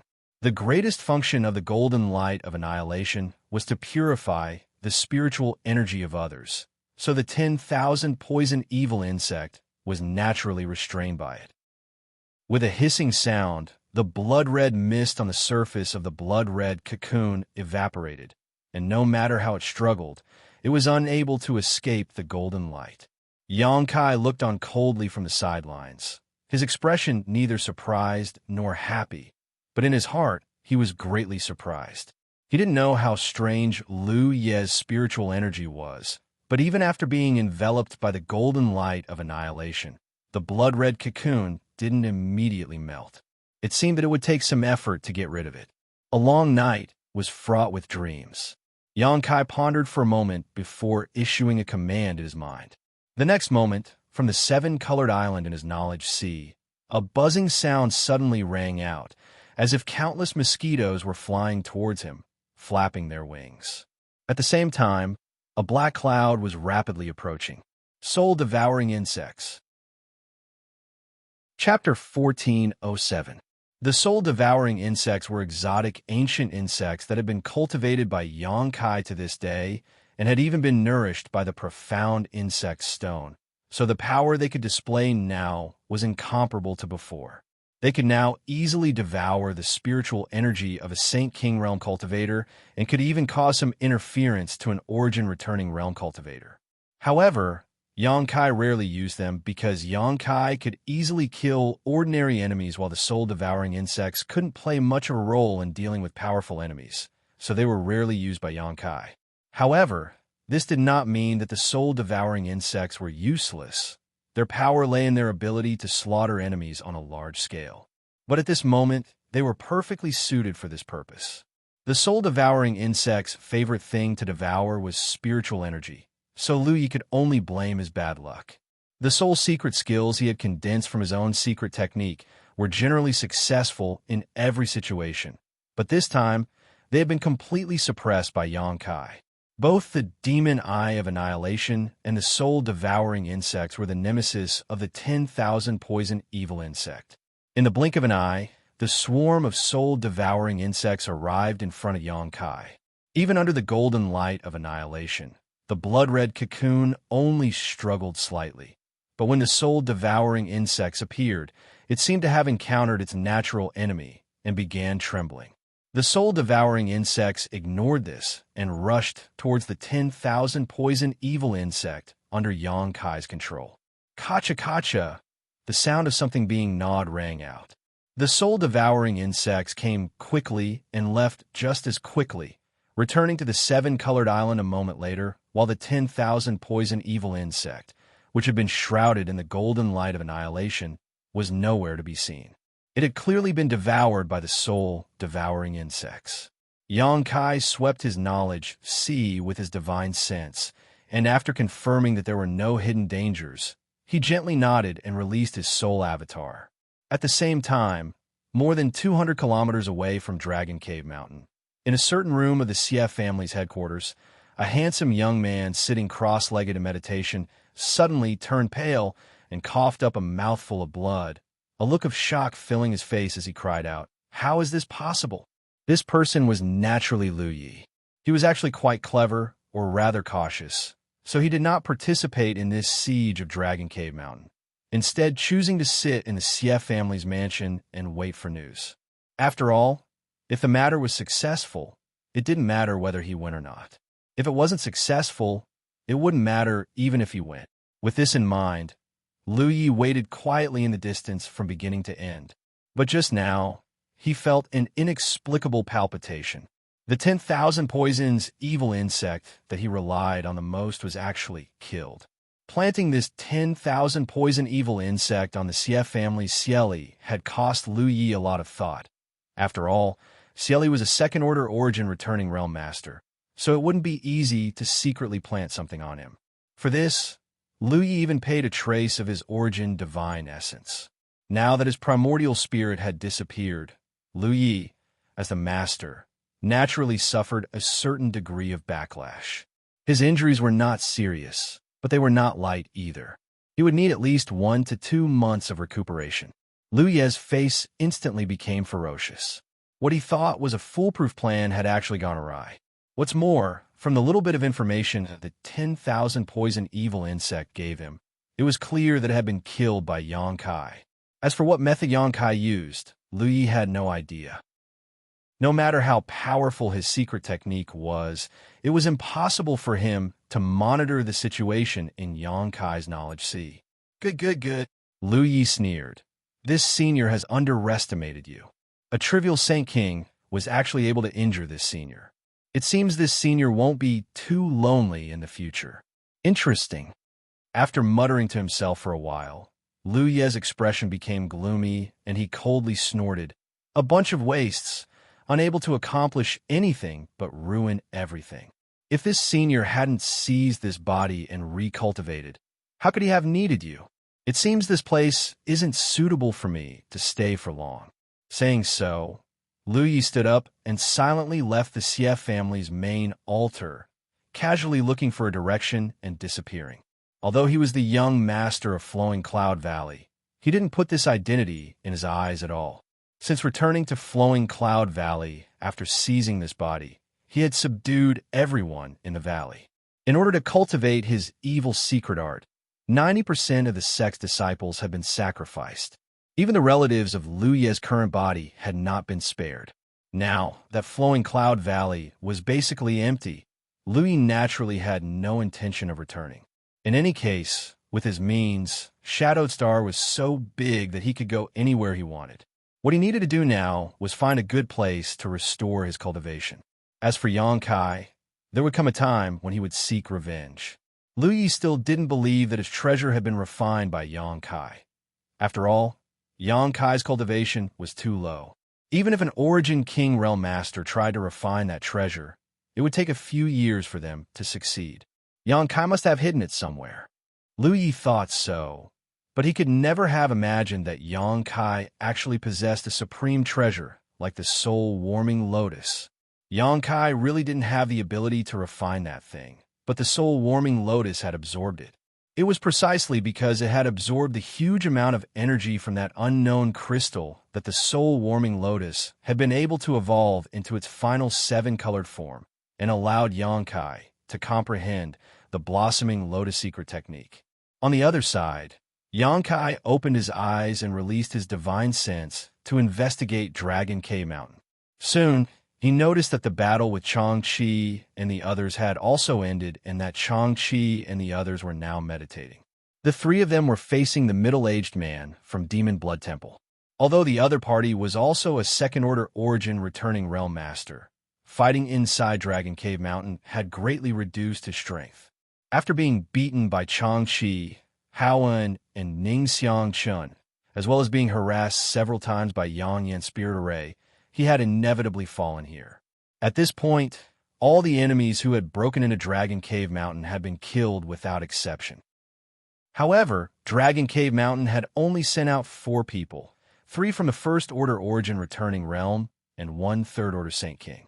Although this kind of record could not be said to be unrivaled in the future, it was basically unprecedented. If word of this spread, no one would believe it. Standing in place, Xianxia thought for a while before reaching out and taking off his tattered clothes, putting on a new set of clothes, wiping off the blood on his body before walking over to Xianxia and the others. The soul of the old man from Myriad Beast Mountain had been swallowed by Yang Kai with his demon eye of annihilation, and Xie Li's self-detonation had not been spared. There was also the soul of the demon Blood Temple Master, so Yang Kai naturally wouldn't let it go. Presumably, after swallowing the souls of these three people, Yang Kai would be able to break through to the origin returning realm. A moment later, Yang Kai arrived in front of Xianxia and the others, glanced at the body of the demon Blood Temple Master lying in a pool of blood, and quietly swallowed his soul into his knowledge sea. His arrival had obviously alerted Xianxia and the others. The three of them opened their eyes, and when they saw that it was Yang Kai, they all revealed looks of joy and stood up. "Elder Ning, you've worked hard this time." Yang Kai cupped his fist to Ning Xianxia. Ning Xianxia had stood on Dragon Cave mountainside without hesitation this time, and had even killed many enemies for him, giving Yang Kai a good impression of him. No matter what his intentions were, it was true that he had helped him. Huh? Ning Xianxia laughed. Although he had just experienced a great battle, his complexion was still quite good, obviously not injured. Little friend Yang is too polite. This old master has lived a long life and rarely encountered such a grand occasion. It has been a long time since he had been so excited. This old master must thank little friend Yang for providing this opportunity for me, making this old master feel much younger. Yang Kai smiled lightly. Old man Ning is too polite. If old man Ning has time in the future, please come to Dragon Cave Mountain often. We will certainly welcome you with open arms. Ning Xianxia's eyes lit up and his smile became more and more hearty. Yang Kai's words clearly showed that he was no longer an outsider. Ning Xianxia suddenly felt that his efforts had paid off, but he was still not satisfied and tentatively asked, "Instead of coming often, I wonder what little friend Yang thinks." "HM?" Yang Kai glanced at him in surprise. Ning Xianxia's words indicated that he wanted to join Dragon Cave Mountain. After thinking about it for a moment, Yang Kai understood why Ning Xianxia would make such a choice. This time, by helping Dragon Cave Mountain kill its enemies, he had offended Myriad Beast Mountain, Demon Blood Temple, Sea Heart Sect, and Flowing Cloud Valley. Although he was an origin returning realm master, he had no sect to protect him, so there was no telling when someone would seek revenge. Rather than this, it was better to simply tie himself to Dragon Cave Mountain. This was indeed the case. Although Ning Xianxia had been free all his life, when he reached old age, he felt a little lonely. Usually, he wanted to find someone to chat with and exchange cultivation experiences, but there was no place for him to go. Today, after seeing the magnificence of Dragon Cave Mountain, he naturally wanted to join it and seek a place to retire. Moreover, there were only 2 origin returning realm masters on Dragon Cave Mountain who had the same strength as him. Their backgrounds were not high, but their tempers were good, so if he joined, he would not have to worry about being ostracized. Based on these considerations, Ning Xianxia had made such a decision, but it was also the result of careful consideration and not a moment of impulse. He was not a young man and would not act impulsively. After saying so, Ning Xianxia looked at Yang Kai with some uneasiness, wondering if the other party would accept him. Since Senior Ning has such intentions, this junior will naturally welcome you. Yang Kai's expression became solemn, but Senior Ning should consider this carefully. Dragon Cave Mountain is not a peaceful place now, perhaps. Before Yang Kai could finish speaking, Ning Xianxia smiled and waved his hand. What little friend wants to say, this old master can more or less guess, but this old master has already buried half his neck in the sand, so there's nothing to be afraid of. The only thing I'm worried about is not knowing when I will die, and no one will know. If I can die here on Dragon Cave Mountain, it will be a blessing for me. This is a good burial place. Yang Kai raised his brow. Since the other party had put it this way, he naturally would not refuse and nodded. Good. Then Senior Ning will be a foreign elder of my Dragon Cave Mountain in the future and will enjoy the same treatment as foreign elder Chong and foreign elder Hao. Haha, this Ning will accept. Ning Xianxia laughed and cupped his fists. Changqi and Haoan continued to congratulate Ning Xianxia. Although the three of them had only known each other for a short time, having fought side by side together, they felt a sense of camaraderie. As they spoke, Xianxia and Howen faintly revealed the wealth of Dragon Cave Mountain and the treatment foreign elders could enjoy, causing Ning Xiangqian's eyes to light up and his heart to burn with excitement. When he was fighting with the middle-aged man from Demon Blood Temple just now, Ning Xiangqian could see that Xianxia and Howen's background was far superior to his own. Chapter 1408. Every artifact of Xianxia and Howen, whether it was offensive or defensive, was origin grade high rank, and the pills they consumed were so good that Ning Xiangqian couldn't help feeling envious. Throughout his life, the best artifact he had ever owned was origin grade low rank. In order to repair it, he had to travel far and wide in search of materials. Xianxia had given him a few restorative spirit pills just now, but Ning Xiangqian was not willing to eat them and had quietly kept them. Thinking that he could also own these things, Ning Xiangqian felt more and more that his choice was correct. Over here, the atmosphere was harmonious, and the sound of laughter continued. Suddenly, Kai Yang's brow furrowed, and his happy expression sank once more. Xianxia observed his expression and asked curiously, "What's wrong?" "Many honored guests have come to visit. I'll go with you to have a look," Yang Kai sneered. "Honored guests?" Xianxia and the others glanced at each other, but soon had some guesses and frowned before following Yang Kai outside. The thick fog covering Dragon Cave Mountain once again tumbled and parted, revealing a corridor that led directly to the interior. A moment later, the figures of Yang Kai, Xianxia, and the others appeared. In an instant, countless pairs of eyes swept over this group of four, but after discovering that Yang Kai and the others were unscathed, everyone's expression changed to one of surprise, doubt, suspicion, shock, disbelief, and so on. Qian Tong and Fei Ji too, on the other hand, raised their brow slightly. Their reactions were quite different from the others, as they secretly breathed a sigh of relief and nodded to Yang Kai in greeting. What a grand spectacle! Ning Xiangqian stood behind Yang Kai and swept his eyes over this group. Hearing this, he exclaimed.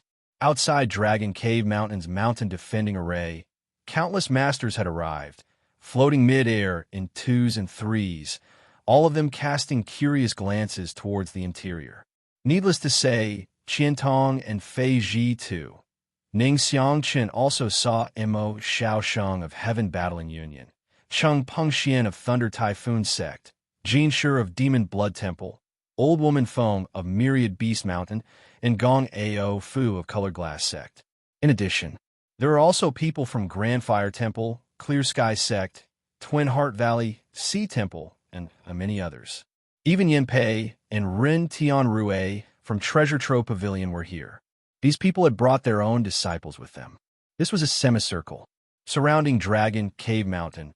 Each group exuded an aura that caused one's heart to palpitate.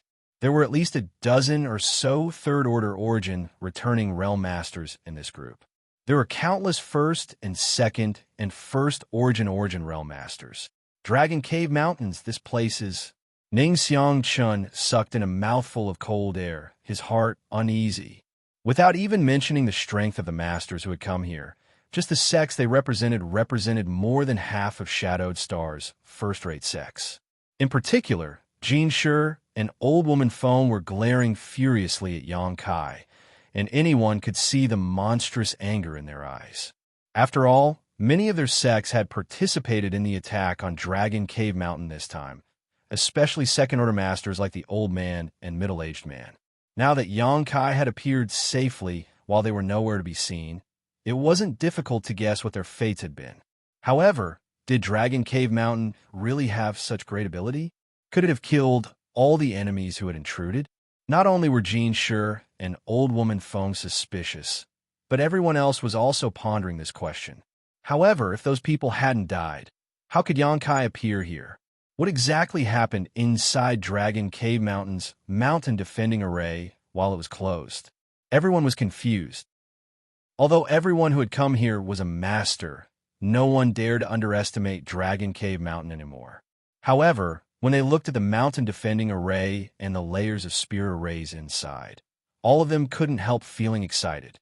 There was no other reason other than the fact that these restrictions and formations were extremely profound. If he could find and capture the person who set up the formations, then the formations of his sect headquarters would definitely be improved and improved by a great deal. Junior Yang Kai greets seniors. Yang Kai shouted loudly, his expression neither servile nor overbearing. I did not know that seniors had come to visit Dragon Cave Mountain. Please forgive me for not coming out to greet you. The expressions of the masters from the various great forces changed, but no one answered. After all, not many of them had any kind of friendship with Dragon Cave Mountain or Yang Kai before. Most of them had come here out of curiosity, while others had come to inquire about information. As for Yang Kai, a trivial Saint King realm cultivator, none of them placed him in their eyes. Only Qian Tong chuckled and said heartily, "You don't need to worry about it. Us old fogies just came here to take a look." Qian Tong's words swept across the crowd, causing many of the masters present to glare at him fiercely. "Oh, so that's how it is." Yang Kai grinned and said indifferently, "Then I'll have to disappoint seniors. Dragon Cave Mountain is sparsely populated and the scenery isn't very good. I'm afraid there isn't much to see here." Such an obvious eviction order could be heard by even a deaf person. Yang Kai had basically told them to go back to where they came from. But since so many experts had come, how could they just leave without getting the truth out of the matter? The others didn't care, but Xianxia and Old Woman Feng would definitely not let this go. Thinking so, most of the cultivators turned their eyes to Xianxia and Old Woman Feng, waiting for them to answer. At this point, Xianxia and Old Woman Feng naturally could not stay out of this. The former coldly snorted and stared at Yang Kai with a dignified expression, shouting impatiently, "Boy, this old master will ask you, where did those people who entered the mountain go?" "So, it is Senior Xianxia." Yang Kai acted as if he had just discovered him, a respectful look appearing on his face as he asked casually, "You mean the group from the Xief family?" Xianxia lightly coughed. "And this old master is asking about the people from the Xief family. Where are they now?" Although everyone knew that people from Demon Blood Temple had participated in this operation, Xianxia was not stupid enough to admit it, because on the surface, this attack on Dragon Cave Mountain was a matter of grievances between the Xief family and Yang Kai. All those who participated in this operation were disciples of the Xief family, no outsiders. If Senior is concerned about the people from the Xief family, I'm afraid I'll have to disappoint you. Yang Kai's lips curled slightly. "What do you mean?" Xianxia's heart clenched. Why ask a question Senior Xianxia already knows the answer to? Those people dared to trespass into my Dragon Cave Mountain and try to harm this junior. So, Junior naturally sent them to the Netherworld. This junior is not a good-tempered person. Yang Kai's expression gradually became cold. A series of gasps sounded, and everyone's expression became extremely shocked. Although everyone had already guessed in their hearts that the group of people who had broken into Dragon Cave Mountain had met with misfortune, now that Yang Kai had confirmed it himself, they still found it hard to believe. Qian Tong and Fei Zhitu's eyes almost popped out of their sockets. The expressions of the other masters were not much better, all of them looking like they had seen a ghost in broad daylight. Among that group of people, there were more than 30 Origin Returning Realm Masters, 3 of which were Second-Order Origin Returning Realm, and 200 Saint Kings. Such a force had actually been wiped out on a small Dragon Cave Mountain. How is this possible? Was Dragon Cave Mountain really so powerful? If this was the case, then this small mountain could already be considered a second-tier force. What nonsense! You think you can do that? Old Woman Feng had always had a bad temper, so when she saw Yang Kai act so arrogantly, a trace of anger appeared on her old face, and she slammed the dragon head walking stick in her hand into the air, obviously unwilling to believe Yang Kai's words. She instinctively felt that he had used some kind of spirit array to trap the intruders. Senior Feng doesn't believe me? Yang Kai glanced sideways at her. Ignorant child, this old woman has lived for more than half of her life, but has never heard such a good joke. As soon as Old Woman Feng's voice fell, Her face changed dramatically because she saw a one-handed axe appear in Yang Kai's hand and casually play with it. "Grandma, that is—" Feng Yin, who had been standing next to old woman Feng, also changed her expression because she could tell that this one-handed axe was Elder Du's artifact. This was an origin-grade, mid-rank artifact that he cherished so much that he would not easily show it to others. If Elder Du had not died, how could such an artifact have fallen into Yang Kai's hands? From the looks of it, the old man had really fallen. Even a second-order origin-returning realm master had died, so there was no way anyone else could have survived. Old woman Feng could no longer question anything as the facts were right in front of her. Continuing to doubt would be the same as deceiving herself. Yang Kai sneered and said, "Although my Dragon Cave Mountain is not big, it is not a place anyone can casually bully. Since all the seniors are here today, Junior will boldly say that if anyone without eyes dares to have any ideas about Dragon Cave Mountain in the future, the Xie family will suffer the same fate." "Boy, are you threatening us?" Xianxia took a step forward and asked fiercely. "Old Ghost Jean," Qian Tong coldly snorted from his side. "What makes you think Yang Kai is threatening you? He only said those without eyes. Could it be that your demon blood temple wants to bully the weak?" He could see that Xianxia was trying to take advantage of this situation. So how could he give him the chance? Not to mention that Qian Tong had always been on Dragon Cave Mountain's side. Shadow Moon Hall's current embarrassing situation was enough to annoy Qian Tong. So now that he had an opportunity, he naturally had to retort. After listening to his words, Xianxia glanced over at Qian Tong and frowned, but it wasn't convenient for him to pursue the matter. After all, this was still Shadow Moon Hall's territory, so he had some scruples. Good. On the other side, old woman Feng grit her teeth and shouted, "Sure enough, heroes come from the young. This old woman has underestimated you. Your courage is quite big." Yang Kai grinned. "Many thanks for Senior Feng's praise. Many people say the same thing, but this junior doesn't know how big his courage is." Asterisk Poochie. Asterisk a chuckle came from the side as Dai Yuan of Color Glass Sect couldn't help giggling. Gong Ao Fu couldn't help glaring at her in warning. Insu Dai also wore a disgruntled look. "Humph, what's there to be proud of?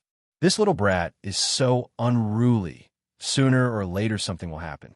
Senior sister, it's best you don't get involved with him. You don't need to meddle in my affairs. Junior sister should just take care of herself," Dai Yuan replied indifferently. Chapter 1409. Your junior sister is right. Gong Ao Fu snorted. It's not a good thing for a young man to show off too much.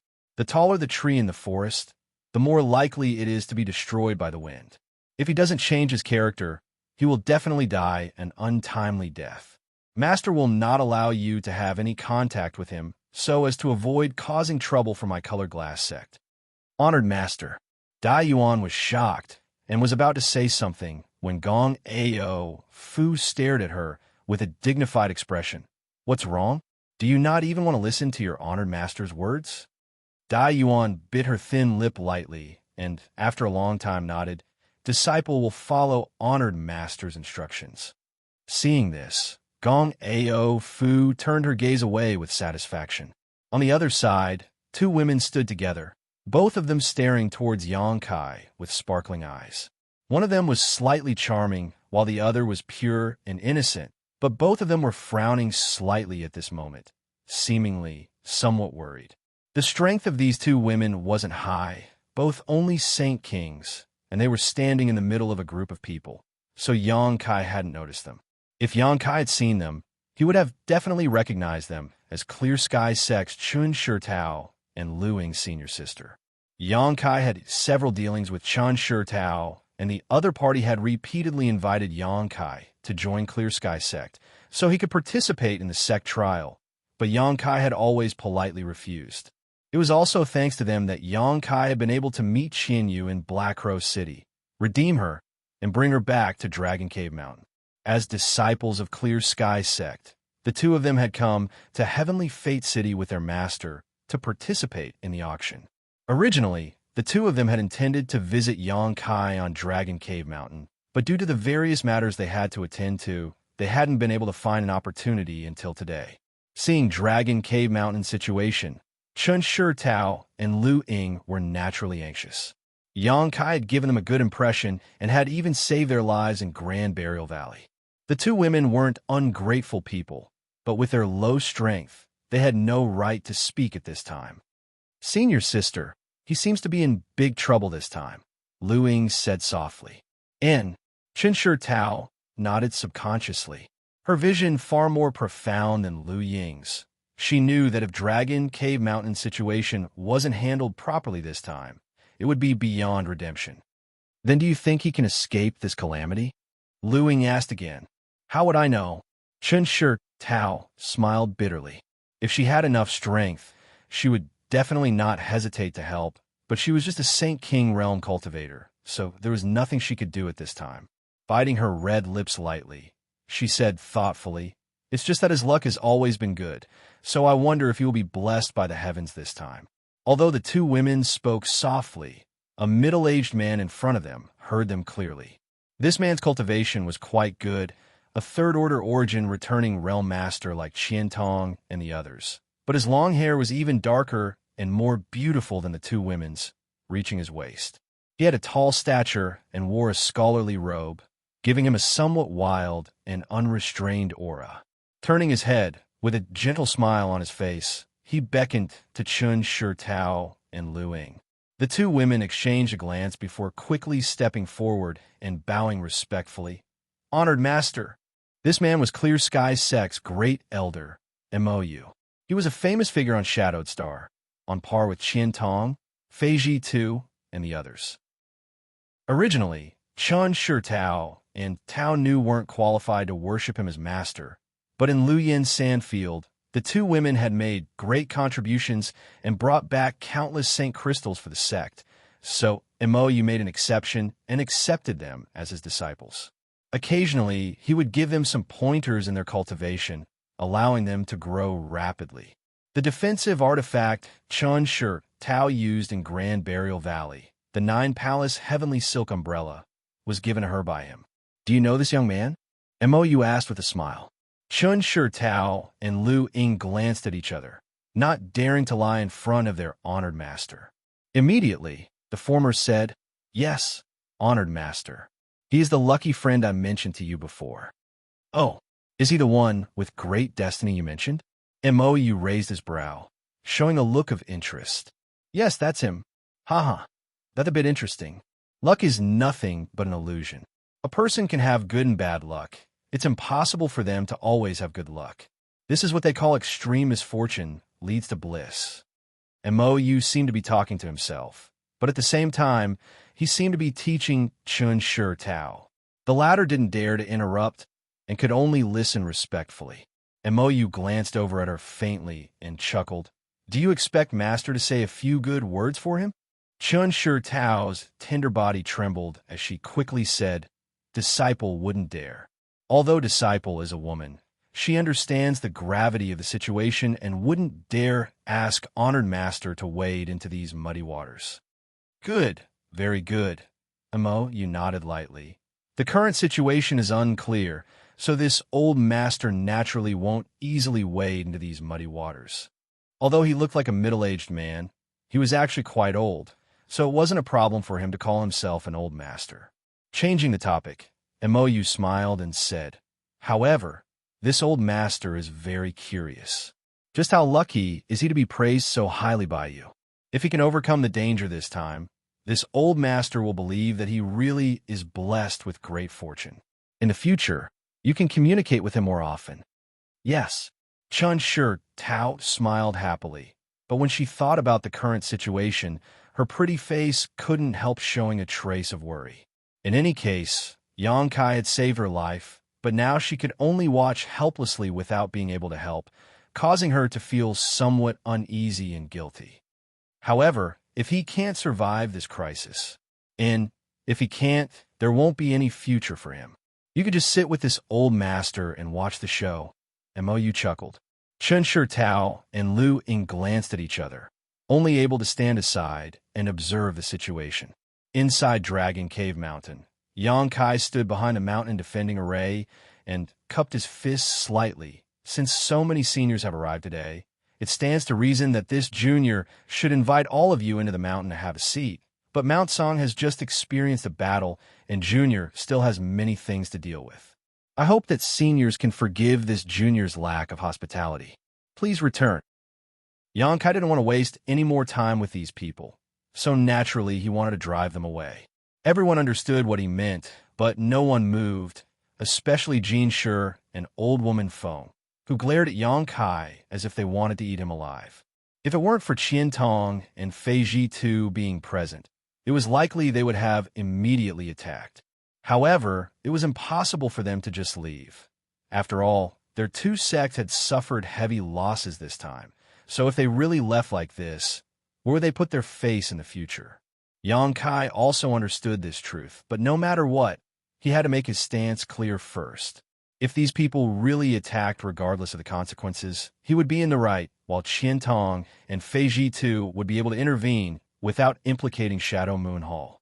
Seeing that no one was leaving, Yangkai sneered and said loudly, "What's wrong? Could it be that seniors like the Xie family have taken a fancy to this junior's little mountain? Little brat, don't say such nonsense. Since this old master has come here, shouldn't you, as a junior, invite us into rest? This is the proper way to treat guests," Xianxia coldly snorted. Many masters heard this and nodded lightly. Although they had no grievances with Yangkai and Dragon Cave Mountain, and had come here purely to watch the fun, after learning about the wonders of Dragon Cave Mountain's spirit arrays and spirit arrays, all of them wanted to go in and take a look. As such, even if they understood that Xianxia had other intentions, all of them agreed with him at this moment.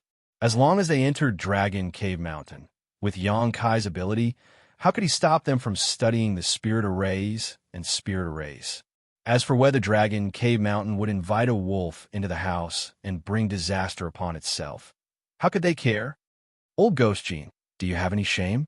Others have already made it very clear that there are many things that need to be dealt with on this mountain, and that it is inconvenient to entertain guests. We have already apologized in advance, yet you still insist on saying such things. Are you trying to bully the weak? If you really want to rest, Heavenly Fate City is just 50 kilometers away. Come with this old master, and this old master will entertain you. Qian Tong looked at Xianxia with displeasure. No matter what, this was still Shadow Moon Hall's territory. Not giving Yangkai face was equivalent to not putting Shadow Moon Hall in his eyes, which made Qian Tong very annoyed. Naturally, we must go to Heavenly Fate City, but this little brat is acting so arrogantly. He doesn't put us in his eyes at all, Xianxia said with a look of unwillingness to give up. Don't try to use this as an excuse to make a fuss. If you want to cause trouble, this old master will accompany you. Qian Tong shouted, his expression becoming unfriendly. Perceiving Qian Tong's resolute attitude, Xianxia frowned. He didn't know what the relationship between Qian Tong and Yangkai was that made him not hesitate to offend him. But now, it seemed that if he continued to be entangled, things would definitely not end well. However, leaving like this was really inappropriate. Intentionally or unintentionally, Xianxia glanced over at old woman Feng and saw the other party's gloomy face. Her eyes filled with murderous intent as she glared at Yangkai. His brow furrowed, and just as he was about to drag old woman Feng down with him, a shocking pressure suddenly descended from the distance. Xianxia's complexion changed as he swallowed the words on the tip of his tongue and turned his head to look. Everyone else did the same. Among the masters present, there were a dozen or so third-order origin returning realm masters, but even with their tyrannical strength, they could tell that this newcomer was not someone to be trifled with, causing them to show looks of shock. Only old Black Yanpei showed a look of astonishment on his face as he muttered, "Why is she here?" It was as if this person shouldn't have appeared here. In the distance, a blue light quickly approached, and a moment later, this blue light flashed and stopped a few dozen meters in front of the crowd before dissipating, revealing two figures hidden inside. One was a man, and one was a woman. The woman was the leader. She was dressed in a jade-green palace robe. Her long hair was tied up behind her head, revealing her slender and fair neck. Her bearing was graceful and luxurious. Her pair of phoenix eyes seemed to be born with the dignity to give orders. No one dared to look at her for too long. This woman in palace robes looked to be in her 30s or 40s, and although she was quite old, she had maintained her appearance quite well. Her skin was fair and delicate, and even a young girl in her late 20s could not compare to her. Her 10 slender fingers and enchanting figure were enough to arouse one's imagination. However, at this moment, no one dared to underestimate this woman because the aura that caused everyone to pale was coming from her. This was an aura that was even stronger than that of an ordinary third-order origin returning realm master. Chapter 1410. Behind the woman stood a man. This man had a rather peculiar appearance. He had a pointed mouth, monkey cheeks, and narrow, slender eyes, as if he couldn't open them. There were only 2 slits in his eyes, and he had a mouthful of buck teeth that made him look like a rabbit. This man looked extremely wretched, and when he stood next to the beautiful woman in front of him, it created a sharp visual contrast, making the woman seem even more beautiful, while this man was extremely ugly. However, from the way the two of them stood, it was obvious that this buck-toothed man should be a junior or disciple of the woman in palace robes, because he was standing behind her with a respectful expression, as if he was following her lead. His strength was also at the first-order origin returning realm, but the Saint Chi fluctuations faintly exuded from his body were much purer and denser than the average first-order origin returning realm cultivator. When he saw this woman, Xianxia's face sank, not knowing what kind of background she had. If she was an enemy, then this situation would not be easy to handle. Facing this woman in palace robes, Xianxia felt a faint sense of oppression, a feeling Xianxia, old woman Feng, and the others couldn't give him. It was obvious that this woman was stronger than Xianxia, old woman Feng, and the others. But when he saw the buck-toothed man, Xianxia showed a look of surprise, because he knew this person. This buck-toothed man was actually Wuxia, the one who had exchanged his Star Emperor token for a spirit pill after the auction in Treasure Trove Pavilion. Xianxia had a particularly deep impression of this man, because when this guy saw Yang inflammation, it was like a mouse seeing a cat. Not only was he extremely afraid, but he was also quite respectful, even calling himself Xianxia. This man's appearance was quite unique. How could Xianxia forget such a strange person? He still remembered that after the exchange of spirit pills, the other party had said that if possible, his elder would come to visit him in Yang inflammation. Thinking about it, this woman in palace robes was Wuxia's elder, and the spirit pill he wanted to exchange his Star Emperor token for was also prepared for this woman. Was this woman an enemy or a friend? Xianxia frowned, his expression uncertain. However, the appearance of these two people successfully attracted everyone's attention, alleviating the originally hostile atmosphere by quite a bit. Moreover, when the experts from the various powers saw the woman's appearance, all of them revealed expressions of disbelief, and some were even extremely terrified. It was as if he was extremely afraid of this woman. Even Mo Xiaosheng of Heaven Battling Union and Cheng Pengxian of Thunder Typhoon Sect were the same. The two of them glanced at each other, and both showed looks of dread, secretly feeling a headache coming on. As the two giants of Shadowed Star, Heaven Battling Union, and Thunder Typhoon Sect did not put anyone in their eyes except for the mysterious Star Emperor Mountain. As for Mo Xiaosheng and Cheng Pengxian, they were the great elders of the two great forces. Their positions were high, and their strength was extraordinary. To be able to make the two of them so fearful, this woman's identity and background were obviously not to be underestimated. Xianxia observed his expression. Although he didn't know whether this person was an enemy or a friend, and what her background was, he knew that this woman was definitely a famous figure. How could it be her? Over at Shadow Moon Hall, Qintong also looked like he had seen a ghost, squeezing his eyes hard as his eyelids twitched. Fei Zhitu's mouth opened like a hippopotamus, his expression not much better than Qintong's. Elder, who is this senior? Wei Guchong asked curiously from the side. The woman in the palace robe had only appeared once. She didn't say anything. She simply suppressed all the masters present with her absolute aura, causing Wei Guchong to feel very confused. At the same time, he also felt an inexplicable excitement. This was the power of a true master. She is the previous sect master of Star Emperor Mountain. Qian Tong replied, casually with a bitter taste in his mouth. Wei Guchang's body shook as he stared at the woman in the palace robe with even more admiration. He had never expected that this senior's background would be so great. Star Emperor Mountain was one of the most mysterious and powerful forces on Shadowed Star. No one knew how many masters they had or how much heritage they had, but it was said that Star Emperor Mountain had obtained the inheritance of the great emperors of Star Field, so even the great leaders of Heaven Battling Union felt inferior when facing Star Emperor Mountain. Fortunately, Star Emperor Mountain didn't compete for anything and rarely appeared on Shadowed Star. Otherwise, how could there be room for other sects to develop on Shadowed Star? Shadowed Star would have long since been unified by Star Emperor Mountain. Although Qian Tong's words were soft, they still fell into the ears of the woman in the palace robe. The other party turned her head slightly and glanced over at him with her pair of phoenix eyes. Being stared at like this, Qian Tong couldn't help feeling his scalp go numb, but he still managed to squeeze out a smile. The younger generation cultivator might not recognize this woman, but all the masters at the Second Order Origin Returning Realm or above present knew her name and knew her terrifying methods.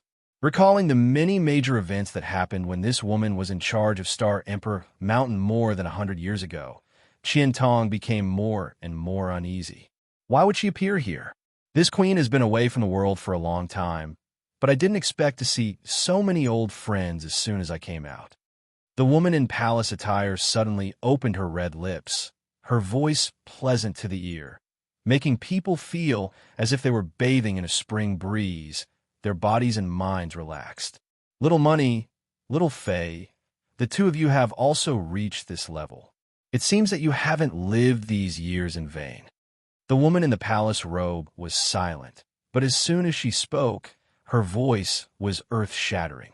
Qian Tong and Fei Ji too were old star elders of Shadow Moon Hall, but in the mouth of this woman, they had become Xiao Qian and Xiao Fei. Countless Saint King Realm cultivators' eyes nearly popped out of their sockets, while many others couldn't help laughing secretly. Qian Tong and Fei Ji too, however, couldn't laugh. Exchanging a glance, they quickly bowed and cupped their fists. Greetings, Senior Sister Yi. After not seeing you for more than 100 years, Senior Sister Yi is still as graceful as ever. Congratulations. Forget it. The woman surnamed Yi waved her hand lightly. No trace of joy or sadness visible on her pretty face. I'm just struggling at death's door. What grace is there to speak of? Saying so, she turned her head to the other side and beckoned. Xiaohei, come here. On the other side, Ren Tianrui, who was known as the little black face of Treasure Trove Pavilion, heard this and responded reflexively. Just as he was wondering why the senior had called him, he saw his master Yin Pei stride forward with a smile on his face and quickly rush to the woman's side. Ren Tianrui blinked his eyes and suddenly understood. It turned out that his master had also gradually grown from a little black face to an old black face. This senior wasn't calling him at all. She was clearly calling his master. Yin Pei greets Senior Sister Yi. What instructions does Senior Sister Yi have for me? Yin Pei asked respectfully. What happened here? Why are there so many people gathered here? The woman surnamed Yi frowned slightly and asked slowly. It's like this. Yin Pei, as the chief auctioneer of Treasure Trove Pavilion, was naturally an eloquent speaker. In a few words, he roughly explained the situation here concisely and to the point, without any unnecessary details.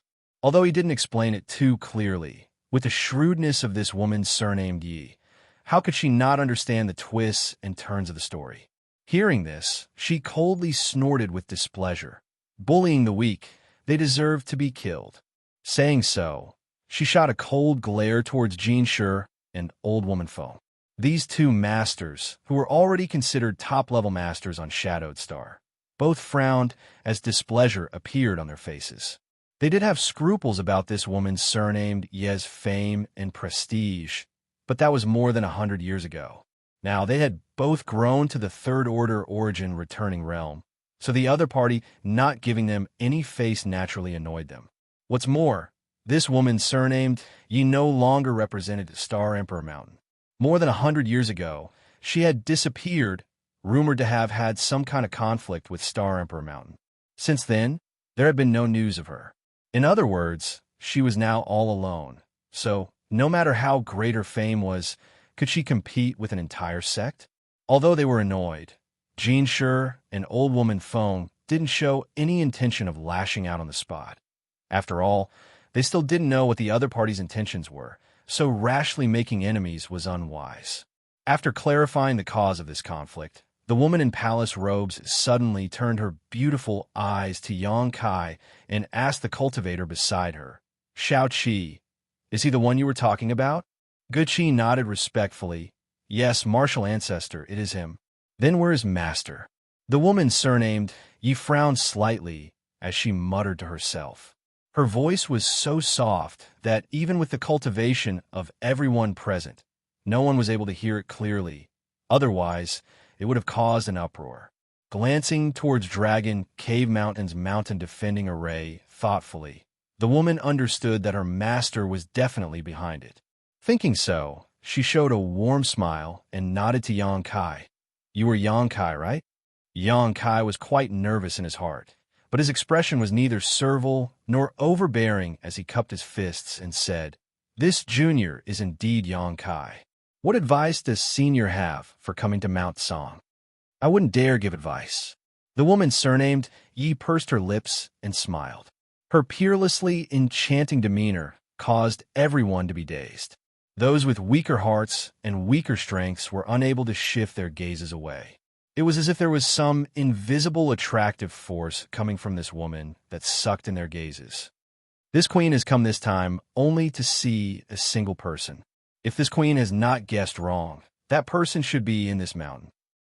If it's convenient, could this queen ask little brother to open the array and let this queen in? Her attitude was gentle, without the slightest hostility, and she spoke in a negotiating tone, but Xianxia's brow furrowed tightly, unable to make a decision for the time being. As for who this woman wanted to see, Xianxia had some guesses. It could only be Yang Inflammation. After all, when Guqi met Yang Inflammation at Treasure Trove Pavilion last time, his performance had been too shocking, and before he left, he had even said that his elders would be coming to visit. Xianxia didn't have any friendship with them, so the one they wanted to visit was undoubtedly Yang Inflammation. However, the other party's origins were unknown, and it was unclear whether they were friend or foe.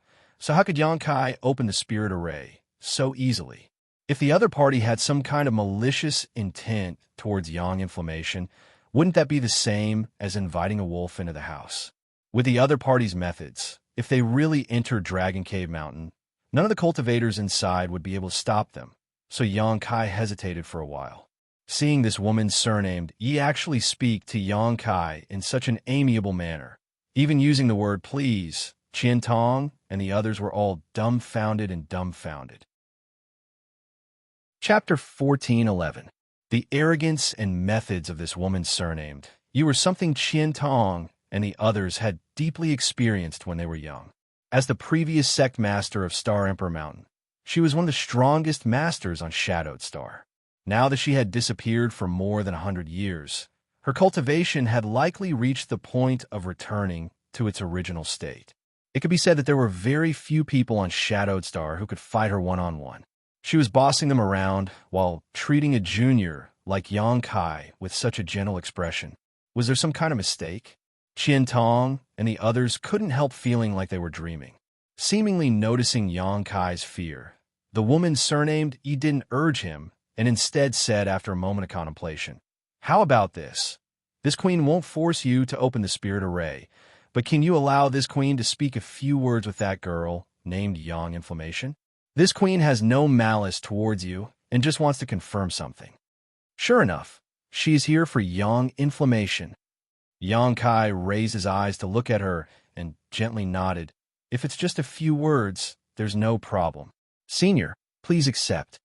Saying so, he reached out and wiped his space ring, took out a communication artifact, and tossed it over to the woman surnamed Yi. The woman surnamed Yi didn't seem to move, but the communication artifact flew directly over to her and was gently caught in her hand. Immediately, in front of everyone's eyes, the woman surnamed Yi closed her beautiful eyes and poured her divine sense into the communication artifact to communicate with Yang Inflammation.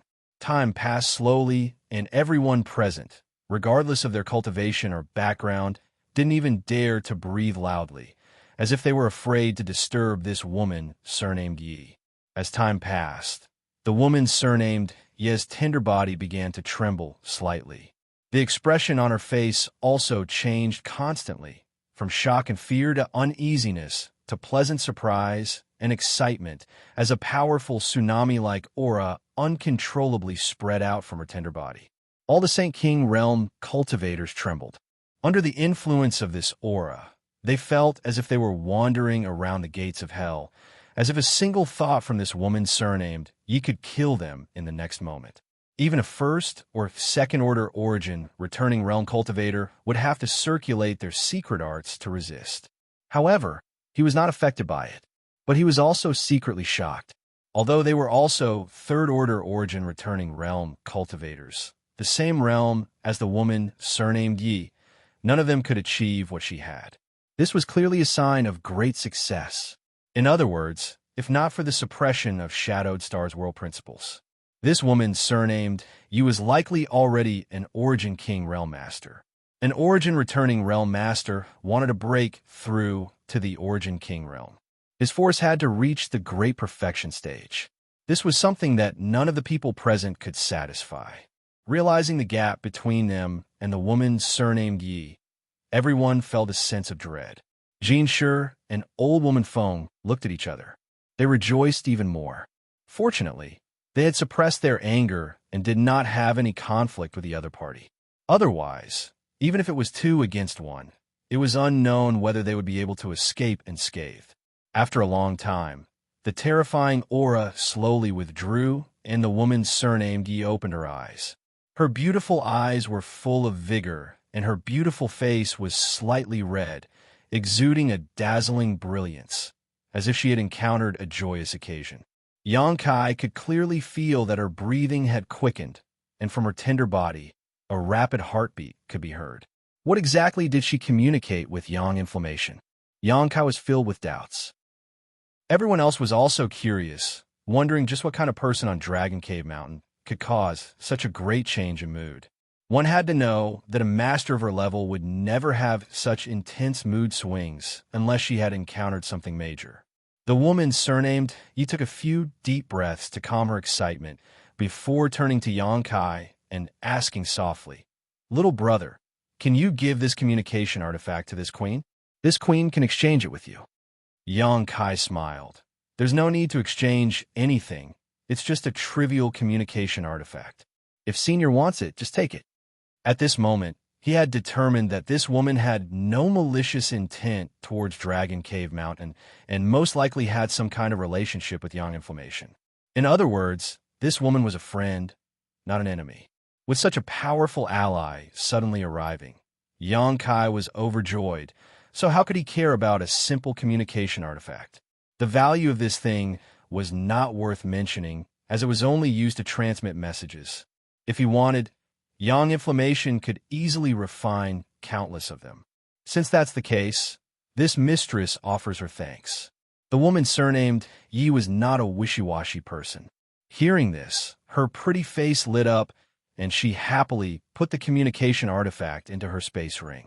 At this moment, everyone could see that this woman surnamed Yi had some kind of relationship with someone from Dragon Cave Mountain. Xianxia, Old Woman Feng, and the others all wore ugly expressions as if they had just eaten a dead fly. They had been putting pressure on Xianxia and Dragon Cave Mountain all this time, but now that this woman surnamed Yi had really joined Dragon Cave Mountain, they had no choice but to withdraw. For the sake of their dead disciples, it was extremely unwise to become enemies with such a master, unless their heads were rusty. Considering all this, Xianxia and Old Woman Feng both decided to withdraw. After all, there was still plenty of time for revenge, so it was best to first investigate the relationship between this woman surnamed Yi and Dragon Cave Mountain. Did he really manage to turn danger into safety? Over on Clear Sky's Sec side, Great Elder Mou's eyes flashed brilliantly, unable to believe what he had just seen. Just now, he had been lecturing Xianxia Tao that the concept of luck was nothing more than an illusion. But in the blink of an eye, this inexplicable situation had actually taken a turn for the better. This little brat's luck? Isn't it a bit too heaven-defying? I knew his luck had always been good, and it seems it really is the case. Xianxia Tao was also inexplicably excited. On one hand, it was because Xianxia had turned danger into safety, but on the other hand, it was because her belief had been confirmed. No one was happier than her. Over on Color Glass Sec's side, Dai Yuan also secretly breathed a sigh of relief, while Yin Su Dai's pretty face was gloomy and filled with dissatisfaction. She had been hoping to see Xianxia fall to his knees and beg for mercy. But how could she have anticipated that this woman surnamed Yi would suddenly appear and cause so many masters present to feel fear towards her? Seeing this show about to come to an end, how could Yin Su Dai be willing to give up? A bunch of wastes. She cursed in her heart, but there was nothing she could do. She had just broken through to the origin returning realm. So whether it was in terms of cultivation or seniority, she was inferior to all the masters present. At this moment, there was no room for her to intervene or speak. What's wrong? Is there some kind of heaven-defying treasure here? What is the purpose of all of you gathering here? After the woman surnamed, Yi finished talking with Xianxia. Her pretty face became cold as she glanced around and shouted. Hearing this, many masters took a step back, revealing looks of embarrassment, but Qian Tong simply laughed. Senior sister, you must be joking. How could there be any heaven-defying treasure here? Since that's the case, why haven't you left? Do you want this queen to drive you out? The woman surnamed Yi frowned with displeasure. We'll leave, Qian Tong said quickly, nodding gently to Xianxia as he spoke. Xianxia responded with a grateful look. With Qian Tong taking the lead, the other forces who had come to watch the show naturally didn't want to remain, causing the woman surnamed Yi to be displeased. They all cupped their fists to her before turning to leave. Jean Shi, an old woman Feng, couldn't do anything on their own and could only reluctantly withdraw. Just as the storm was about to subside, a sudden change occurred. All of a sudden, the spiritual qi of heaven and earth stirred, and then it became extremely chaotic. Everyone showed a look of horror as they instinctively thought that the woman surnamed Yi had broken her promise and taken action. Turning to look at her in shock, they were all stunned, because the woman surnamed Yi herself had also lost all color as she stood in place with a look of shock. It wasn't that she had taken action, but that some kind of strange change had occurred. Asterisk hong long long. Asterisk a violent sound came from the sky. The source of the sound seemed to be right next to them, but it also seemed to be far away, making it hard for them to figure it out. When they looked up towards the source of the sound, everyone's eyes narrowed and their eyeballs trembled.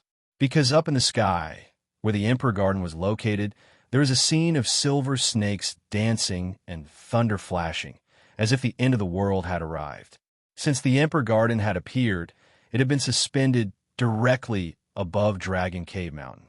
For so long, it had not moved, but many of Shadowed Star's masters had joined forces to try and break into it. But in the end, they suffered heavy losses and failed to find a way to enter.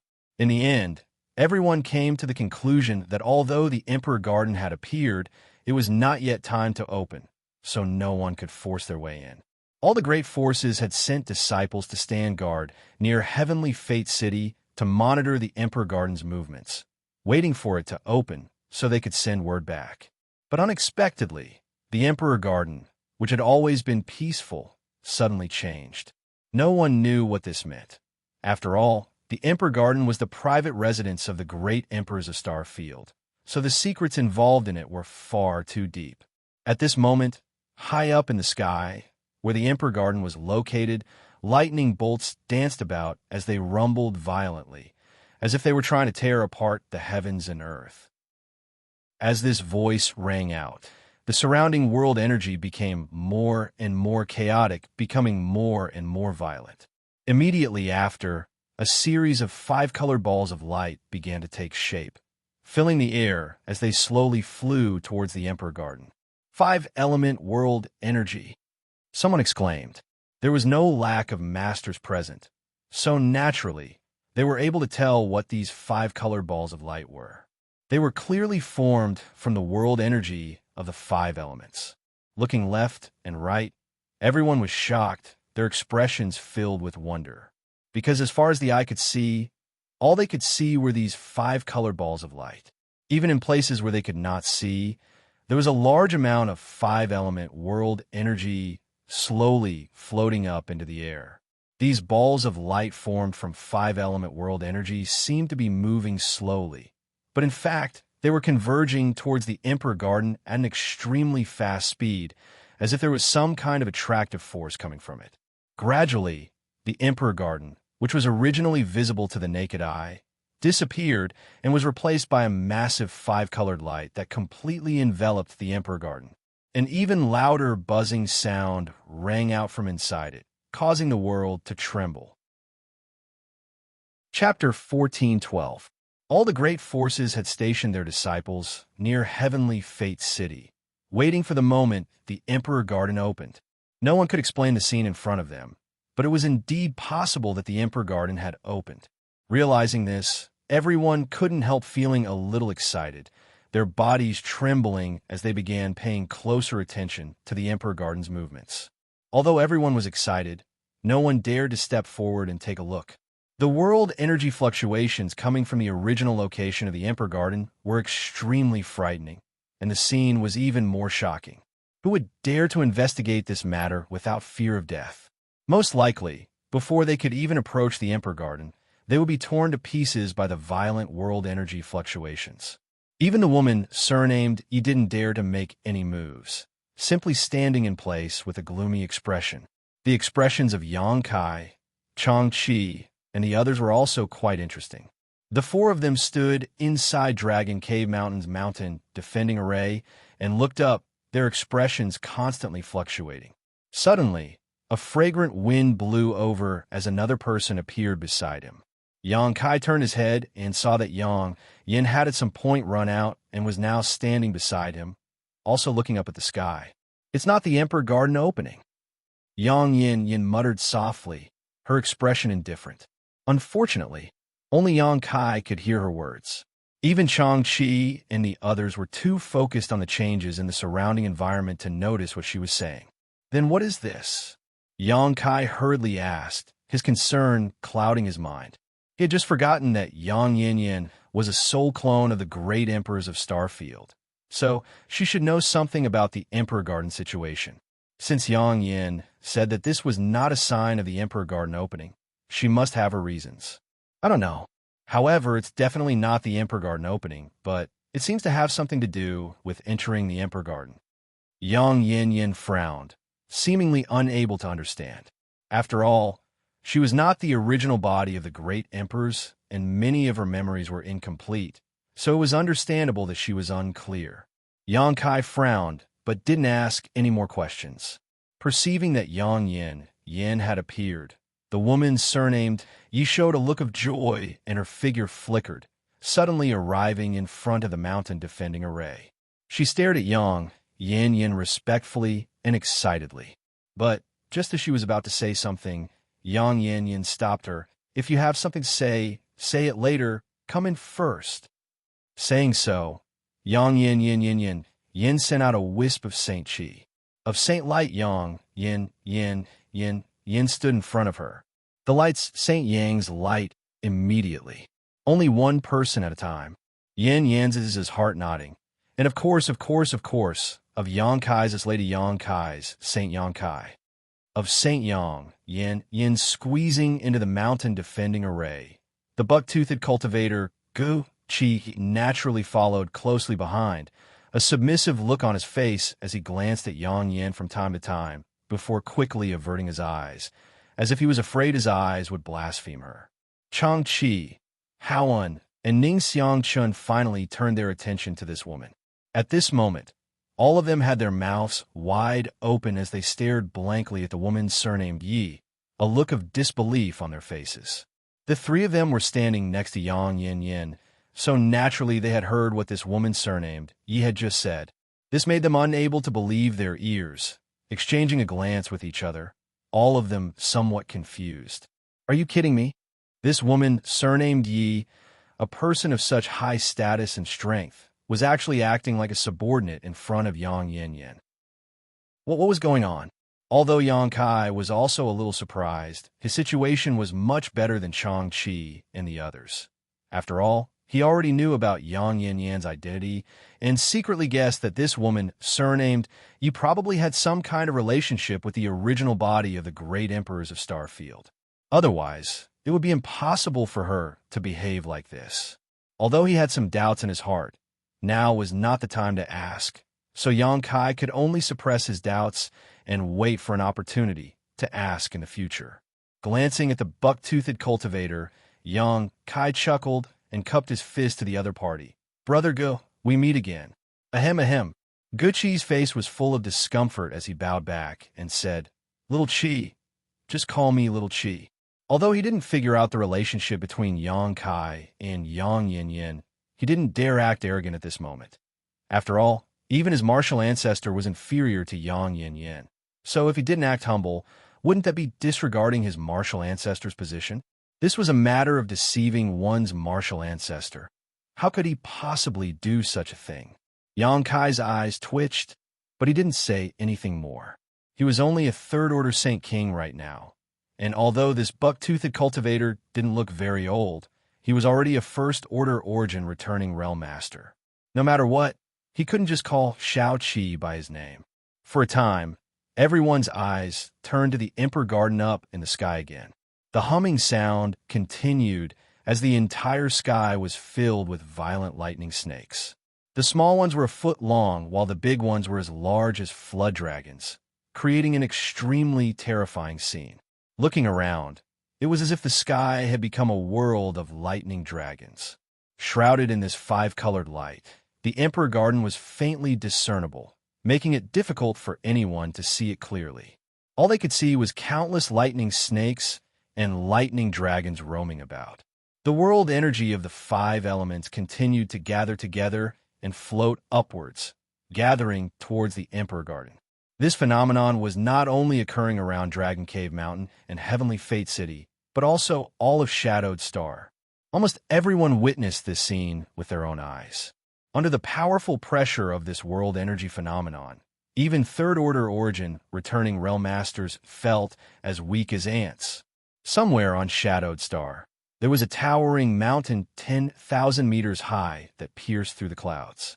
Obviously, there was an excellent earth vein here, otherwise the world energy aura would not be so abundant. The scenery of this mountain was beautiful, and there were many pavilions and pagodas scattered about. From the looks of it, this was the headquarters of a certain sect. Star Emperor Mountain. It was a tyrannical existence that caused all of Shadowed Star to pale at the mere mention of its name. A behemoth that surpassed even heaven-battling Union and Thunder Typhoon sect. Although its name was resounding, Star Emperor Mountain's style of conduct was extremely low-key, with very few people coming out. As such, it was very rare for anyone on Shadowed Star to see a cultivator from Star Emperor Mountain.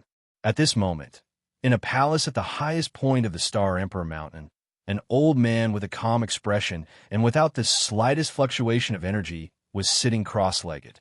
He looked like a mortal. The moment the heavens and earth changed, this elderly man opened his eyes and stared deeply in the direction of the Emperor Garden, a brilliant light flashing across his eyes, as if he could see through all the obstructions and observe the Emperor Garden's movements. After a while, he raised his brow and muttered to himself, "Is the Emperor Jade about to appear?" After he finished speaking, the elderly man's face lit up with joy, and he immediately stood up. The moment he stood up, a powerful aura that was not the slightest bit inferior to that of the woman, surnamed Yi, spread out with him as the center. His figure flickered and disappeared from where he stood. When he reappeared, he was already a few thousand meters away. At this moment, a young man with an indifferent expression was sitting cross-legged on a stone platform, staring at the five-colored world energy mass floating up from the mountain in amazement. Seeing the old man appear, The young man was shocked and quickly got up and bowed. Disciple greets honored master. If Xianxia were here, he would definitely recognize this indifferent young man at a glance. He was the cultivator named Lung Qing. He had met twice in Luyin Sandfield. This person had displayed great power where the soul-cleansing divine water was and occupied the best position, forcing Chu Chongfeng to hold back his anger. In the fourth layer of Luyin Sandfield, Lung Qing had also met Xianxia face-to-face. At that time, Lung Qing had been attacking the Supreme Profound sect defending array. If there were any cultivator on Shadowed Star who could attract Xianxia's attention, Lu Yi was one, and Lung Qing was another. However, Lung Qing had now broken through to the First Order Origin returning realm, which was somewhat different from when he was a Third Order Saint King. And pass down the order and have all the elders move out, the old man ordered lightly.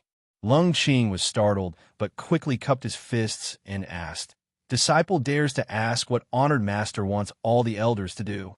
The old man didn't get angry and instead explained, "The Emperor Jade is about to appear and all the elders are to intercept it.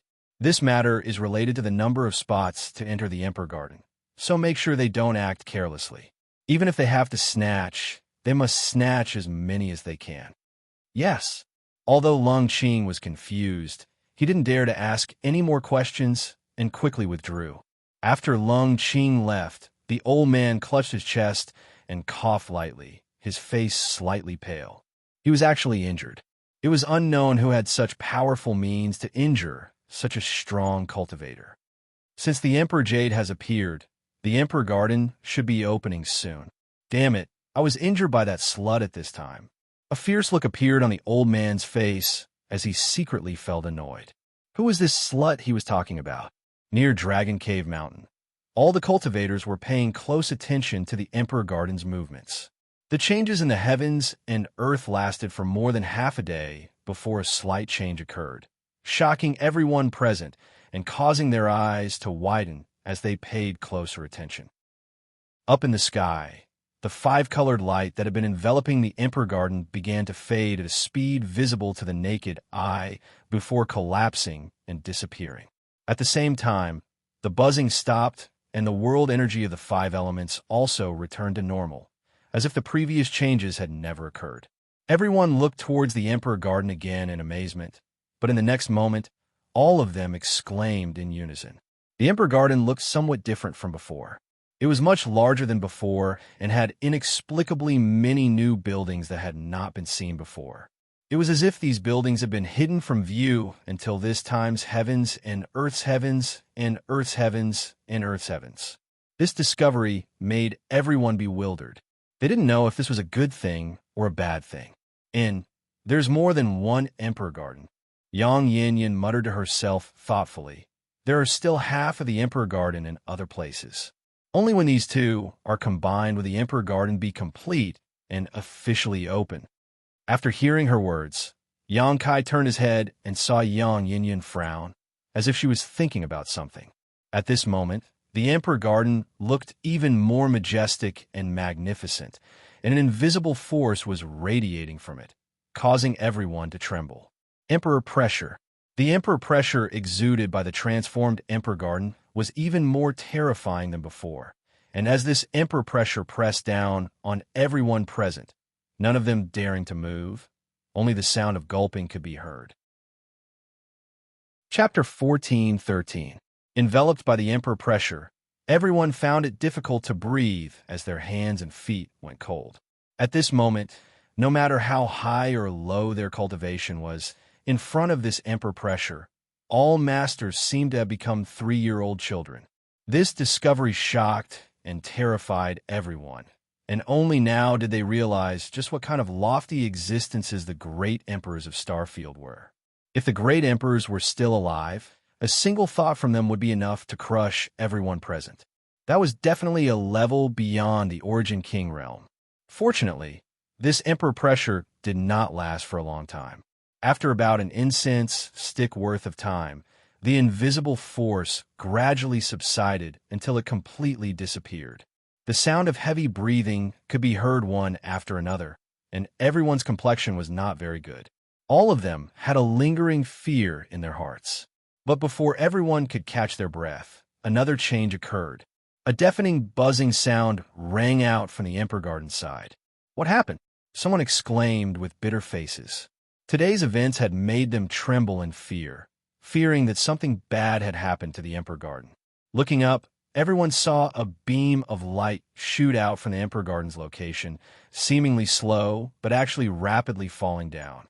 This beam of light was only as thick as an arm, but it seemed to contain enough power to destroy heaven and earth, making it impossible for anyone to look directly at it.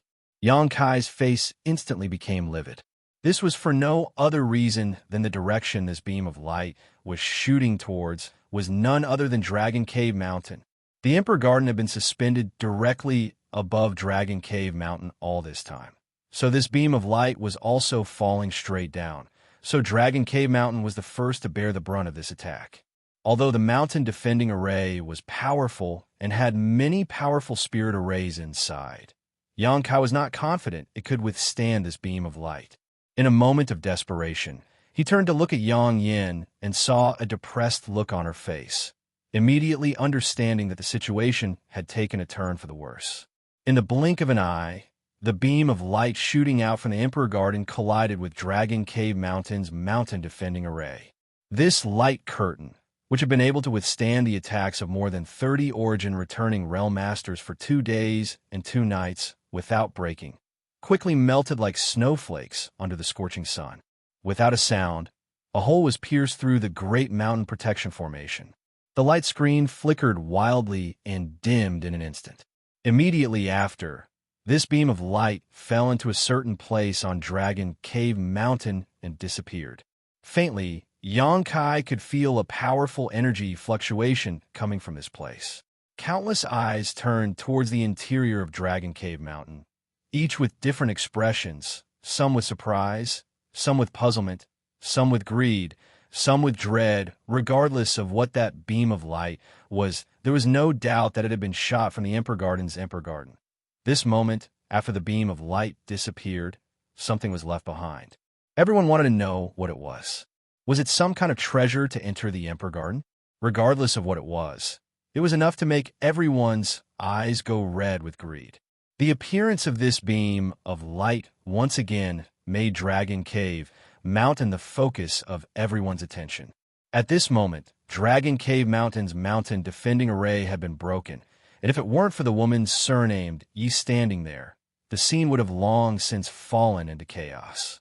The only reason this place was barely able to maintain balance was because of the deterrent power of this woman surnamed Yi. However, no one could guarantee how long she would be able to deter these people. After all, this was a matter of great importance, and this woman surnamed Yi was alone, so even if she was strong, she couldn't stop everyone. The woman with the surname Yi also seemed to have realized that something was amiss, and an invisible power began to emanate from her body. Even though she appeared to be quite frail and delicate as she stood there, she seemed to be able to hold back 10,000 enemies by herself. Xianxia's eyes twitched as his mouth filled with bitterness. No one could have imagined that the situation would develop to this point. The only thing Xianxia could do now was either retreat and allow these masters to explore Dragon Cave Mountain on their own to satisfy their curiosity, or forcefully stop them from entering and monopolize whatever was left behind by the beam of light. There was no other choice. Stopping them was impossible, as even a tiger could not stop a pack of wolves. So how could this woman surnamed Yi stop the impact of so many masters on her own? Retreating was also not Xianxia's style.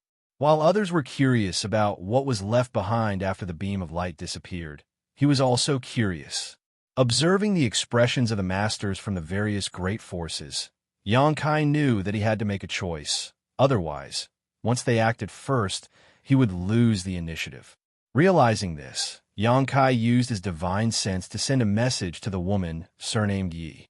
The latter's brow rose as she showed a look of surprise before she immediately nodded.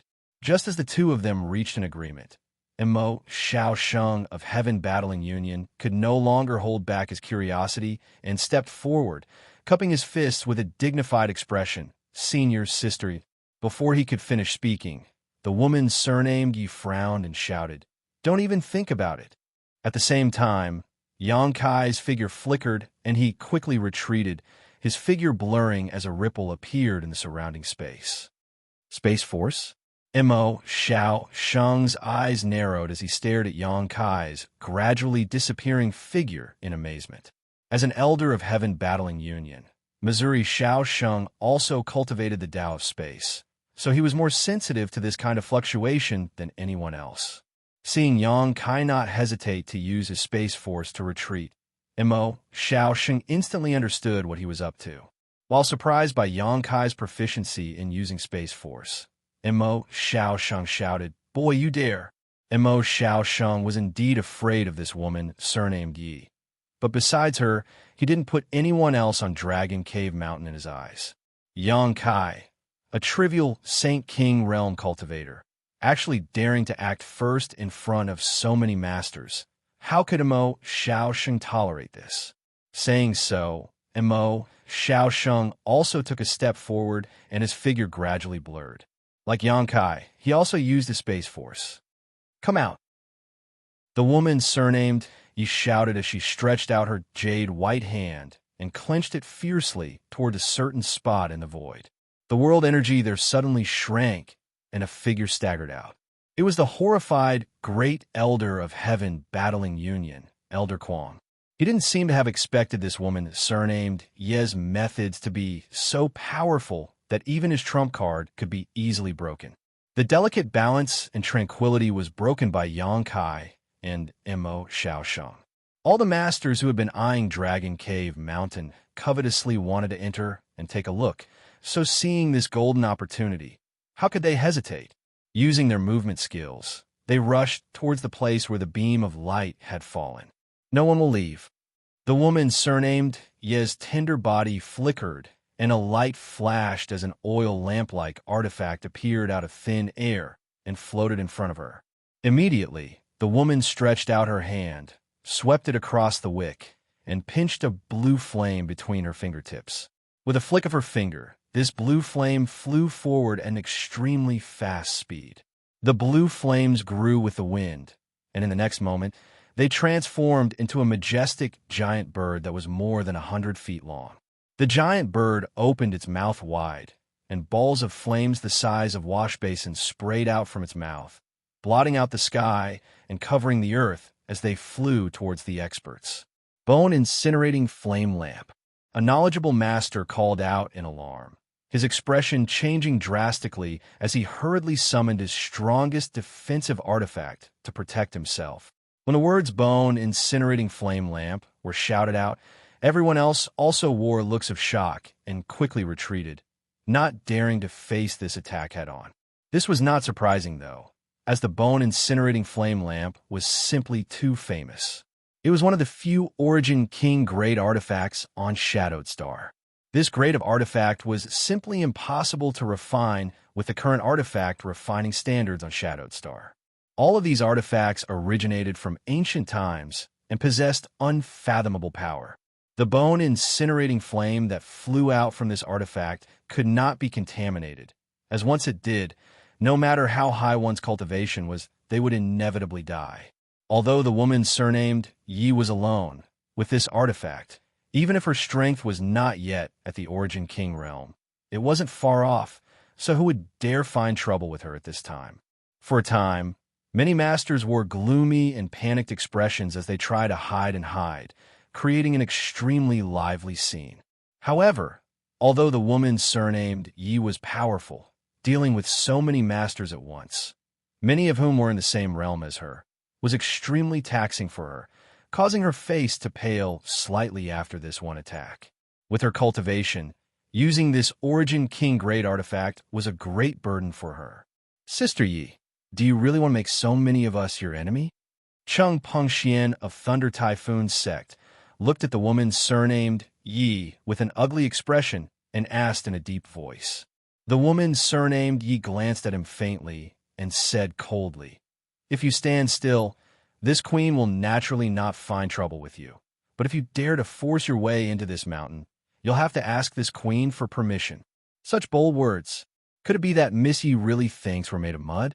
Mo Xiaosheng also stepped forward with a gloomy expression. Just now, he wanted to chase after Yang Kai, but was blocked by this woman. So he felt he had lost a great deal of face and was not about to give up. This queen is not made of mud. I don't want to say the same thing twice.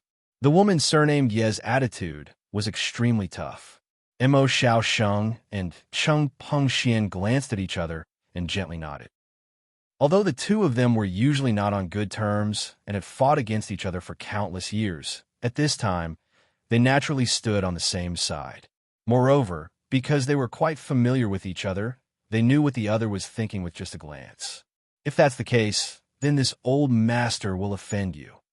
Mo Xiaosheng let out a long roar as a short ruler suddenly appeared in his hand.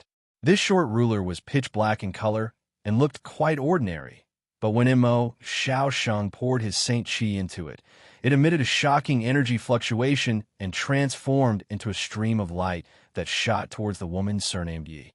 The moment Mo Xiaosheng took action, Cheng Pengxian also took action. A long night was fraught with dreams, so how could they be willing to be blocked by this woman surnamed Yi? All of them wanted to break through her defenses quickly and break into Dragon Cave Mountain to explore its secrets. So they immediately used their most powerful artifacts and offensive methods. Cheng Pengxian summoned a large seal artifact that transformed into a behemoth and pressed it down towards the woman surnamed Yi. Jean Shur of Demon Blood Temple, Old Woman Foam of Myriad Beast Mountain, and the other origin-returning realm masters from various sects were also unwilling to give up and did not hesitate to join in the attack. Chapter 14:14. Although the name and strength of this woman surnamed Yi was terrifying, she was still just one person. With so many masters joining forces, how could she possibly resist? Only Qiantong and Fei Zhitu stood in place with gloomy expressions, biding their time. With their relationship with Dragon Cave Mountain, they naturally wouldn't go looking for trouble with this woman surnamed Yi. They were more worried about the situation on Yang Kai's side. In addition to them, there were two other groups of people who hadn't moved. One group was led by Clear Sky Sect's Great Elder Mou, and the other group was led by Color Glass Sect's Elder Gong Ao Fu. It was impossible to tell what the former was thinking, but the corners of his mouth curled up slightly as he stared towards the interior of Dragon Cave Mountain with great interest, as if he was enjoying a good show and waiting to see what was about to unfold. Although the latter wanted to break into Dragon Cave Mountain, Gong Ao Fu was just a second-order origin-returning realm cultivator, so her strength was slightly inferior. Seeing the woman surnamed Yi display such great strength, she could only stand in place anxiously. In addition to these people, almost everyone else, regardless of their cultivation, desperately rushed into Dragon Cave Mountain. Most of them didn't want to be enemies with this woman surnamed Yi, but they were simply too curious about the secret hidden behind that beam of light. Taking advantage of the fact that the woman surnamed Yi was being besieged by many third-order origin-returning realm masters, these people used various methods to bypass the battlefield and rush into the mountain. Seeing that the situation was getting out of hand, Guqi, Changqi, Haoen, Ningxiang Chun, and the others naturally took action, summoning their respective artifacts to stop these people. Various colored Saint Qis burst out, and a fierce battle instantly broke out in front of Dragon Cave Mountain's mountain defending array. This battle began and ended quickly. After all, there were simply too many enemies. The woman surnamed Yi and the other 4 origin-returning realm masters had no way to stop everyone. Taking advantage of the woman surnamed Yi being entangled, Mo Xiaosheng once again displayed his mysterious space force, and his figure blurred. This time, the woman surnamed Yi was unable to stop him and could only watch as he disappeared and rushed into Dragon Cave Mountain. Damn it! The woman surnamed Yi grit her teeth, and in that brief moment of absent-mindedness, more origin-returning realm masters were able to escape her grasp and quickly rush into the mountain. The woman surnamed Yi felt a deep sense of powerlessness in her heart. If she were an Origin King realm master, it would not have taken her much effort to stop this group of people, but she was just a third-order origin returning realm cultivator. Although she had already taken one step into the territory of an origin king, under the suppression of Shadowed Star's world principles, she was unable to break through the final barrier, and the strength she could display was greatly reduced. There was no point in continuing to fight, so the woman surnamed Yi grabbed the bone incinerating flame lamp. Her delicate body flickered as she wrapped up the yang inflammation and chased after the others into the mountain. Since she had already left, the others were naturally unwilling to stay behind and followed her. Qiantong and Fei Zhi looked at each other and frowned with worry. They sighed helplessly and followed him in. Over on Clear Sky Sec's side, Imoyu thought for a moment and said, "All of you stay outside. This old master will go in and take a look." Looking at the situation, it was likely that a great battle would break out soon. So Imoyu would not allow his disciples to follow him in and risk their lives. "Honored Master!" Xianxia Tao suddenly shouted. Imoyu glanced at her and smiled kindly. "Do you have something to say?" Xianxia Tao bit her red lips lightly and said with some unease, "Junior brother Yang saved my and junior sister Lu Ying's lives. If possible, I hope Honor Master can take care of us." She had mustered up the courage to say these words. After all, Imoyu was her master, and she was not qualified to ask him to do anything for her. What's more, this time's situation was too complicated, and once she intervened, it was very likely she would draw fire to herself. When she said these words, she was already mentally prepared to be reprimanded by her honored master. However, Imoyu only pondered for a moment before nodding readily. "Good. This old master will do his best, but don't expect too much. This time, heh." Imoyu didn't finish his words, but everyone knew what he meant. Clearly, he felt that Dragon Cave Mountain situation was not good this time. However, Xianxia Tao and Xianxia Tao were overjoyed and thanked him profusely, but by the time they got up again, Imoyu had already disappeared. The two women glanced at each other and breathed a sigh of relief, never having expected their honored master to be so accommodating. Regardless of the final result, they had mustered up the courage to ask for help for Xianxia in front of Imoyu, so they had done all they could. On the other side, Gong Ao Fu also told Insu Dai and Dai Yuan to wait outside while she rushed into Dragon Cave Mountain alone. Along the way, her path was unimpeded, but Gong Ao Fu could still sense that this mountain was originally filled with barriers and spirit arrays. But at this moment, these barriers and spirit arrays had all been destroyed. So many masters had rushed in before, so no matter how many barriers and spirit arrays there were, they could not stop them. What's more, there was no one controlling these spirit arrays on Dragon Cave Mountain right now, so it was impossible to display their full power. Gong Ao Fu was secretly shocked. A short time later, she arrived at a certain place on Dragon Cave Mountain where a large number of Origin returning Realm Masters had gathered. There was no lack of third-order Origin returning Realm Masters who had formed a semicircle around a large area. At the center of this semicircle was the spot where the Emperor Garden's beam of light had descended. At this moment, a young man stood proudly with an indifferent expression on his face. This was the master of Dragon Cave Mountain, the third-order Saint King, Cultivator Xianxia. Gong Ao Fu only glanced at him for a moment before her eyes were instantly attracted by an object in his hand. This object was a square jade token about half the size of a palm. It was pure and flawless and had a faint red light flowing inside it, like a fish swimming in water, giving it a mysterious appearance. Even with Gong Ao Fu's eyesight, she was unable to see what material this jade token was made of and only felt an inexplicable power radiating from it. Countless pairs of eyes stared greedily and curiously at this jade token. Could this be something that fell from the Emperor Garden? Gong Ao Fu's mind was sharp and immediately thought of this possibility. When the beam of light from the Emperor Garden disappeared, it was clear that something had been left behind, and Xianxia had been the first to arrive. If there was something he had discovered, it would definitely be this jade token. Otherwise, why would others be so greedy? Gong Ao Fu's guess was correct. With the help of the woman surnamed Yi, Xianxia had only found this jade token when he arrived, but before he had time to study it, Imo Xiaosheng had already broken through the woman surnamed Ye's obstruction and arrived here. It was not that the woman surnamed Yi was incompetent, but rather that 2 fists were no match for 4 hands. It was not difficult for her to defeat Imo Xiaosheng, but preventing him from leaving was a different matter. After all, the other party cultivated the Tao of space, and his movement skills were unparalleled.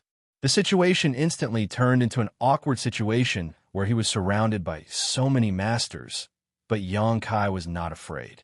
If he was forced into a corner, he could simply tear space and escape. Although there were many enemies present, Yang Kai was at least 50% sure he could escape safely. With such confidence, Yang Kai naturally had nothing to fear. What's more, with the woman surnamed Yi on his side, he might not be completely powerless. Little brother.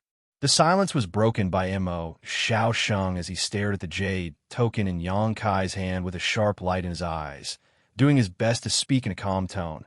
Can you let this old master have a look at your jade token? No matter what this jade token was, since it had fallen from the Emperor Garden, it was definitely related to the great emperors of Starfield. How could something related to the great emperors be of low value? Imo Xiaosheng was not the only one who wanted to take a closer look at this jade token. Everyone else also wanted to, but Imo Xiaosheng was the first to mention it. Let you have a look? Yang Kai grinned sarcastically. Isn't that the same as throwing a meat bun at a dog? Yang Kai didn't have a good impression of Heaven Battling Union, so he didn't hold back with his words. Imo Xiaosheng's face instantly became gloomy as he coldly snorted. Little brat, watch your mouth. This old master just wants to have a look. Do you think with this old master's status, he would covet something that belongs to a junior like you? Isn't that so? Yang Kai spat disdainfully. If not, why did you chase me all the way here? Saying so, Yang Kai directly stuffed the jade token into his space ring. Many masters' faces suddenly became ugly. As the saying went, treasures belong to those with the ability. Although this treasure that had fallen from the Emperor Garden had fallen on Dragon Cave Mountain and was obtained by Yang Kai first, a trivial third-order Saint King like him had no right to possess it. On top of that, in front of everyone's eyes, Yang Kai had actually put this jade token into his space ring. Obviously, he didn't put any of them in his eyes, which was truly infuriating. If it were any other occasion, everyone wouldn't mind killing someone to snatch their treasures. This kind of thing was commonplace, and everyone had done it more than once. But this was Dragon Cave Mountain, and this woman surnamed Yi was here, so they couldn't help feeling some dread. This was especially true after witnessing the power of this woman, surnamed Ye's Bone, incinerating flame lamp. Little brother, if you can give this jade token to this old master is willing to pay 100 million saint crystals. What do you think? Compared with Imo Xiaosheng's hypocrisy, Cheng Pengxian of Thunder Typhoon Sect was much more straightforward. Knowing that it was impossible to take something for free, he immediately tried to purchase it at a high price. In his opinion, 100 million saint crystals was definitely an astronomical figure for this little Dragon Cave Mountain.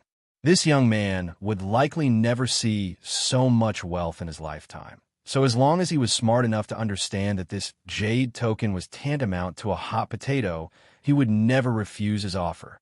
100 million. Yang Kai raised his brow, seemingly interested, pondering for a moment before saying, "And I'll think about it." Cheng Pengxian smiled happily and asked, "Then how long will it take little brother to consider this offer?" A long night was fraught with problems, so of course, he felt that the sooner the better. Perhaps 10 days or half a month, perhaps 3 or 5 years, who knows? This is a matter of great importance, so Junior needs to consider it carefully. Senior Cheng, why don't you return to Thunder Typhoon Sect first and wait for news from Miss Junior? Yang Kai tilted his head and looked at him sincerely. Chapter 14:15. Hearing Yang Kai's words, Cheng Pengxian's old face immediately sank. As long as one wasn't blind, they could see that Yang Kai was just being perfunctory. If he really left like this, he would likely never be able to obtain that jade token. Cheng Pengxian was furious in his heart, but on the surface, he remained calm. This person held the position of Great Elder of Thunder Typhoon Sect, and had a highly respected status, so he wouldn't reveal his true feelings over such a trivial matter. Brother Chung, Brother Imo, why bother talking nonsense with this little brat? Since he doesn't put us in his eyes, let's just snatch it from him. Xianxia of Demon Blood Temple coldly snorted. A trivial Saint King actually dares to snatch a treasure in front of us? Simply ignorant. In any case, he and Dragon Cave Mountain had already shed all pretense of cordiality, so there was no need for him to speak politely. He was eager to drag Chung Pengxian and Imo Xianxia into the water to deal with Dragon Cave Mountain. Although he feared the strength of this woman surnamed Yi, if everyone attacked together, even if there was another woman surnamed Yi, she would definitely not be their opponent. As long as they killed Yang Kai, not only would they be able to snatch the Jade Token, but they would also be able to snatch the Profound Gold, killing two birds with one stone. How could Xianxia let go of this opportunity? Many people had the same idea as him, but besides Old Woman Feng of Myriad Beast Mountain, no one else nodded in agreement. Old Woman Feng, on the other hand, was a straightforward person, so after hearing Xianxia's proposal, she raised her dragon head cane and coldly said, "Old Ghost Jin's proposal is good. This old woman agrees. What does everyone else think?" Although everyone could guess the intentions of Xianxia and Old Woman Feng, whether it was Imo, Xiaosheng, Chung Pengxian, or the masters from other great forces, all of them couldn't help feeling somewhat tempted. There was no way to resolve this matter peacefully. Since they wanted this treasure, they could only snatch it from them. Imo Xiaosheng and Chung Pengxian glanced at each other, both understanding the other's intentions. Whoever dares to act will be this queen's enemy. As long as this queen lives, this queen will not rest until one of us is dead. The woman surnamed Yi swept her eyes around coldly as she shouted. Many people felt a headache coming on. They quickly averted their eyes. On the other hand, Xianxia let out a long laugh as he stared at her sarcastically. "Sister Yi, have you been away from the world for so long that you've become pedantic? Do you really think that with your strength alone, you can disregard so many people here? Miss Yi, let this old man remind you, it's better to retreat when the fire burns you." It was a faint threat, but it also had the intention of tying everyone together, wanting to create a situation where they outnumbered the enemy. "If you want to die, I'll be the first to fulfill your wish." The woman surnamed Yi stared at Xianxia. The bone-incinerating flame lamp appeared once again and floated above her head, ready to attack. Xianxia's expression changed. Although his tone was arrogant, seeing this Origin King Great artifact gave him a headache, but for the Jade Token and the Profound Gold, it was impossible for him to retreat. Fortunately, at this critical moment, Old Woman Feng was also on his side. A dignified look appeared on the old woman's face as she said loudly, "Sister Yi, although your methods are profound, you are still just a third-order Origin returning realm cultivator. Since you have not appeared in the world for so long, why do you insist on wading into these muddy waters? Why not just leave? Another day, we will definitely pay you a visit to apologize." These words were neither servile nor overbearing, giving the woman surnamed Yi face without losing her status. As long as the other party still had the intention to reconcile, it would not be difficult for her to make a choice. Hearing what she said, Imo Xiaosheng, Chung Pengxian, and the others also nodded in agreement, earnestly trying to persuade the woman surnamed Yi, all of them looking at her expectantly, hoping she would make the right choice. Unfortunately, the result disappointed and annoyed them. The woman surnamed Yi had come out of seclusion, this time precisely to deal with Yang Inflammation. Now that Dragon Cave Mountain, where Yang Inflammation resided, was in trouble, how could she just ignore it? There's no need to speak any more nonsense. If you really want to fight, just do it, as long as you can withstand this queen's anger and retaliation. This queen is all alone, so I don't know if any of you have the strength to protect your sex. The woman surnamed Ye's attitude and position were extremely firm. Good. I gave you face, but you refused." A fierce look flashed across Xianxia's face. "Since that's the case, don't blame me for being ruthless, Sister Yi." Saying so, An extremely evil aura suddenly erupted from Xianxia's body, and the phantom of a golden cicada appeared behind him. With a wave of his hand, Xianxia summoned countless strange black insects formed from his Saint Qi, buzzing incessantly as they swarmed towards the woman surnamed Yi. The secret art Xianxia cultivated was the golden cicada extreme demon art, a technique passed down from the ancient demon race, which was extremely powerful and could not be underestimated. Old woman Feng also threw out the dragon head walking stick in her hand and poured her Saint Qi into it.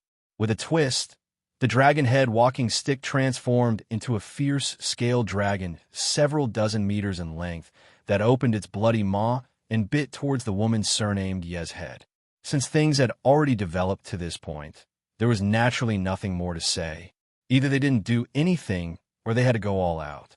The experts present were all decisive people, and they were afraid that the woman surnamed Yi would escape this calamity and wait for an opportunity to take revenge in the future. Therefore, as soon as they attacked, they were ready to kill her. The moment Xianxia and old woman Feng took action, Cheng Pengxian and Imo Xiaosheng also joined the battle without hesitation. The former seal artifact and the latter short ruler, both exuding astonishing energy fluctuations as they rushed towards the woman surnamed Yi. This battle was a bit different from the previous one. Just now, everyone was focused on getting rid of the woman surnamed Yi, so most of their attention was not on her. But now, they were fighting with the intention of killing her, so the strength they could display was much higher than before. With 4 third-order origin returning realm masters besieging the woman surnamed Yi, even if she had an origin king-grade artifact like the bone incinerating flame lamp, she was still struggling. However, she was worthy of being the previous sect master of Star Emperor Mountain, a tyrannical character who had made a name for herself hundreds of years ago. Even if she was at a disadvantage in this battle, she was still not easy to deal with. Blue flames flew out from the bone incinerating flame lamp and counterattacked the 4 masters, causing them to panic and panic. Looking at the situation, it was obvious that the battle between these 5 top masters would not be decided in a short time. However, the purpose of Xianxia and the others had been achieved. With the woman surnamed Yi, the only one of Dragon Cave Mountain's top experts, being entangled, everyone else was just fish on the chopping block. This was wishful thinking on everyone's part. Seeing the woman surnamed Yi being entangled, the other masters naturally did not want to be left out and attacked Changqi and the others. Currently, there were more than 100 origin returning realm masters on Dragon Cave Mountain, with 3rd order and 2nd order origin returning realm cultivators everywhere. Changqi and the others were all alone, so how could they be their opponents? Every time they fought, they would fall into a dangerous situation. Fortunately, the artifacts they used were all personally refined by Yang Yin, so their lives weren't in any danger. Moreover, at this critical moment, Qian Tong and Fei Ji too also rushed in. The two of them naturally would not just stand by and watch the people from Dragon Cave Mountain be besieged. Without even mentioning their good relationship with Yang Kai, this was still the territory of Shadow Moon Hall, and Dragon Cave Mountain was under the protection of Shadow Moon Hall. With so many masters bullying the weak right under their noses, the two of them had enough reason to intervene. However, the two of them were only able to entangle a few enemies on their own, so they could not help feeling anxious. Almost everyone was involved in this dispute at this critical moment, and while everyone's attention was focused on this battle, Yang Yin formed a series of seals with her hands, and her figure suddenly disappeared. No one knew where she had gone. With the help of the barrier and spirit array here, Yang Yin easily escaped. Yang Kai, on the other hand, was in big trouble. The woman surnamed Yi, Changqi, and the others were all entangled, and even Qian Tong and Fei Ji too, who had been taking care of him, had no time to care about him. In an instant, he was being targeted by more than a dozen origin returning realm masters. These dozen or so people stared at Yang Kai with greedy looks on their faces as they rushed over. All of them wanted to be the first to kill Yang Kai and snatch a space ring. As long as they could snatch the space ring, they would be rewarded with the greatest merit. Brother Yang, you go, Xian'er, and I will delay them. At this critical moment, two figures rushed in front of him. It was Wei Guchong and Dong Xianer. Seeing that the situation was bad, the two of them came to his side. Yang Kai did not have time to say anything, so he just cast a grateful look at them. He was not worried about the safety of Wei Guchong and Dong Xianer. After all, these two were elites of Shadow Moon Hall and were famous among the younger generation. Now that they had both broken through to the origin returning realm, even if they could not defeat the enemy, they could still protect themselves. What's more, these enemies might not have the guts to really kill Wei Guchong and Dong Xianer. If anything happened to the two of them, Shadow Moon Hall would definitely not let this matter rest. In an instant, Wei Guchong and Dong Xianer joined forces to release their secret techniques and Saint Chi to wrap up the four enemies, making it impossible for them to interfere with Yang Kai, allowing Yang Kai to breathe a sigh of relief. In this situation, fleeing was undoubtedly the best choice. But how could Yang Kai abandon his friends and helpers and flee alone?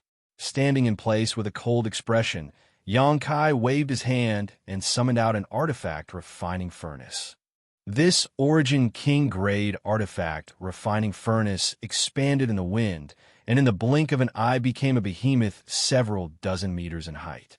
From inside the furnace, a strange fiery bird flew out with a cry and flapped its wings, engulfing several enemies in flames. The current combat power of the Firebird artifact spirit was not inferior to an ordinary third-order Origin returning Realm Master, so it had no problem dealing with these enemies. Yang Kai, on the other hand, sneered as he reached into the artifact refining furnace and gripped it fiercely, seemingly grabbing onto something and immediately dragging it out with great difficulty. An earth-shattering energy fluctuation spread out from the furnace. The strength of this energy fluctuation caused the remaining enemies' faces to change greatly. Although they did not know what Yang Kai was trying to take out of the artifact refining furnace, they could not just stand by and watch. As they rushed forward, they summoned one artifact after another and used one secret technique after another to bombard Yang Kai. Yang Kai frowned and stretched out his hand, summoning a purple shield in front of him that transformed into a violent sandstorm that covered his body. Chapter 14:16. The various attacks and secret techniques collided with the sandstorm in an instant, causing sand to fly everywhere. Although the purple shield's defensive power was outstanding, there were simply too many enemies attacking Yang Kai this time, and all of them were Origin returning Realm Masters. The power of the artifacts they summoned was simply not something an ordinary cultivator could compare with. The purple shield's protective barrier was on the verge of breaking in just 2 breaths of time and appeared to be in imminent danger. Yang Kai's expression became solemn, and just as he was about to put up another protective barrier, a powerful attack suddenly shot towards him from the front. This attack was just a beam of light that seemed to be aimed at Yang Kai, but when it hit the purple shield, the power of the artifacts and secret techniques it was using was reduced to a mess. In an instant, the pressure on Yang Kai was greatly reduced, and this change made him raise his brow. Looking in the direction of the source of the attack, Yang Kai saw a middle-aged, scholarly man with waist-length hair standing there with his hands behind his back with a smile on his face. What's the meaning of this? Yang Kai couldn't figure it out. The others were even more confused, and someone immediately shouted angrily, "Elder Mo, what are you doing?" This middle-aged man with waist-length hair was Clear Sky Sect's great Elder Mou. His personal strength was not inferior to Mo, Xiao Sheng, and Cheng Peng Xian's, and he was even stronger than Jin Shi and Old Woman Fo. Hearing this, Mou smiled indifferently. What else can I do? This Mo has taken a fancy to the treasure in this little brat's hand and simply wants to kill him and steal it. What's wrong?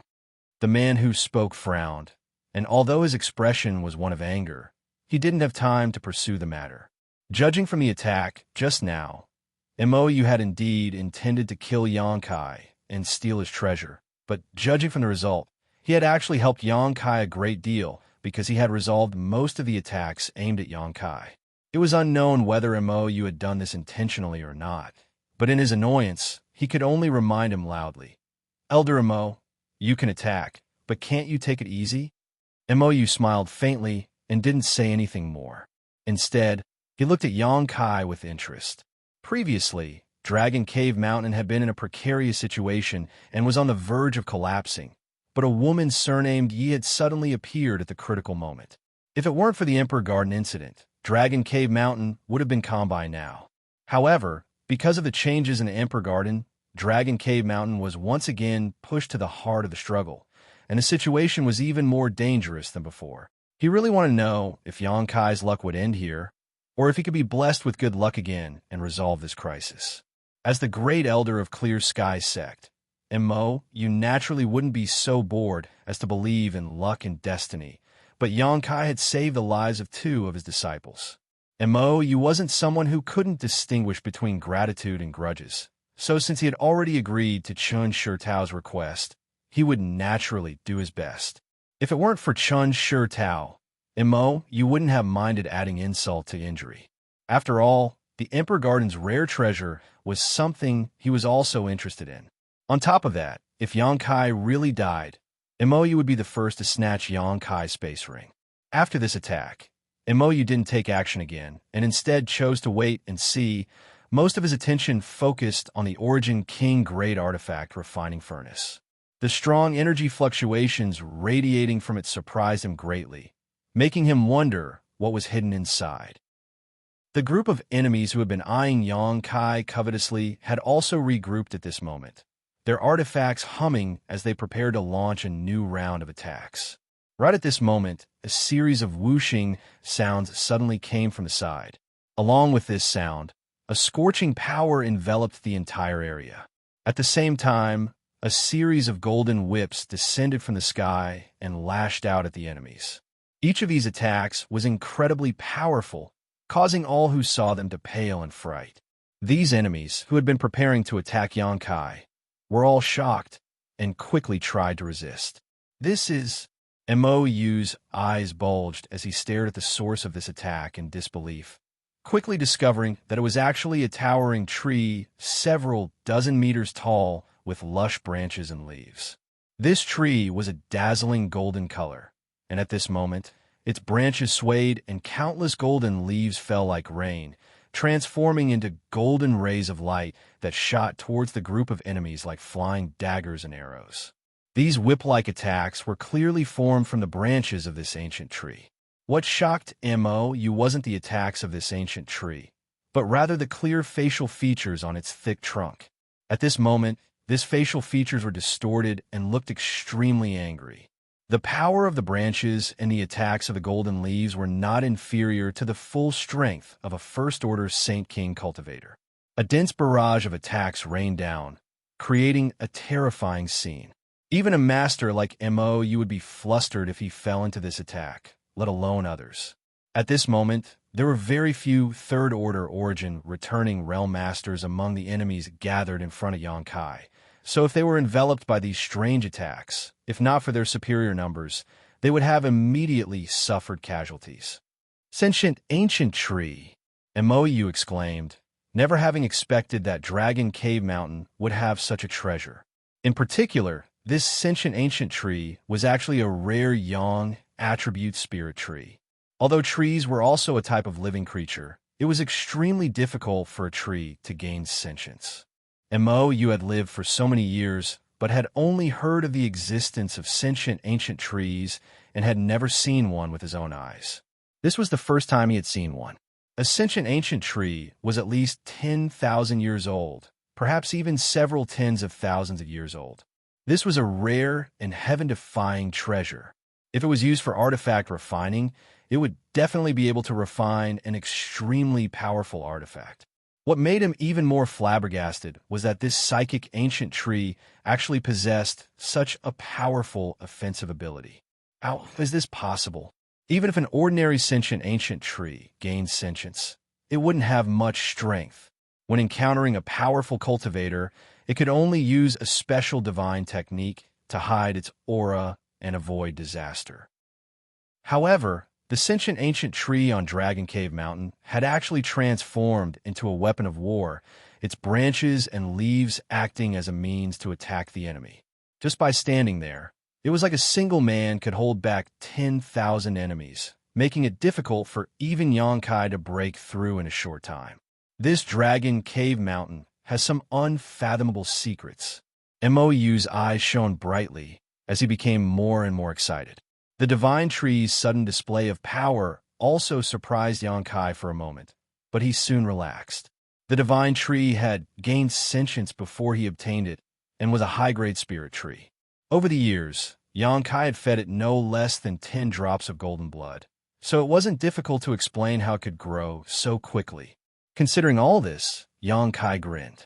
"Boy, hand over your life." An angry roar suddenly sounded, and immediately after, a ripple appeared in the void, not far away, and a fierce-looking cultivator wearing Heaven Battling Union's uniform appeared out of thin air. Judging from the energy fluctuations coming from his body, this person was already a powerful second-order origin returning realm cultivator and was extremely proficient in concealment. Taking advantage of everyone's attention being attracted to different things, this cultivator sneaked up on Xianxia and launched a fatal blow. It had to be said that this person's calculations were quite good, and he knew how to grasp the right opportunity. At this moment, Xianxia's mind was relaxed, allowing him to launch a sneak attack to increase his chances of success. A lion would use its full strength to catch a rabbit. Although this person was powerful on Dragon Cave Mountain's home ground, he didn't dare underestimate Xianxia, so he attacked with all his strength. The two of them suddenly closed in on each other, and the sword in this man's hand flashed with a cold light as it pierced towards Kai Yang's chest. Before the long sword had even arrived, the sword light was like a snake's tongue, and the biting, cold, murderous intent was like the cold wind of an ice field, causing Kai Yang's skin to feel pain. Kai Yang still stood motionless in the same place, but the corners of his mouth curled up into a cold smile, seemingly unmoved. Something's wrong. The second-order origin returning Realm Master's heart clenched as he subconsciously felt that something was wrong, but he couldn't pinpoint exactly what was wrong. All he knew was that if he rashly attacked again, he would be the one to suffer a loss. As this thought flashed through his mind, this man's expression became fierce, and he not only showed no intention of stopping, but instead began pouring his Saint Chi into his sword even more violently. The sword waved sword as its momentum soared. Mou stood not far away and stared at Xianxia without blinking, wondering what he was relying on that allowed him to be so confident in facing a surprise attack from second-order origin returning Realm Master. The answer was instantly revealed. Just as the enemy's attack was about to land, a small figure suddenly appeared in front of Xianxia. This figure was gray and inconspicuous, no more than 2 meters tall, only reaching up to Xianxia's knees. Mou raised his brow in surprise as he stared carefully at this gray figure, unable to recognize what it was for a while. It looked like a stone, but it had 4 limbs and facial features. It had a simple and honest face, a sharp nose, mouth, and ears that seemed to have been carved out of stone, but its 2 eyes were extremely bright. Its waist was stooped, and its hands reached up to its knees, giving it an extremely strange appearance. Can a stone gain sentience? Mou almost couldn't believe his eyes. What surprised Mou the most, though, was that he couldn't detect any energy fluctuations or life aura from this thing. Is it alive or dead? The stone mongoose answered Mou's doubts with its actions. Facing the sneak attack of the second-order origin returning realm cultivator, the stone mongoose opened its mouth and spat out a black stick. Immediately after, it stretched out its hand, grabbed this stick, and casually swept it forward. As the stick swept out, the world changed color, and the world energy within a radius of several kilometers seemed to be stirred up. The corners of Mou's eyes twitched. With his eyesight, he could naturally see how powerful this seemingly casual sweep of the stick was. An ordinary attack wouldn't be able to produce such power. That Heaven Battling Union cultivator is probably out of luck, Mou thought to himself. His guess wasn't wrong. Although this Heaven Battling Union cultivator was a second-order origin returning realm master and was able to see through the power of this stick, he was now riding a tiger and had no way to back down. Dodging was simply impossible, so he could only desperately push his Xianxia, the long sword in his hand humming and bursting with infinite brilliance. Chapter 14:17. This dazzling brilliance only flashed for a moment before it was extinguished by some kind of attack. Immediately after, a series of cracking sounds rang out as the high-grade artifact in the hands of the heaven-battling Union cultivator broke apart as soon as it came into contact with the black stick, appearing extremely fragile. How is this possible? The cultivator's eyes trembled violently. His artifact was an origin-grade artifact, and although it was known for its sharpness and elegance rather than its sturdiness, it shouldn't have been so easily destroyed. This artifact had accompanied him for several dozen years, and had been nourished by his Xianxia and spiritual energy after killing countless enemies. It could be regarded as the artifact he relied on the most. But now, it was being destroyed here. At the same time, a trace of horror flashed across the cultivator's eyes. He didn't know what kind of power this black stick contained, but it had actually destroyed his sword with just a casual sweep. If he had been hit head-on, how could he have survived? Considering all this, the cultivator's eyes flashed with determination as he bit the tip of his tongue and spat out a mouthful of blood mist. At the same time, he quickly retreated in an attempt to avoid this stick. His plan was sound, but he had underestimated the strangeness of this black stick. This black stick was undoubtedly the heaven-shaking pillar that Xianxia had brought out from the Emperor Garden. According to Yang Yin, this stick was cast from heavenly crystal profound iron, an origin king-grade artifact refining material. It was extremely heavy, with a palm-sized piece weighing 10,000 kilograms. It was extremely sturdy, and there were few methods in the world that could damage it. Even Xianxia himself wouldn't be able to wield this heaven-shaking pillar. Xianxia didn't know who had refined this artifact, but it had the ability to change its size at will. When the puppet in the Emperor Garden used this heaven-shaking pillar, it was several dozen meters in length. In the end, it was given to the stone mongoose and swallowed into its belly. At this moment, the stone mongoose had taken out the heaven-shaking pillar to match its size. The heaven-shaking pillar was only 3 meters in length, but that didn't mean it was limited to this size. Seeing the heaven-battling Union cultivator spitting out a mouthful of blood mist and trying to avoid its attack range, the stone mongoose's round eyes flashed, and the heaven-shaking pillar in its hand actually lengthened a bit, once again enveloping the enemy in its attack range before sweeping out with undiminished momentum. This sudden turn of events caused the cultivators from heaven-battling Union to despair. In a moment of desperation, they could only desperately push their Xianxia to form a protective barrier around their bodies.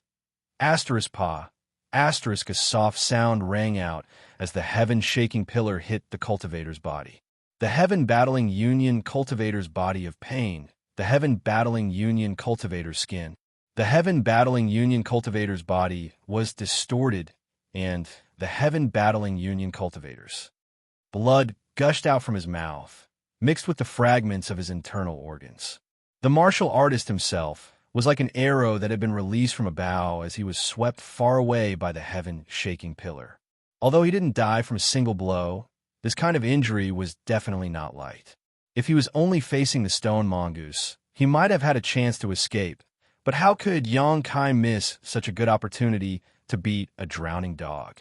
He shot out his golden blood threads and enveloped his opponent in golden light. Even in midair, this second-order origin returning realm cultivator was already dead. In the blink of an eye, a second-order origin returning realm cultivator was killed on the spot. What's more, the way he died was too horrible to look at, causing everyone's expression to change drastically. In fact, it was reasonable to say that the scene just now wasn't that dangerous. The heaven-battling Union cultivator could only blame his bad luck for encountering the stone puppet wielding the heaven-shaking pillar.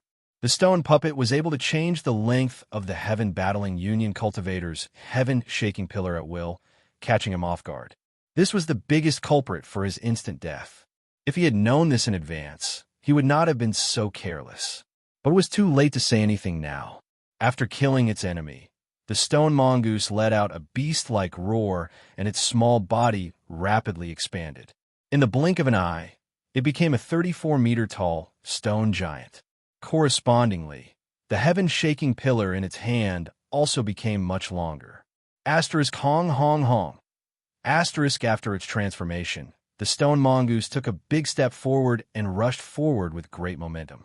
The 34-meter-tall stone giant, coupled with a heaven-defying artifact like the heaven-shaking pillar, could display combat power that even a third-order origin-returning realm cultivator would have to avoid. Every time it swung its staff, even space itself seemed to freeze. Many of the cultivators who were entangled by the divine tree were unlucky. One after another, they screamed and didn't hesitate to use secret techniques that greatly damaged their yuan qi in order to escape from the stone mongoose's sight. However, how could the divine tree allow them to do as they wished? Countless branches transformed into long whips that danced in the air, wrapping all of the enemies within. If one was hit by one of the whips in a moment of carelessness, it was inevitable that one's flesh would be torn apart. The stone mongoose took this opportunity to display its might and swung its heaven-shaking pillar one at a time. Every enemy that was hit by it coughed up blood and fell into a miserable state. The heaven-shaking pillar itself weighed several 100,000 kilograms, but in the stone mongoose's hand, it was as light as a feather. Even without the infusion of Saint Qi, it was still an incredible weapon. Only Origin Kings could resist it, while Origin-returning realm cultivators could only evade. The stone mongoose didn't need to be proficient in any secret techniques. Just its earth-shattering strength alone was enough to make the world pale in comparison. A first-order cultivator would die instantly if they were hit by it. Occasionally, an enemy with good luck would survive a blow, but even then, they would only be struggling at death's door. A few golden leaves from the divine tree would easily reap their lives. Only a second-order master would be able to block a single blow, and even a third-order master wouldn't dare to face it head-on. Standing not far away, the corners of Mou's eyes twitched as his lips trembled. This dragon cave mountain, what kind of dragon pool and tiger den is it? First, there was the sentient ancient tree, and now there was the shocking appearance of the stone giant. This was a novel scene that had not been seen in 80 years, but today, it was a feast for the eyes. Mou was not an ignorant person. On the contrary, as the great elder of Clear Sky Sect, he was extremely knowledgeable. But what he saw today was simply too shocking. Just this sentient ancient tree and the stone giant were enough to contend against an army of thousands. What's more, that little brat named Xianxia still hadn't made a move yet, so Mou didn't know what he was doing. Although Mou hadn't seen Xianxia take action yet, a person who could possess two powerful spirit beasts, the sentient ancient tree and the stone giant, would definitely possess some kind of strength. He definitely couldn't be underestimated as an ordinary third-order Saint King. For a moment, Mou actually felt a little lucky that he had listened to his disciples' request and not directly confronted Dragon Cave Mountain. Otherwise, if this enmity had been formed, it would have only brought harm to Clear Sky Sect.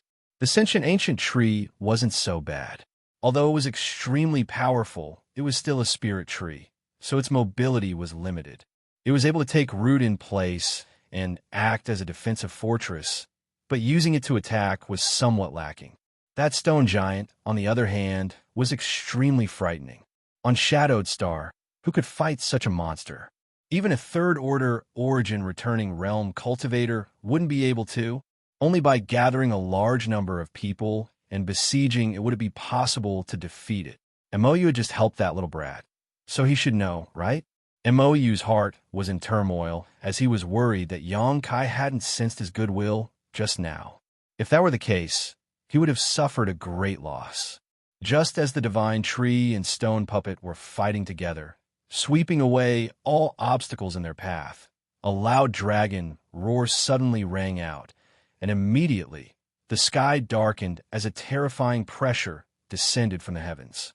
The strength of this pressure caused everyone present to feel their scalps tingle, as if a pair of eyes were staring at them, threatening to crush them if they made the slightest movement. Even if this pressure wasn't as strong as the Emperor pressure produced by the Emperor Garden just now, it wasn't far off.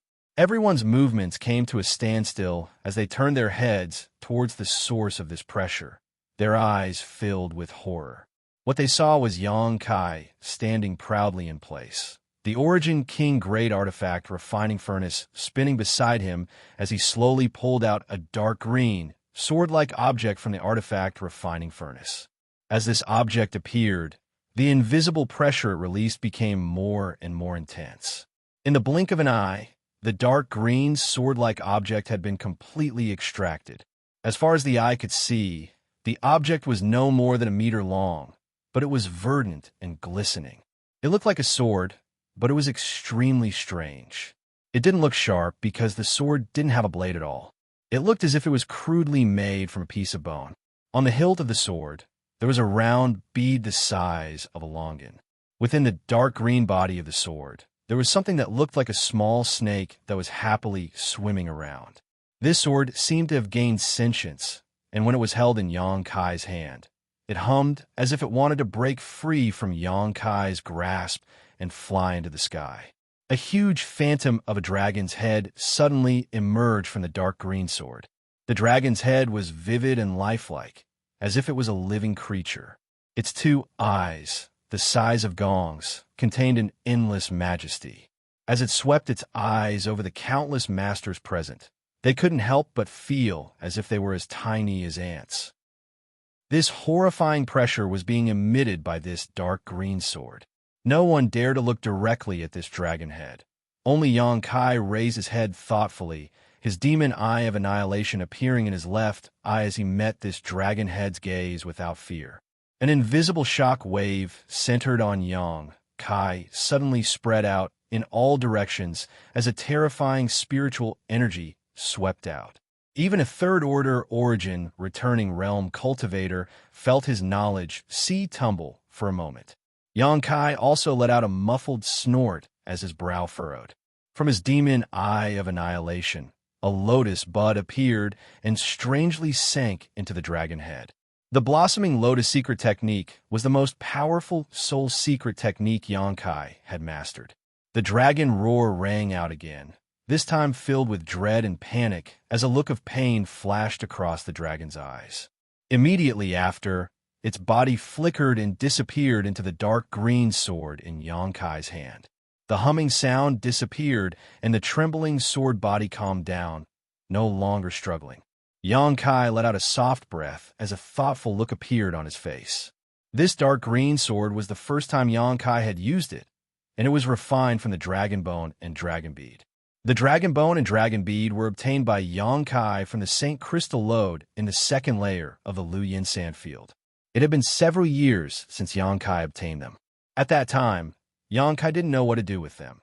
After all, these were real dragon bone and dragon beads, materials from ancient life forms, not something an ordinary artifact refiner could refine. Chapter 14:18. Fortunately, Yang Yin had taught him a method to slowly refine the dragon bone and dragon bead using the Origin King Great Artifact refining furnace and the Firebird Artifact Spirit. The Artifact Spirit had a mental connection with Xianxia, so allowing it to refine the dragon bone and dragon bead was no different from Xianxia refining it himself. This method did not require exquisite artifact refining techniques. All it required was the accumulation of time. Although it was somewhat crude, it was better than handing it over to an unreliable artifact refiner and wasting materials. Even Yang Yin herself did not have the confidence to use the dragon bone and dragon bead for artifact refining, as it was beyond the scope of her abilities.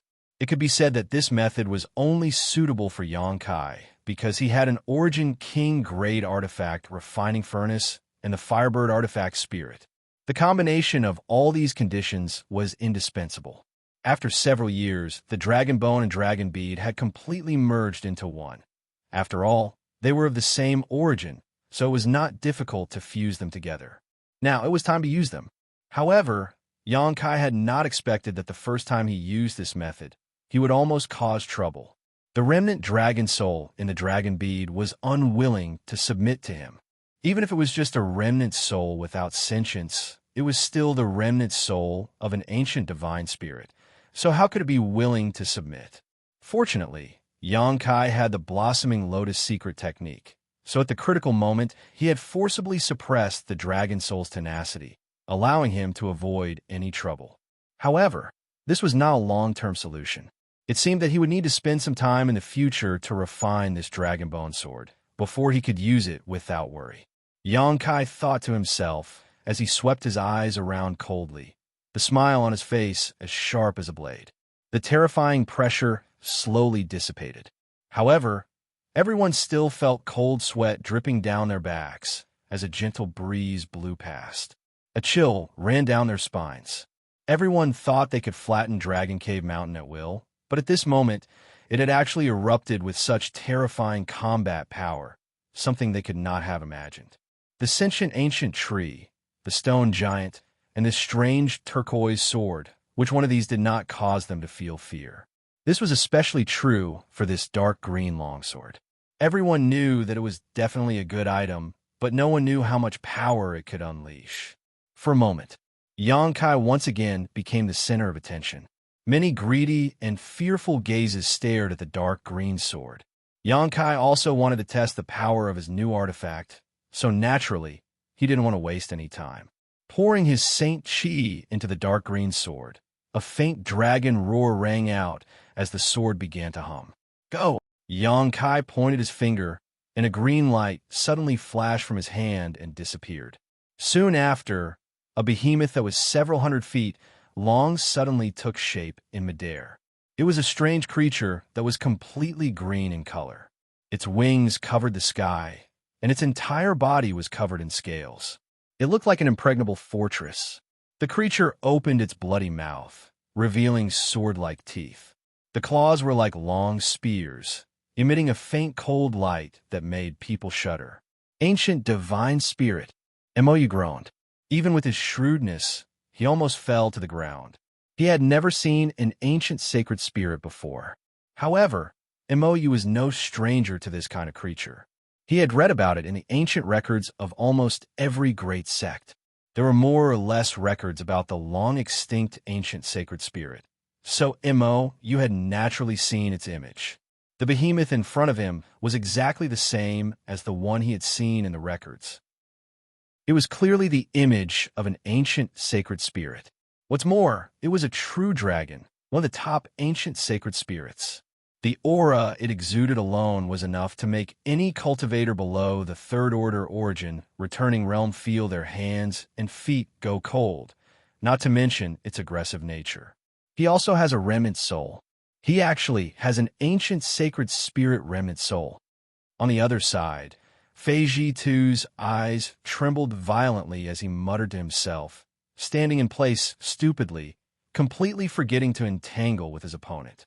Qian Tong was the same, and their opponents were also in the same situation. At this moment, no one was in the mood to continue fighting, all of them turning their attention to the several hundred-meter-long azure dragon. Last time in the Emperor Garden, Feiji Tu had seen an ice phoenix phantom and knew that Xianxia possessed the remnant soul of an ancient sacred spirit. At that time, Feiji Tu had almost been shocked by Xianxia's opportunities, thinking that he had obtained such a heaven-defying treasure. It was because of this that Feiji Tu had changed his attitude towards Xianxia, no longer daring to take advantage of his seniority. Even if this was just a remnant soul, as long as there was enough time and opportunity, it was not impossible for it to grow into an existence not inferior to an origin king. It was better to bully the old than the young. Who could guarantee that Xianxia would not stand at the top of the pyramid in the future? Forming a good relationship with him now would definitely bring many benefits in the future. So, this time, when Dragon Cave Mountain was in trouble, Xianxia had followed Qian Tong without hesitation to mediate. Otherwise, with Xianxia's personality, how could he have done such a thankless thing? He would have definitely sat in Heavenly Fate City and watched from the sidelines. He had thought that Xianxia possessing the remnant soul of an ice phoenix was already a heaven-defying opportunity, but now he actually had the remnant soul of a true dragon. What's more, This true dragon remnant soul seemed to be even more powerful than the Ice Phoenix remnant soul he had seen last time. Feiji, too, was both envious and jealous, nearly coughing up blood. Compared with Yang Kai's heritage, everything he had was trash. While everyone was in a daze, the giant Cyan Dragon had already arrived in front of an origin-returning realm master from Thunder Typhoon sect. This cultivator was a peak first-order origin-returning realm cultivator, only one step away from breaking through to the second-order origin-returning realm, so his strength was not weak. He had been fighting against the divine tree and the stone mongoose before, but even after such a long time, he had remained unscathed, which only showed how strong he was. However, no matter how strong an individual was, they could not directly face an ancient sacred spirit. Seeing the true dragon rushing towards him, this cultivator's face went pale, and he hurriedly summoned a black gold shield in front of him. There was a trace of human-like disdain in the eyes of the huge, true dragon. It swiped its claw forward, and with a tearing sound, the shield was torn apart like it was made of tofu.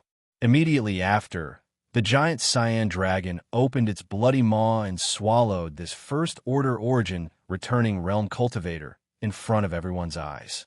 A scream rang out, but soon came to an abrupt end as the life aura of this cultivator was instantly annihilated.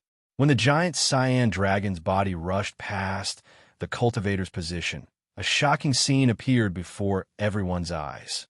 All that was left was a skeleton in a defensive posture, but all the flesh and blood on the skeleton had disappeared. A cold wind blew, causing everyone present to feel as if they had fallen into an ice cellar.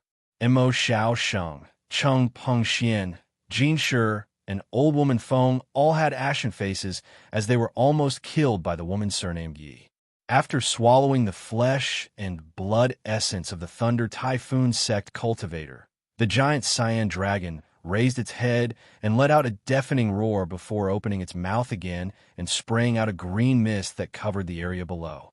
The dozen or so origin-returning realm cultivator were instantly enveloped in this mist, and screams rang out one after another. "It's poisonous! Get out of the way!" This green mist actually contained a violent toxicity, causing the cultivator who was shrouded in it to feel dizzy and find it difficult to breathe, even unable to circulate their Saint Chi properly. Those with slightly lower strength staggered to the ground as their flesh and blood rapidly melted away at a speed visible to the naked eye, revealing their white bones, a shocking sight to behold. Only cultivators above the second-order origin returning realm were able to force themselves to escape the range of this green mist, but all of their faces were covered in a green aura, indicating that they had been severely poisoned and would require a lot of time and precious pills to detoxify. This giant Cyan Dragon turned out to be a poison dragon. Yang Kai was also greatly surprised. He didn't know what kind of divine technique the original body of the dragon bone and dragon bead he had obtained before its death.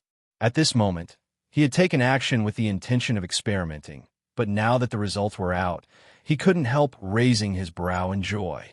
Among the true dragon race of ancient divine spirits, poison dragons and fire dragons were the two most aggressive species, so this discovery naturally made Yang Kai very happy. Since his last trip to Grand Burial Valley, when his only offensive artifact, the 100 Mountains picture, self-destructed, Yang Kai had no other offensive artifacts to use. Firstly, he was confident in his own methods and felt there was no need to ask Yang Yin to refine anything for him, because even if he could refine an artifact, it would take a lot of time to nourish it. Secondly, and more importantly, Yang Kai had been waiting for the refinement of this dragon bone and dragon bead to be completed. Now, it seemed that his expectations had not been in vain.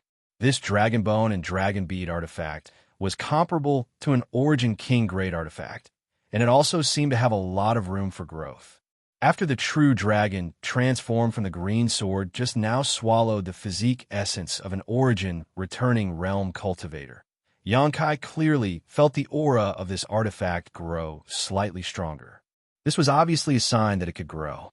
While Yang Kai was thinking about this, The few origin-returning realm cultivators who had just escaped the green mist were targeted by the stone mongoose. These cultivators were lucky and had good strength, but that was as far as they could go. The heaven-shaking pillars swung out, causing the world to tremble and all of them to fall like wheat. The smell of blood filled the air, and all of Dragon Cave Mountain instantly became a purgatory. The situation was eerily one-sided. What's more, it was not a one-sided slaughter of Dragon Cave Mountain's cultivators, as everyone had imagined. Instead, they were the ones being slaughtered, causing the enemy's morale to plummet to the extreme. Taking advantage of this opportunity, Xianxia and the others launched a fierce counterattack, quickly regaining the initiative. Speaking of which, Xianxia and the others weren't particularly strong. They were only relying on the exquisite artifacts in their hands. These artifacts were tailor-made, origin-grade high-rank artifacts Yang Yin had personally crafted for them, and were the limit of what a cultivator of their level could use. Originally, they were in a precarious situation and could only support each other in order to stall for time. Now that the enemy's morale had plummeted, Xianxia and the others were fighting fiercely, forcing the enemy to retreat again and again. Xianxia and the others did not act rashly and instead advanced cautiously, not seeking to gain any merit, but only to avoid making any mistakes. For a time, they were full of vigor, causing the enemy to be flustered and unable to do anything. Chapter 1419. Not far away, Imo, Xiao Sheng, and the others who were entangled with the woman surnamed Yi let out a long sigh, knowing that there was nothing they could do at this moment. They had underestimated Dragon Cave Mountain's heritage, thinking that Dragon Cave Mountain was able to kill the first group of Xie family cultivators by relying on the power of their barriers and spirit arrays. None of them had expected that even without these barriers, this small mountain would not be easy to bully. The four-peak third-order origin returning realm masters looked at each other and saw the intent to retreat in each other's eyes. There was no need to discuss anything. At their level of strength, a single glance was enough to convey a lot of information. The four of them quickly shook off the woman surnamed Ye's entanglement and flew away. Now that the four of them had withdrawn, how could the others dare to remain? Naturally, they hurriedly fled. Qiantong and Fei Ji too did not stop their opponents. Although they had helped Dragon Cave Mountain this time, they did not deliberately make enemies with these people. After all, the two of them represented Shadow Moon Hall and had many concerns in their hearts. As such, after a moment of contemplation, they allowed their opponents to withdraw safely. The same was true for Wei Guchang and Dong Xiener. The two of them had just broken through to the First Order Origin returning realm not long ago, so their opponent's strength was not bad. If they wanted to leave, they simply could not stop them. The reason they had managed to survive until now was because their opponents had shown them mercy, not really killing them. Otherwise, with the number and methods of their opponents, even if the two of them had not died, they would not have been able to escape unscathed. The invading enemies retreated like the tide, with several dozen origin returning realm masters hurriedly withdrawing. Besides Yang Kai, who used his dragon bone sword to block a few of them, only the stone mongoose and firebird artifact spirit were left behind, preventing them from leaving. Yang Kai frowned as a sense of helplessness rose from the depths of his heart. If the enemy wanted to leave, he could not stop them all. Although the invasion of Dragon Cave Mountain this time annoyed him greatly, the other party had paid a painful price, so this result was not unacceptable. Moreover, if they continued to fight, Dragon Cave Mountain was bound to suffer casualties. Yang Kai didn't really care about the Yi woman. He now had the dragon bone sword, the stone mongoose, the artifact spirit, and the divine tree. The Yi woman was a person with extraordinary means. The only thing he had to worry about was Xianxia, Haowen, and the others. Even a rabbit would bite when cornered. If Xianxia, Haowen, and the others really died here, that was not something Yang Kai wanted to see. Yang Kai was willing to let this matter end here, but it didn't mean that others were willing to do the same. Just as these people were about to leave the range of Dragon Cave Mountain, the originally broken mountain defending array flashed and activated once again, blocking their path. A trace of surprise flashed across the eyes of Mo, Xianxia, and the others. But soon their expressions turned cold. They had only retreated to avoid the brunt of Dragon Cave Mountain's attacks, not because they were afraid of it. The other party's attitude, as if they weren't willing to give up, naturally made them feel like they had lost face and become annoyed. You want to leave? Wishful thinking. Is my Dragon Cave Mountain a place where you can come and go as you please? A tender voice suddenly called out. The source of this voice seemed to be far away, but at the same time, it seemed to be right in front of everyone's eyes. However, this voice was without a doubt Yang Yan's. Yang Kai raised his brow in surprise, not knowing what Yang Yan wanted to do. While Yang Kai was still in shock, the earth suddenly began to tremble, and with a loud humming sound, the ground around Dragon Cave Mountain began to crack. In the blink of an eye, the entire Dragon Cave Mountain was torn apart. Asterisk home. Asterisk with a loud bang. A certain part of Dragon Cave Mountain suddenly collapsed, revealing a huge crater. Immediately after, a huge black behemoth slowly rose from his crater. When they saw what this huge thing was, cries of surprise rang out one after another. Everyone was dumbfounded. Impossible. A starship? There's actually a starship here. Today, Dragon Cave Mountain was destined to become the focus of attention on Shadowed Star, bringing about one shocking event after another. Everyone had yet to recover from the shock of seeing the remnant soul of the ancient divine spirit appear, but now they were witnessing another incredible scene. Underneath Dragon Cave Mountain, there had been a starship hidden. This starship was different from the starships the great sects regarded as treasures. The main difference was its size. It was not too big, only a few dozen meters long, about a quarter the size of an ordinary starship, and had a sleek oval shape. However, this starship exuded an oppressive aura that made one feel even more uncomfortable facing it than facing the true dragon remnant soul just now. A series of cracking sounds rang out as a series of cannon-like objects extended from the starship's abdomen. None of the people present were ignorant and inexperienced. Naturally, they knew what this was. Crystal cannons. These were offensive artifacts that every starship possessed, and they could also be called weapons. Using Saint crystals as an energy source, they were extremely powerful. Normally, a starship would not use crystal cannons because every time they were used, a large number of Saint crystals would be consumed. Generally speaking, a starship would carry at most 2 or 3 crystal cannons, and crystal cannons were known as the most powerful trump cards of a starship. But at this moment, more than a dozen crystal cannons had extended from the abdomen of this starship. These crystal cannons were aimed in different directions, but all of them were aimed at the densest part of the crowd. Looking at these black cannons, everyone felt an extremely uneasy feeling in their hearts, as if the aura of death was rushing towards them.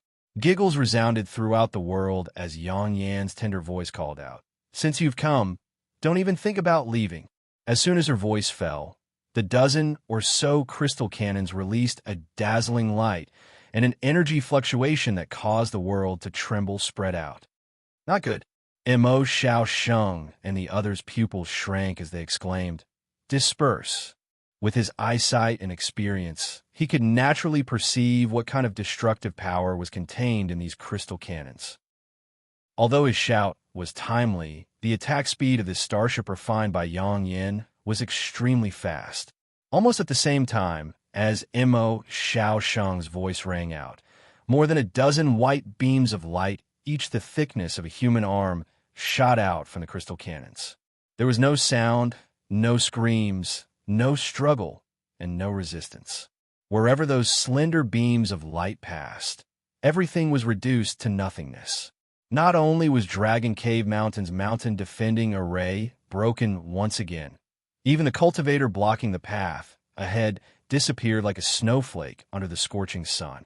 The dozen or so pillars of pure white light shot out for dozens of kilometers before gradually weakening and disappearing. All of Dragon Cave Mountain was a mess as the world energy aura became extremely chaotic. Asterisk Dida, asterisk a crisp sound rang out as Mo Xiaosheng and the others all stood in place with pale faces, staring in horror at the starship that had appeared out of nowhere, none of them daring to believe their eyes. When this starship appeared just now, none of them had paid much attention to it. After all, this starship wasn't very large, so they subconsciously thought it wasn't of high grade. However, when the dozen or so crystal cannons appeared, Xianxia realized he was wrong. It wasn't until now that he realized how wrong he had been. The grade of this starship was beyond the scope of his imagination. It was definitely not Origin grade and was on the same level as an Origin King grade. Otherwise, the power of the crystal cannons would not have been so powerful. An Origin King grade starship. How is this possible? But the facts were right in front of him, so he couldn't doubt anything. Because one of the crystal cannon's beams of light had been aimed at them just now, Xianxia and the other 3 peak Origin returning Realm Masters didn't dare to meet it head-on and could only dodge in embarrassment. Even so, half of Demon Blood Temple's Xianxia's body had been grazed by this attack, and now his entire arm had disappeared. The dripping sound was the sound of blood dripping from his wound, causing Xianxia's face to twist in pain. Old Woman Feng and Cheng Pengxian's faces were also extremely ugly. If they hadn't been fast enough just now, they would likely have suffered the same fate as Xianxia. Looking around again, Xiaosheng's face was filled with grief, because at this time, there were only a dozen or so people still alive.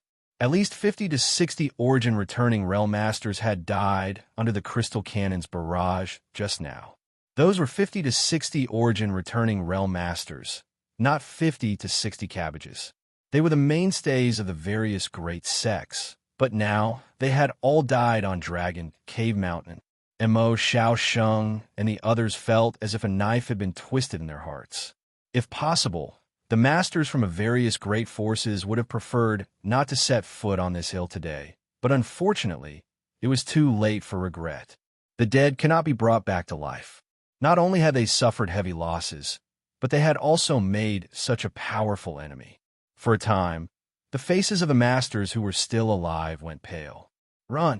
Xiaosheng grit his teeth, not willing to remain here any longer, his figure flickering as he used his space force to quickly flee. How could Cheng Pengxian, Xianxia, and Old Woman Feng dare to remain? Fearing that the other party starship would fire another round of crystal cannons, all of them fled as fast as rabbits. This time, Xianxia didn't try to stop him because she was also powerless to do so. Although this starship was powerful, it wasn't omnipotent. The round of crystal cannons just now seemed quite impressive, but in fact it consumed a lot of energy. A scream rang out as Xianxia killed his last opponent.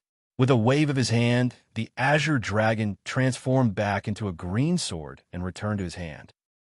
Looking down at it for a moment, Xianxia showed a satisfied look before tossing it back in the artifact refining furnace and storing it into his body.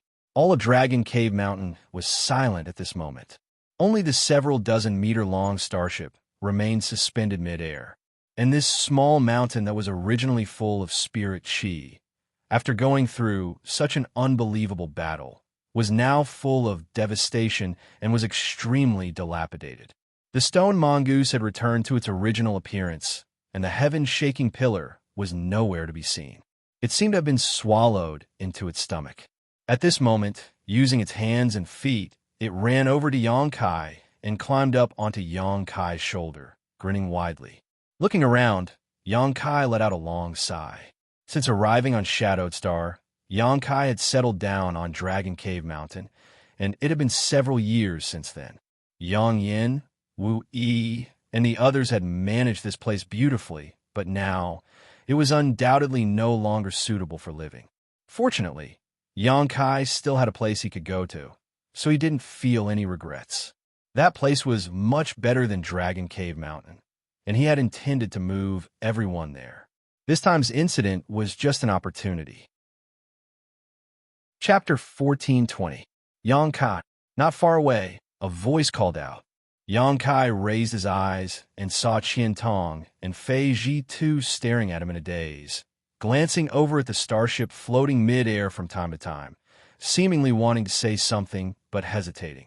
Although these two were top masters on Shadowed Star, they were still shocked speechless at this moment. When had they ever seen an Origin King grade starship? Although Shadow Moon Hall also had starships, the highest quality was only Origin grade low rank. Grandmaster Galin had spent several years working with a large number of artifact refiners in the sect to refine this starship using countless materials. Such a starship would have no problem searching for mineral lodes near Shadowed Star. But if it wanted to penetrate deep into Shadowed Star's territory, it would undoubtedly be impossible. The dangers hidden in Shadowed Star's territory could not be understood with common sense. Shadow Moon Hall starship was not good, but that did not mean Dragon Cave Mountain starship was not. An Origin King grade starship already had the ability to travel long distances, so with its power, it was not impossible to restore Shadowed Star's connection to the outside world. At the very least, Xianxia could use it to leave Shadowed Star, escape the shackles of world principles, and travel to other stars to break through to the Origin King realm. Qiantong and Fei Zhitu instantly thought of many possibilities, causing their mood to fluctuate and their expressions to become excited. Whether or not Shadowed Star could be reconnected to the outside world was something they did not care about. But the two of them had been stuck at the peak of the Origin returning realm for a long time now, unable to break through due to the suppression of world principles. Now that they had suddenly seen such hope, they were naturally excited. But even if their relationship with Xianxia was good, they were too embarrassed to ask for such a thing at this moment. After all, the value of this Origin King grade starship was too great. Glancing at them, Xianxia vaguely guessed what they were thinking and smiled lightly. Elder Qian, City Lord Fei, you two can wait patiently for a while. Right now, my affairs are in a mess, so how about I contact you once I've dealt with my own affairs? Qiantong and Fei Zhitu both nodded and said, all right. Although Xianxia did not make any promises, nor did he mention anything, as long as he was still on Shadowed Star, they could naturally contact each other. What's more, Dragon Cave Mountain was now in a state of devastation, with several small hills razed to the ground by the power of the crystal cannons. It was clearly no longer suitable for habitation. Considering all this, Qiantong said, Xianxia, if you don't mind, you can take those people to my Shadow Moon Hall's headquarters. What do you think? As the saying goes, the pavilion closest to the water enjoys the moonlight first. Although Qiantong's proposal was for his own sake, it was also to provide a foothold for Xianxia. It was a proposal that was beneficial to both sides. Xianxia slowly shook his head and said, I appreciate Elder Qian's kindness, but this junior already has a place to go, so there is no need for you to worry. Is that so? A trace of disappointment flashed across Qiantong's face, but he did not insist and simply nodded, very well. Although this old master does not know where you want to go, since you already have a place to stay, just pretend this old master didn't say anything. When you settle down in the future, just send this old master a message, and this old master will pay you a visit in person. Of course. Xianxia cupped his fist slightly. Immediately, he turned his head to Wei Guchong and Dong Xiner and thanked them. This time, when Dragon Cave Mountain was besieged by so many masters, very few people had come to his aid. Besides the mysterious woman surnamed Yi, only the 4 people from Shadow Moon Hall had come to his aid. This kindness was something Xianxia would naturally remember in his heart. At this moment, only these people had the courage to remain. The others who were still alive had already fled. Even Mou from Clear Sky Sect, who had an ambiguous attitude towards them, had disappeared. Asterisk Kacha. Asterisk a soft sound came from midair, and the hatch of the starship floating nearby suddenly opened. Xianxia glanced over and grinned. Elder Qian, City Lord Fei, this junior will take his leave first. Qiantong and Fei Zhitu nodded lightly and did not try to persuade him to stay. Xianxia's figure flickered as he arrived in front of the divine tree and stretched out his hand to cover it. At the same time, his spiritual energy burst forth and pulled the divine tree into the Black Book space. Everyone, led by the woman surnamed Yi, flew over and disappeared through the starship's hatch. Xianxia followed closely behind. After Xianxia entered, The hatch quickly closed, and a humming sound came from the starship before it turned into a stream of light and disappeared. So fast, Fei Ji too stared in shock in the direction the starship disappeared. Compared to the speed of the starship from Shadow Moon Hall, it was like a little wizard meeting a great wizard. A trace of inexplicable excitement appeared on Qian Tong's face as he murmured, "I didn't expect that this little mountain would have such a strong heritage. Mo Xiao Sheng and the others have provoked someone they shouldn't have this time." Fei Ji too grinned meaningfully. "What's the point of worrying about them? What you and I should be thinking about now is how to persuade Yangkai to use this starship to leave the cage that is Shadowed Star. As long as you and I break through to the Origin King realm, Shadowed Star will belong to Shadow Moon Hall." Hearing this, Qian Tong's expression shook as his eyes flashed, and he nodded repeatedly. A few dozen kilometers away from Dragon Cave Mountain, Mo, Xiao Sheng, and the others, who had just escaped, all looked up in the direction the starship disappeared, their faces ashen. Not only had they suffered a great loss this time, but they had also become enemies with Dragon Cave Mountain. Judging from the heritage of this little mountain, Heaven battling Union's days in the future would not be easy. Mo Xiao Sheng's expression was ugly as he wore a worried look. Heaven battling Union's great elder was like this. So were Cheng Pengxian, Jin Shi, and Old Woman Feng. Each and every one of them looked like they had just lost their parents as their intestines turned green with regret, especially Jin Shi.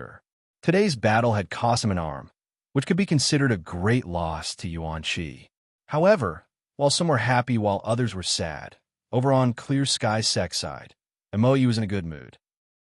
In any case, he did not hold any malice towards Dragon Cave Mountain this time, and had even helped Yang Kai resolve a crisis. As long as the other party was not blind, they should be able to see through his goodwill. On top of that, his two disciples had some friendship with Yang Kai, so it seemed that he could take advantage of this opportunity to gain some benefits. Qian Tong naturally had some ideas about what Fei Ji Tu was planning to do. Thinking so, Moyu slowly called out, "Tao, disciple is here." Chun Shi Tao responded and stepped forward. "In the future, you should spend more time with this Yang Kai. If you can somehow capture his heart and soul, that would be best." Honored Master. Chun Shi Tao blushed. Although her honored master was usually mild-tempered, he had never talked about such a sensitive topic with her before. So now that he was speaking so bluntly, Chun Shi Tao felt a little overwhelmed. This woman had a proud figure and a mature temperament, so her bashful demeanor only added to her alluring charm, causing all the male disciples of Clear Sky Sect to stare at her blankly. Honor Master is not joking, Moyu said seriously. Moyu's expression became serious. "If you can marry him, you will be the greatest contributor to my Clear Sky Sect." Chun Shi Tao was stunned. She had been waiting outside with Lu Ying and the others, and although she had heard that the struggle inside Dragon Cave Mountain was fierce, she did not know what was going on. However, from her honor master's words at this moment, it seemed that Yang Kai's performance inside Dragon Cave Mountain had won her honored master's admiration. What exactly happened inside that caused her honored master's attitude to change so drastically? She was very clear about how high her honored master's vision was.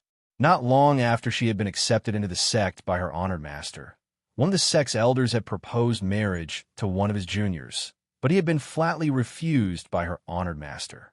That elder's junior had excellent aptitude and strength, but even such a person could not enter her honored master's eyes. So how could Yang Kai be so highly regarded by her honored master? In Chun Shi Tao's impression, Yang Kai's strength was indeed amazing, and he could be considered a master among cultivators in the same realm. But Chun Shi Tao had always thought that his greatest advantage was his unparalleled luck. However, her honored master was clearly not interested in such matters. Chun Shi Tao couldn't figure it out. Ignoring the thoughts of these outsiders, inside the starship, Yang Kai was looking around in amazement. When he went to the Luyin Desert with Yang Inflammation a few days ago, he had heard Yang Inflammation say that there was a larger starship in Dragon Cave Mountain's vault. So when this starship appeared, Yang Kai wasn't too surprised. The only surprise was that this starship was a bit too small. After entering the interior, Xianxia realized that this starship was like a completely different world. Just like the flying shark battle shuttle, it didn't look big on the outside, but its interior was extremely spacious. There were exquisite rooms, meditation rooms, artifact refiners, alchemy rooms, martial arts arenas, and a variety of other facilities. Such a starship was even more high-end than the huge Hung Luo Chamber of Commerce starship Yang Kai had ridden in the past. Walking forward, Yang Kai soon arrived at an arched hall. This hall was filled with a refreshing sandalwood incense, and the floor was covered with a large red carpet. The surroundings were decorated with strange stones used for illumination, giving it a very warm atmosphere. At this moment, almost everyone who could speak on Dragon Cave Mountain was here, including the newcomer surnamed Yi and Guqi, who were standing beside Yang Inflammation. Changqi, Haoan, and the others all wore the same expression. After all, when the starship was being refined, they had also helped out and entered it many times.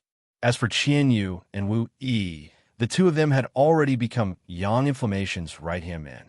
Ning Xianxia, on the other hand, maintained a shocked expression, as if he was in a dream.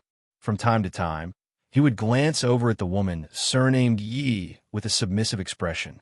He knew the origins of this woman better than anyone present, so naturally, he was unable to act freely in front of her. What shocked Ning Xianxia even more was that this woman surnamed Yi actually called Yang Inflammation Master. With a peak third-order origin returning realm cultivation, she was actually obedient to Yang Inflammation and treated him with respect.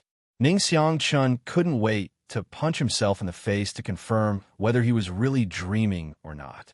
When Yang Kai arrived, Wu Yi and the others had sad looks on their faces as they sighed constantly. Although Dragon Cave Mountain could be said to have won a great victory in this battle, not only killing countless enemies without suffering any losses, how could they be happy with the destruction of their home? That was the home they had painstakingly built. But because of an unexpected battle, it had been destroyed. Several years of hard work and effort had now been destroyed. So who wouldn't feel distressed? You're tuning in to the Eternal Immortal Ballad YouTube channel. Don't forget to subscribe and join us on this journey to catch the most captivating stories.